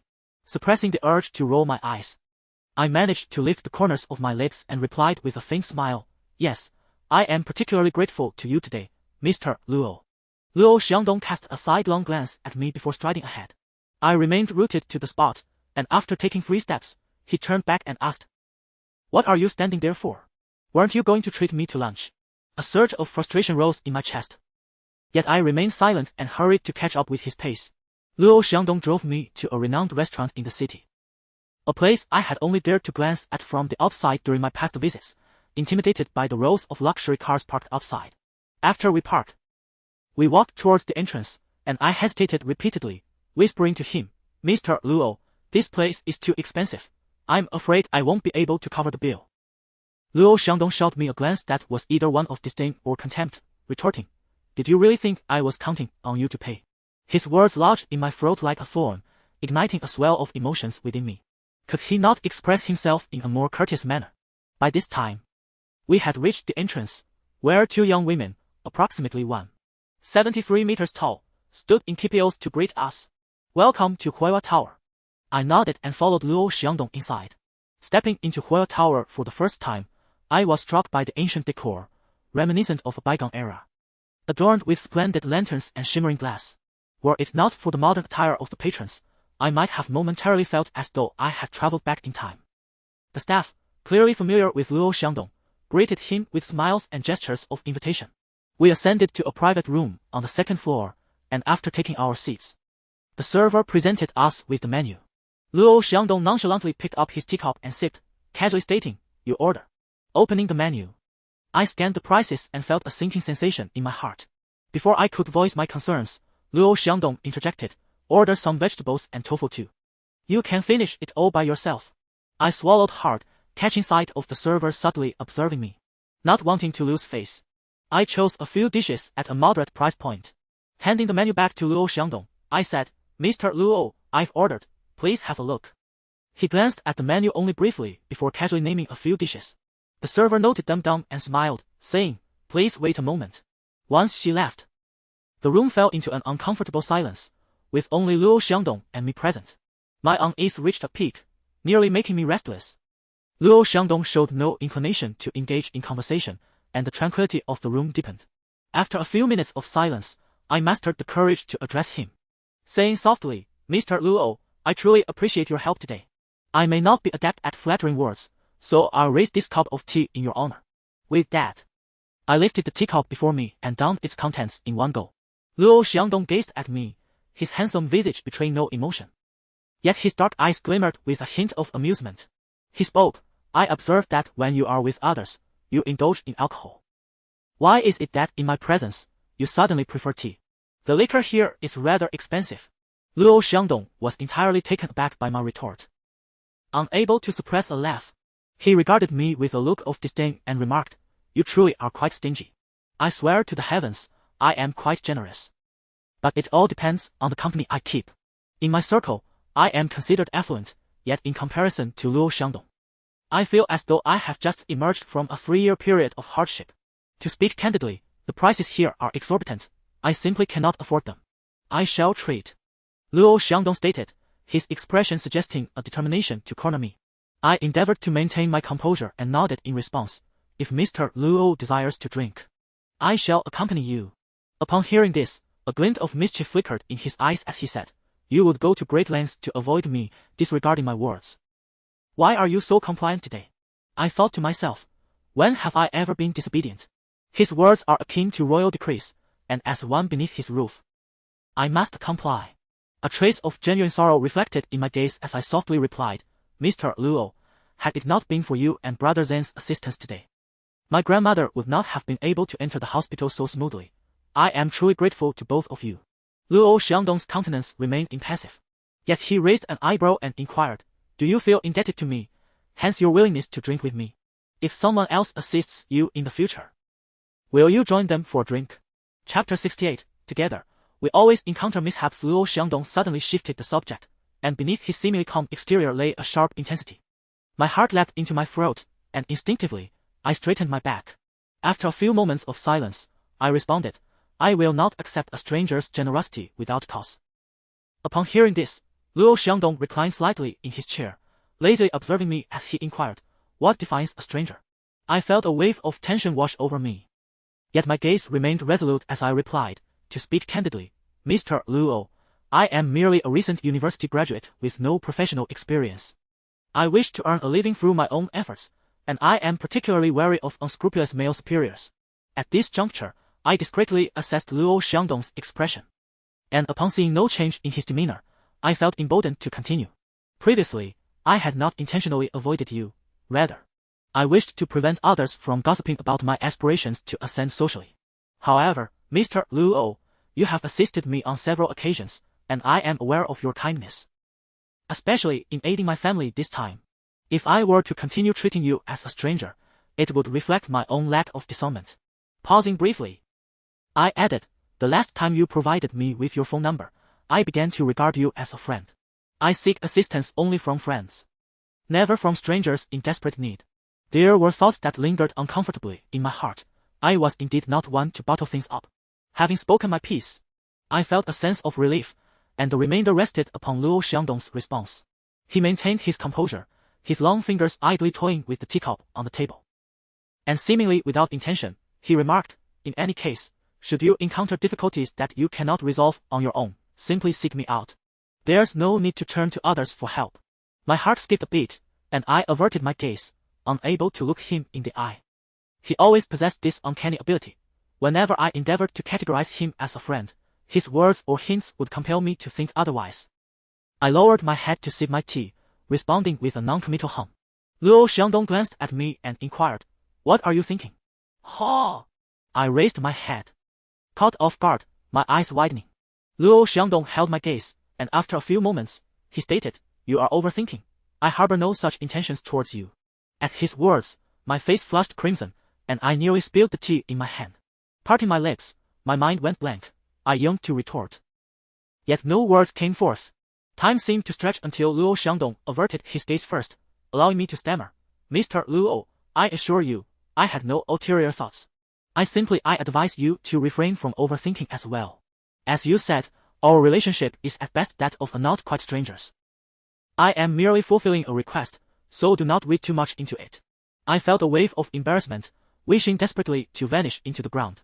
Clenching my fists beneath the table, I endeavored to steady my emotions and feigned calmness as I inquired, Mr. Luo, do you share a close relationship with our department head? Luo Xiangdong replied with a subdued affirmative. Once again, I found myself at a loss for words. Before long, the waiter approached with a tray of dishes. I feigned great interest in the meal before me, bowing my head to it and intentionally avoiding a glance at Luo Xiangdong's face. Midway through the meal, my phone rang. Upon checking, I discovered it was a call from Kuang Yan. I set my chopsticks down and turned to Luo Xiangdong, saying, I apologize, Mr. Luo, but I must step out to take this call. Without sparing me a glance, he replied, you may take it here. A fleeting hesitation crossed my mind. However, upon reflection, I realized that my conversation with Kuang Yan was innocuous enough for any ears. I answered the call, greeting him with a simple, hello. Kuang Yan's voice came through, Senior. Did you call me today? I responded affirmatively, explaining, I had something I needed your assistance with, but your phone was off. Kuang Yan expressed his regret. I had an exam this morning, so my phone was off. What can I help you with? I assured him, it's nothing now, the matter has been resolved. He sighed in frustration, what a coincidence. You finally call me, and I miss it. Unable to suppress a smile, I inquired, how did your exam go? He replied, it went all right. By the way, has your issue truly been resolved? If there is anything I can do to assist, please don't hesitate to let me know. I smiled and reassured him, yes, it has been resolved. You needn't worry about me. Every time Kuang Yan called, he seemed eager to engage in lengthy conversation, and listening to his enthusiastic chatter warmed my heart. However, out of the corner of my eye, I noticed Luo Xiangdong still seated beside me. If he weren't present, I would have been more than willing to chat with Kuang Yan for an hour, but under the current circumstances, that seemed implausible. Finally, Seizing a moment when Kwang Ian paused, I quickly interjected, Ian, I have something to attend to at the moment. Can I call you back later? He promptly replied, Of course, senior. Take care of what you need to. I'll hang up. He had promised not to delay me, and so whenever I hinted at ending the call, he always acquiesced swiftly, often faster than I could disconnect. His readiness to end the conversation tugged at my heartstrings. I knew he cared for me, but I was not in a position to love anyone anew at this time. I placed my phone back in my bag, picked up my chopsticks, and resumed eating. Suddenly, Luo Xiangdong asked, Is he your boyfriend? I paused, turning to look at him, only to find him focused on deboning a fish. I replied, No, he is my junior. He inquired, The same one from the Sichuan restaurant? I was surprised he remembered Kwang Ian, but I nodded in affirmation. Luo Xiangdong commented, He is quite handsome. His remark took me aback. I smiled softly in response. Indeed, Luo Xiangdong seemed particularly intrigued by the matters concerning Kwang Ian and me. As he fiddled with a fishbone, he inquired, Earlier, in the parking lot, I overheard you on the phone mentioning that a backup suitor treats you well. It wouldn't be him, would it?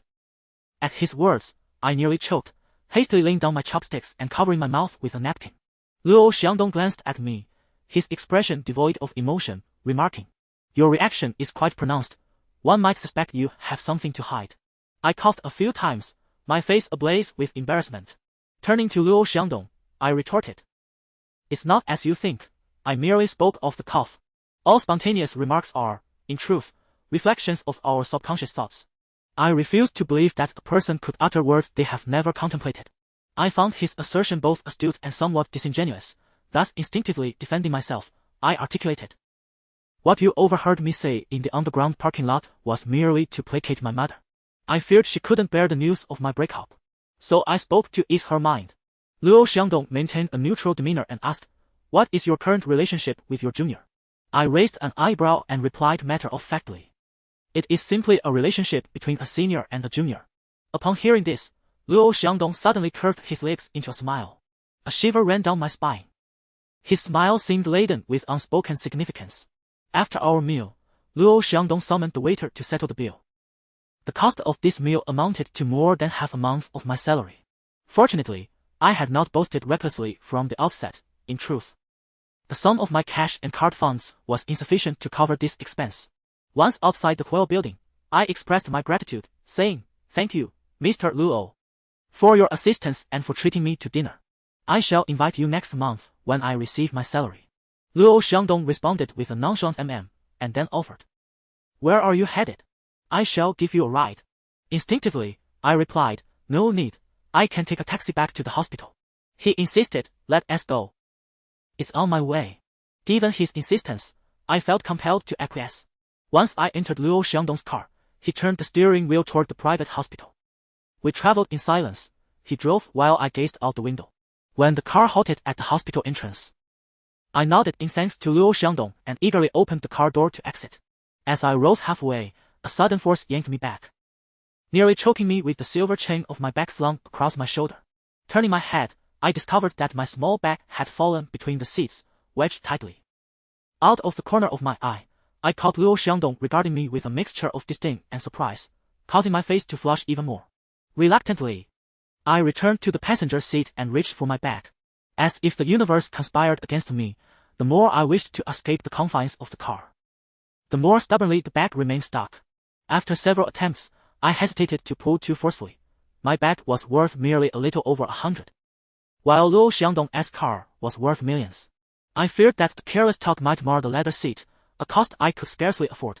Finally, Luo Xiangdong, unable to bear the sight any longer, leaned over to assist me in retrieving my bag. I yearned to distance myself, yet the limited length of the strap constrains my retreat. We are so close that a mere glance allows me to behold the delicate, elongated lashes framing his eyes. I swallow hard, hastily diverting my gaze and striving to banish any errant thoughts. The position of my bag is rather peculiar, and even Luo Xiangdong struggles for no less than half a minute to extricate it. After a considerable effort, he finally frees the bag from its predicament, wearing an expression of impatience as he furrows his brow and admonishes, Be careful next time. To myself, I mused that there may not be a next time. Will I not have further opportunities to ride in his car? With a face full of contrition, I repeatedly apologized. I'm sorry, Mr. Luo. Thank you. I shall take my leave now. Clutching my small bag, I push open the car door, not daring to glance back, and hasten towards the hospital. I arrive at the VIP ward in the rear inpatient department, pushing the door open. The 50 square meter room features a living area, a bedroom, a bathroom, and even a compact kitchen, all furnished as comfortably as one at home, with the delightful fragrance of fresh flowers wafting through the air. At that moment, I see my father seated on the sofa in the living room, watching television. He looks up upon my entrance and greets me, "You're back." Chapter 69. Self-inflicted troubles. I responded with a soft acknowledgement and inquired about my mother and grandmother. "They are in there," I was informed, as I stepped towards the bedroom. My father's voice trailed behind me, lamenting that I only sought out my mother and grandmother, neglecting to converse with him. I turned back with a smile and assured him I would speak with him shortly. Upon pushing the door open, I beheld my grandmother reclining on the hospital bed while my mother sat nearby, engaged in conversation. "Grandma, Mom," I called out, advancing to the bedside and taking my grandmother's hand. "Grandma, after a long day, are you feeling tired?" She smiled back. "I was just discussing this with your mother. The doctors and nurses here are exceptionally attentive." The doctor addresses me as Auntie and the nurses refer to me as Grandma. Earlier, when they took me for various examinations, they were considerate enough to provide a wheelchair, pushing me along the way. Observing my grandmother's joyful demeanor, I smiled in response. Indeed, the service at this hospital has always been commendable, unlike at home where we must plead for assistance. My grandmother grasped my hand, her eyes widening in seriousness. "I understand. The doctors and nurses mentioned that Wei Feng is the son of the hospital's owner, which is why they are so attentive to me." Sensing my potential disbelief, she glanced at my mother and continued, "I intended to invite your parents out for lunch, but as soon as mealtime arrived, a young nurse brought us 6 dishes and a soup, urging us to enjoy our meal here. If we desire anything in the future, we simply need to inform the nurses." I replied with a gentle smile, "Is that so?" "That sounds quite pleasant." My mother, sitting opposite me, lifted her gaze and asked, "Did you treat your boss to lunch today?" With a calm expression, I replied, "Yes, he treated me." At this, my grandmother's eyes widened again as she exclaimed, "He is helping us, and yet you let him treat you to a meal?" My mother also displayed a hint of disapproval, echoing her sentiment. I could only respond honestly. "The place he took me to cost more than my half-month's salary. Do you think I can afford to treat him?" A moment of silence ensued as my mother and grandmother processed my words. They knew the extent of my monthly earnings, leading my grandmother to exclaim in astonishment, "Did a single meal really cost over 3,000? I confirmed, it was nearly 4,000. My grandmother awkwardly chuckled and remarked, "Oh dear. That is indeed quite expensive." My mother interjected, "If you were short on funds, you should have mentioned it to your father and me. He has done us such a significant favor. Morally and ethically, you ought to treat him to a meal rather than letting him foot the bill. That is not how things should be done." I pressed my lips together in silence, pondering whether a single meal could repay the favor owed to Luo Xiangdong. Sighing inwardly, I felt weighed down by the emotional toll. My grandmother tugged at my hand, looking at me earnestly. "Jing, are you quite close with your boss? He has assisted us and treated you to a meal. Surely, he must have some ulterior motive." Upon hearing this, my mother also cast her gaze upon me. Thankfully, our family has always upheld a straightforward and candid manner. Inquisitive and unreserved, I responded aloud, "Grandma, did you notice the car our boss drives when you visited before? It costs over 5 million. Even if I were sold, I couldn't afford a single tire of that luxury vehicle. Besides, he is quite handsome. Not some middle-aged man with a bulging belly.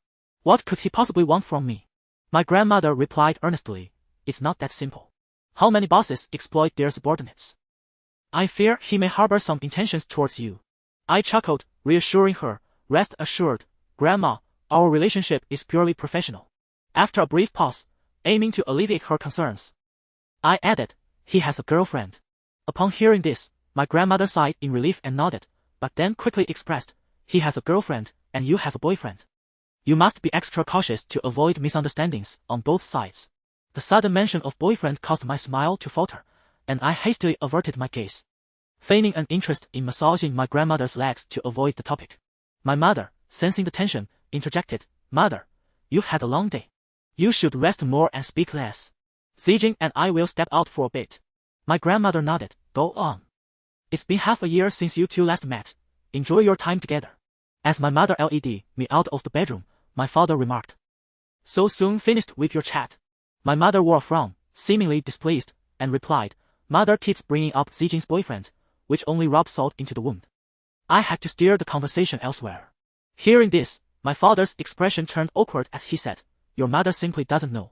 My mother sank onto the sofa, sighing. It's precisely because she doesn't know that she shouldn't say anything, yet she insists on bringing it up. Both my parents were concerned for me, especially my father, who dotes on me. When he learned of my relationship with Chen Wenhan, he discreetly sought him out for drinks, leaving Chen intoxicated enough to require his parents to drive him home. Since my breakup with Chen Wenhan, only my mother occasionally inquired about my well-being when I seemed cheerful. My father, however, had not uttered a word. I understood that his silence stemmed from concern, but as I had grown, some conversations became difficult for him to initiate. Sitting between my parents, I took their hands and said, Don't worry about me, I'm doing well. Later tonight, I'll take you to see where I'm living now, it's lovely. I exaggerated my enthusiasm, wearing a bright smile, yet as I spoke, an unexpected wave of sorrow and frustration surged within me, causing my eyes to glisten with unshed tears. Observing my distress, my mother immediately shed tears, gripping my hand tightly as she whispered fiercely, What is going on with Chen Wenhan? Since we are in Night City, we must confront him face to face and demand to know his intentions. The mere mention of Chen Wenhan sent sharp pangs of pain through my heart. A sensation beyond the realm of words. One always remembers their first experiences with remarkable clarity. For me, my first love, my first confession, my first hand-holding, my first kiss. Countless firsts were all shared with Chen Wenhan. He embodies so many of my initial encounters that the pain of our first breakup has rendered me unable to forget all those moments. The once beautiful memories have swiftly transformed into a poison that gnaws at my very core.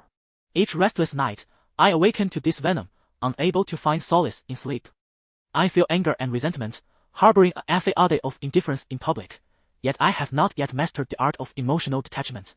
Before my family, my defenses and pretenses crumble, revealing my vulnerability. I notice my father diverting his gaze, and he sternly declares, How dare he defy me?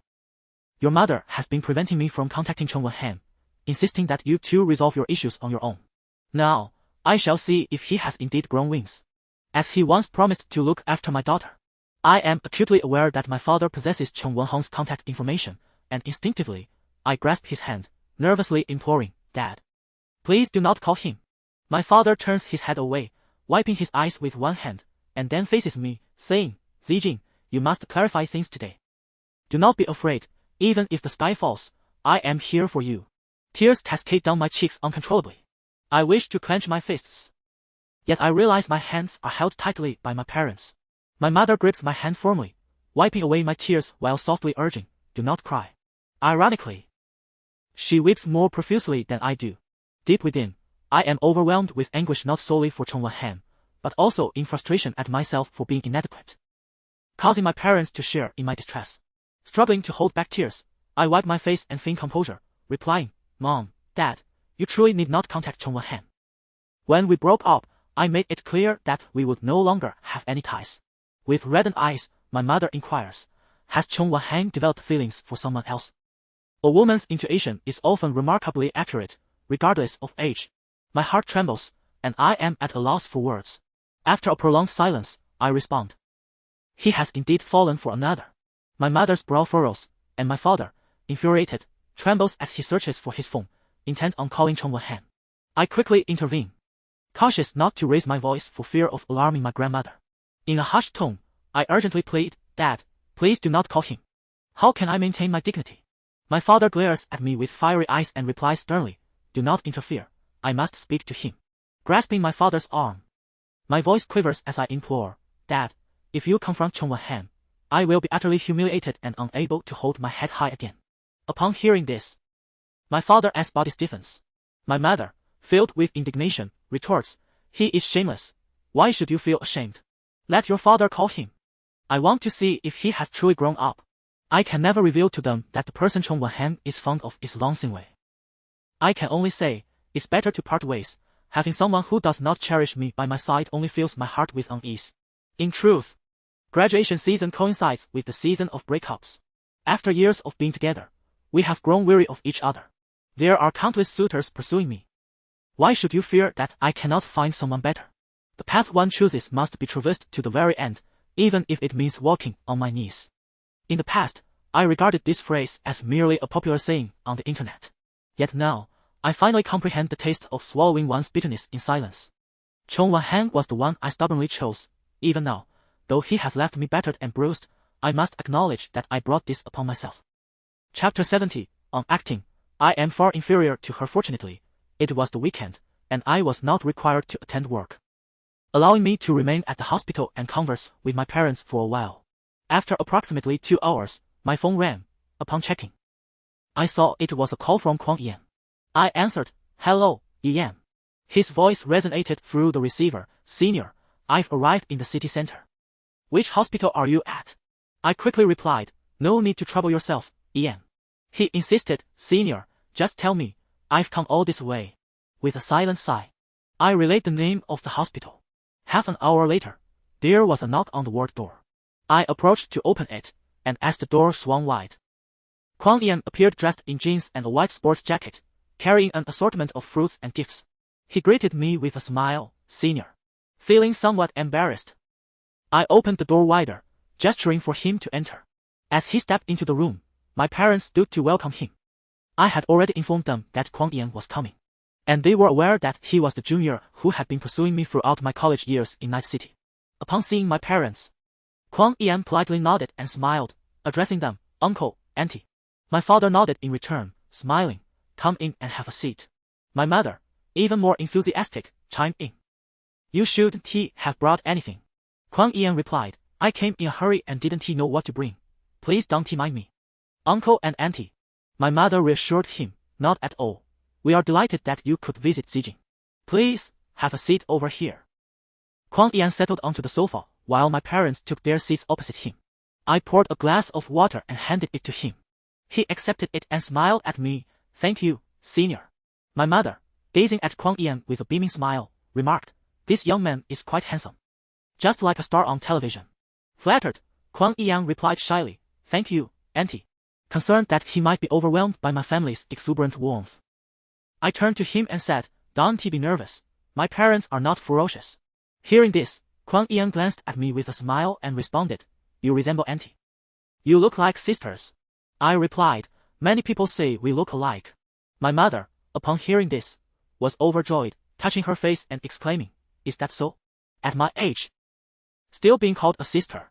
Kwang Yan earnestly said, "Auntie, I'm not flattering you. You truly look young." After that, he turned to my father and added, "Uncle, you are also quite handsome." My father immediately chuckled, pleased, and said, "This child knows how to speak well." In our circle, Kwang Yan was like a walking motivational quote, and today, for the first time meeting my parents, he had them grinning from ear to ear. The four of us sat on the sofa in the living room for nearly 40 minutes, during which I barely uttered a word. Merely listening to the lively conversation among the three of them, making me feel rather like an outsider. In the afternoon, a nurse came in for her rounds, and my grandmother awakened. Kwang Yan accompanied her in conversation for over half an hour. During this time, my grandmother's professional curiosity took hold, prompting her to inquire about the social circles of Kwang Yan's parents. I sat beside them, occasionally tempted to interject, yet noticing Kwang Yan's calm demeanor, which conveyed he had no reservations about sharing. When it came time for dinner, my parents insisted on treating Kwang Yan. Thus, the four of us descended the stairs and exited the hospital. On the way, my mother asked Kwang Yan, "What kind of cuisine do you prefer?" He smiled and replied, "I'm open to anything. If my senior sister enjoys spicy food, and if uncle and aunt can also handle spice, then let us indulge in Sichuan cuisine." My parents had no objections, and soon we took a taxi to a Sichuan restaurant. Upon arriving, we chose a table by the window in the main dining area. Kwang Yan said, "Uncle, aunt, I need to use the restroom for a moment. Please enjoy your meal." My mother nodded in acknowledgement. After he left, my father remarked, "This child has been raised well. He is consistently polite." My mother, aware of my definitive breakup with Chong Wan-han, took my hand and whispered, "Zijing, I think Kwang Yan is quite a good match. You should consider him." I immediately displayed an exasperated expression, responding with a frown, "Mom, must you be in such a hurry to see me paired off?" My mother replied, it's not about urgency. He is certainly a better choice than Chong Wen-han. And he treats you well. Why not think it over? Feeling weary, I murmured, let us talk about it later. Just as my mother seemed poised to say more. My father interjected, enough of that. Let us just enjoy our meal without discussing unnecessary matters. My mother assessed my expression and chose to remain silent. Before long, Kwang Yan returned from the restroom, taking a seat to my right. I poured him a cup of tea, which he thanked me for, then leaned in to whisper. Senior sister, I just spotted someone familiar. My curiosity piqued. I lowered my voice and asked, who? He silently mouthed, those girls you confronted at the mall last time. A vivid recollection of that intense scene flooded my mind, and after a brief silence, I inquired, was it just them? Just as Kwang Yan was about to respond, a voice from my left called out, Wei Wei. My heart skipped a beat, and I instinctively followed my mother's gaze. Sure enough, the few individuals who could prompt my mother to rise and greet them were scarce. I spotted Zhang Xingwei and several familiar faces emerging from the corridor diagonally opposite us. Clearly taken aback by the unexpected encounter with my parents, Zhang Xingwei's expression froze momentarily. However, upon seeing my mother wave at her with a smile, she hesitated for a few seconds before finally approaching us. She curled her lips into a smile and said, Auntie, Uncle, what brings you to Night City? I discreetly observed the expression on Zhang Xingwei's face. Although she was smiling, there was an unmistakable hint of guilt and stiffness in her demeanor. My mother grasped Zhang Xingwei's hand and candidly remarked, Grandma fell ill, so your uncle and I hurried her to Night City for treatment. And we thought we might as well visit Zijing. Zhang Xingwei scrutinized my parents' expressions, but seeing no unusual reaction from them, she cast a glance at me. And I maintained a neutral expression. Perhaps she surmised that I had not divulged the truth to my parents, allowing her to relax, and she exaggeratedly responded, Oh, Grandma is sick. How is she now? My father replied, she is fine now. Thankfully, Zijing's boss and friends assisted her. Grandma has been successfully admitted today and is just waiting for surgery. Upon hearing this, Zhang Xingwei shot me a meaningful glance before turning to my parents, saying, Zijing is quite impressive now, working in one of the top companies in the country. My mother, holding Zhang Xingwei's hand, inquired, Wei, how have you been? Where are you working now? A fleeting hint of something unusual crossed Zhang Xingwei's eyes, but she quickly responded with a gentle smile. I work at a hotel under the Luo family. My mother, unaware of the underlying implications of working for the Xing family, thought only of the joy in Zhang Xingwei's success, exclaiming, That's wonderful. You and Zijing can look out for each other now. Zhang Xingwei replied with a smile, Indeed. I could hardly tolerate Zhang Xingwei's facade. My decision not to reveal the truth to my parents was to spare her or her parents any embarrassment. However, her brazen performance was becoming increasingly distasteful.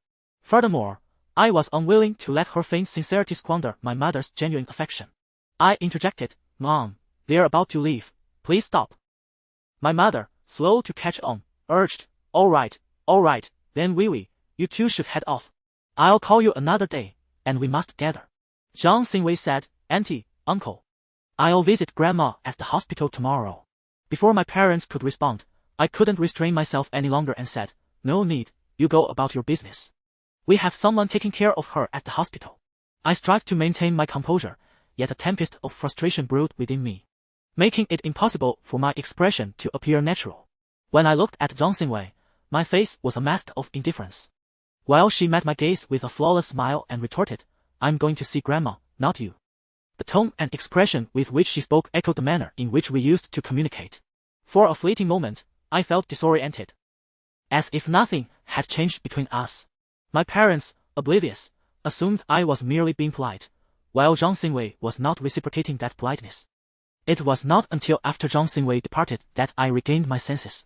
I could only inwardly lament her exceptional acting skills. Otherwise, she would have played the role of my closest confidant for so many years, making a fool of me while I remained openly vulnerable to her. Kwang Yan is well aware of my current emotional state. He took the initiative to engage my parents in conversation, deftly diverting the topic to grant me some time for introspection. After our meal, he first escorted us back to the hospital, and only then did he say, Uncle, Auntie, I have an exam tomorrow morning, so I must return to school. I will visit you again when I have the opportunity. I replied, Why didn't you mention that earlier? You could have left after we finished at the restaurant. Now it feels rather unnecessary. With a gentle smile, Kwang Yan responded, It's no trouble. Hailing a taxi is the same from anywhere. My mother suggested, Zijing, why don't you see Ian off? Thus, the four of us parted ways at the hospital entrance, and I walked alongside Kwang Ian as we made our way to find a taxi. Along the way, he pondered for a while before tentatively saying to me, Senior, please don't be angry. Let bygones be bygones. I lowered my gaze and replied softly. Is my anger that obvious? He pressed his lovely lips together and replied, even if you don't express it, I can tell you are upset deep down. I had been holding back my emotions throughout the journey, wary of showing anything in front of my parents, but now, his words struck a chord. And I felt a rush of frustration. My eyes began to well with tears, and I furrowed my brow, whispering, how can I be so blind? I can't even distinguish right from wrong. Noticing the change in my voice, Kwang Ian quickly halted, turning to look at me. Once the dam broke, my tears flowed uncontrollably. Fueled by indignation and sorrow. Lacking a tissue, Kwang Ian hesitated for a moment before tugging at the hem of his coat to help wipe my tears. His eyes reflected concern as he softly said, Senior, please don't cry. Haven't you heard that saying? A woman who has encountered a few scoundrels in her life can hardly wear a wedding gown. Caught off guard, I found myself laughing unexpectedly. Seeing my reaction, Kwang Ian finally breathed a sigh of relief and urged, Senior, truly, don't let them bring you down. They are not worth your tears.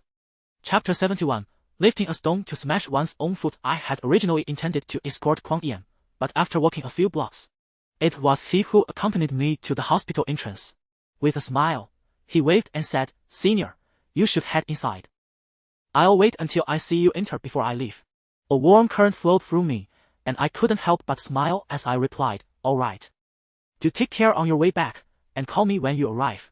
Sure, I will, he affirmed.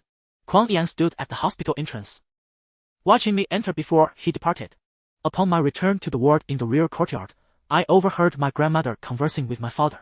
Sigh of the eye. Isn't Kwang Ian the one who has been pursuing Jingjing all these years? They seem to be getting quite close. Will one hand be upset? Feigning to pour water. My father did not lift his gaze as he replied nonchalantly, it's nothing. My grandmother, looking worried, exclaimed, you all mustn't dismiss this. And what about Jingjing's superior?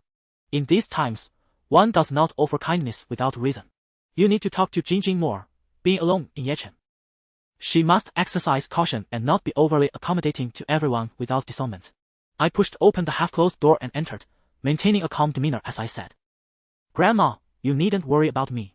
Our General Luo has a close relationship with my university department head, so he looks after me.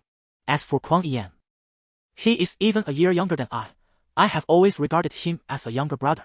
Surprised by my sudden entrance, my grandmother, fearing I might think she was gossiping behind my back, awkwardly explained, Jingjing, I only have your best interests at heart. Besides, you are not alone now.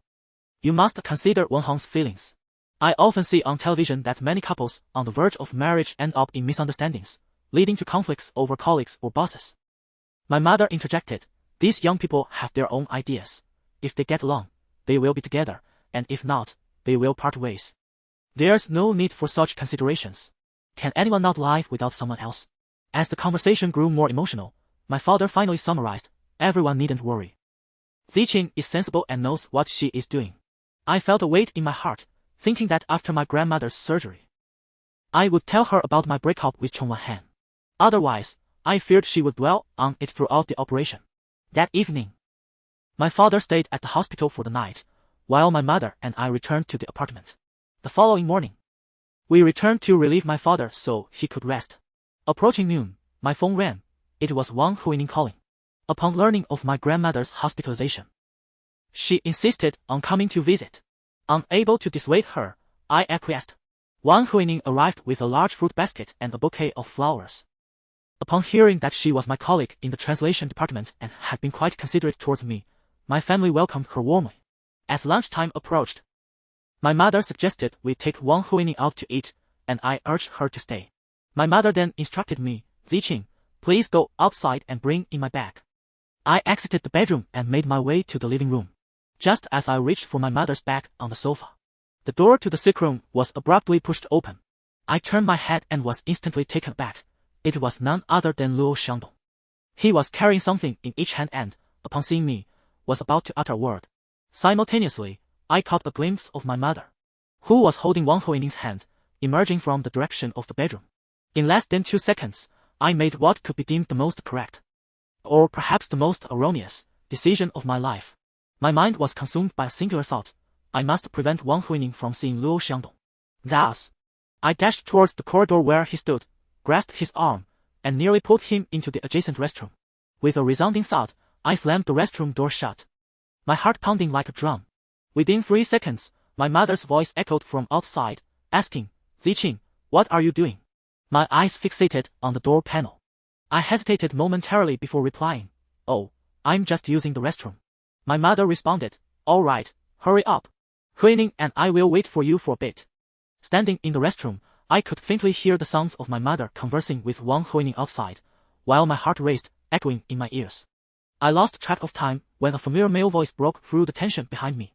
He suppressed his displeasure and spoke in a low tone, "Liang Zijing. What do you mean by this?" A chill ran down my spine as I turned around, only to be met by Luo Xiangdong's darkly handsome face. Realizing with a start that he was indeed in the restroom with me, it was easy to discern the pallor of my face. Marked by a sense of being caught in the act, I parted my lips, and after a few seconds, managed to articulate, "Mr. Luo, I apologize." There as a colleague from my translation department outside. His brow did not even twitch as he coolly replied, "And so." Observing the imminent fury etched across his features, I felt a wave of trepidation wash over me and lowered my voice to respond, "If she sees you here, I fear it may have a negative impact on you." Without a change in his expression, Luo Xiangdong replied in a deep voice, "Do you think pulling me in here creates a favorable impression for me?" I discreetly surveyed the cramped restroom, which contained nothing but a toilet and a sink. The space was so limited that the two of us standing there felt crowded, especially with Luo Xiangdong laden with items. Embarrassment flooded over me. I nodded repeatedly and whispered, "I'm sorry, Mr. Luo. I'll let you out as soon as she leaves." Luo Xiangdong furrowed his brows and asked, "Are you truly concerned about the impact on me? Or is it about yourself?" His question struck a chord deep within me. I had to admit, I was indeed considering my own interests. Truth be told, there was nothing between Luo Xiangdong and me, yet the mere absence of anything would be hard for others to believe. Perhaps it was a reflection of modern sensibilities, tainted by material desires and the allure of wealth, leading one to assume that personal relationships must always harbor ulterior motives. I have missed numerous opportunities to candidly express myself to those around me. If they were to suddenly discover that I have been acquainted with Luo Xiangdong all along, it would surely confirm the lies and concealments I have maintained. Since my arrival at the Luo Corporation, I have had only a few individuals to rely on for mutual assistance. I genuinely wish to avoid any misunderstandings that could lead to unpleasantness. I do not attempt to explain myself to Luo Xiangdong. Instead, I continually apologize and plead for him to endure a little longer. His expression is one of deep displeasure, and I can well imagine that he has never faced such humiliation before. After a few minutes of discomfort in the restroom, he could no longer contain himself and furrowed his brow, saying, "Liang Zijing, what about me is unpresentable? Am I a source of embarrassment for you?" Upon hearing this, I widened my eyes in alarm and frantically waved my hands, responding, "No, Mr. Luo, that's not what I meant." Luo Xiangdong continued, "We have nothing to hide, why then act so furtively, as if we were caught in an illicit affair?" My anxiety surged, and I dared not raise my voice, sweating profusely. To make matters worse, my mother knocked on the restroom door, inquiring, "Zijing, what are you doing? It's been quite a while." I felt a wave of nervous sweat wash over me and replied, "Mom, why don't you take Huining downstairs first? I'll be right out." My mother, growing impatient, urged, "Hurry up, we can wait just a little longer." I frowned and insisted, "No, please take Huining out first, I'll join you shortly." Just as I attempted to mentally persuade my mother, Luo Xiangdong's phone rang, sending a jolt of anxiety through me. He quickly ended the call, and my mother outside asked, "Zijing, what's that noise?" I replied, "It's my phone." She retorted, "But isn't your phone on the coffee table?" I furrowed my brow, thinking, is this truly my mother? "I possess another phone. Please just take Huining downstairs, I'll be out in 2 minutes." At this point, tears threatened to spill. Fortunately, my mother finally relented and agreed. Before long, I heard their footsteps pass by the door, and Wang Huining playfully knocked, saying, "Hurry up, or you'll fall into the toilet." I responded with a quick, "Coming right away." My mother led Wang Huining out of the room. I pressed my cheek against the door, listening intently for several seconds. When silence fell, I cautiously opened the door a crack. Just as I was preparing to step outside, I felt a strong force pushing against the door. I looked up to find Luo Xiangdong's hand gripping the doorframe. He pulled back, and I stumbled backwards. He could no longer contain himself and exited the restroom, with me hastily following behind, beads of sweat dotting my forehead. Luo Xiangdong stood in the narrow corridor, his discomfort evident due to the cramped restroom, glaring at me with a displeased expression. I quickly offered reassurance. I'm sorry, Mr. Luo, you've endured so much. Luo Xiangdong spoke in a deep voice. Liang Zijing, you are the first to dare to make me hide in the restroom. Summoning my courage, I forced a smile. My lips stiff, and replied, it won't happen again. Clearly, Luo Xiangdong did not accept my apology. Without a word, he opened the door and strode out. Fearing to offend this formidable presence, I instinctively followed him, murmuring, Mr. Luo, Before I could finish my sentence, I was startled to see my mother and Wang Huining standing not far from the door. I could never have imagined they would be so close. Upon hearing the door open, both turned instinctively, and as they beheld Luo Xiangdong and me emerging one after the other, my mother's expression turned to one of surprise, while Wang Huining appeared utterly speechless. I too was taken aback, feeling an overwhelming sense of futility wash over me. Luo Xiangdong, caught off guard by their presence, noticed they had not descended the stairs but were waiting at the door. A fleeting look of embarrassment crossed his eyes as he nodded at my mother and greeted her. Auntie. My mother glanced between me and Luo Xiangdong, finally asking, when did you arrive? I didn't see you. Luo Xiangdong awkwardly curled the corners of his lips, his expression twitching slightly. He turned to me, his eyes brimming with threats and intimidation, clearly conveying the message, Liang Zijing, you are in serious trouble. Chapter 72. Everyone blames her yet. What occupies my mind is how I will explain this to Wang Huining. In an instant, 4 individuals stand in the corridor, exchanging glances that carry an unbearable awkwardness. Perhaps 3 seconds pass, or 5, or maybe even longer, before the first to break the silence is unexpectedly Wang Huining. She courteously bows to Luo Xiangdong, then smiles and greets, Mr. Luo. Subsequently, she turns to my mother and says, Auntie, please attend to your matters. I shall visit Grandma another day. At this moment, my mother finds herself at a loss for words and can only nod awkwardly. Wang Huining then turns to me, smiling as she says, Zijing, I must take my leave. My heart shatters into 1,000 pieces, and I muster the courage to reply, I'll see you off. Wang Huining, with a serene smile, responds, no need, you should focus on your tasks. We will connect later. With that, she turns and departs, leaving me gazing at her retreating figure, as if she has carried away the hope I have painstakingly nurtured and concealed for so long. Now, only the 3 of us remain in the corridor. My mother casts a glance in my direction, and the look she gives me sends a wave of unease through my heart, reminiscent of the feeling I had as a child when caught in a misdeed. I yearn to explain myself, yet words elude me, leaving me standing there with a pallid expression. My mother then looks up at Luo Xiangdong, smiling as she says, I was so engrossed in conversation that I didn't even notice when you arrived. Please, come in and sit. It seems that Luo Xiangdong has never experienced such discomfort before. A subtle smile graces his lips as he replies, No, Auntie. I brought some supplements for Grandma. I have other matters to attend to, so I must leave. With a nod, he strides towards the end of the corridor, and a sense of dread wells up within me, my mind conjuring an image of his furious expression. I hurriedly say, Mom, I'll see him off. Luo Xiangdong walks briskly, and I find myself almost running to catch up with him at the elevator. I repeatedly apologize, Mr. Luo, I'm so sorry. It was not intentional.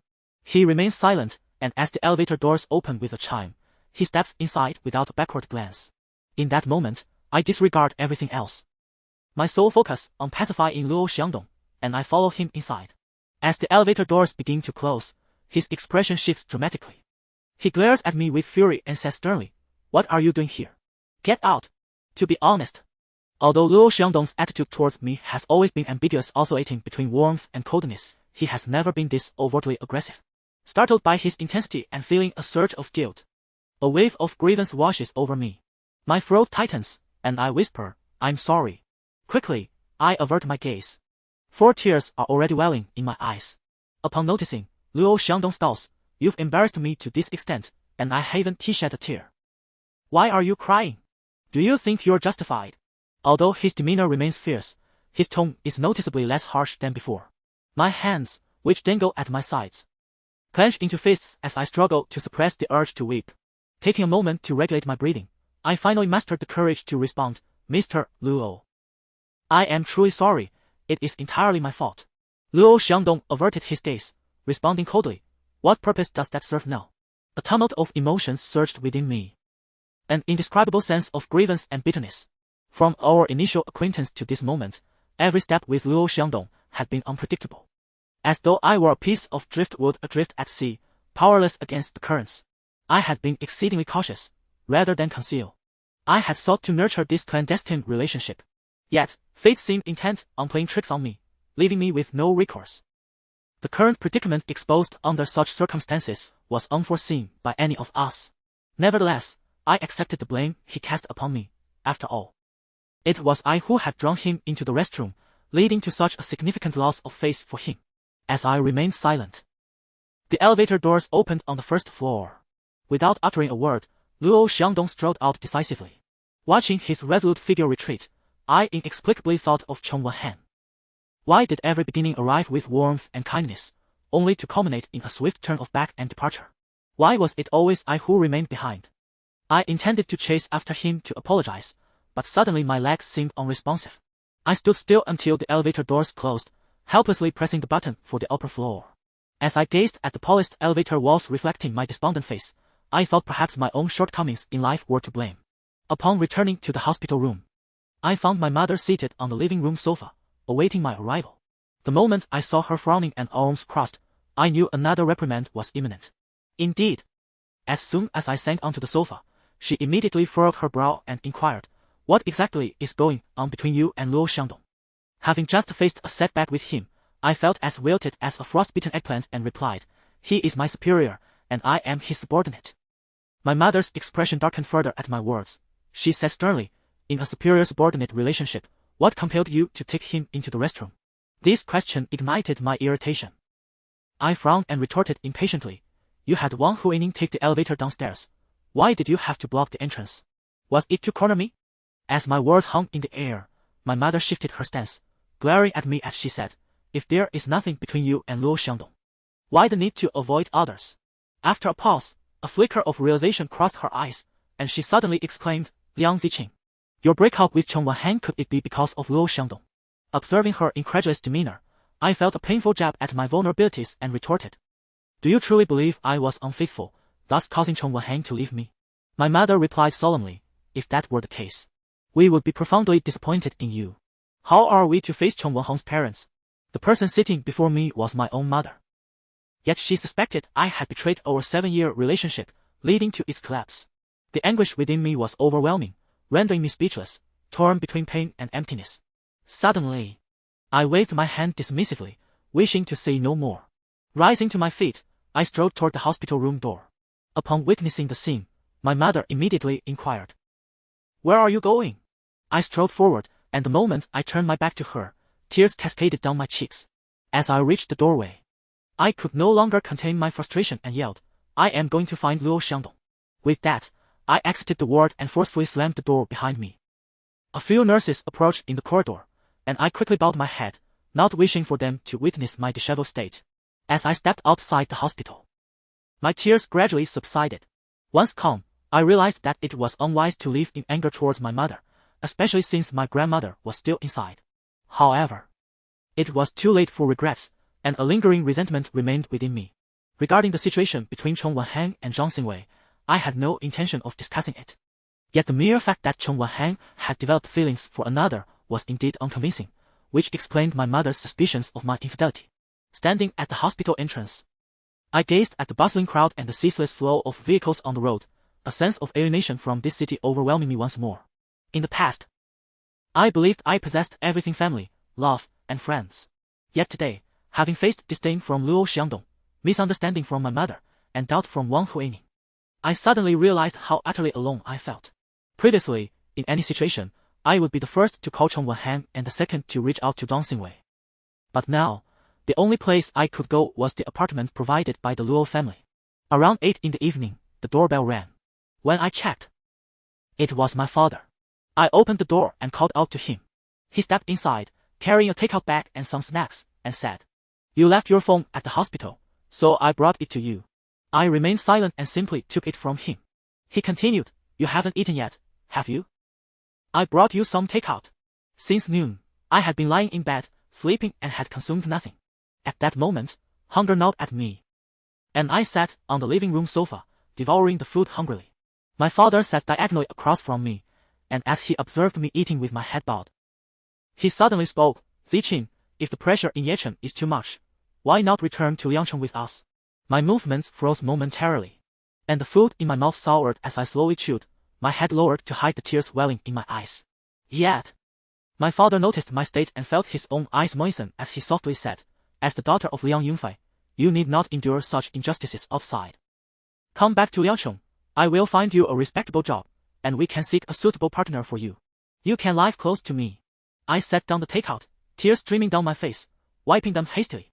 After finally swallowing the mouthful of food, I could not suppress my sobs as I replied, "Dad, I am not suffering injustices out here." My father, filled with concern, said, "Your mother told me she upset you and that you left without your phone. We were all worried something might happen to you." I kept my head down and replied, "It's my fault. I should have acted so childishly."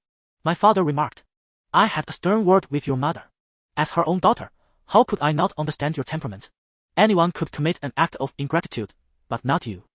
I fought back tears, raising my head and, with reddened eyes, replied, "Dad, you must believe me. There is nothing between me and Luo Xiangdong." My father nodded in acknowledgement. And I continued, "I would never engage in anything that betrays my conscience, nor would I utter words that dishonor it." He nodded again and responded, "Night City is not like Liang City. The pressures of a big city are immense, and the hearts of its people are complex. Do not blame your mother. She is merely concerned for you." Listening to him, my heart ached. I wiped away my tears and said, "I understand. I am no longer angry with her. Rather, I reproach myself for sulking in times like these." With deep compassion in his eyes, my father suggested, "Zijing, why not return to Liang City with us?" I fell silent for a few seconds before softly replying, "Dad, I will not go back." He did not respond immediately, for I knew he awaited a reason. I could not reveal that I was staking my pride against Zhang Xingwei and Cheng Wenhan. Why should the two of them conspire to hurt me, while I, who did nothing wrong, must bear the brunt? After a pause of about 10 seconds, I spoke again. "I have worked so hard to gain admission to Night City University. And after graduation, I will have the opportunity to join the Luo family business, an opportunity that is rare indeed. Furthermore, if I return to Liang City, there are no companies where I can truly showcase my talents. I wish to strive here for a few more years." I was aware that such an excuse sounded like a reasonable justification, and thus, I was confident my father would not object.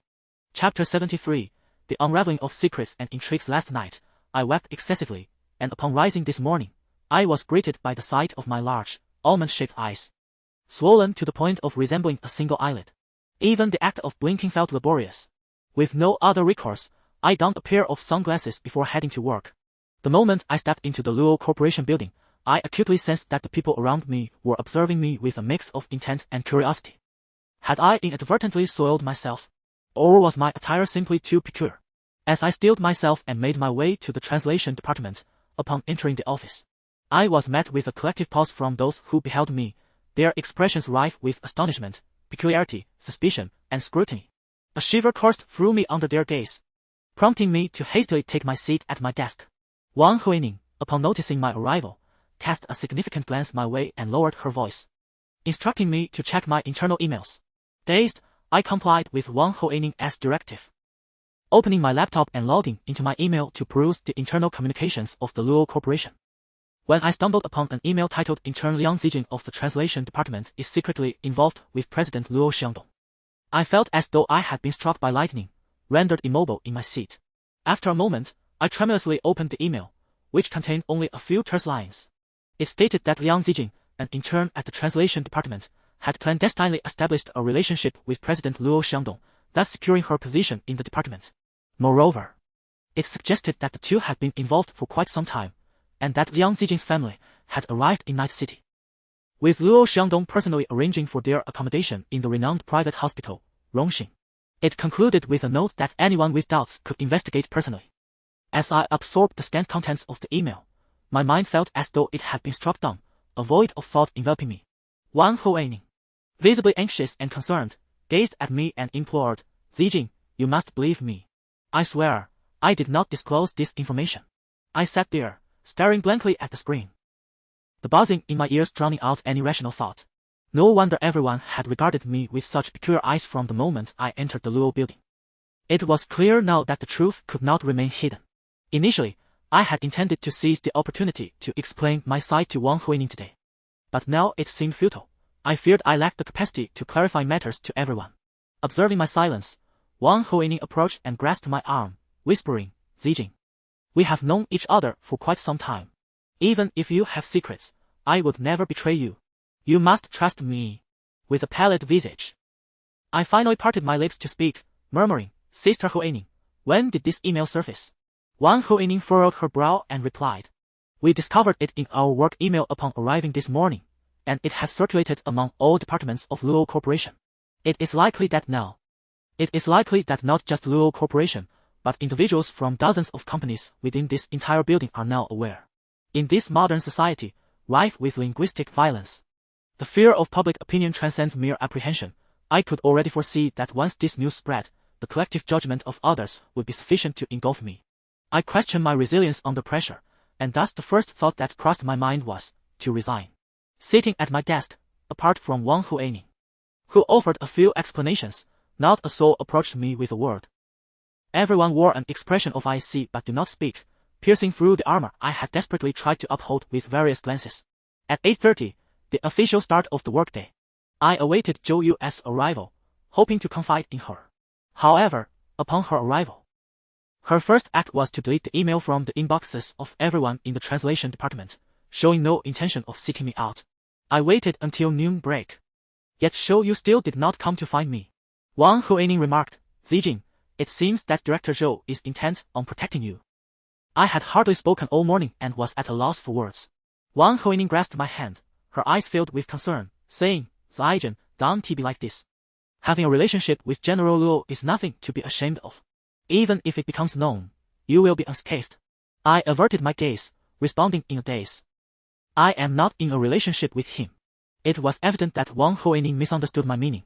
An awkward expression flashed across her face before she quietly added, in this day and age, it hardly matters whether you are his official girlfriend. General Luo is not just any man. His visit to the hospital to see your grandmother shows your significance to him. Before Wang Huining could finish, my eyes welled with tears. Seeing this, she hastily exclaimed, oh, Zijing, please don't cry. Did I say something wrong? A mix of fear and indignation filled my heart. Her words did not comfort me but rather pushed me deeper into the abyss. Truly, what one fears often comes to pass. I had refrained from sharing with anyone, fearing misunderstanding, and now it was clear that even Wang Huining was convinced of an improper relationship between Luo Xiangdong and me. Wang Huining took out a tissue to wipe my tears, and in a soft voice, I replied, Sister Huining, there is nothing between me and Luo Xiangdong. He is merely fulfilling a request from my university department head to look after me. I only learned this later. Wang Huining's expression turned to one of astonishment. But she quickly responded, I believe you. At that moment, 1,000 comforting words paled in comparison to those 3 simple words. I felt that she was my sole lifeline, and I needed to hold on tightly. As she continued to dab my tears, she said, Zijing, please don't cry. Those who believe in you will trust you regardless of your actions. Those who do not believe will remain unconvinced no matter how much you explain. Dry your tears and do not give others the chance to gloat. Wang Huining's encouragement gradually steadied my frantic heart. I took a deep breath, slowly regulating my breathing. After a while, I finally asked, Sister Huining, what should I do now? Wang Huining replied calmly, nothing special, just like before. Let's act as if nothing has happened. However, I felt a sense of guilt, my anxiety and fear evident on my face. Wang Huining grasped my hand and reassured me, you have General Luo backing you. What is there to fear? I mused to myself, having inadvertently offended Luo Xiangdong as well. The situation had escalated to such proportions, and I was uncertain of his stance. Wang Huining, unwilling to let my thoughts spiral, guided me to a restaurant below for a meal. Along the way, everyone who noticed me scrutinized me. And had it not been for Wang Huining by my side, I would have wished to dig a hole and bury myself. Upon entering a Chinese restaurant, as we stepped inside, a familiar female voice called out from the right, Zijing, Ho Aining, over here. Turning towards the voice, I saw Yang Yi waving at us. She even stood up from her seat, smiling as she approached. When she reached us, her face was alight with joy as she exclaimed, "What a coincidence. You're here for a meal too, why not join us?" I reflected inwardly, having been in the translation department for quite a while. I had never witnessed Yang Yi greet anyone with such warmth. I had to admit, her acting was over the top. Wang Hoining was the first to respond. "No need, you all enjoy your meal." Yang Yi looked at Wang Hoining, a knowing smile on her face, and replied, "Why so quick to claim ownership?" Wang Hoining remained unperturbed, even offering a slight smile as she said, "We have different tastes. So there's no need to sit together if we are just going to eat separately." Yang Yi raised an eyebrow and countered, "We don't have to cater to you. But we can certainly accommodate Zijing." With that, Yang Yi turned to me, smiling, "Zijing, what would you like to eat? This meal is on me." I felt quite uncomfortable with their overt flattery, pausing for a few seconds before awkwardly responding, "No, you all go ahead. Wang Hoining and I will eat together." Yang Yi then raised an eyebrow and asked, "What is this? Only Wang Hoining is your senior, and you show her respect but not me." Under normal circumstances, Yang Yi's aggressive demeanor might have provoked me to confront her, considering we were not on the same wavelength and there was no need to force a camaraderie. However, given the recent revelations regarding my connection to Luo Xiangdong, I hesitated to refuse too bluntly, fearing being labeled as someone who relied on connections. Wang Hoining intervened on my behalf, saying, "Yang Yi, it's just a meal. Why make such a fuss?" Yang Yi mirrored her expression and retorted, "Why should I not? It's quite lively when everyone eats together, yet you insist on taking her away alone. Do you have ulterior motives?" Wang Hoining immediately shot her a glare. And fearing that I was the cause of a potential argument, I quickly interjected, "All right, eating together sounds good, let us do that." At my words, Yang Yi's face lit up with delight as she took my hand and led me inside. I grasped Wang Hoining's hand as well, worried that she might storm off in anger. As I approached the dining table, I focused my gaze and was surprised to discover that Dong Jinan was among the gathered individuals. She had been seated with her back to me, which was why I had not noticed her earlier.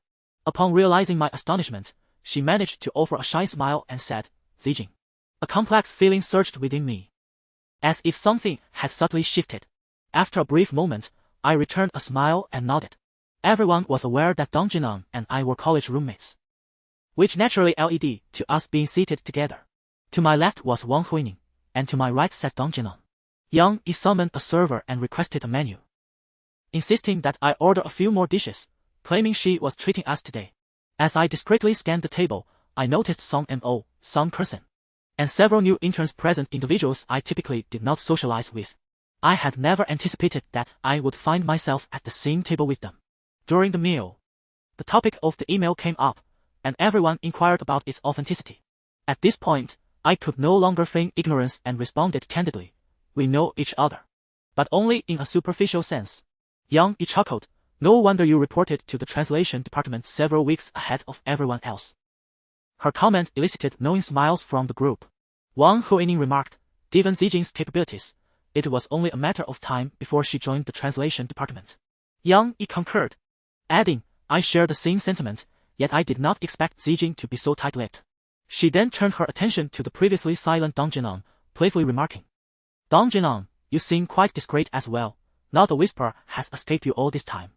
I observed Dong Jinan pause momentarily with her cup in hand before lifting her gaze to respond, "I had no knowledge of it." Chapter 74. The target of criticism, are you unaware? Song Mo, seated across from Dong Jinan, was the first to express astonishment, responding with a question. Song Kersen, her eyes darting with mischief, chimed in with a mocking tone, "You and Liang Zijing were classmates for 4 years. She was always close to you. You claim ignorance? Are you trying to deceive us?" As soon as these words were spoken, the expressions of those present varied widely. I noticed that Dong Jinan appeared increasingly uncomfortable, as if she had committed a grave error. Furrowing my brow, I glanced at Song Kersen and, with a stern countenance, stated, "It is I who failed to inform Jinan. If you have grievances, direct them towards me." Upon hearing this, Song Kersen feigned fear, deliberately provoking me, "Oh, I would dare say anything to you. If you went and reported me to Mr. Luo, I'd be in dire straits." I observed that more than half the table regarded me with judgmental eyes. It seemed Song Kersin's words resonated as the unspoken truth for many present. My expression darkened as I retorted to Song Kersin. Only those with sordid minds perceive others in a contemptible light. I assure you, there is nothing between Luo Xiangdong and myself. Believe it or not, that is your prerogative. With that, I rose from my seat, unable to stomach the ongoing farce any longer. Wang Huining and Dang Jinan instinctively stood, preparing to leave with me. Yang interjected. Hey, Zijing, don't be upset. Song Kersin was merely joking. I maintained my stern demeanor and replied, am I familiar with her? She seeks to make a mockery of me, yet I have no desire to play the fool. Song Kersin, seated with her arms crossed, looked at me and remarked. Why do you speak so harshly? It appears someone is backing you, you fear nothing. Having intended to depart, I paused at her words, glaring at her as I retorted. I speak fiercely because I adhere to reason. Do you think I am like you, who only revels in others' misfortunes? Song Kersin scoffed. Then raised her voice for all to hear. Am I the one reveling in misfortune, or is it someone who thrives on the support of others? You strut about, as though everyone is beneath you. Last time, you feigned ignorance, nearly causing Sister Yang a significant mishap. The assistant to the president was dismissed, and not a single higher-up bid farewell to you. What is there to boast about? You claim not to be ostentatious. What then is flattery? Everyone in this building knows how you ingratiate yourself with the president. If I were you, I would have packed my bags and left Luo's company long ago. Too embarrassed to face anyone. Yet here you are, acting as if you hold authority, while pretending to be virtuous. In a swift motion, I seized a glass of water from the table and splashed it across Song Kersin's face. Taken aback, she nearly fell from her chair. And those around her gasped in shock, scrambling to avoid the chaos. I glared at Song Kersin, who wiped her face. Her expression contorted with rage as she reached for a steaming bowl of soup on the table. Upon witnessing the scene, Dang Jinan instinctively grasped my arm, attempting to pull me away. However, I stubbornly remained rooted to the spot, pointing fiercely at Song Kersin and declaring, Dare you? I stand here. If you do not throw it today, you shall not bear the surname Sun. Song Kersin had already lifted a large white bowl, but upon hearing my words, she froze, glaring at me in indignation. The onlookers around us seemed to shrink away, not one daring to intervene with Song Kersin. The atmosphere became palpably awkward. Song Kersin, with the bowl in her hands, found herself at an impasse, neither able to set it down nor to throw it. Ultimately, it was Dang Jinan who broke the silence, saying, Song Kersin, just put it down. We are all colleagues. Why must we make such a scene? At her words, Song Kersin slammed the bowl onto the table, splattering soup everywhere. Finally finding her escape, she turned her glare toward Dang Jinan and coldly retorted, You know Liang Zijing has latched onto Luo Xiangdong. And you want to bask in her glory, don't you? You've followed her around for 4 years, yet she never confided in you. How dare you act as if you share a sisterly bond with me? In Liang Zijing's eyes, you are surely inferior even to the likes of Wang Huining. And the things we do not know, do you not also remain ignorant of? Stop pretending. As Song Kersin's words sank in, I noticed Dang Jinan's complexion drain to a ghostly white before flushing a deep red, cycling through emotions like a spinning lantern until settling on a pale hue. She lowered her gaze, scarcely daring to meet the eyes of those around her. I felt a pang of distress, realizing that my predicament had ensnared Dang Jinan as well. Anger surged within me. I had never liked Song Kersin, but now I felt an even deeper animosity towards her. Speechless with rage, I felt an overwhelming urge to confront Song Kersin directly. Wang Huining grabbed my arm, whispering something, but my fury drowned out her words. My singular thought was to deliver a sound thrashing to Song Kersin, reminiscent of how I had dealt with troublesome girls during my school days. Seeing my determined advance, Song Kersin pointed at me and shouted, Do you think being close to the top boss makes you special? In the end, you're just selling your body. Even if I were not at Luo's, so what? At least I am not as disgraceful as you. Each of her words pierced my heart. Filling my vision with rage, Wang Huining tried to restrain me, but I forcefully shook her off and marched toward Song Kersin. Several colleagues from the translation department rushed over to hold me back, but in my fury, I felt utterly drained, unable to move forward. I glared at Song Kersin and declared, You better wait for me. If I do not tear that mouth of yours apart, I will take your surname. Song Kersin shot back defiantly, Fine, I'll wait for you to tear my mouth apart. If you're capable, try to kick me out of the translation department. That would truly prove your worth, proving you didn't waste your time with Luo Xiangdong. In a fit of anger, I grabbed a water cup from the table and hurled it toward Song Kersin without so much as a glance, but due to my lack of strength, it fell halfway and crashed onto the table with a cacophony of sound. Song Kersin was almost standing on her chair, banging drums and shouting for everyone to come and witness the spectacle. I was pulled away by Wang Huining and Dong Jinan. And it wasn't until we reached the public restroom on this floor that I was overwhelmed with anger and tears began to fall. Wang Huining handed me a tissue to wipe my face and frowned as she said, "That vile person Song Kersin thrives on making others miserable. Is it worth your time to be angry with her? It only lowers your own dignity." My heart raced with fury, my body trembled, and I found myself at a loss for words. Wang Huining continued, "I've told you before, those who believe in you will do so regardless of your explanations. The innocent will always emerge unscathed. There is no need for us to stoop to her level." I felt an indescribable sense of grievance, truly experiencing what it meant to suffer in silence. After crying for a while, I gradually composed myself, and the first words I uttered were an apology to Dong Jinan. I said, "Jianan, I'm sorry. I didn't mean to keep things from you. There have just been so many misunderstandings, and I couldn't find the right moment to explain." Dong Jinan's expression was even darker than mine, as if she were the one standing on the edge of a storm. She forced a smile, her lips barely curving upwards, and replied, "It's fine." I would have preferred if she had scolded me or expressed some frustration. It would have felt more genuine than this tepid, insincere forgiveness. I could sense that Dong Jinan was troubled by it all. I apologized a few more times, yet I found myself unable to provide a reasonable explanation for the misunderstandings that had accumulated. It wasn't that I couldn't explain, but that I simply couldn't bring myself to do so. I couldn't very well reveal that I had repeatedly stumbled upon Luo Xiangdong's secrets, knowing his ex-girlfriend was Li Yanshu and his current girlfriend was Lu Shiqi. I had spent an entire night playing mahjong under the same roof as him. He had once returned me home after a night of heavy drinking, leaving his shirt in my trash bin. So many misunderstandings and coincidences converged into an inevitable conclusion. I feared that even if I were to lay everything bare, Dong Jinan might still not believe me. On one side was Luo Xiangdong, who had suddenly entered my life, appearing to assist me while simultaneously dragging me into turmoil. On the other side was Dong Jinan, my friend who had stood by me through 4 years of university during my most despondent times. I could not abandon one for the other, thus, I could only strive to balance the two, with the outcome beyond my control. Wang Huining and Dong Jinan stayed by my side until the lunch break concluded, and the three of us returned to the translation department. In this day and age, the spread of rumors is swifter than the transmission of disease. Within the span of an hour, the entire department was abuzz with the news of my near altercation with Song Kersin. I was relieved that all workstations were far apart. As the saying goes, out of sight, out of mind. Otherwise, I couldn't guarantee that I would act impulsively.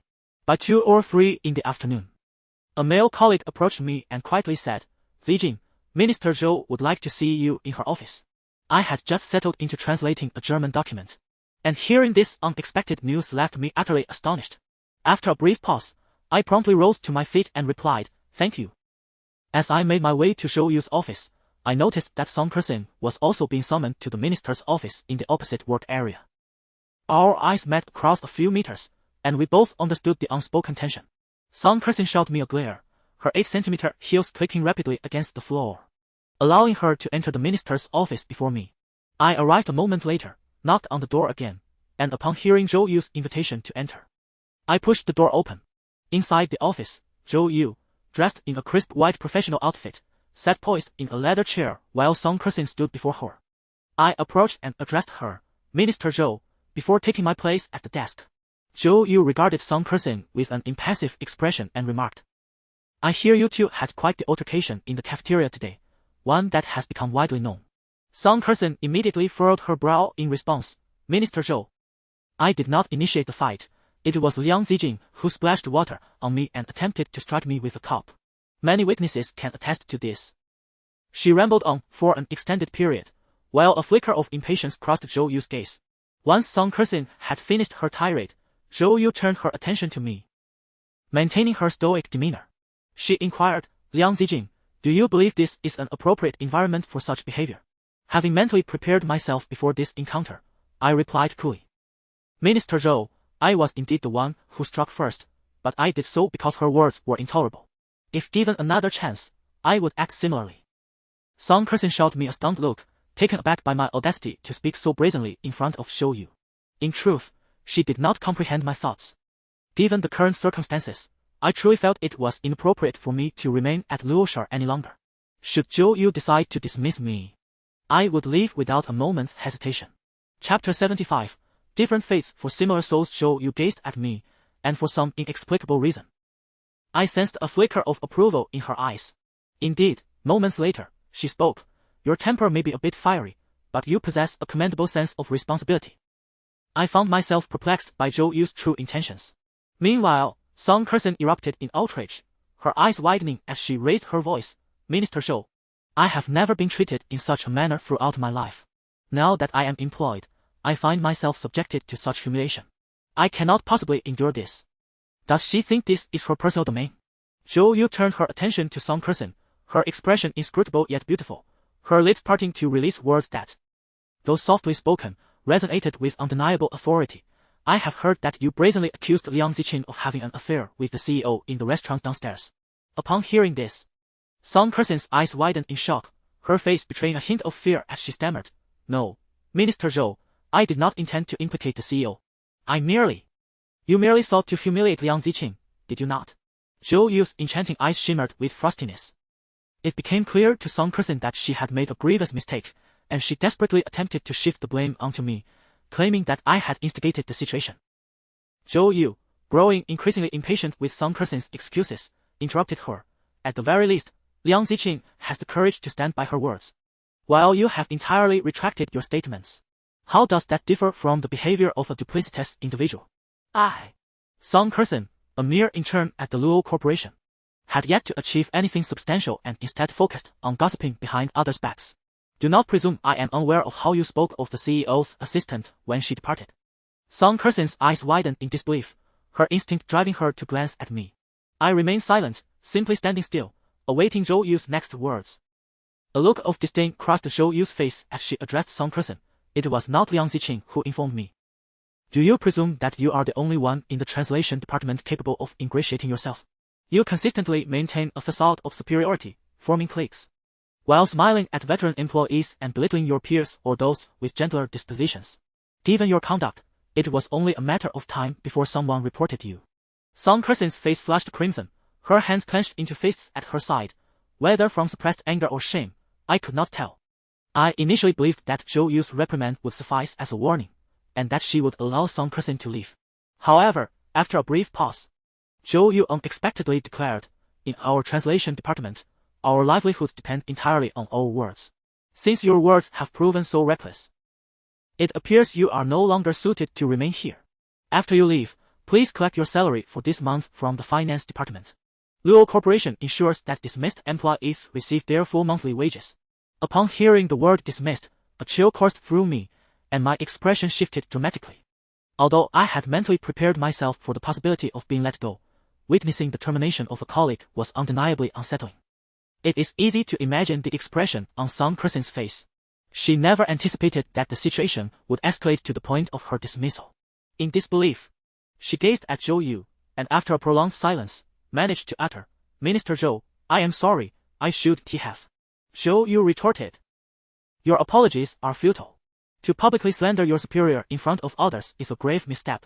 Not only has the staff in the translation department heard of this, but it is likely that everyone in the building is now aware. Do you truly believe that Luo Xiangdong is someone you can use as a tool to belittle others? I can no longer permit you to remain in the translation department. Before a lawyer approaches you regarding defamation, it would be wise for you to gather your belongings and leave. Zhou Yu's words were laden with intimidation and authority. I caught a glimpse of Song Kersin's face turning pale. She stood frozen in place, unresponsive. Observing her state, Zhou Yu continued. Though your tenure in the translation department has been brief, you will not have the opportunity to return to Luo's company. However, wherever you go from here, I advise you, it is better to do 10 things than to utter a single word. Words can lead to calamity. Upon hearing this, Song Kersin could no longer hold back her tears. Ignoring my presence, she cried out to Zhou Yu, Minister Zhou, I am sorry. I was wrong, I truly was. I beg you, please don't fire me. It took me so long to get a position at Luo's, I implore you. Zhou Yu sighed, maintaining her composure as she replied, To be frank, it is not I who wish to dismiss you, but rather an order from above. The moment those words were spoken, Song Kerson's cries abruptly ceased, leaving her face devoid of color. Zhou Yu pulled 2 tissues from the desk and handed them to Song Kerson, who stiffly accepted them. Zhou Yu added, "One must take responsibility for their own words." Suddenly, I recalled Song Kerson's earlier boast in the cafeteria. "If you have the guts, push me out of the translation department, that would be impressive."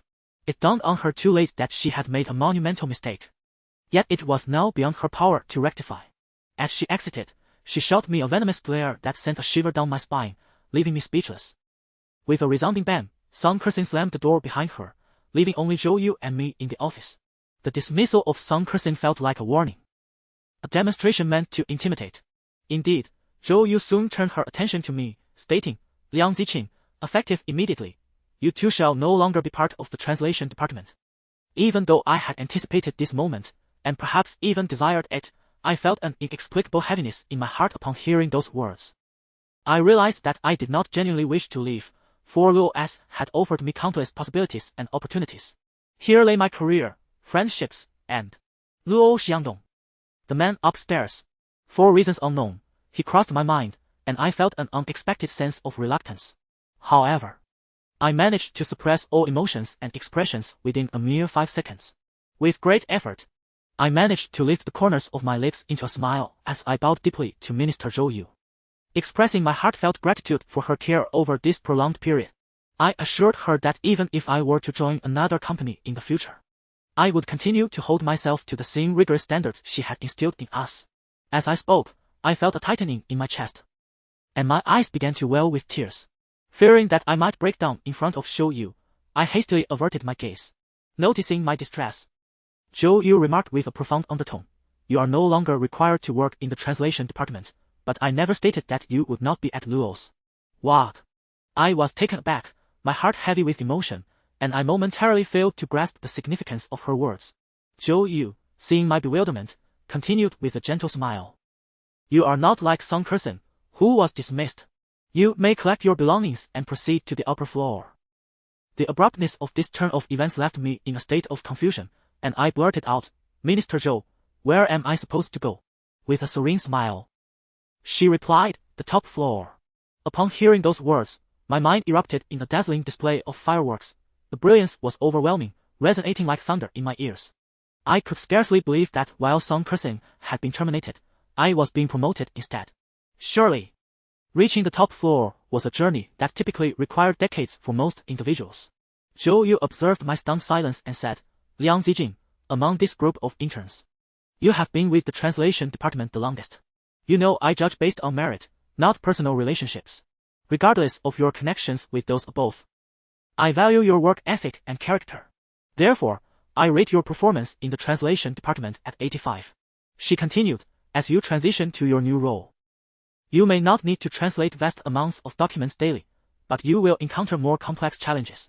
You are still young, and the road ahead is long. I hope that wherever you may go, you never forget that you once belonged to the translation department." After speaking, Zhou Yu rose and walked over to embrace me gently. Just when I thought I might be facing dismissal, I had not shed a single tear, yet at this moment, her affirming hug brought forth a torrent of emotions. I found myself choked with sobs, unable to articulate my feelings, while Zhou Yu smiled and reassured me, "Do not cry, a promotion is a wonderful thing. In the future, we may need your assistance from above." My heart was a tumult of emotions, my mind a blank slate, and I could only nod in response, "Minister Zhou, rest assured. I will always remember that I am a member of the translation department." 10 minutes later, I emerged from Zhou Yu's office. Although my tears had ceased, my eyes remained red and puffy. Unsure of how to face my colleagues in the translation department, I planned to leave discreetly. However, to my surprise, 2 tall and poised young women stood by my desk, both elegantly attired in professional outfits. One had organized my office supplies, while the other carried my bag. Almost everyone had paused their tasks, their eyes drawn to us. Upon encountering me, 2 women greeted me with bright smiles and introduced themselves.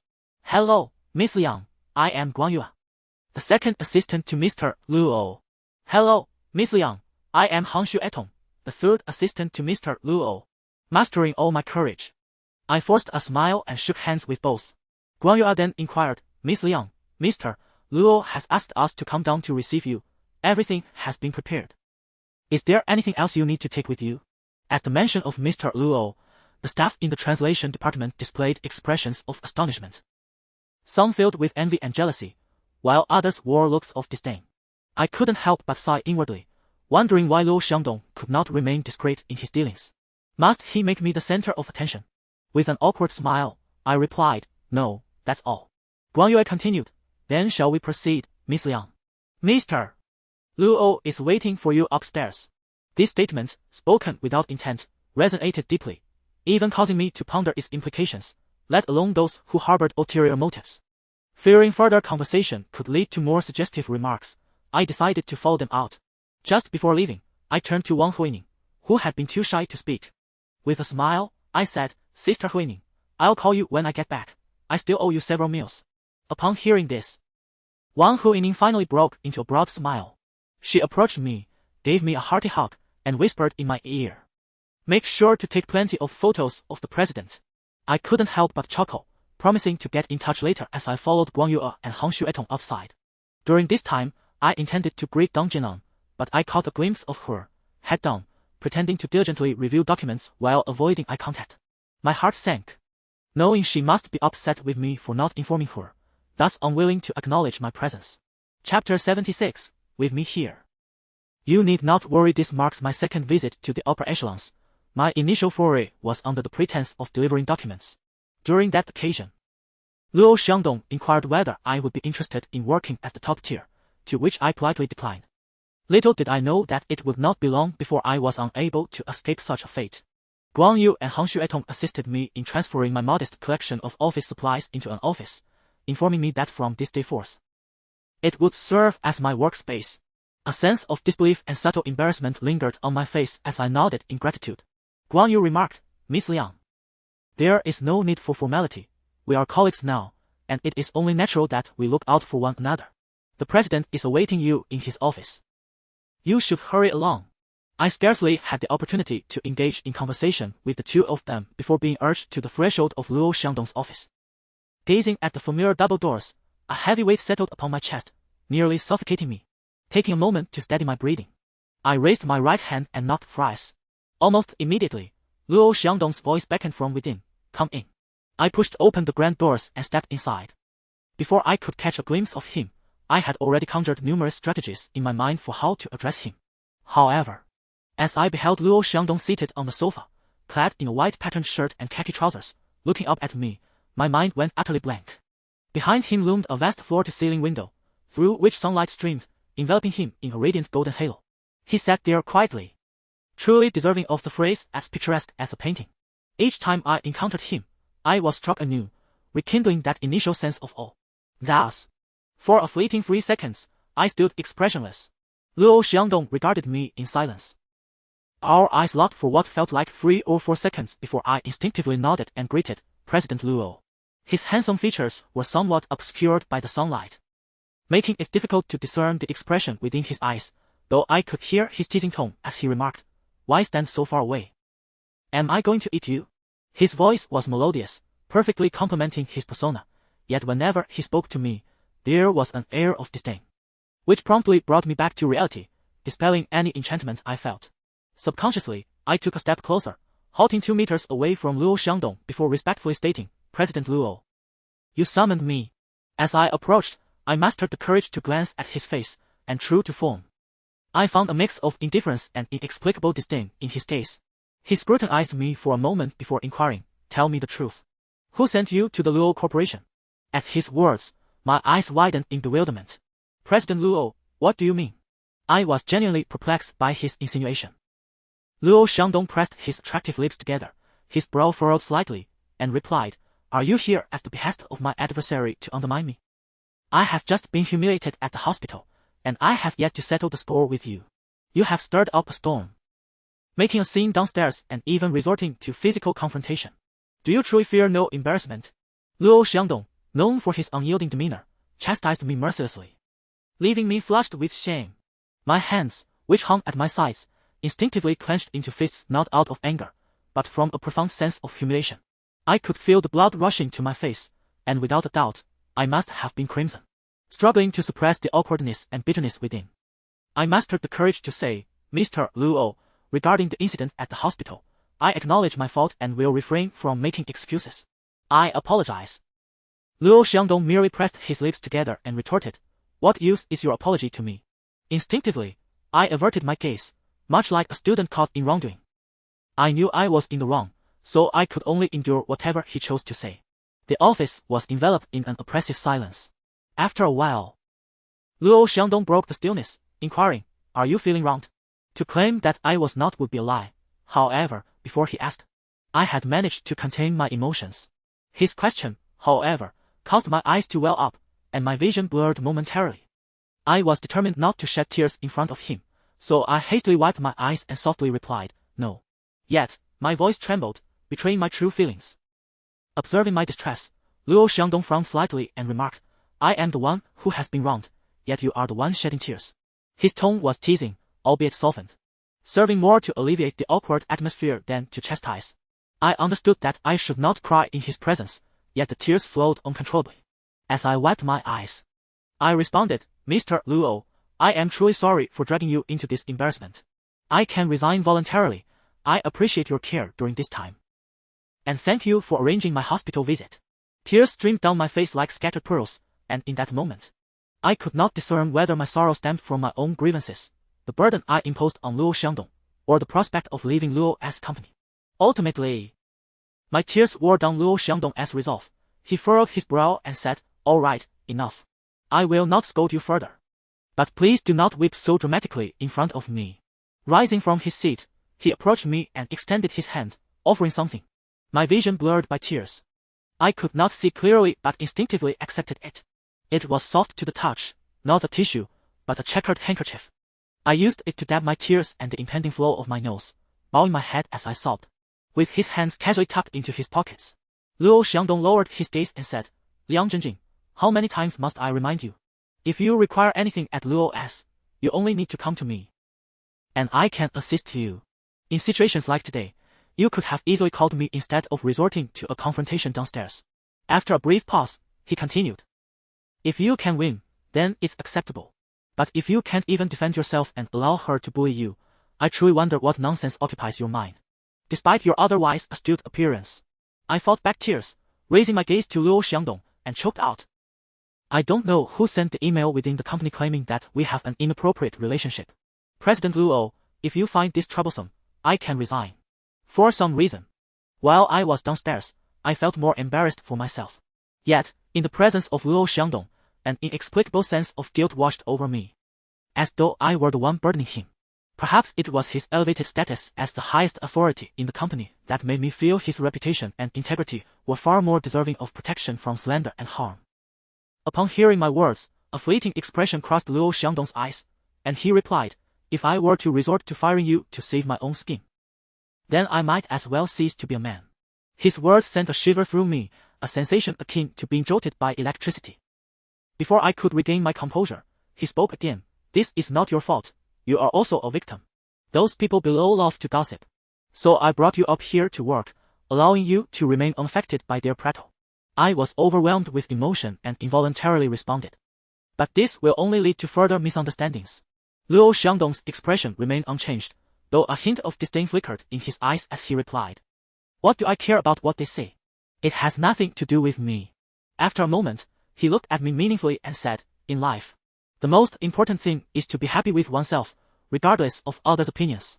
If you constantly concern yourself with how others perceive you, you will inadvertently become the person they envision. Having known Luo Xiangdong for quite some time, this was the first instance I had heard him express such sentiments. I found myself momentarily entranced, staring at him.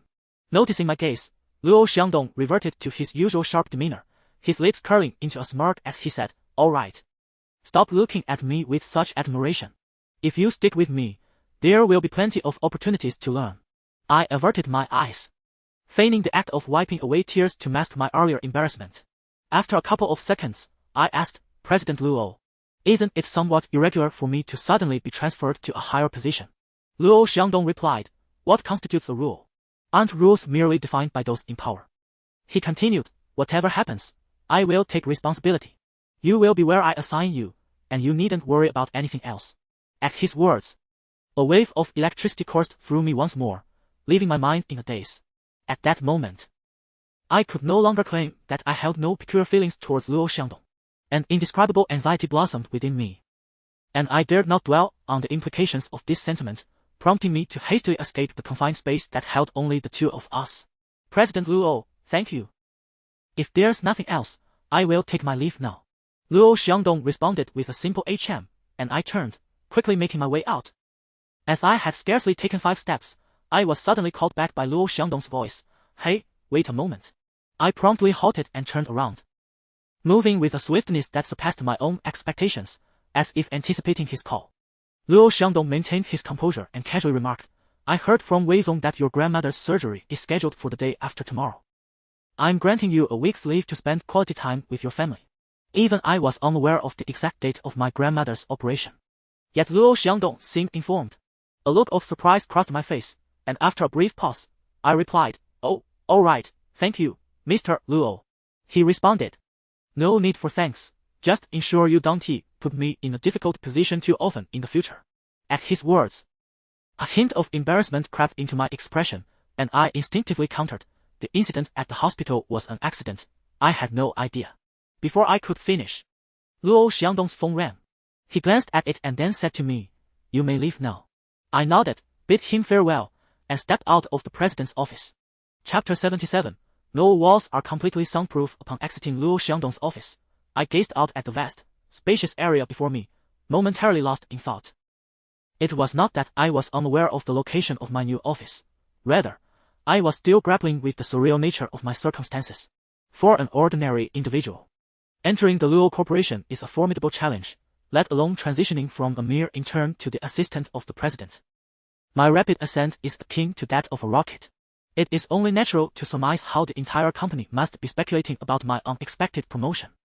As Han Xuetong entered, her heels clicking on the floor, she immediately caught sight of me and broke into a charming smile, greeting me with, Miss Liang. I nodded politely in return, responding, Assistant Han. Han Xuetong approached me with a warm smile, saying, There is no need for formality, Miss Liang. You may simply call me by my name. She appeared to be several years my senior, prompting me to say, Then I shall call you Sister Xuetong. Her smile widened, and she replied, Since you have addressed me as sister, I shall henceforth call you Zijing. Among the formal assistants on this floor, it is just you, me, and Sister Guangyue. We must look out for one another. I nodded in agreement, affirming, Indeed, I will rely on you and Sister Guangyue for guidance. Should I encounter any difficulties or shortcomings, I hope you will offer your insights. Of course, she assured me. After exchanging a few pleasantries with Han Xuetong, I returned to my office. It was an independent space of approximately 30 square meters, equipped with a computer, air conditioning, a desk, and a sofa. To my surprise, there was even a small refrigerator by the door, stocked neatly with various beverages and coffee. Surveying the surroundings, I noticed several vibrant landscape paintings framed in black adorning the pristine white walls, their harmonious colors bringing a sense of tranquility to the atmosphere. Seated in the leather chair behind my desk, basking in the coolness of the air conditioning set to a comfortable 25 degrees, I felt an insidious sense of capitalist indulgence begin to take root within me. I thought to myself how no wonder countless individuals toil tirelessly throughout their lives, yearning to ascend the social ladder, even if it means merely brushing against the ethereal aura of the Luo Corporation's upper echelons. Only now did I realize that being the third assistant to the president could be so delightful. How much more so for the senior executives and board members of various departments. Previously, I had been preoccupied with the rumors swirling around me, but at this moment, my thoughts shifted to the new responsibilities I would soon face while working at the pinnacle of Luo Corporation. It seemed I was indeed a person capable of adapting to new environments. Although Luo Xiangdong had granted me leave, I still needed to remain until the end of the workday. Alone in the spacious office, with a desk fully equipped yet devoid of any pressing tasks, I contemplated whether to venture out to consult Guanyu and Han Xuetong regarding work matters. Just then, my phone rang. Upon checking, I saw it was a call from Kuang Yan. Typically, I would hesitate to answer calls during work hours, mindful of my colleagues nearby. However, with no one else present in the office, I paused briefly before choosing to answer. Hello, Yan. The voice of Kuang Yan emanated from my phone. Senior. Is it convenient for you to take a call now? Yes, it's fine. Please go ahead. Oh, it's nothing important, really. I just wanted to visit you and your grandmother in the next couple of days. I replied, you needn't trouble yourself. With the exams coming up at school. Focus on your studies and don't let distractions pull you away. Kuang Yan inquired, when is grandma's surgery? It must be soon, right? I informed him. They say the surgery is scheduled for the day after tomorrow. I haven't finished work yet, so I'll confirm once I get to the hospital. How about this, senior? Once you ascertain when grandma's surgery is, I will come by that day, he insisted. Despite my attempts to dissuade him from coming.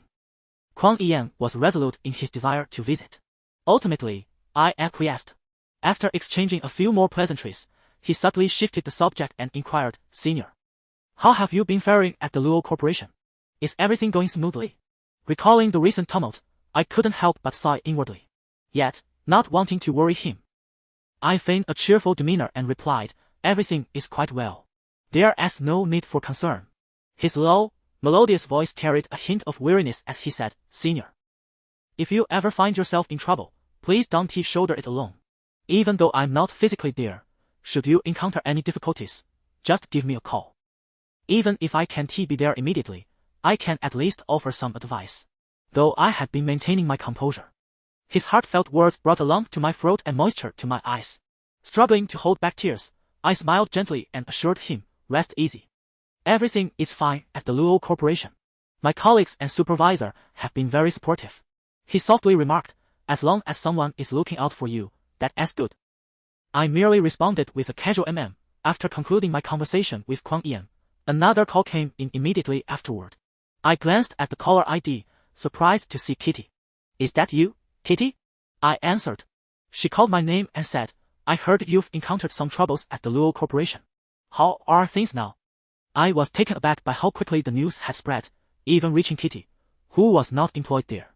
Feeling somewhat awkward, I paused before sighing and replying softly, Kitty. Even you have heard about it. Kitty frankly responded, in this day and age. Is there really such a thing as a wall that doesn't let anything through? As soon as I heard, I had to call you. Are you doing okay? I've been reassigned to the upper management after the last incident, I confessed. Following the cover-up incident, I felt a sense of indebtedness towards Kitty. Although our encounters had been limited to no more than 5, I inexplicably perceived her as a trustworthy individual, prompting me to speak openly without reservation. Upon hearing my words, Kitty showed no surprise. Her first instinct was to console me. Zijing, the CEO is looking out for you. Don't overthink it. Just focus on doing well in your role beside him. I believe in your capabilities. I spoke with pursed lips. Sister Kitty, how could I possibly have your capabilities? Sitting here feels like sitting on pins and needles. I hardly know what I can accomplish. Kitty smiled and replied, you, a distinguished graduate of a night university. Fluent in multiple languages, how could you not find your place? Rest assured, gold will shine wherever it is, especially beside Mr. Luo. If anyone else had uttered those words, I would have dismissed them as flattery or mere consolation. However, coming from Kitty, I found myself inexplicably convinced. I said, Sister Kitty, I've been so busy these past few days that I haven't had a moment to call you. How are things at your new company? Kitty's melodious voice responded, quite smoothly. I am currently serving as the acting deputy director of the Human Resources Department. I raised my eyebrows. I thought you would be assisting the president of Founder Group. Kitty replied with a gentle smile. Having just transitioned from the Luo Group, they won't immediately entrust me with top-level affairs. I need to spend some time in lower positions first. After all, as a newcomer to the workplace, there are many overt and covert rules I do not yet understand. Hearing Kitty's words, I realized there was much more to it. The Deputy Director of Human Resources is already a significant position. Sister Kitty, when you're free, let me treat you to a meal. Kitty shifted the conversation, responding with a question, Zijing, I heard your family has come to Night City, and someone is hospitalized. Who is unwell? I replied, it's my grandmother. She has lumbar nerve compression affecting her right leg and needs surgery. Kitty said, perfect. I will visit the hospital tonight after work to see your grandmother and you. Kitty spoke with such sincerity that it felt genuine, so I did not decline. I informed her of the hospital's name and we agreed to meet after her shift. Just as I hung up the phone, the door to the office opposite me was pushed open from the outside. I focused my gaze and saw Luo Xiangdong standing there, tall and elegant. I instinctively raised my eyes upon seeing him and then stood up, saying, "Mr. Luo." He looked at me and asked, "Why are you still here?" It took me a moment to realize he was referring to my early departure. I replied, "I will leave after work. It wouldn't be appropriate to leave early on my first day. Those unaware might think I've risen to great heights." Luo Xiangdong stood at the door, unconcerned. "Let's go. What's the difference of a few minutes? I also need to leave and can drive you to the hospital." Instinctively, I waved my hand. "No need. I'll go by myself after work." Upon hearing this, Luo Xiangdong scrutinized me with a piercing gaze, and after a few seconds, he spoke, "Liang Zijing. Why do you always insist on opposing me? Who is the boss here, you or I? Whatever I say goes.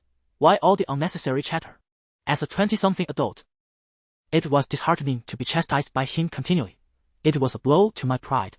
My face flushed instantaneously, and although I murmured a few words in my heart, I ineffectively replied, "All right, I will tidy up."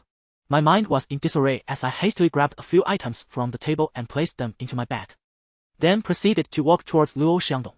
Upon noticing my approach, Luo Xiangdong turned to exit. As we both left the president's office area, we encountered Guang Yu and Hang Xuetong, both of whom greeted Luo Xiangdong with cheerful smiles. Luo Xiangdong informed Guang Yu, "I have matters to attend to, so I must take my leave." Guang Yu nodded in acknowledgement. After taking a few steps forward, Luo Xiangdong appeared to recollect something, paused, and turned back to say, "By the way, if my family calls, please inform them that I am in the conference room meeting with clients." Guang Yu smiled and responded, "I understand. Sister Kitty instructed me before her departure." Luo Xiangdong expressed his satisfaction with a nod and then strolled out. As I was leaving, I acknowledged Guang Yu and Hang Xuetong with a nod, both of whom responded with warm smiles.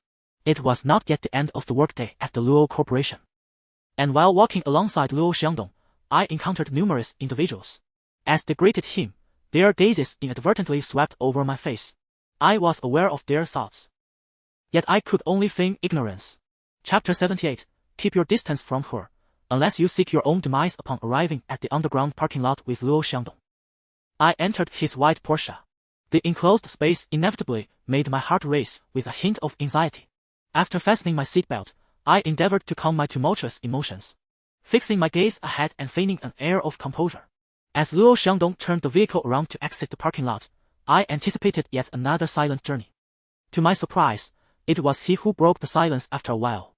He remarked, "I will fetch some ginseng for you shortly. Once your grandmother has undergone her surgery, you can prepare a nourishing soup for her, to replenish her blood and energy." At his words, I instinctively turned my head to glance at him, then shook my head in refusal, responding, "There's no need. I can pick some up from the pharmacy later." Luo Xiangdong's dark eyes swept over me with a hint of impatience and disdain, sending a shiver down my spine. "Am I offering you poison? Why the urgency to decline?"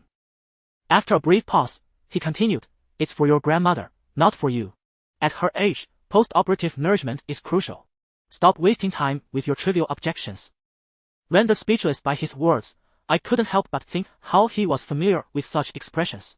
Pressing my lips together, I softly replied, "Thank you, Mr. Luo. I appreciate your kindness."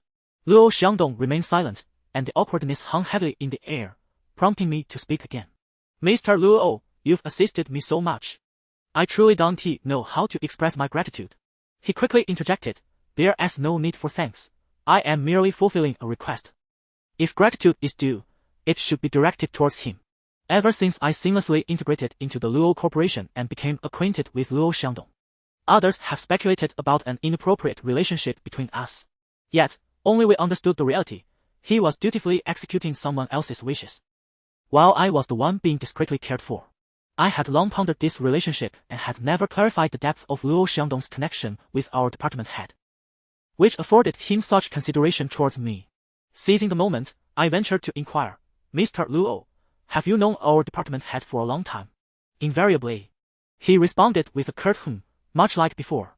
A sense of curiosity compelled me to press further, despite sensing his reluctance to discuss the matter. "I've never heard the department head mention you. I had no idea you were such good acquaintances." This time, Luo Xiangdong remained utterly unresponsive, not even offering a simple acknowledgement. I felt the sting of embarrassment and resorted to mumbling to myself, I should indeed visit the department head sometime. I owe him a significant debt of gratitude. Suddenly, Luo Xiangdong interjected.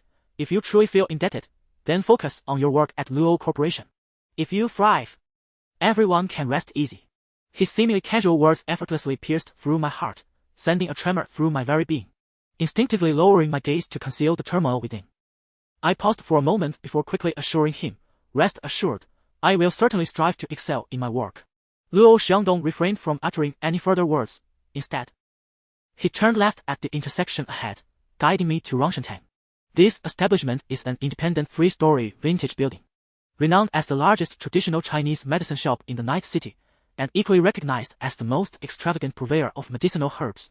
Back when I was a freshman, our basic Japanese instructor, who suffered from congenital anemia, mentioned that her husband had spent over 100,000 on a ginseng root at Rongshantan to treat her ailment. Luo Xiangdong parked the car by the roadside, unfastened his seatbelt, and prepared to alight. Just as I was about to follow suit, I heard him say, "You need not come down, just wait here."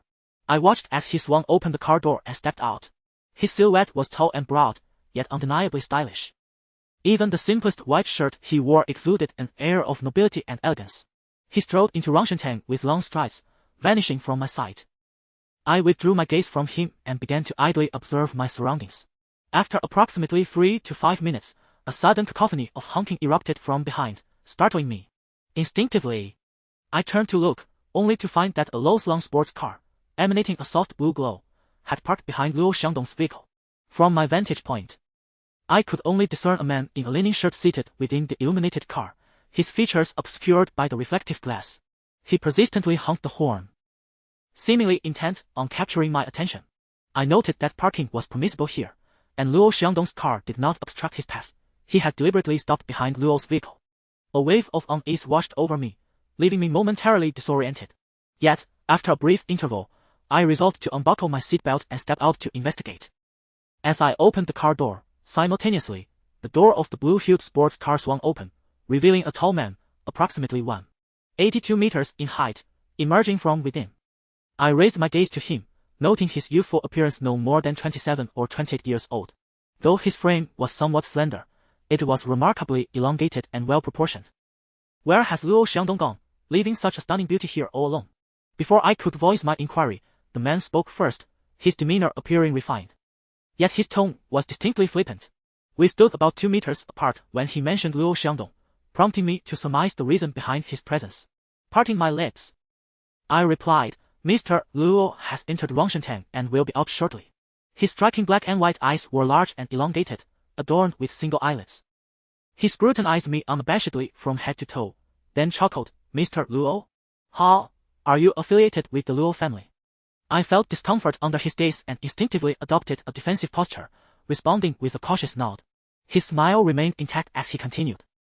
"Isn't Luo Xiangdong known for avoiding entanglements with his own kind? How curious that he would openly bring you out like this." Upon finishing his remark, and without waiting for any response from me, he added with a smirk, "It seems that proximity to beauty grants one the advantage." Even Luo Xiangdong could not resist the allure. His tone was flippant, akin to overt flirtation, and even with my patience, I could not remain silent. Furrowing my brows, I replied, "Sir, my relationship with Mr. Luo is strictly that of superior and subordinate. I would advise you to choose your words carefully." Upon hearing this, the man appeared as if he had witnessed a marionette suddenly come to life, his excitement palpable. With a raised brow, he said, "I compliment your beauty, and you're displeased?" I chose not to engage further and turned to return to my car. However, he unexpectedly sprinted over and pressed against the car door, preventing my entry. I shot him a surprised and warning glare, but he merely chuckled, lowering his gaze slightly as he remarked, "You're quite young yet possess a fiery temperament. A mere jest and you take offense." While glaring at him, I exerted force on the door, attempting to pry it open. He leaned against the door with a grin, saying, "Tell me your name, and I will let you in." Fuming, I widened my eyes and hissed, "Let go of the door." "What's your name?" he inquired, grinning innocuously, which only fueled my anger. "If you don't release me, I will call for help," I warned, my scalp prickling with indignation. His smile broadened as he dismissively replied, "Go ahead and call. I'm curious to see what you'll shout. A rogue who possesses martial prowess cannot be easily deterred." Faced with such an unyielding scoundrel, I, who dread losing face, found myself at an impasse. Just as we engaged in our silent standoff, a familiar voice broke through, laced with restrained anger and unmistakable coldness. Ji-san, have you grown restless again, or do you wish to visit the precinct once more? Turning at the sound, I was met without exception by the striking visage of Luo Xiangdong. His gaze was fixed on the stranger before me, a flicker of latent fury evident in his eyes. The man, addressed as Ji-san, turned to Luo Xiangdong, yet his smile remained intact as he waved, cheerfully exclaiming, "Hi, long time no see." Luo Xiangdong's expression was devoid of warmth as he coldly retorted, "I would prefer never to see you again." The man laughed in response, saying, "If you were to perish so soon, what amusement would remain for me in Night City?" Luo Xiangdong replied, "Rest assured, I will outlive you." The man countered, "Is that so? I am always prepared to attend your funeral." From their very first exchange, the two were at odds, their words sharp and cutting, each ensuring that the other felt the sting of their rivalry. Caught in the middle, I listened with trepidation, fearful of being wounded by the tension radiating from them. After exchanging a few sharp words with the man, Luo Xiangdong finally shifted his gaze towards me. His expression was icy as he commanded, "Get in the car." Though I wished to comply, Ji-san stood resolutely before the car door, leaving me no choice but to refrain from any confrontation. Luo Xiangdong had already opened the driver's side door. Noticing that Ji-san and I remained stationary, he cast a glance at Ji-san and remarked, "Looking for trouble?" "Are we?" Ji-san turned his head defiantly, countering, "What is this girl to you?" Luo Xiangdong remained silent, prompting Ji-san to continue, "If she is not your woman, then I shall take her." At his words, my face flushed crimson, embarrassment creeping from my ears to my cheeks. Just as I was about to unleash a tirade of indignation, Luo Xiangdong spoke, his expression impassive yet his eyes radiating an unmistakable possessiveness. He fixed his gaze on Ji-san and stated, "Keep your distance from her, unless you wish to court death." Chapter 79. She is mine. Luo Xiangdong was the first to lose his temper. Fearing that Ji-san might not be easily provoked, I quickly conjured up more than 3 contingency plans in my mind to avoid any potential conflict. To my surprise, however, Ji-san remained unfazed, maintaining his nonchalant demeanor as he provocatively remarked, "I hear your current woman isn't a model from our circle, Luo Xiangdong. Are you straddling 2 boats? Or are you merely enjoying what is in front of you while eyeing what is in the pot?" Luo Xiangdong retorted coldly, "What business is it of yours?" Ji-san, upon hearing this, cast a knowing glance my way and responded, "This girl has stated that your relationship is merely that of superior and subordinate. If that is the case, then my pursuit of her has nothing to do with you." As soon as he finished, Luo Xiangdong shot a glance at me, a gaze that made my heart race. I had not anticipated Ji-san would wield my earlier words against me, and I suddenly felt thrust into the eye of the storm. Just as I was about to voice a response, Luo Xiangdong spoke first. With a steely gaze directed at Ji-san, he declared in a low, commanding voice, "She is mine. Keep your distance." His words, though not thunderous, resonated with undeniable authority, akin to a sovereign issuing an edict. My heart skipped a beat, and I found myself frozen in place, breathless. Upon hearing this, Ji-san raised an eyebrow, intrigued, and looked at me, asking, "You are his?" I stood there, holding my breath, my mind a complete blank. Not only did I not know how to respond, but even if I did, speaking at that moment felt impossible. Seeing my hesitation, Ji-san lowered his gaze slightly and warned, "He has a girlfriend, don't let him deceive you." I could not quite understand what was happening. Perhaps my mind was momentarily short-circuiting, or maybe I was simply caught up in the heat of the moment. Without a second thought, I looked at the man before me and replied, "I am willing. It's none of your business." As my word hung in the air, I could see the unmistakable look of astonishment on Ji-san's face. Seizing the opportunity while he was taken aback, I pushed him aside and swiftly slipped into the passenger seat. Luo Xiangdong wasted no time, opening the car door and joining me inside. Ji-san bent down, tapping on the window beside me while saying, "Remember, my name is Ji Guanxing." Enclosed within the soundproof confines of the sports car, my heart raced and my ears buzzed. Logically, I should not have been able to hear Ji-san's words, yet inexplicably, I caught them. He said his name was Ji Guanxing. Once Luo Xiangdong started the engine and pressed the accelerator, the car shot away from the entrance of Rongshantan. In the blink of an eye, we had traversed several streets, leaving behind the pale blue Aston Martin and the swaggering Ji Guanxing. Yet, my heart remained tumultuous. Uncertain whether it was due to Ji Guanxin's public provocation or Luo Xiangdong's assertion, "She is mine." I kept my gaze lowered, lost in my own thoughts, convinced that I was concealing my turmoil effectively. Time passed unnoticed until I heard Luo Xiangdong suddenly speak beside me. "You should keep your distance from that madman." My attention was caught, and I turned to him, inquiring softly, "Is your relationship with him quite strained?" Regrettably, as soon as the question left my lips, I realized it was rather obvious. As expected, Luo Xiangdong, maintaining a composed yet handsome facade, replied nonchalantly, "Just stay away from him." I pursed my lips and murmured, "I don't even know him. I doubt our paths will cross again." Luo Xiangdong chose not to respond further, and I could sense his mood darkening, prompting me to refrain from saying anything more. Silence enveloped us as the car pulled up to the entrance of the Rongxing Private Hospital. Luo Xiangdong handed me a bag, and upon peering inside, I discovered a golden brocade box, likely intended for ginseng. Initially, I intended to express my gratitude with polite words, but reconsidering his character, I anticipated a sarcastic retort, so I simply accepted it, uttering a brief thank you. Luo Xiangdong showed no inclination to enter the hospital. After dropping me off at the entrance, he promptly drove away without a moment's hesitation. I watched the white sports car fade from view until it vanished completely. Upon entering the ward in the back, I found my parents along with doctors and nurses gathered in my grandmother's room. A wave of anxiety washed over me, fearing something was amiss, until the doctor clarified they were merely conducting a routine examination, allowing me to breathe a sigh of relief.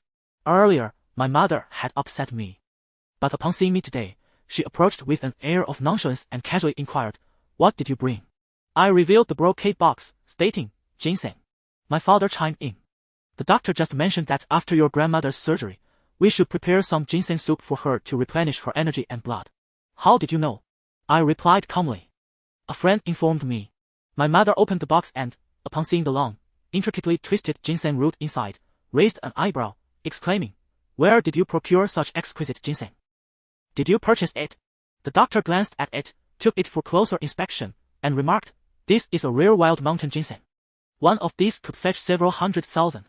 At this revelation, my parents, grandmother, and several nurses present turned their attention towards me, their expressions a mixture of astonishment and disbelief. Aware of the substantial value of what Luo Xiangdong had gifted me, I too was momentarily taken aback. My father looked at me and asked, "Zijing, where did this ginseng come from?" With no alternative, I replied truthfully, "It was given to me by Mr. Luo." The doctors and nurses, familiar with my connections to Luo Xiangdong and Wei Long, exchanged knowing glances. The doctor praised the ginseng's benefits, offering reassurance that the surgery would proceed smoothly before departing with the nurses. When we were alone in the hospital room with our family, my mother was the first to break the silence, asking, "Zijing, how could you accept such a precious gift?" My grandmother, seated anxiously on the hospital bed, echoed her concern, saying, "Qing, we cannot accept such an expensive present. We don't need this ginseng, it won't make us better. Please return it to him." I had never intended to accept it, but I found myself powerless to change the situation.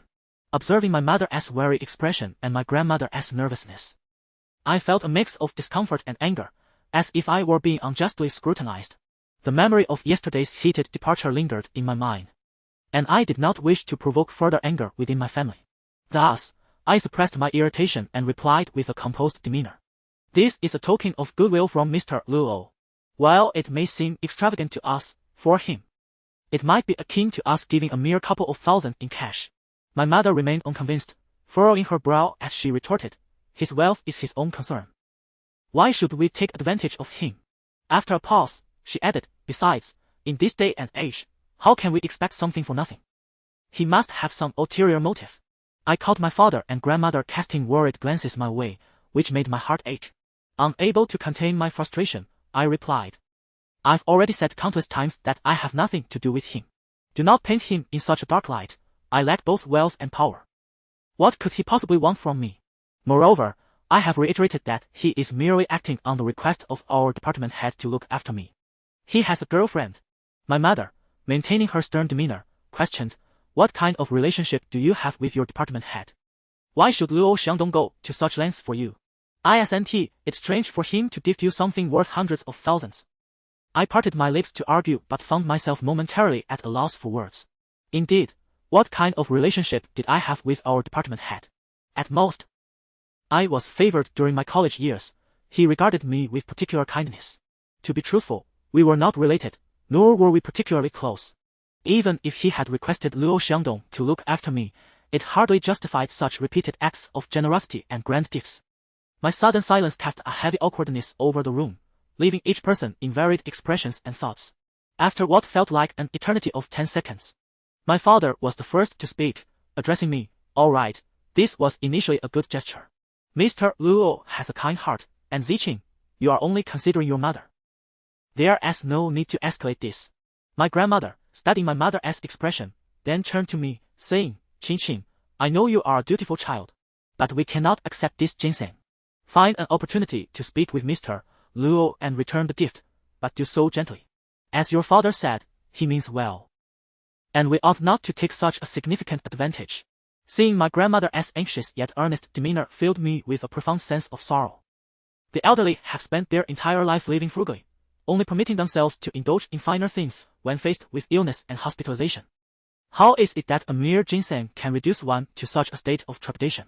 In a moment of unexpected frustration, I blurted out, Mother, since it was a gift from him, you should partake in it. Nourishing our bodies is of paramount importance. After all, it is just ginseng, no matter how expensive. It has its price. Consider it a gift from me, and I shall find an opportunity to reimburse Luo Xiangdong later. My mother, holding back her words, glared at me. I understood her thoughts, so before she could speak, I preemptively replied, Today, I have been promoted to the position of executive assistant, and I am now a full-time employee. My salary will multiply several times over. Earning upwards of 100,000 to 200,000 a year will be effortless, and I will repay Luo Xiangdong. Chapter 80, A vow not to be together. As the saying goes, one's reputation is paramount, just as trees shed their bark. People yearn to present themselves in a splendid light, becoming the envy of others. Yet, my rapid ascent in the workplace has been akin to a rocket soaring into the sky, a journey propelled by circumstances beyond my control. For my family, this only serves to solidify their belief that Luo Xiangdong harbors ulterior motives towards me.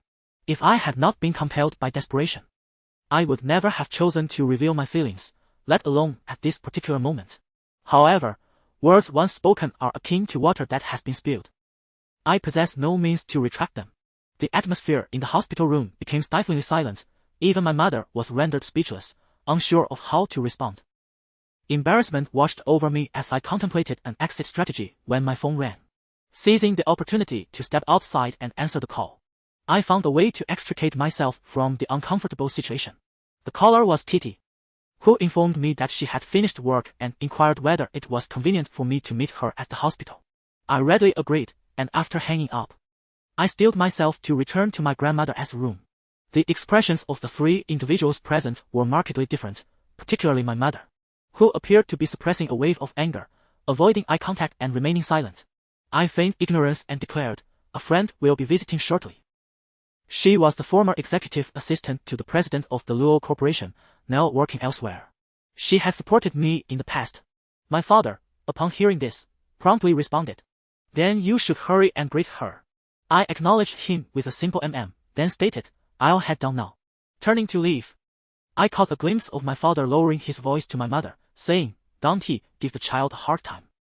His friend is coming soon. With a heavy heart, I forced myself to remain optimistic as I descended to meet Kitty. Waiting at the hospital entrance for no more than 10 minutes, a white Audi approached and came to a halt before me.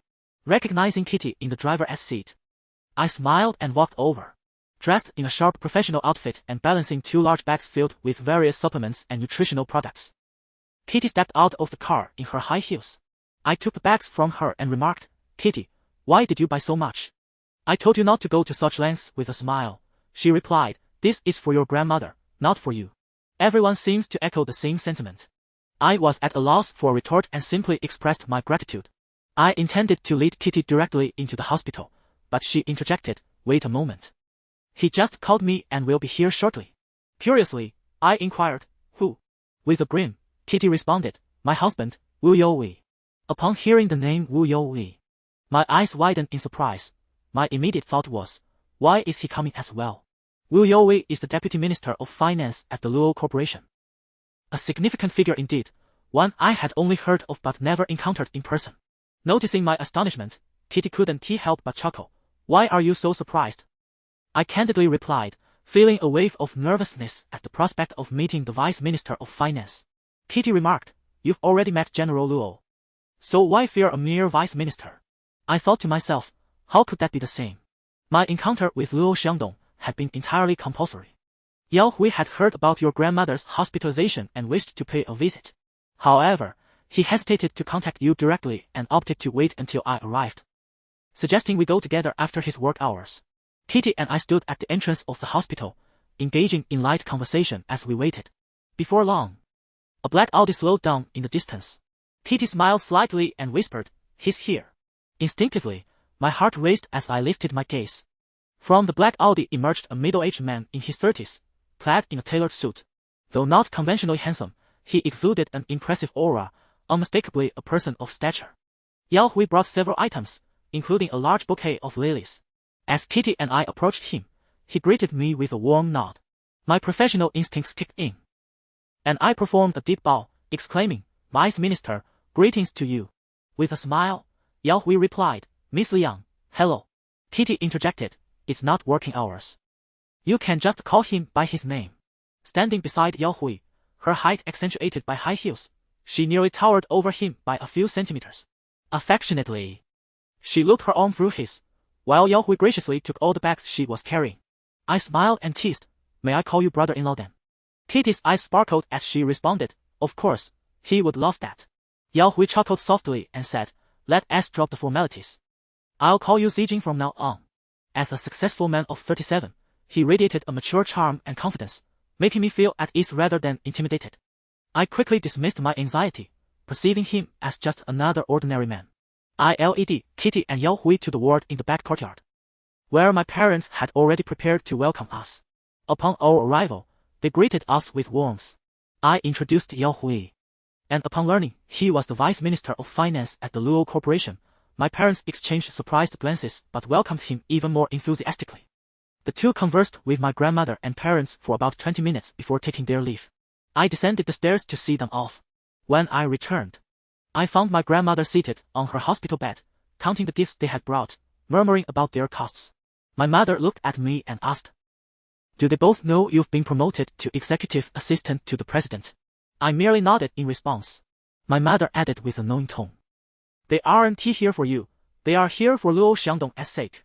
At her words, I furrowed my brow, feeling a twinge of discomfort within. In truth, I yearned to express that the exchange of courtesies among individuals need not be scrutinized for underlying motives. Yet, a voice within me echoes my mother's wisdom. If Kitty were indeed motivated by my reputation, then Wu Youwei would not have taken the trouble to visit. As I cannot claim to possess such influence, my father discreetly observed my demeanor before speaking to my mother, saying, it is a commendable achievement for our child to receive a promotion, regardless of the motivations behind it. Ultimately, it is a testament to Zijing's capabilities that she has made her mark. My grandmother chimed in, my eldest granddaughter is truly exceptional. She will excel wherever she goes. I endeavored to smile, feigning nonchalance, and replied, Grandma, I hope you've been resting well these past few days. Please focus on preparing for your surgery. I have taken a week off to be by your side.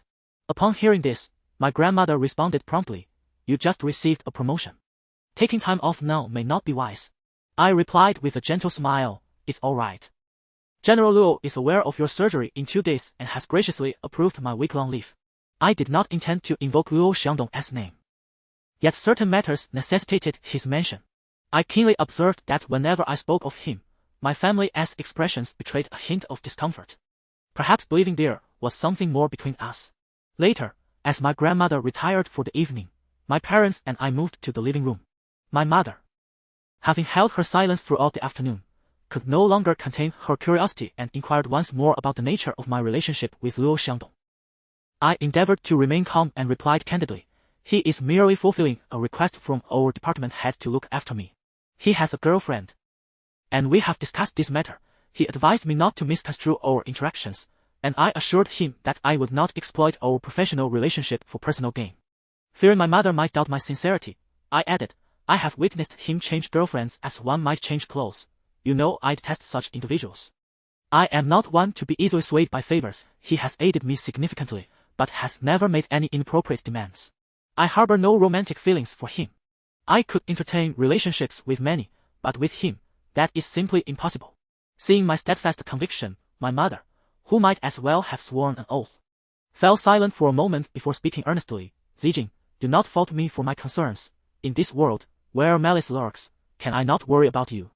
A young woman alone in a distant place. As she spoke, tears welled in her eyes, and her voice quivered. Instantly, I felt a lump in my throat, and my heart ached for her. Struggling to suppress the wave of emotion threatening to overwhelm me, I replied, Mother, I understand your intentions are rooted in love. You know what kind of person I am. With reddened eyes, she responded, You are a good child, and I know that. Yet, the world outside is fraught with temptation.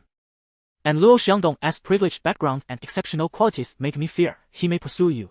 I worry that should you become involved with him, you may face heartache if he were to abandon you later. In this world, there exist only children who fail to comprehend their parents' hearts. Yet there are no parents who do not consider their children's welfare. I am aware that my mother acts out of love for me, thus. I grasped her hand and solemnly vowed, as if swearing an oath, Mother, rest assured, I shall never entangle myself with Luo Xiangdong in a personal manner. My mother, her eyes brimming with tears and heart aching for me, implored, Zijing, why not return home with us? I am worried about you. The tears I had been suppressing finally burst forth at her words. I lowered my gaze, my mind swirling with the myriad events of the past few months. I had caught Cheng Wanhang and Zhang Xingwei in an illicit affair at home. I had lost myself in drunken madness during the graduation ceremony. I had vehemently berated Cheng Wanhang at a restaurant, almost provoking him to strike me, until Luo Xiangdong intervened to salvage my dignity. I had hosted clients for the first time, running back and forth like a puppeteer, masking my grievances with a forced smile, time and again. I had found myself entangled with Luo Xiangdong, despite my earnest attempts to maintain a safe distance, ultimately placing myself at the center of a tempest. The events of these past months have seemingly overturned the tranquility and beauty of my 23 years, making it painfully clear to me that not only is there truth in the saying at the beginning, human nature is inherently good, but also in the cautionary adage one should harbor no malice, yet remain vigilant against the malice of others. Chapter 81, The Carp Leaps Over the Dragon Gate. Worth multiplied during the days I took off from work while my grandmother prepared for surgery. The hospital became an exceptionally lively place. Following Kitty and Wu Youho's visit, the next day saw Guang Yu and Hang Xuetong arrive in a group to offer their condolences. In the afternoon, Man Yuanqing brought along a number of colleagues from the translation department to inquire after my grandmother's health. Although Zhou Yu did not come in person, she called to say she was away on business and would visit upon her return. Among these visitors were several high-ranking officials from the Luo family, who rushed to the hospital upon hearing the news, bringing with them generous gifts. Even those seniors with whom I had not been particularly close were exceedingly warm, behaving as though the patient were a member of their own family. Most dramatically, the individuals who had previously been closest to Song person, such as Song Mo, also paid a visit to the hospital, bearing gifts and privately apologizing to me, insisting they were in the wrong and hoping for my forgiveness so that we might remain friends in the future. To be honest, I admired their ability to be humble and flexible. Not everyone possesses such commendable traits. Thus, adhering to the virtue of not striking at a smiling face, I temporarily forgave them, despite my inner reservations. In these 2 days, a multitude of visitors, both acquaintances and strangers, came to the hospital under the guise of offering well wishes, nearly trampling the threshold of the ward. Even on the day of my grandmother's surgery, people continued to arrive in a steady stream. At 9 in the morning, my grandmother was wheeled into the operating room, surrounded not only by my parents but also by Kuang Yan, Su Lu, and Wei Zong. Wei Xiong remarked to me, "The surgery will take over 3 hours. It would be best if you all return home to rest for now.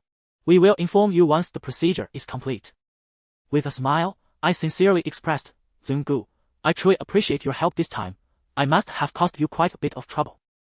Wei Zong replied with a gentle smile, "There is no need for such formality. We are all friends."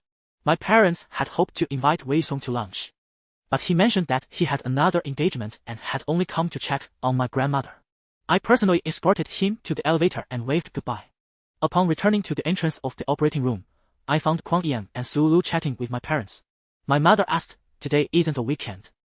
Did you both take leave to come here?" Su Lu, with her cheerful disposition, smiled and responded, "Not at all, Auntie." My mother continued, "Look at you both. One is still in school, and the other has just started working. Taking leave is not ideal. It disrupts important matters.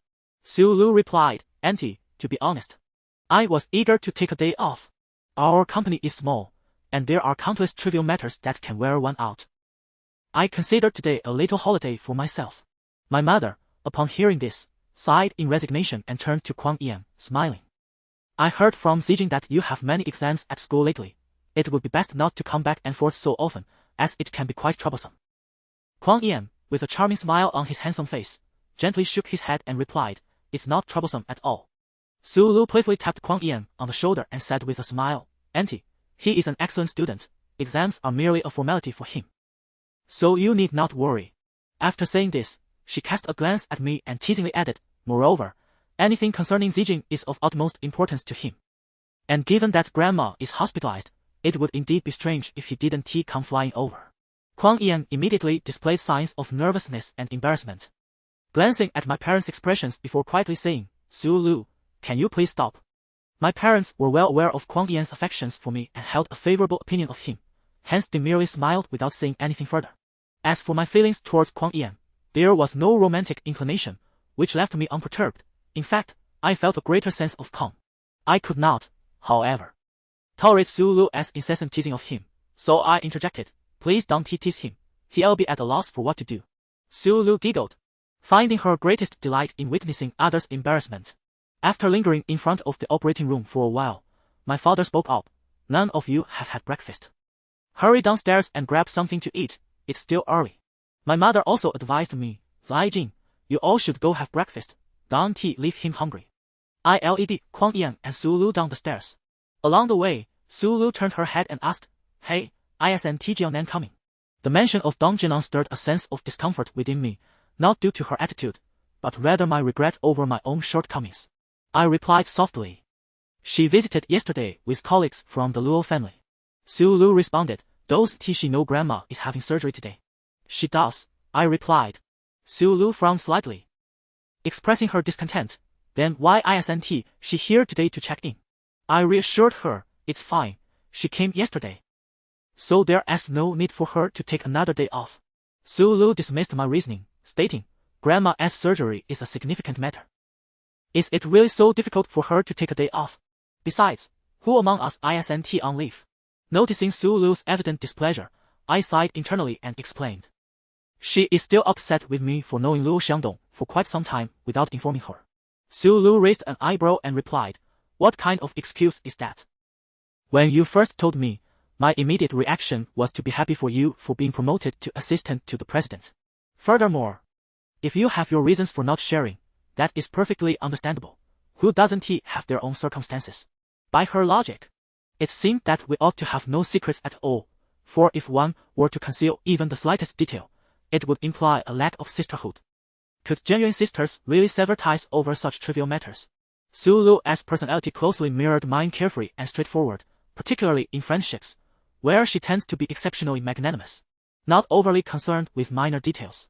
I had previously worried that she might be upset due to my lack of transparency, but it now appeared that I had been overthinking the situation entirely. Su Lu, upon learning of my long-standing acquaintance with Luo Xiangdong, did not express anger. Instead, she was particularly exhilarated, proclaiming that I had aligned myself with such a formidable ally, ensuring a future of smooth sailing. She further mentioned that should she ever find herself in dire straits, she would seek my protection. However, Dong Jinan, unlike the two of us, perhaps believed that friendship necessitates honesty and the absence of deceit. I have made several attempts to clarify my position to her, expressing my own predicaments. Yet each time she maintained a nonchalant demeanor, assuring me that all was well, while her actions betrayed her words. It pained me internally, as I recognized my own shortcomings. Dong Jinan's resentment towards me was, indeed, warranted. Kuang Yan, while soothing the irate Su Lu, turned to me and said, Senior, do not take this too much to heart. Frankly speaking, no one is to blame here. Perhaps Jinan simply needs some time to process her feelings. Just as Su Lu mentioned, you are doing well now, and everyone should be happy for you, so there is no need to dwell on who is right or wrong. In response, I could only let out a sigh. God knows how desperately I yearned to discover a solution that would satisfy all parties, yet deep down, I understood that life is replete with disappointments, and one cannot always have both fish and bear's paw. My grandmother's surgery was remarkably successful. The doctor assured us that after a month of rest, she would be able to move about normally. Our entire family rejoiced at this news. I had a week as holiday. Ample time to spend by my grandmother's side in the hospital. During this period, I received a call from an unregistered number, yet it felt inexplicably familiar. I stared blankly at the screen, momentarily lost in thought. Since graduation, I had changed my number and had not saved the contacts of those I wished to distance myself from, so seeing this familiar number after several months felt oddly alien. Hesitating, I chose not to answer, waiting until the caller hung up. I thought the matter would simply fade away, but not long after, my phone rang again. The same number calling. Stepping out of the ward and into the deserted emergency exit, I answered the call. I remained silent, listening intently. A familiar male voice echoed through the phone. Hello. Zijing. In the past, during my 7-year relationship with Cheng Wen-han, we would communicate at least 2 or 3 times a day if we did not see one another.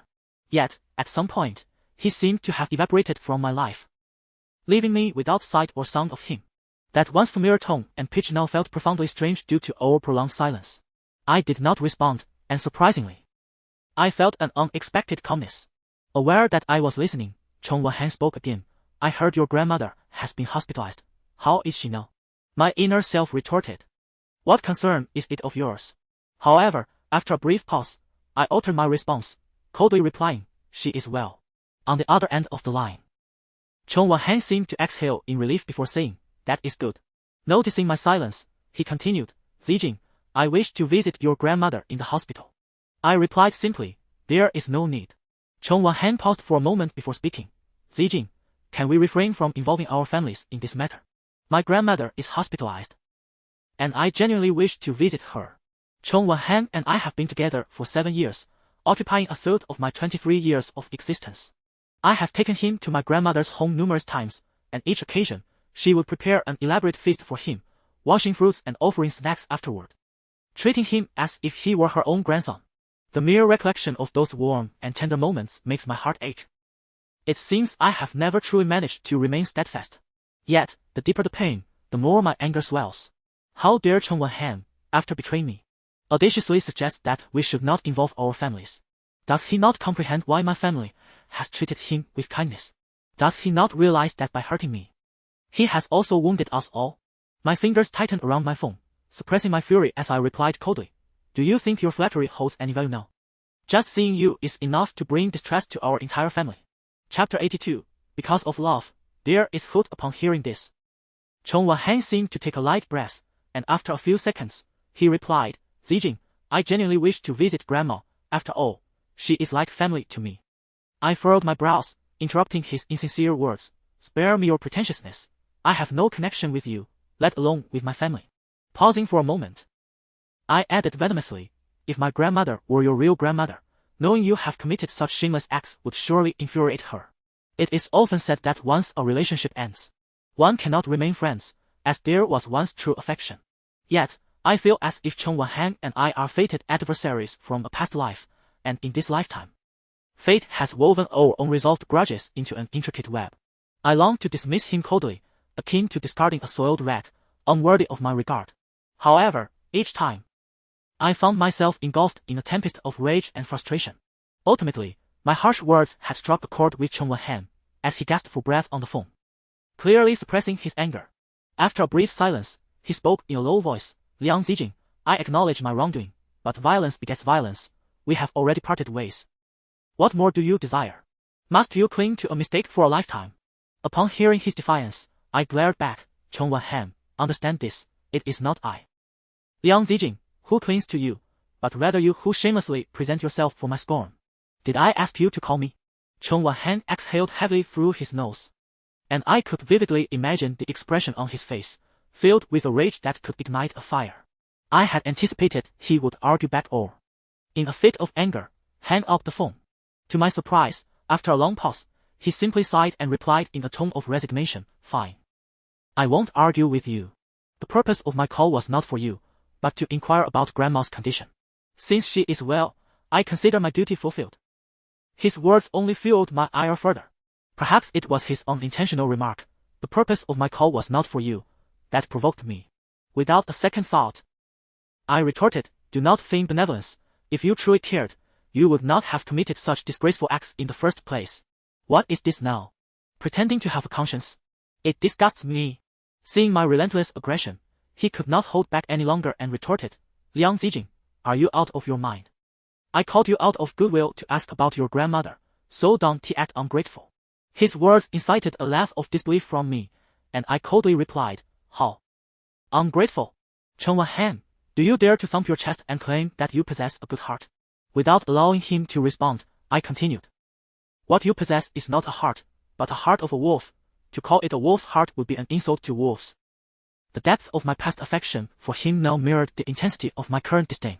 Chen Wanhan remarked that I am unwell, and I too feel quite afflicted, otherwise. Why is it that every conversation with him feels like igniting a cannon, unleashing a barrage of words? I detest this version of myself. Yet I find myself unable to rein it in. Perhaps Chen Wanhan, exasperated by my tirades, spoke in a low voice over the phone, Liang Zijing. Let us not cast stones at each other. You accuse me of being heartless, but what about you? How are you any better? I was taken aback that he would dare to criticize me in return. I considered myself upright and immediately shot back, what have I done? I've neither stolen nor sought pleasure. I am certainly not like you. He let out a cold snort and retorted.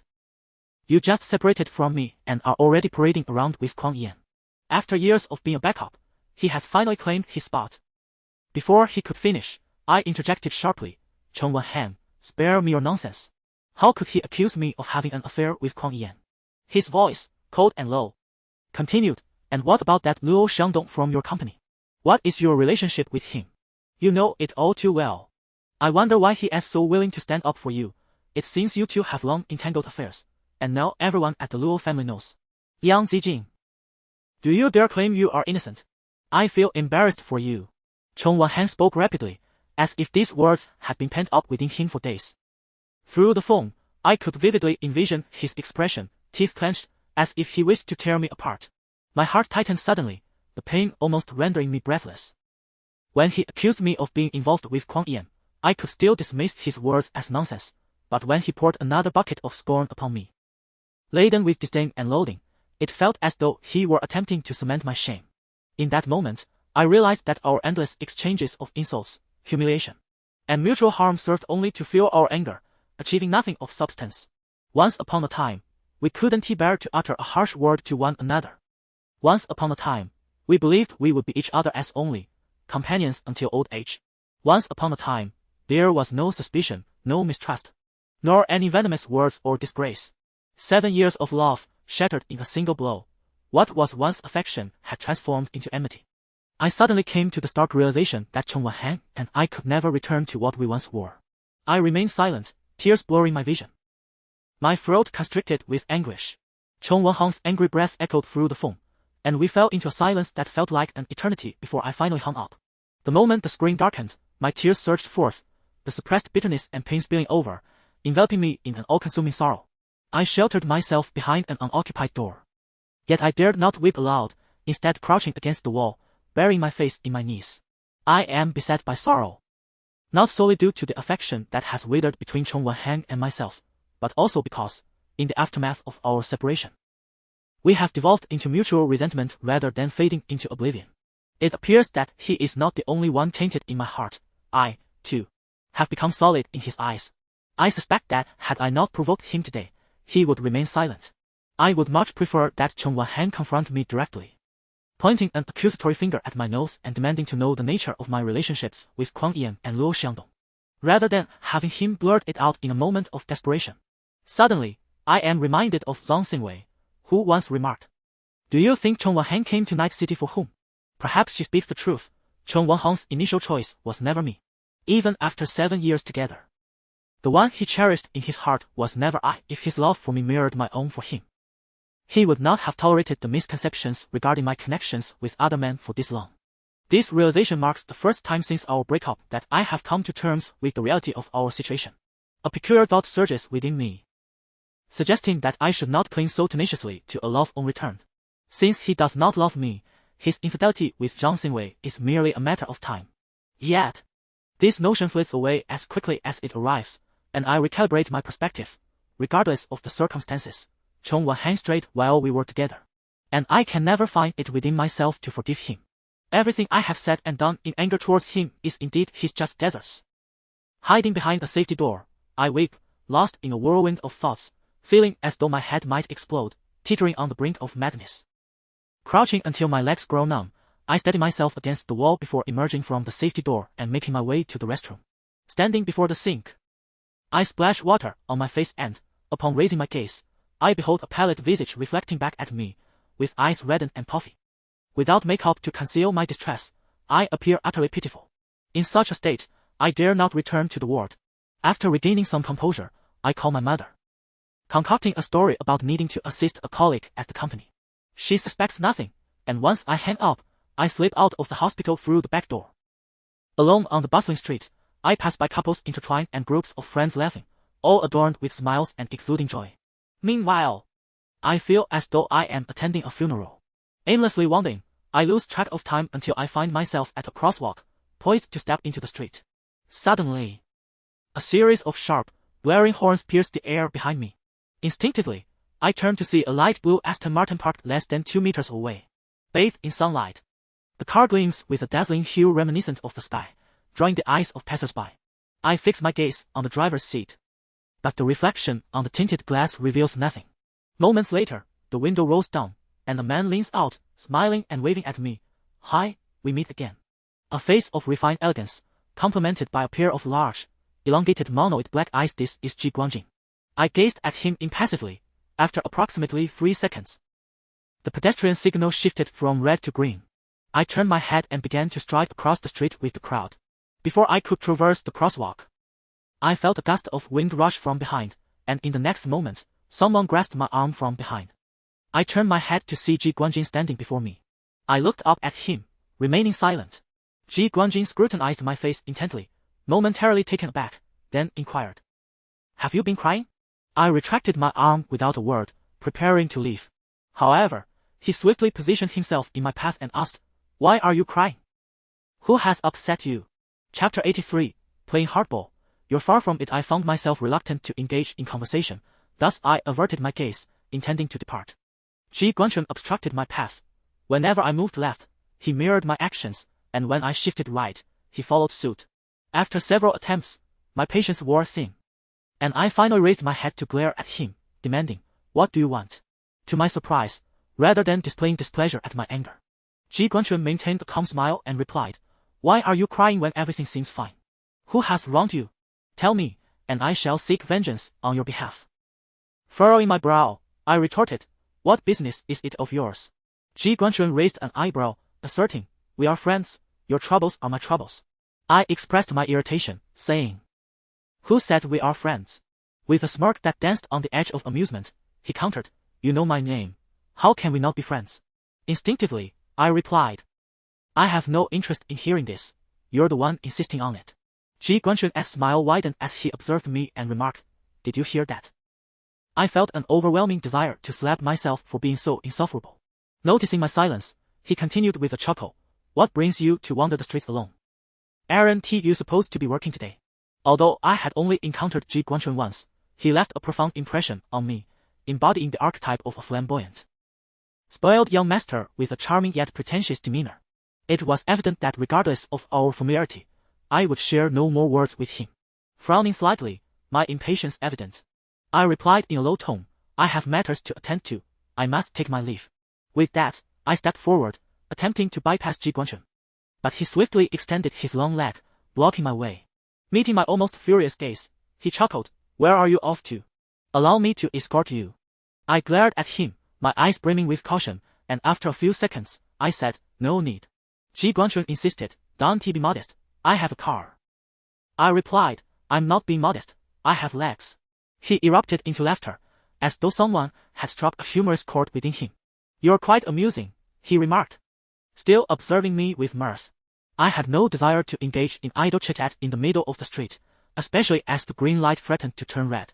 In my haste to cross the road, he grasped my arm and insisted, "Get in the car, I'll drive you." As I forcefully pulled my arm back while maintaining eye contact, I threatened, "What are you doing?" "Let go." Ji Guangjing countered, "If I let go, will you get in the car?" Frowning, I responded, Why would I get into your car? His handsome features reflected a nonchalant demeanor as he smiled and replied. You don't have to get in. Just tell me your name, and I will let you go. Taken aback, I narrowed my eyes, realizing he was trying to negotiate with me. It was his misfortune. My mood was sour today, and I intended to unleash my pent-up frustration upon him. With a defiant glare, I retorted, what if I refuse to tell you? A glimmer of amusement flickered in Ji Guangchun's striking almond-shaped eyes, and the curve of his lips widened as he replied with a grin, very well, those are your words. Glancing out of the corner of my eye, I noticed the green light was about to expire in 3 seconds. Disinterested in conversing further with him in the middle of the street, I strolled across to the other side. Who would have anticipated that Ji Guangxing would suddenly grasp my arm and exclaim loudly, I already apologized. What more do you want from me? His voice effectively captured the attention of everyone within a 5-meter radius, and in an instant, all eyes turned towards us, including mine, which were wide with astonishment. At that moment, the expression on Ji Guangxing's face had shifted from nonchalance to one of suppressed grievance. He pulled at my arm and earnestly pleaded, I was wrong, I truly was. Will you come back with me? I stood there, completely stunned, gazing at him in bewilderment, unsure of what antics he was up to. Meanwhile, the traffic light across the street turned from green to red, and a line of cars, which had been waiting patiently, began to move forward. Seizing the opportunity while I was distracted, Ji Guangxing yanked me back towards the roadside. Realizing what was happening, I instinctively tried to pull my arm away, but his grip was unyielding, and I could not free myself. What are you doing? Let go! The bustling street was filled with onlookers, all casting scrutinizing glances at Ji Guangxing and me. I felt a surge of embarrassment, not wanting to be viewed as a spectacle. Yet pride prevented me from speaking too loudly. Ji Guangxing gazed at me intently, his expression and eyes exuding an unmistakable depth of emotion. He parted his lips and declared with conviction, my dear, I was wrong. Will you forgive me? Come home with me. My dear? Go home with him. I stared at him, my eyes wide with shock, momentarily rendered speechless. Observing my reaction, Ji Guangxing tugged at my arm, attempting to lead me toward a pale blue sports car parked by the roadside. In that instant, I finally comprehended his ruse. He was merely putting on a performance. I leaned back to resist his pull and asserted loudly, let go of me. I don't know you. In that moment, I disregarded my pride. Instead of whispering, I spoke quite audibly. I had seen on television how those who abduct women and children often employ this tactic, pretending to be acquaintances before brazenly ushering their victims into a vehicle in broad daylight. I had only met Ji Guangxing once and was aware of his poor relationship with Luo Xiangdong. He mistakenly assumed there was something between us. Who knew where he intended to take me or what he planned to do? Fear gripped me, and I scanned the crowd, shouting, I don't know him. Someone help me, call the police. This was a commercial street, bustling with people all around, yet most merely observed the spectacle, exchanging glances and waiting for someone else to take action first. Ji Guangxing continued to drag me towards the car, murmuring, do you know I have been searching for you these past few days? It's all my fault, let us discuss this at home. Stop causing a scene. With one arm ensnared in his grasp, I could only use my free hand to push him away, glaring at him as I demanded, what do you want from me? Ji Guangxing's large single eyelid swept across my face, and for a fleeting moment, I caught a glimpse of mischief and amusement lurking in his eyes, though it vanished almost as quickly as it appeared. In a voice only we two could hear, he softly uttered, I wish to know your name. I perceived him to be nothing short of a complete scoundrel, or perhaps even a bona fide lunatic. Who would resort to forcibly abducting someone in the street over a mere name? Embarrassment and fear enveloped me, as I was uncertain whether he would truly take me away. After a brief moment of deliberation, I replied in a barely audible tone, Liang Zijing. It seemed that fate had conspired against me, allowing me to encounter this malevolent thing. It was merely a name. I might as well consider it a gift to him. I had hoped that my words would suffice to free me, but to my astonishment, Ji Guangxing pressed on. He suddenly leaned in close, bent down, and effortlessly lifted me into his arms, striding towards the car. The unexpected lift caused me to instinctively clutch the fabric of his shoulder, fearing I might fall. As the sleek, light blue sports car drew near, a jolt of panic coursed through me, and still ensconced in Ji Guangxing's embrace, I began to thrash about. I shouted, Ji Guangxing, put me down. I had resolved that if he did not relinquish his hold, I would surely yank his hair. Perhaps he possessed a prescient insight into my thoughts, for just before we reached the car, he set me down. The moment my feet touched the ground, I immediately pushed him away, glaring at him, wishing to pierce him with my gaze. Ji Guanxing regarded me intently, and I could distinctly see a triumphant smile reflected in his eyes. Our commotion had finally drawn the attention of a bystander, a man in his 40s, who approached us, scrutinizing our expressions before inquiring, "Do you two know each other?" "Yes." "No." I shot a glare at Ji Guanxing and swiftly declared to the man, "I do not know him." The man, upon hearing this, turned his gaze back to Ji Guanxing and remarked, "Young man, you cannot just abduct someone in the street like this." Ji Guanxing's face perfectly epitomized a mix of helplessness and deep affection. He murmured, "My girlfriend has been throwing a tantrum and ran away from home. I have been searching for her for several days. Her name is Liang Zijing. If you don't believe me, check her ID." At this revelation, my eyes widened in disbelief as I stared at him. The man looked at me, his expression now rife with hesitation, and asked, "Miss, are you truly Liang Zijing?" What more could I say? Seizing the opportunity, Ji Guanxing turned to me and said, "Zijing, stop messing around. I was wrong. Can we please go home?" I must admit, I was genuinely impressed by Ji Guanxing's acting prowess. The middle-aged man, perhaps swayed by Ji Guanxing's words, sighed and reluctantly walked away. I felt a lump in my throat. It seemed that if I sought help from anyone else at this moment, they too would not believe me. Only Ji Guanxing and I remained by the car, while a crowd of several hundred had gathered a few meters away, observing the spectacle. Ji Guanxing lowered his voice and said, "If you are not concerned about losing face, I will continue this charade with you right here." My heart raced in anger, and after a moment, I replied in a similarly hushed tone, "What on earth do you intend to do?" I gritted my teeth, while Ji Guanxing calmly instructed, "Get in the car." Defeated, I acknowledged his words. I feared humiliation, for I could not afford such a loss of dignity. After a moment of tense hesitation, Ji Guanxing opened the door of his luxury sports car, worth over 4 million. I bent down and stepped inside. He casually shut the door behind me, then circled the front of the vehicle to take his seat. I lowered my gaze, yet could not escape the varied stares of the onlookers outside. Amidst their scrutiny, the light blue sports car swiftly departed from the center of the crowd. Inside the car, Ji Guanxing wore a triumphant smile and playfully inquired, "Liang Zijing, which Zijing are you?" My anger swelled, yet I found myself unable to express it. In that moment, a sense of despair enveloped me, as if even if he were to drag me out and sell me, I could only resign myself to my unfortunate fate. Chapter 84. Coercion and Temptation. On the bandit's chariot after Ji Guanxing finished speaking, he noticed my silence and turned to scrutinize my expression. Moments later, he casually remarked, "Seeing your tear-filled eyes and despondent demeanor, it is evident that you are troubled by matters of the heart. Have you been hurt by a man?" His words struck a nerve, and I involuntarily furrowed my brow. Noticing my reaction, Ji Guanxing became even more certain of his assumptions and smiled gently, saying, "Come. Tell your brother about it. Perhaps I can offer some advice." My mind was in turmoil, akin to 1,000 cats clawing at my heart, leaving me unable to discern whether it was itch or pain. I impatiently replied, "Stop the car." I feared that remaining in his company would escalate into a confrontation. Ignoring my request, Ji Guanxing continued, "It wouldn't be because of Luo Xiangdong, would it?"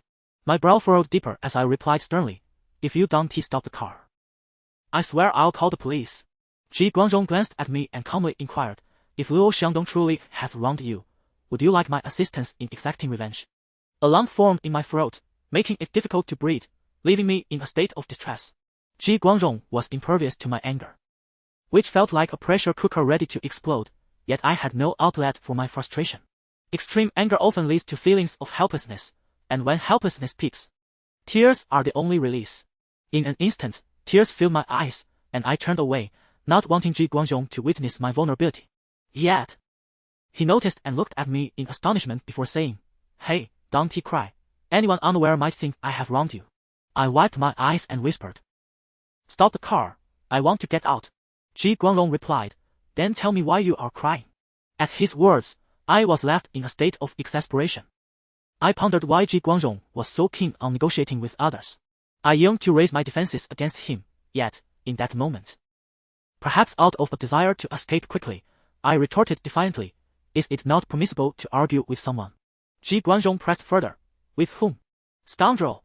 I exclaimed. Ji Guanxing, still looking forward, instinctively responded with a soft "oh," then smiled gently, Is it your current boyfriend or an ex? I turned to gaze out the window, pressing my lips together in silence. Ji Guanzhong's voice broke the quiet, saying, "Alas, in this day and age, a three-legged frog is hard to find.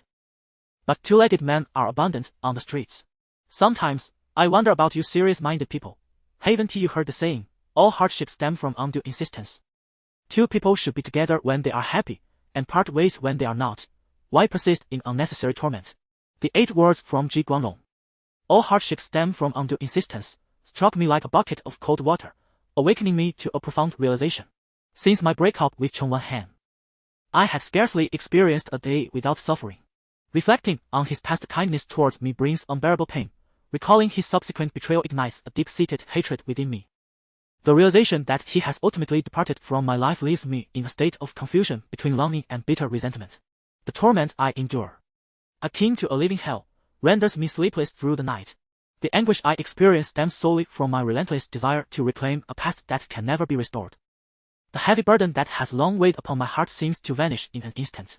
I exhale gently, feeling a sense of relief wash over me. It becomes evident that as long as I cease to force my desires, the wounds inflicted by Cheng Wanhan are, in truth, quite limited.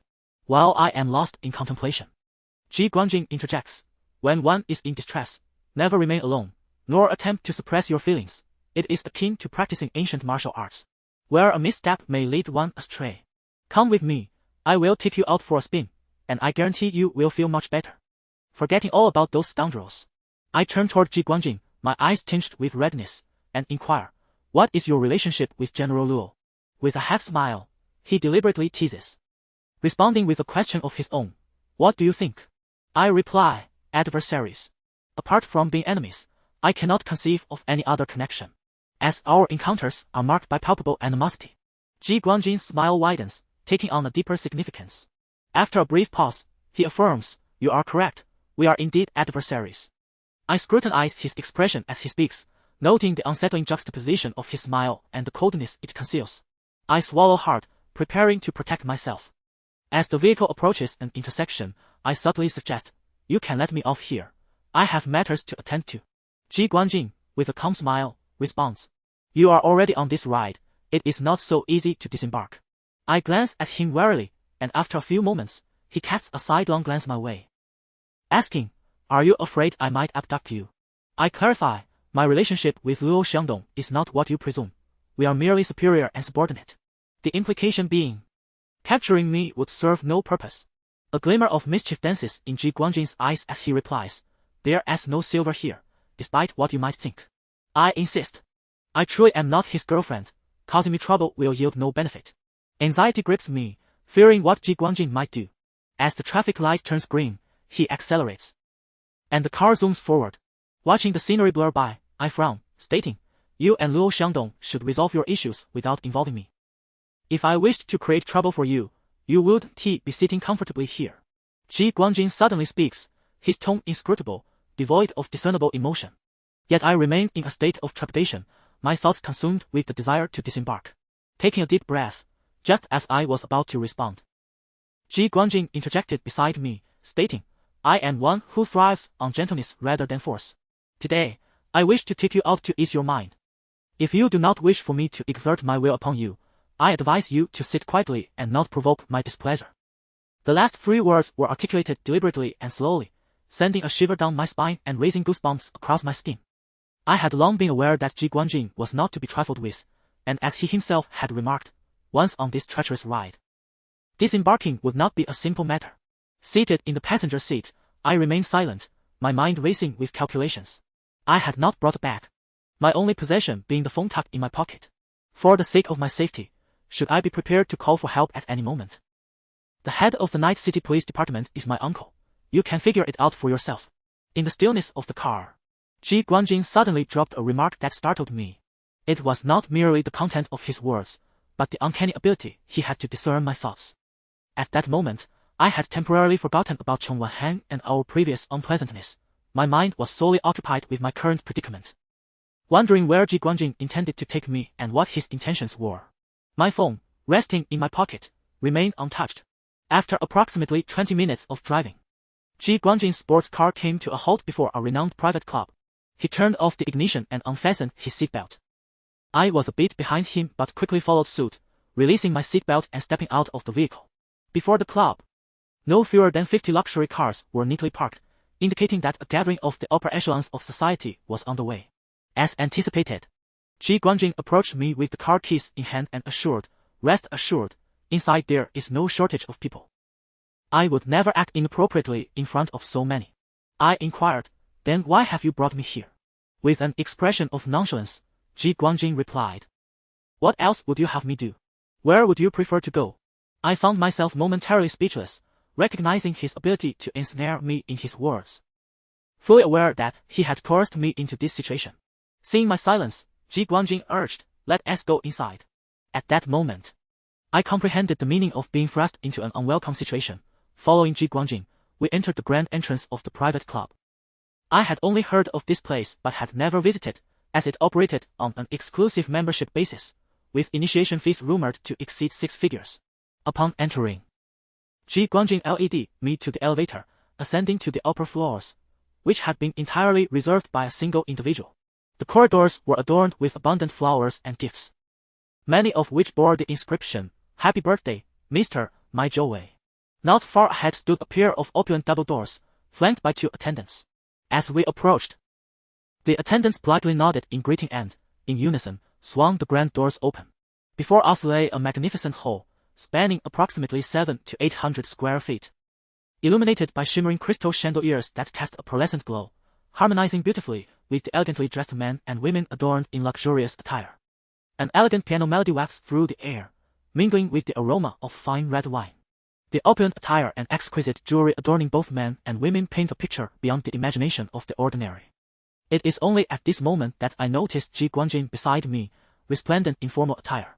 In stark contrast, I have just emerged from the hospital, clad in a simple white t-shirt paired with black jeans and modest white canvas shoes. While others sport meticulously crafted makeup, I appear rather plain, with reddened eyes betraying my fatigue. Before I can even step through the door, regret washes over me, prompting an instinctive utterance, "Since it's an internal birthday banquet, I have no invitation, so I shall not enter." Ji Guangjing, glancing at me, replies, "You came with me. What need have you for an invitation?" I retort, "But I do not know the birthday celebrant, so I..." Before I can finish my sentence, a male voice interjects, "Dude, I've been waiting for you forever. Why did you take so long?" Instinctively, I turn to the source of the voice and see a tall man clad in a dark golden shirt striding towards us. Ji Guangjing smiles and explains, "We encountered a slight delay on the way." The man first glances at Ji Guangjing before his gaze shifts to me, appraising me from head to toe with an amused expression. He chuckles, "And this is..." Ji Guangjing casually places his hands in his pockets and responds with a soft smile, "I was just about to introduce her. This is the birthday celebrant, my Zhouwei. And this is Liang Zijing, my sister." Chapter 85, Your sister with a raised eyebrow, my Zhouwei playfully remarked, "Your sister?" Ji Guangjing, wearing a knowing smile, nodded in affirmation, "Indeed, my sister." I thought to myself, "Your sister? What on earth is Ji Guangjing up to? Who is his sister?" Before I could voice my thoughts, my Zhouwei glanced at me with a half smile and said, "Since she is Guangjing's sister, she is my sister too. I had no idea you would be coming. This is our first meeting, and I haven't prepared any gifts for you. Please wait a moment, after the birthday celebration, I shall treat you to something special." As the saying goes, one should not strike a smiling face, especially when my Zhouwei was being exceedingly courteous. Even if I were to express my displeasure towards Ji Guangjing, I could not take it out on my Zhouwei. Instinctively, a polite smile graced my face as I replied, "It was sudden for me to come. And I haven't brought any gifts for the celebration, so I hope you won't take offense." My Zhouwei chuckled, "What you say is unnecessary. I am delighted that you could come. Please, make yourself at home and feel at ease." I nodded in response, smiling. After exchanging a few more words with me, my Zhouwei turned to Ji Guangjing and instructed, "Take care of our sister. She must not leave before the celebration concludes." Ji Guangjing replied with a calm smile, "Rest assured. I will keep an eye on her." My Zhouwei then said, "I shall leave you to it. Take her inside to have some fun. I must step out to greet someone." It was evident that Ji Guangjing and my Zhouwei shared a close friendship, and after a few casual exchanges, my Zhouwei departed the banquet hall. Ji Guangjing turned to me and said, "You haven't eaten yet, have you? Come, let me take you to find something to eat." I replied, no need, I don't know anyone inside. You go ahead, I'll take my leave. Ji Guanjing raised an eyebrow, saying, did you not hear what Zhou Wei just said? You are not allowed to leave. After the celebration, he intends to treat you personally. Furrowing my brow, I retorted, who told you to tell him I am your sister? Unfazed, Ji Guanjing countered, what else should I say? That you are my girlfriend? I fell silent. Ji Guanjing, noticing my discomfort, continued, you are already here. Enjoy yourself. Do not wear such a long face as if someone owes you money. I instinctively replied, am I not here willingly? Ji Guanjing said, all right, just do me this favor. If you leave, it would be akin to slapping my face. Without waiting for my response, he took hold of my arm and led me inside. Within the grand banquet hall, the crystal chandeliers sparkled brilliantly, illuminating the elegant attire and jewels of the guests below, creating a dazzling spectacle. We had barely taken 10 steps when someone recognized Ji Guanjing and approached us with a smile. Ah, young Master Jing, long time no see. Ji Guanjing returned the greeting with a smile. It seems your memory fails you. We met just last month. The newcomer chuckled, seeing you is never enough. Even if it was just last month. After a few playful exchanges between the two, the man turned his gaze towards me. His expression one of mild surprise as he lightly inquired, girlfriend. Ji Guanjing smiled and replied, no, she's my sister. Upon hearing this, the man's face lit up with delight. And he exclaimed, your sister? When did you ever mention having a sister? Ji Guanjing retorted, see, I told you, yet you still don't believe me. Why ask me then? The man turned to me, his smile broadening as he asked, beautiful lady, tell me honestly, what is your relationship with him? His question caught me off guard. I certainly couldn't admit that Ji Guanjing had forcibly brought me here against my will. It was just as Ji Guanjing had said if I didn't claim to be his sister. Would I say I was his girlfriend? After mulling over this internally, I reluctantly replied with a forced smile, I am his sister. The man wore a playful grin. And after a few moments, he said, all right then, whatever you both say is fine. He then leaned closer to Ji Guanjing and lowered his voice, remarking, looks like you've changed your taste, you prefer a plain look now. His voice was intentionally hushed, yet he did not seem to guard against me. Thus I overheard his words. Ji Guanjing immediately nudged the man with his elbow, laughing, I'm not joking, she really is my sister. The man, observing Ji Guanjing's repeated denials, couldn't help but display a hint of skepticism in his eyes, subsequently taking a closer look at me. After a brief moment, he softly asked, what is your sister's name? He was looking directly at me, and out of courtesy, I replied, Liang Zijing. The man chuckled and said, that's a lovely name, it suits you well. Afterward, he patted Ji Guanjing on the shoulder, raising his chin with a knowing smile. Following a brief conversation, Ji Guanjing led me towards the dining area. In the short span of just a few meters, no fewer than a dozen people approached him to greet him, all regarding me with curious expressions, inquiring about my identity. When Ji Guanjing claimed I was his sister, they all seemed incredulous, casting us looks as if they had uncovered a scandal. My patience wore thin. And I eventually found a moment alone to whisper to Ji Guanjing, please stop telling people I'm your sister. With an expression of nonchalance, Ji Guanjing responded, then what should I say you are to me? I frowned and replied, we are not even that familiar, you know. Ji Guanjing feigned injury, pouting. Do you have to be so blunt? I consider you my sister. I shot him an incredulous glance, and seeing my reaction, he burst into laughter. I knew he was merely acting. Life truly resembled a play, reliant on performance. Throughout the evening, I persistently asked him when I could leave. But he conjured up every possible excuse to keep me there. More than half the people present seemed to know Ji Guanjing, and they cast curious and scrutinizing glances my way. I felt like a spectacle in a zoo, all thanks to Ji Guanjing. We approached a 6 or 7 meter long white dining table, which was laden with an array of delectable foods and pastries. A slight wave of gastric acid rose within me. As I had not eaten breakfast and had only consumed some fruit at noon, I was indeed feeling quite famished. Ji Guanjing handed me a square plate and remarked, now that we are here, we might as well indulge. Observing his impeccably tailored khaki suit, along with his luxurious watch and cufflinks, I couldn't help but think that he was truly a scion of a wealthy family. Yet, despite his handsome exterior, he seemed devoid of the refinement and grace characteristic of the elite. If one were to simply listen to his speech, one might easily mistake him for the spoiled, undereducated younger son of the gentleman next door from my childhood, with a distinctly unruly demeanor. After a brief moment of distraction, I accepted the plate from his hands and used the tongs to select several pieces of blueberry cake. Ji Guangchun was right, since we had endured an afternoon together. I was genuinely hungry. Standing at the edge of the table with a half-full plate of food, I lifted my gaze while eating, and in an unintentional glance, I froze. For there, I recognized a familiar face. Dressed in a form-fitting white cocktail dress, with her long hair cascading down her shoulders and perched upon a pair of towering heels. She was none other than Li Yanxu. At that moment, she was beaming, engaged in conversation with a middle-aged man standing before her. We were about 5 meters apart.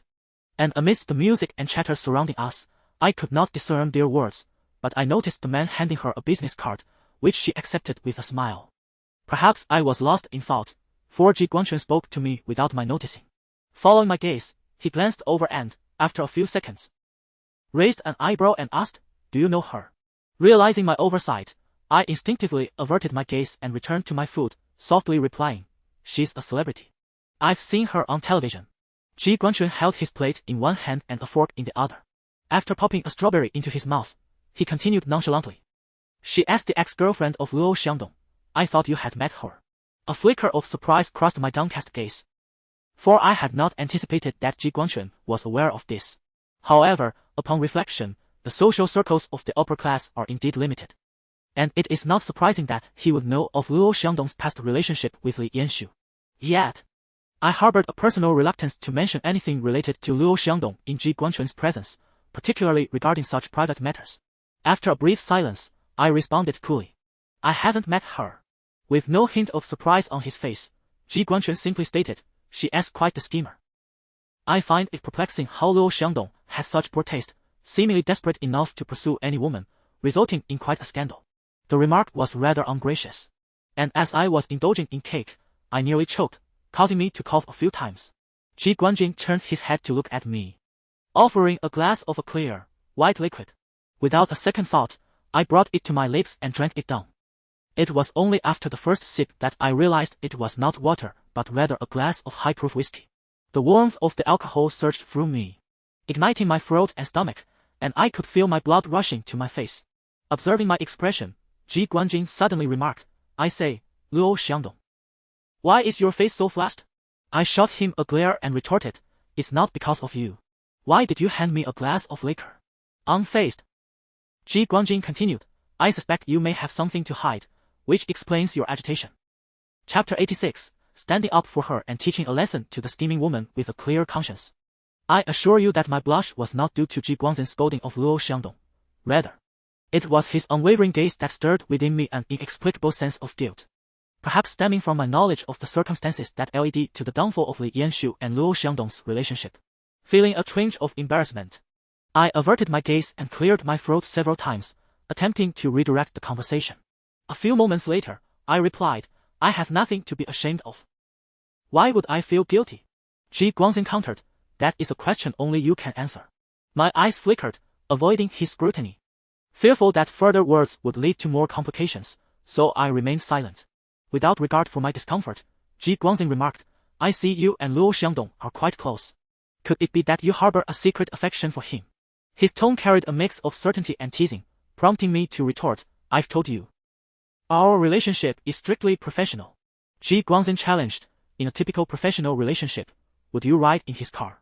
I replied, "Does riding in his car necessarily imply an ambiguous relationship?" A playful smile danced on Ji Guangzhen's lips as he responded, "Do you truly believe that any relationship between a man and a woman can be entirely platonic?" Cornered by his probing, I felt a surge of indignation and shot him an exasperated glare. Ji Guangzhen met my gaze, smiling while I ceded.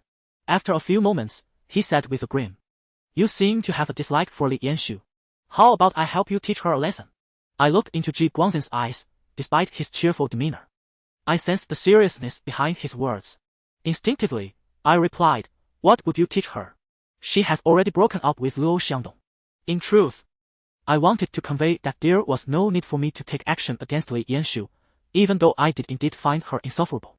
Kitty had made it clear to me that Li Yanxu's previous displays of vulnerability were merely a facade to gain sympathy and elevate her position.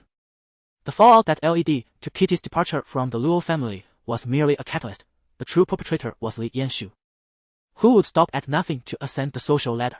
Perhaps the suppressed anger and disdain I had directed at Li Yanshu earlier had not gone unnoticed by Ji Guangzhen, who mistakenly believed my feelings stemmed from jealousy over her past relationship with Luo Xiangdong. Naturally, I found it impractical to explain the intricacies of my sentiments to Ji Guangzhen. So I mustered the courage to assert that I held no disdain for Li Yanshu. However, it was clear that Ji Guangzhen remained unconvinced. He stated, "Since I regard you as my sister, anyone you find displeasing is also someone I shall disapprove of. Consider this a chance for me to perform a good deed," while also giving Luo Xiangdong a chance to vent his frustrations by teaching this scheming woman a lesson. Seeing his resolute demeanor and eagerness, I instinctively lowered my voice, cautioning, "Please don't stir up trouble. I don't even know Li Yanshu." Ji Guangzhen replied, "If she dares to provoke your anger despite not knowing you, that is even less forgivable." With that, he set down the tray he was carrying and strode toward Li Yanshu's direction. Instinctively, I grasped his sleeve, furrowing my brow as I urgently exclaimed, "What do you want?" Ji Guangzhong replied, "I'm here to help you vent your frustrations." I said, "Brother. I've called you brother now. I implore you, please don't create more trouble for me." Ji Guangzhong, with a smirk playing on his lips, responded, "So you're willing to call me brother?" I thought to myself, at this critical moment, I would be willing to call him anything. I looked at him earnestly and said, "Brother, I appreciate your good intentions, but please, do not seek her out. I truly wish to avoid unnecessary conflicts." Ji Guangzhong replied, "Sister, if you call me brother, it should not be in vain. Come, let me help you seek revenge." With that, he unexpectedly pulled me along, striding toward Li Yanshu. He was so strong that I could not break free, and feeling embarrassed to struggle in public, I had no choice but to be dragged along to Li Yanshu's side. A middle-aged man, who had been conversing with Li Yanshu, immediately adopted a more enthusiastic demeanor upon seeing Ji Guangzhong approach. He greeted, "Ah, it's young Master Ji. What an honor. When did you arrive?" A man 20 years older than Ji Guangzhong addressing him with such formality indicated a significant disparity in their social standings. "Indeed." Ji Guangzhong merely replied with a hint of a smile, "Just now." Li Yanshu glanced over, her eyes quickly scanning me before settling on Ji Guangzhong's face. Not recognizing him, she hesitated and asked, "And this is?" The middle-aged man chimed in, "This is the young master of Xinxin International, the third master of the Ji family." Ji Guangzhong. Xinxin International. I felt a jolt in my heart. If the Luo family was among the elite in the country and dominated the Night City, then Xinxin International, equally renowned and headquartered in Night City, was a formidable family enterprise. I knew Ji Guangzhong drove a supercar worth over 4 million, and his attire alone exceeded 1 million, indicating he was no ordinary wealthy heir. Yet, I had never imagined he was the young master of Xinxin International, the third scion of the Ji family. A flicker of astonishment passed through Li Yanshu's beautiful eyes, but she quickly extended her hand to Ji Guangzhong with a smile, saying, "Ah, so you are young Master Ji. It's a pleasure to meet you. I am Li Yanshu." Ji Guangzhong took her hand briefly and smiled, "Miss Li, I have long admired your work. I have seen your performances and am a fan." Seeing the delight on Li Yanshu's face, I couldn't help but smile and respond, "Really? I'm truly honored that young Master Ji has watched my performances." The middle-aged man observing Ji Guangzhong's expression presumed he was keen on becoming acquainted with Li Yanshu, thus interjecting with a smile, "Miss Li, young Master Ji owns his own entertainment company. Since he admires your work, you should seize this opportunity. Perhaps this meeting could lead to your next project being finalized." Li Yanshu replied with a smile, "Mr. Zhang, you certainly know how to flatter." The man known as Mr. Zhang smiled and exchanged a few words before his gaze fell upon me, and with a hint of surprise, he inquired, "Young Master Ji, who is this?" Ji Guangjing replied with a faint smile, "This is my sister." The man immediately extended his hand, smiling as he introduced himself, "Hello, I am Zhang Wanghuang. Here is my business card." I accepted the card and politely responded, "Greetings, I am Liang Zijing." Li Yanshu also greeted me, her expression slightly skeptical as she said, "Miss Liang, have we met somewhere before?" I thought to myself that we had encountered each other in the elevator and the shopping mall. But perhaps she did not have any recollection of me. To avoid unnecessary explanations, I merely smiled and replied, "I have seen Miss Li on television. But you likely have not seen me in person." Li Yanshu quickly responded, smiling, "Perhaps I remembered incorrectly. If I had seen Miss Liang, I would surely remember. As you are quite striking." In response, I simply smiled without speaking. Li Yanxiu soon redirected the conversation towards Ji Guanjing, looking up at him with sincerity as she asked, "Young Master Ji, you must be particularly busy with work, right?" Ji Guanjing nodded in agreement and replied earnestly, "Yes, it has been quite hectic. Especially with the entertainment company preparing for a new production. I have been troubled with casting the leading lady, having interviewed dozens of candidates, none of whom were suitable." A glimmer of excitement flickered in Li Yanxiu's eyes, and she feigned calmness as she remarked, "Casting can indeed be troublesome. Sometimes after interviewing numerous people, none seem right. Yet occasionally one unexpectedly stands out." Ji Guanjing's striking single eyelid swept over Li Yanxiu's face before he suddenly asked, "Miss Li, are you currently available? Would you be interested in auditioning for the new production?" Li Yanxiu had been waiting for this question. She was undeniably thrilled. Yet her expression maintained a facade of composure and politeness. I observed her closely, noting the subtle shifts in her facial expressions. Li Yanxiu smiled and replied, "I am curious about the genre of the new production that young Master Ji's company is planning." Ji Guanjing, unfazed, replied, "It is a contemporary story set in the entertainment industry." Zhang Wangquan interjected, "That is perfect. Miss Li is a remarkable actress and should certainly consider auditioning." Li Yanxiu smiled and said, "Mr. Zhang is too kind. I would dare claim to be an exceptional actress. However, if young Master Ji requires, I can discuss it with my agency and consider auditioning." Ji Guanjing, with a nonchalant expression that hinted at amusement, spoke, "The screenwriter showed me the script the other day, and I found it quite well written. There is a segment that left a lasting impression on me." Li Yanxiu asked, "What was it about?" Ji Guanjing replied, "It tells the story of a rising female star who relies on manipulative tactics and sleeping with men to ascend in the industry, garnering a terrible reputation.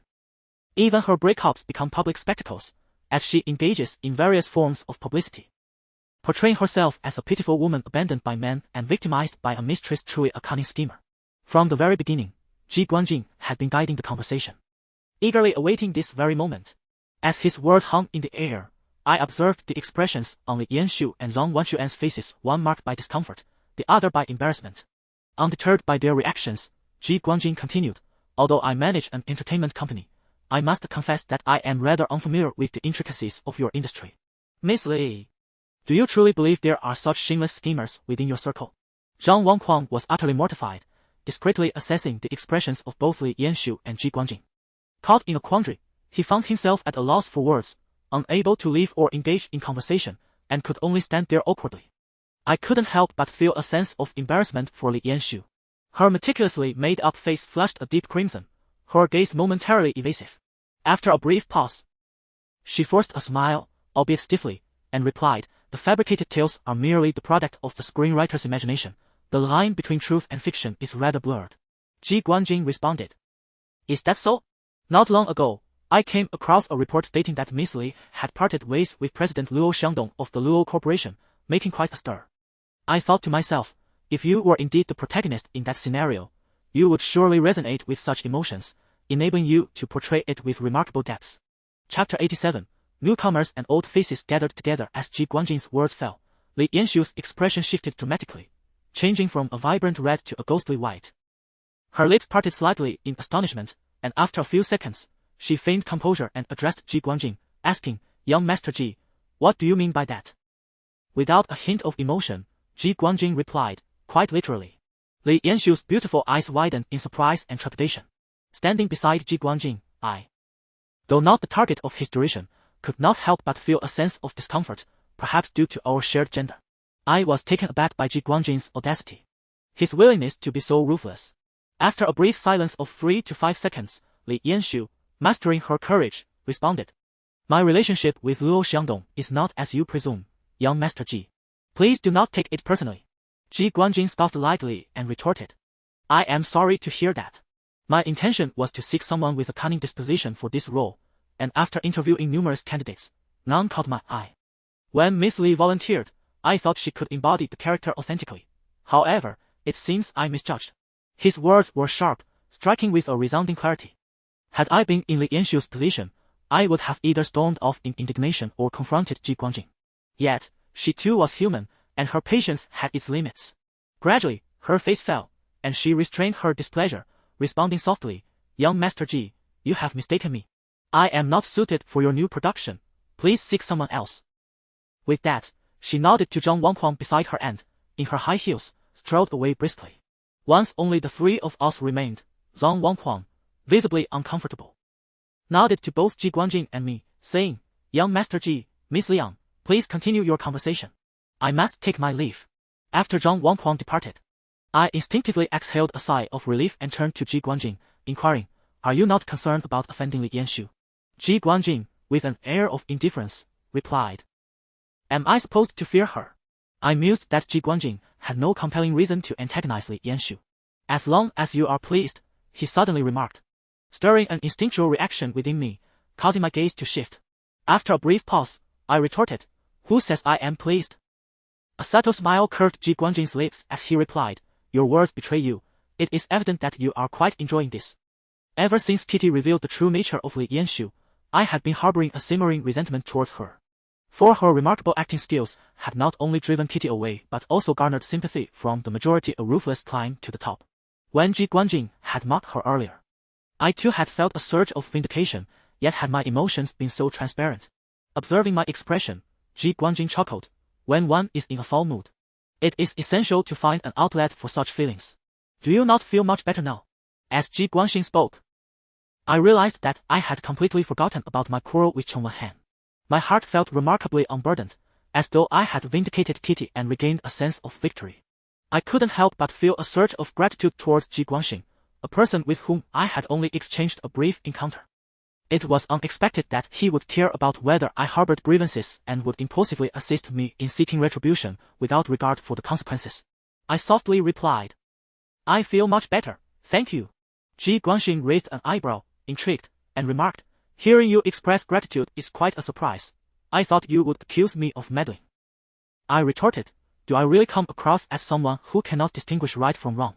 He countered, "Who told you to always act as if you're guarding against a thief? I haven't done anything to you." Taken aback, I shot back, "You haven't done anything. Who was the one putting on a performance in public? Who coerced me to come here? If he claimed to be a good person, then surely there would be no bad people in this world." Ji Guanjing feigned innocence, saying, "I was trying to negotiate with you, but you refused to listen." I responded, "But I don't know you. Why would I follow you? What if you had ulterior motives?" Without a moment's thought, Ji Guanjing replied, "What would I gain by abducting you? Are you worth anything?" His words stung deeply, leaving me momentarily speechless, a lump forming in my throat. Ji Guanjing, noticing my reaction, regarded me with a mischievous glint in his eyes, clearly entertained. Unwilling to let him have the upper hand, I eventually said, "It's not my fault.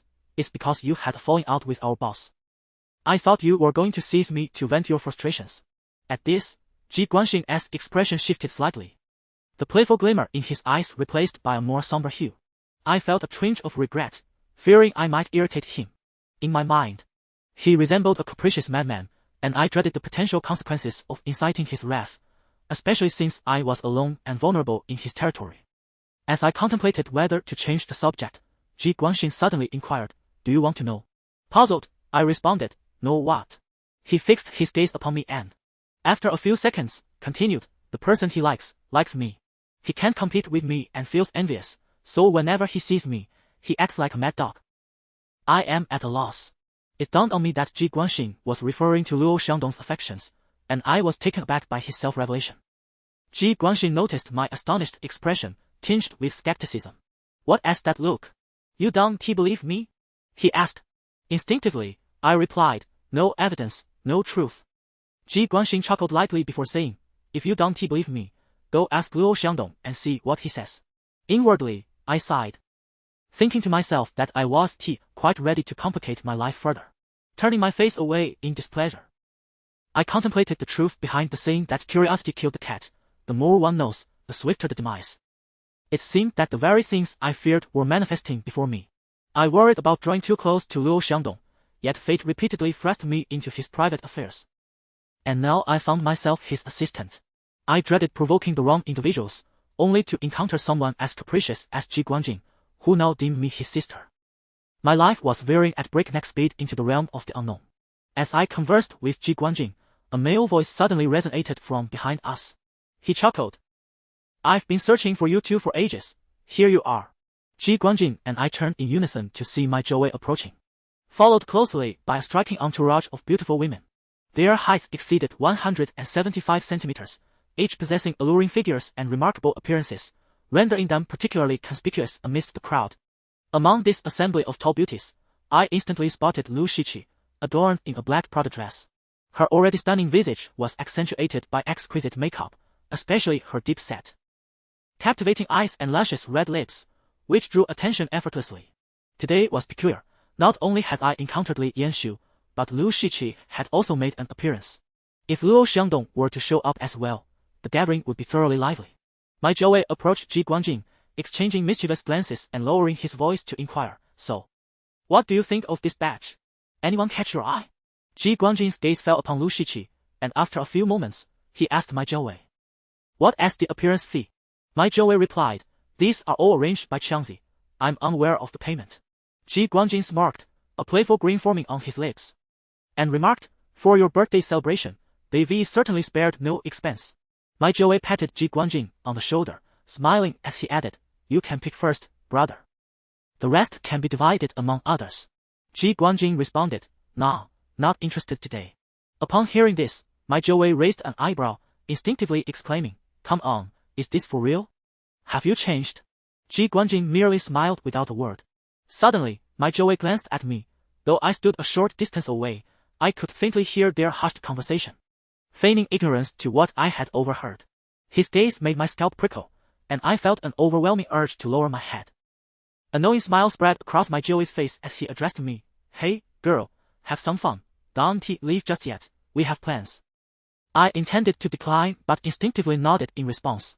Watching my Zhou stride away, I remained rooted in place, my words caught in my throat. Ji Guangjing regarded me, inquiring, "Do you know any of the models who just arrived?" Meeting his penetrating gaze, I nearly voiced a denial, but the truth hung in my throat. After 3 seconds, inexplicably, I admitted, "Yes." Ji Guangjing's expression was one of expectation as he spoke. "You're aware of the relationship between Luo Xiangdong and Luo Xiangdong, aren't you?" I turned my eyes slightly and murmured a soft "Hm." Ji Guangjing's lips curled into a mocking arc as he spoke. "Do you not realize that their appearance here today comes with a fee?" I anticipated Ji Guangjing's next words, yet instinctively retorted, "Celebrities also command appearance fees." With a derisive laugh, Ji Guangjing shattered my self-deception, stating, "What tier of stars are they? Can their fees even reach 6 figures? They stand here today with no intention of returning before dawn. The money they earn is indeed hard-earned." His blunt words and scornful tone made me frown instantly.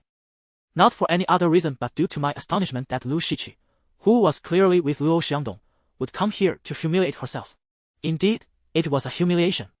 A surge of inexplicable anger welled up within me, as I felt embarrassed for Luo Xiangdong. His girlfriend attending such an event, openly selling herself, was nothing short of tarnishing his reputation and casting a shadow over him.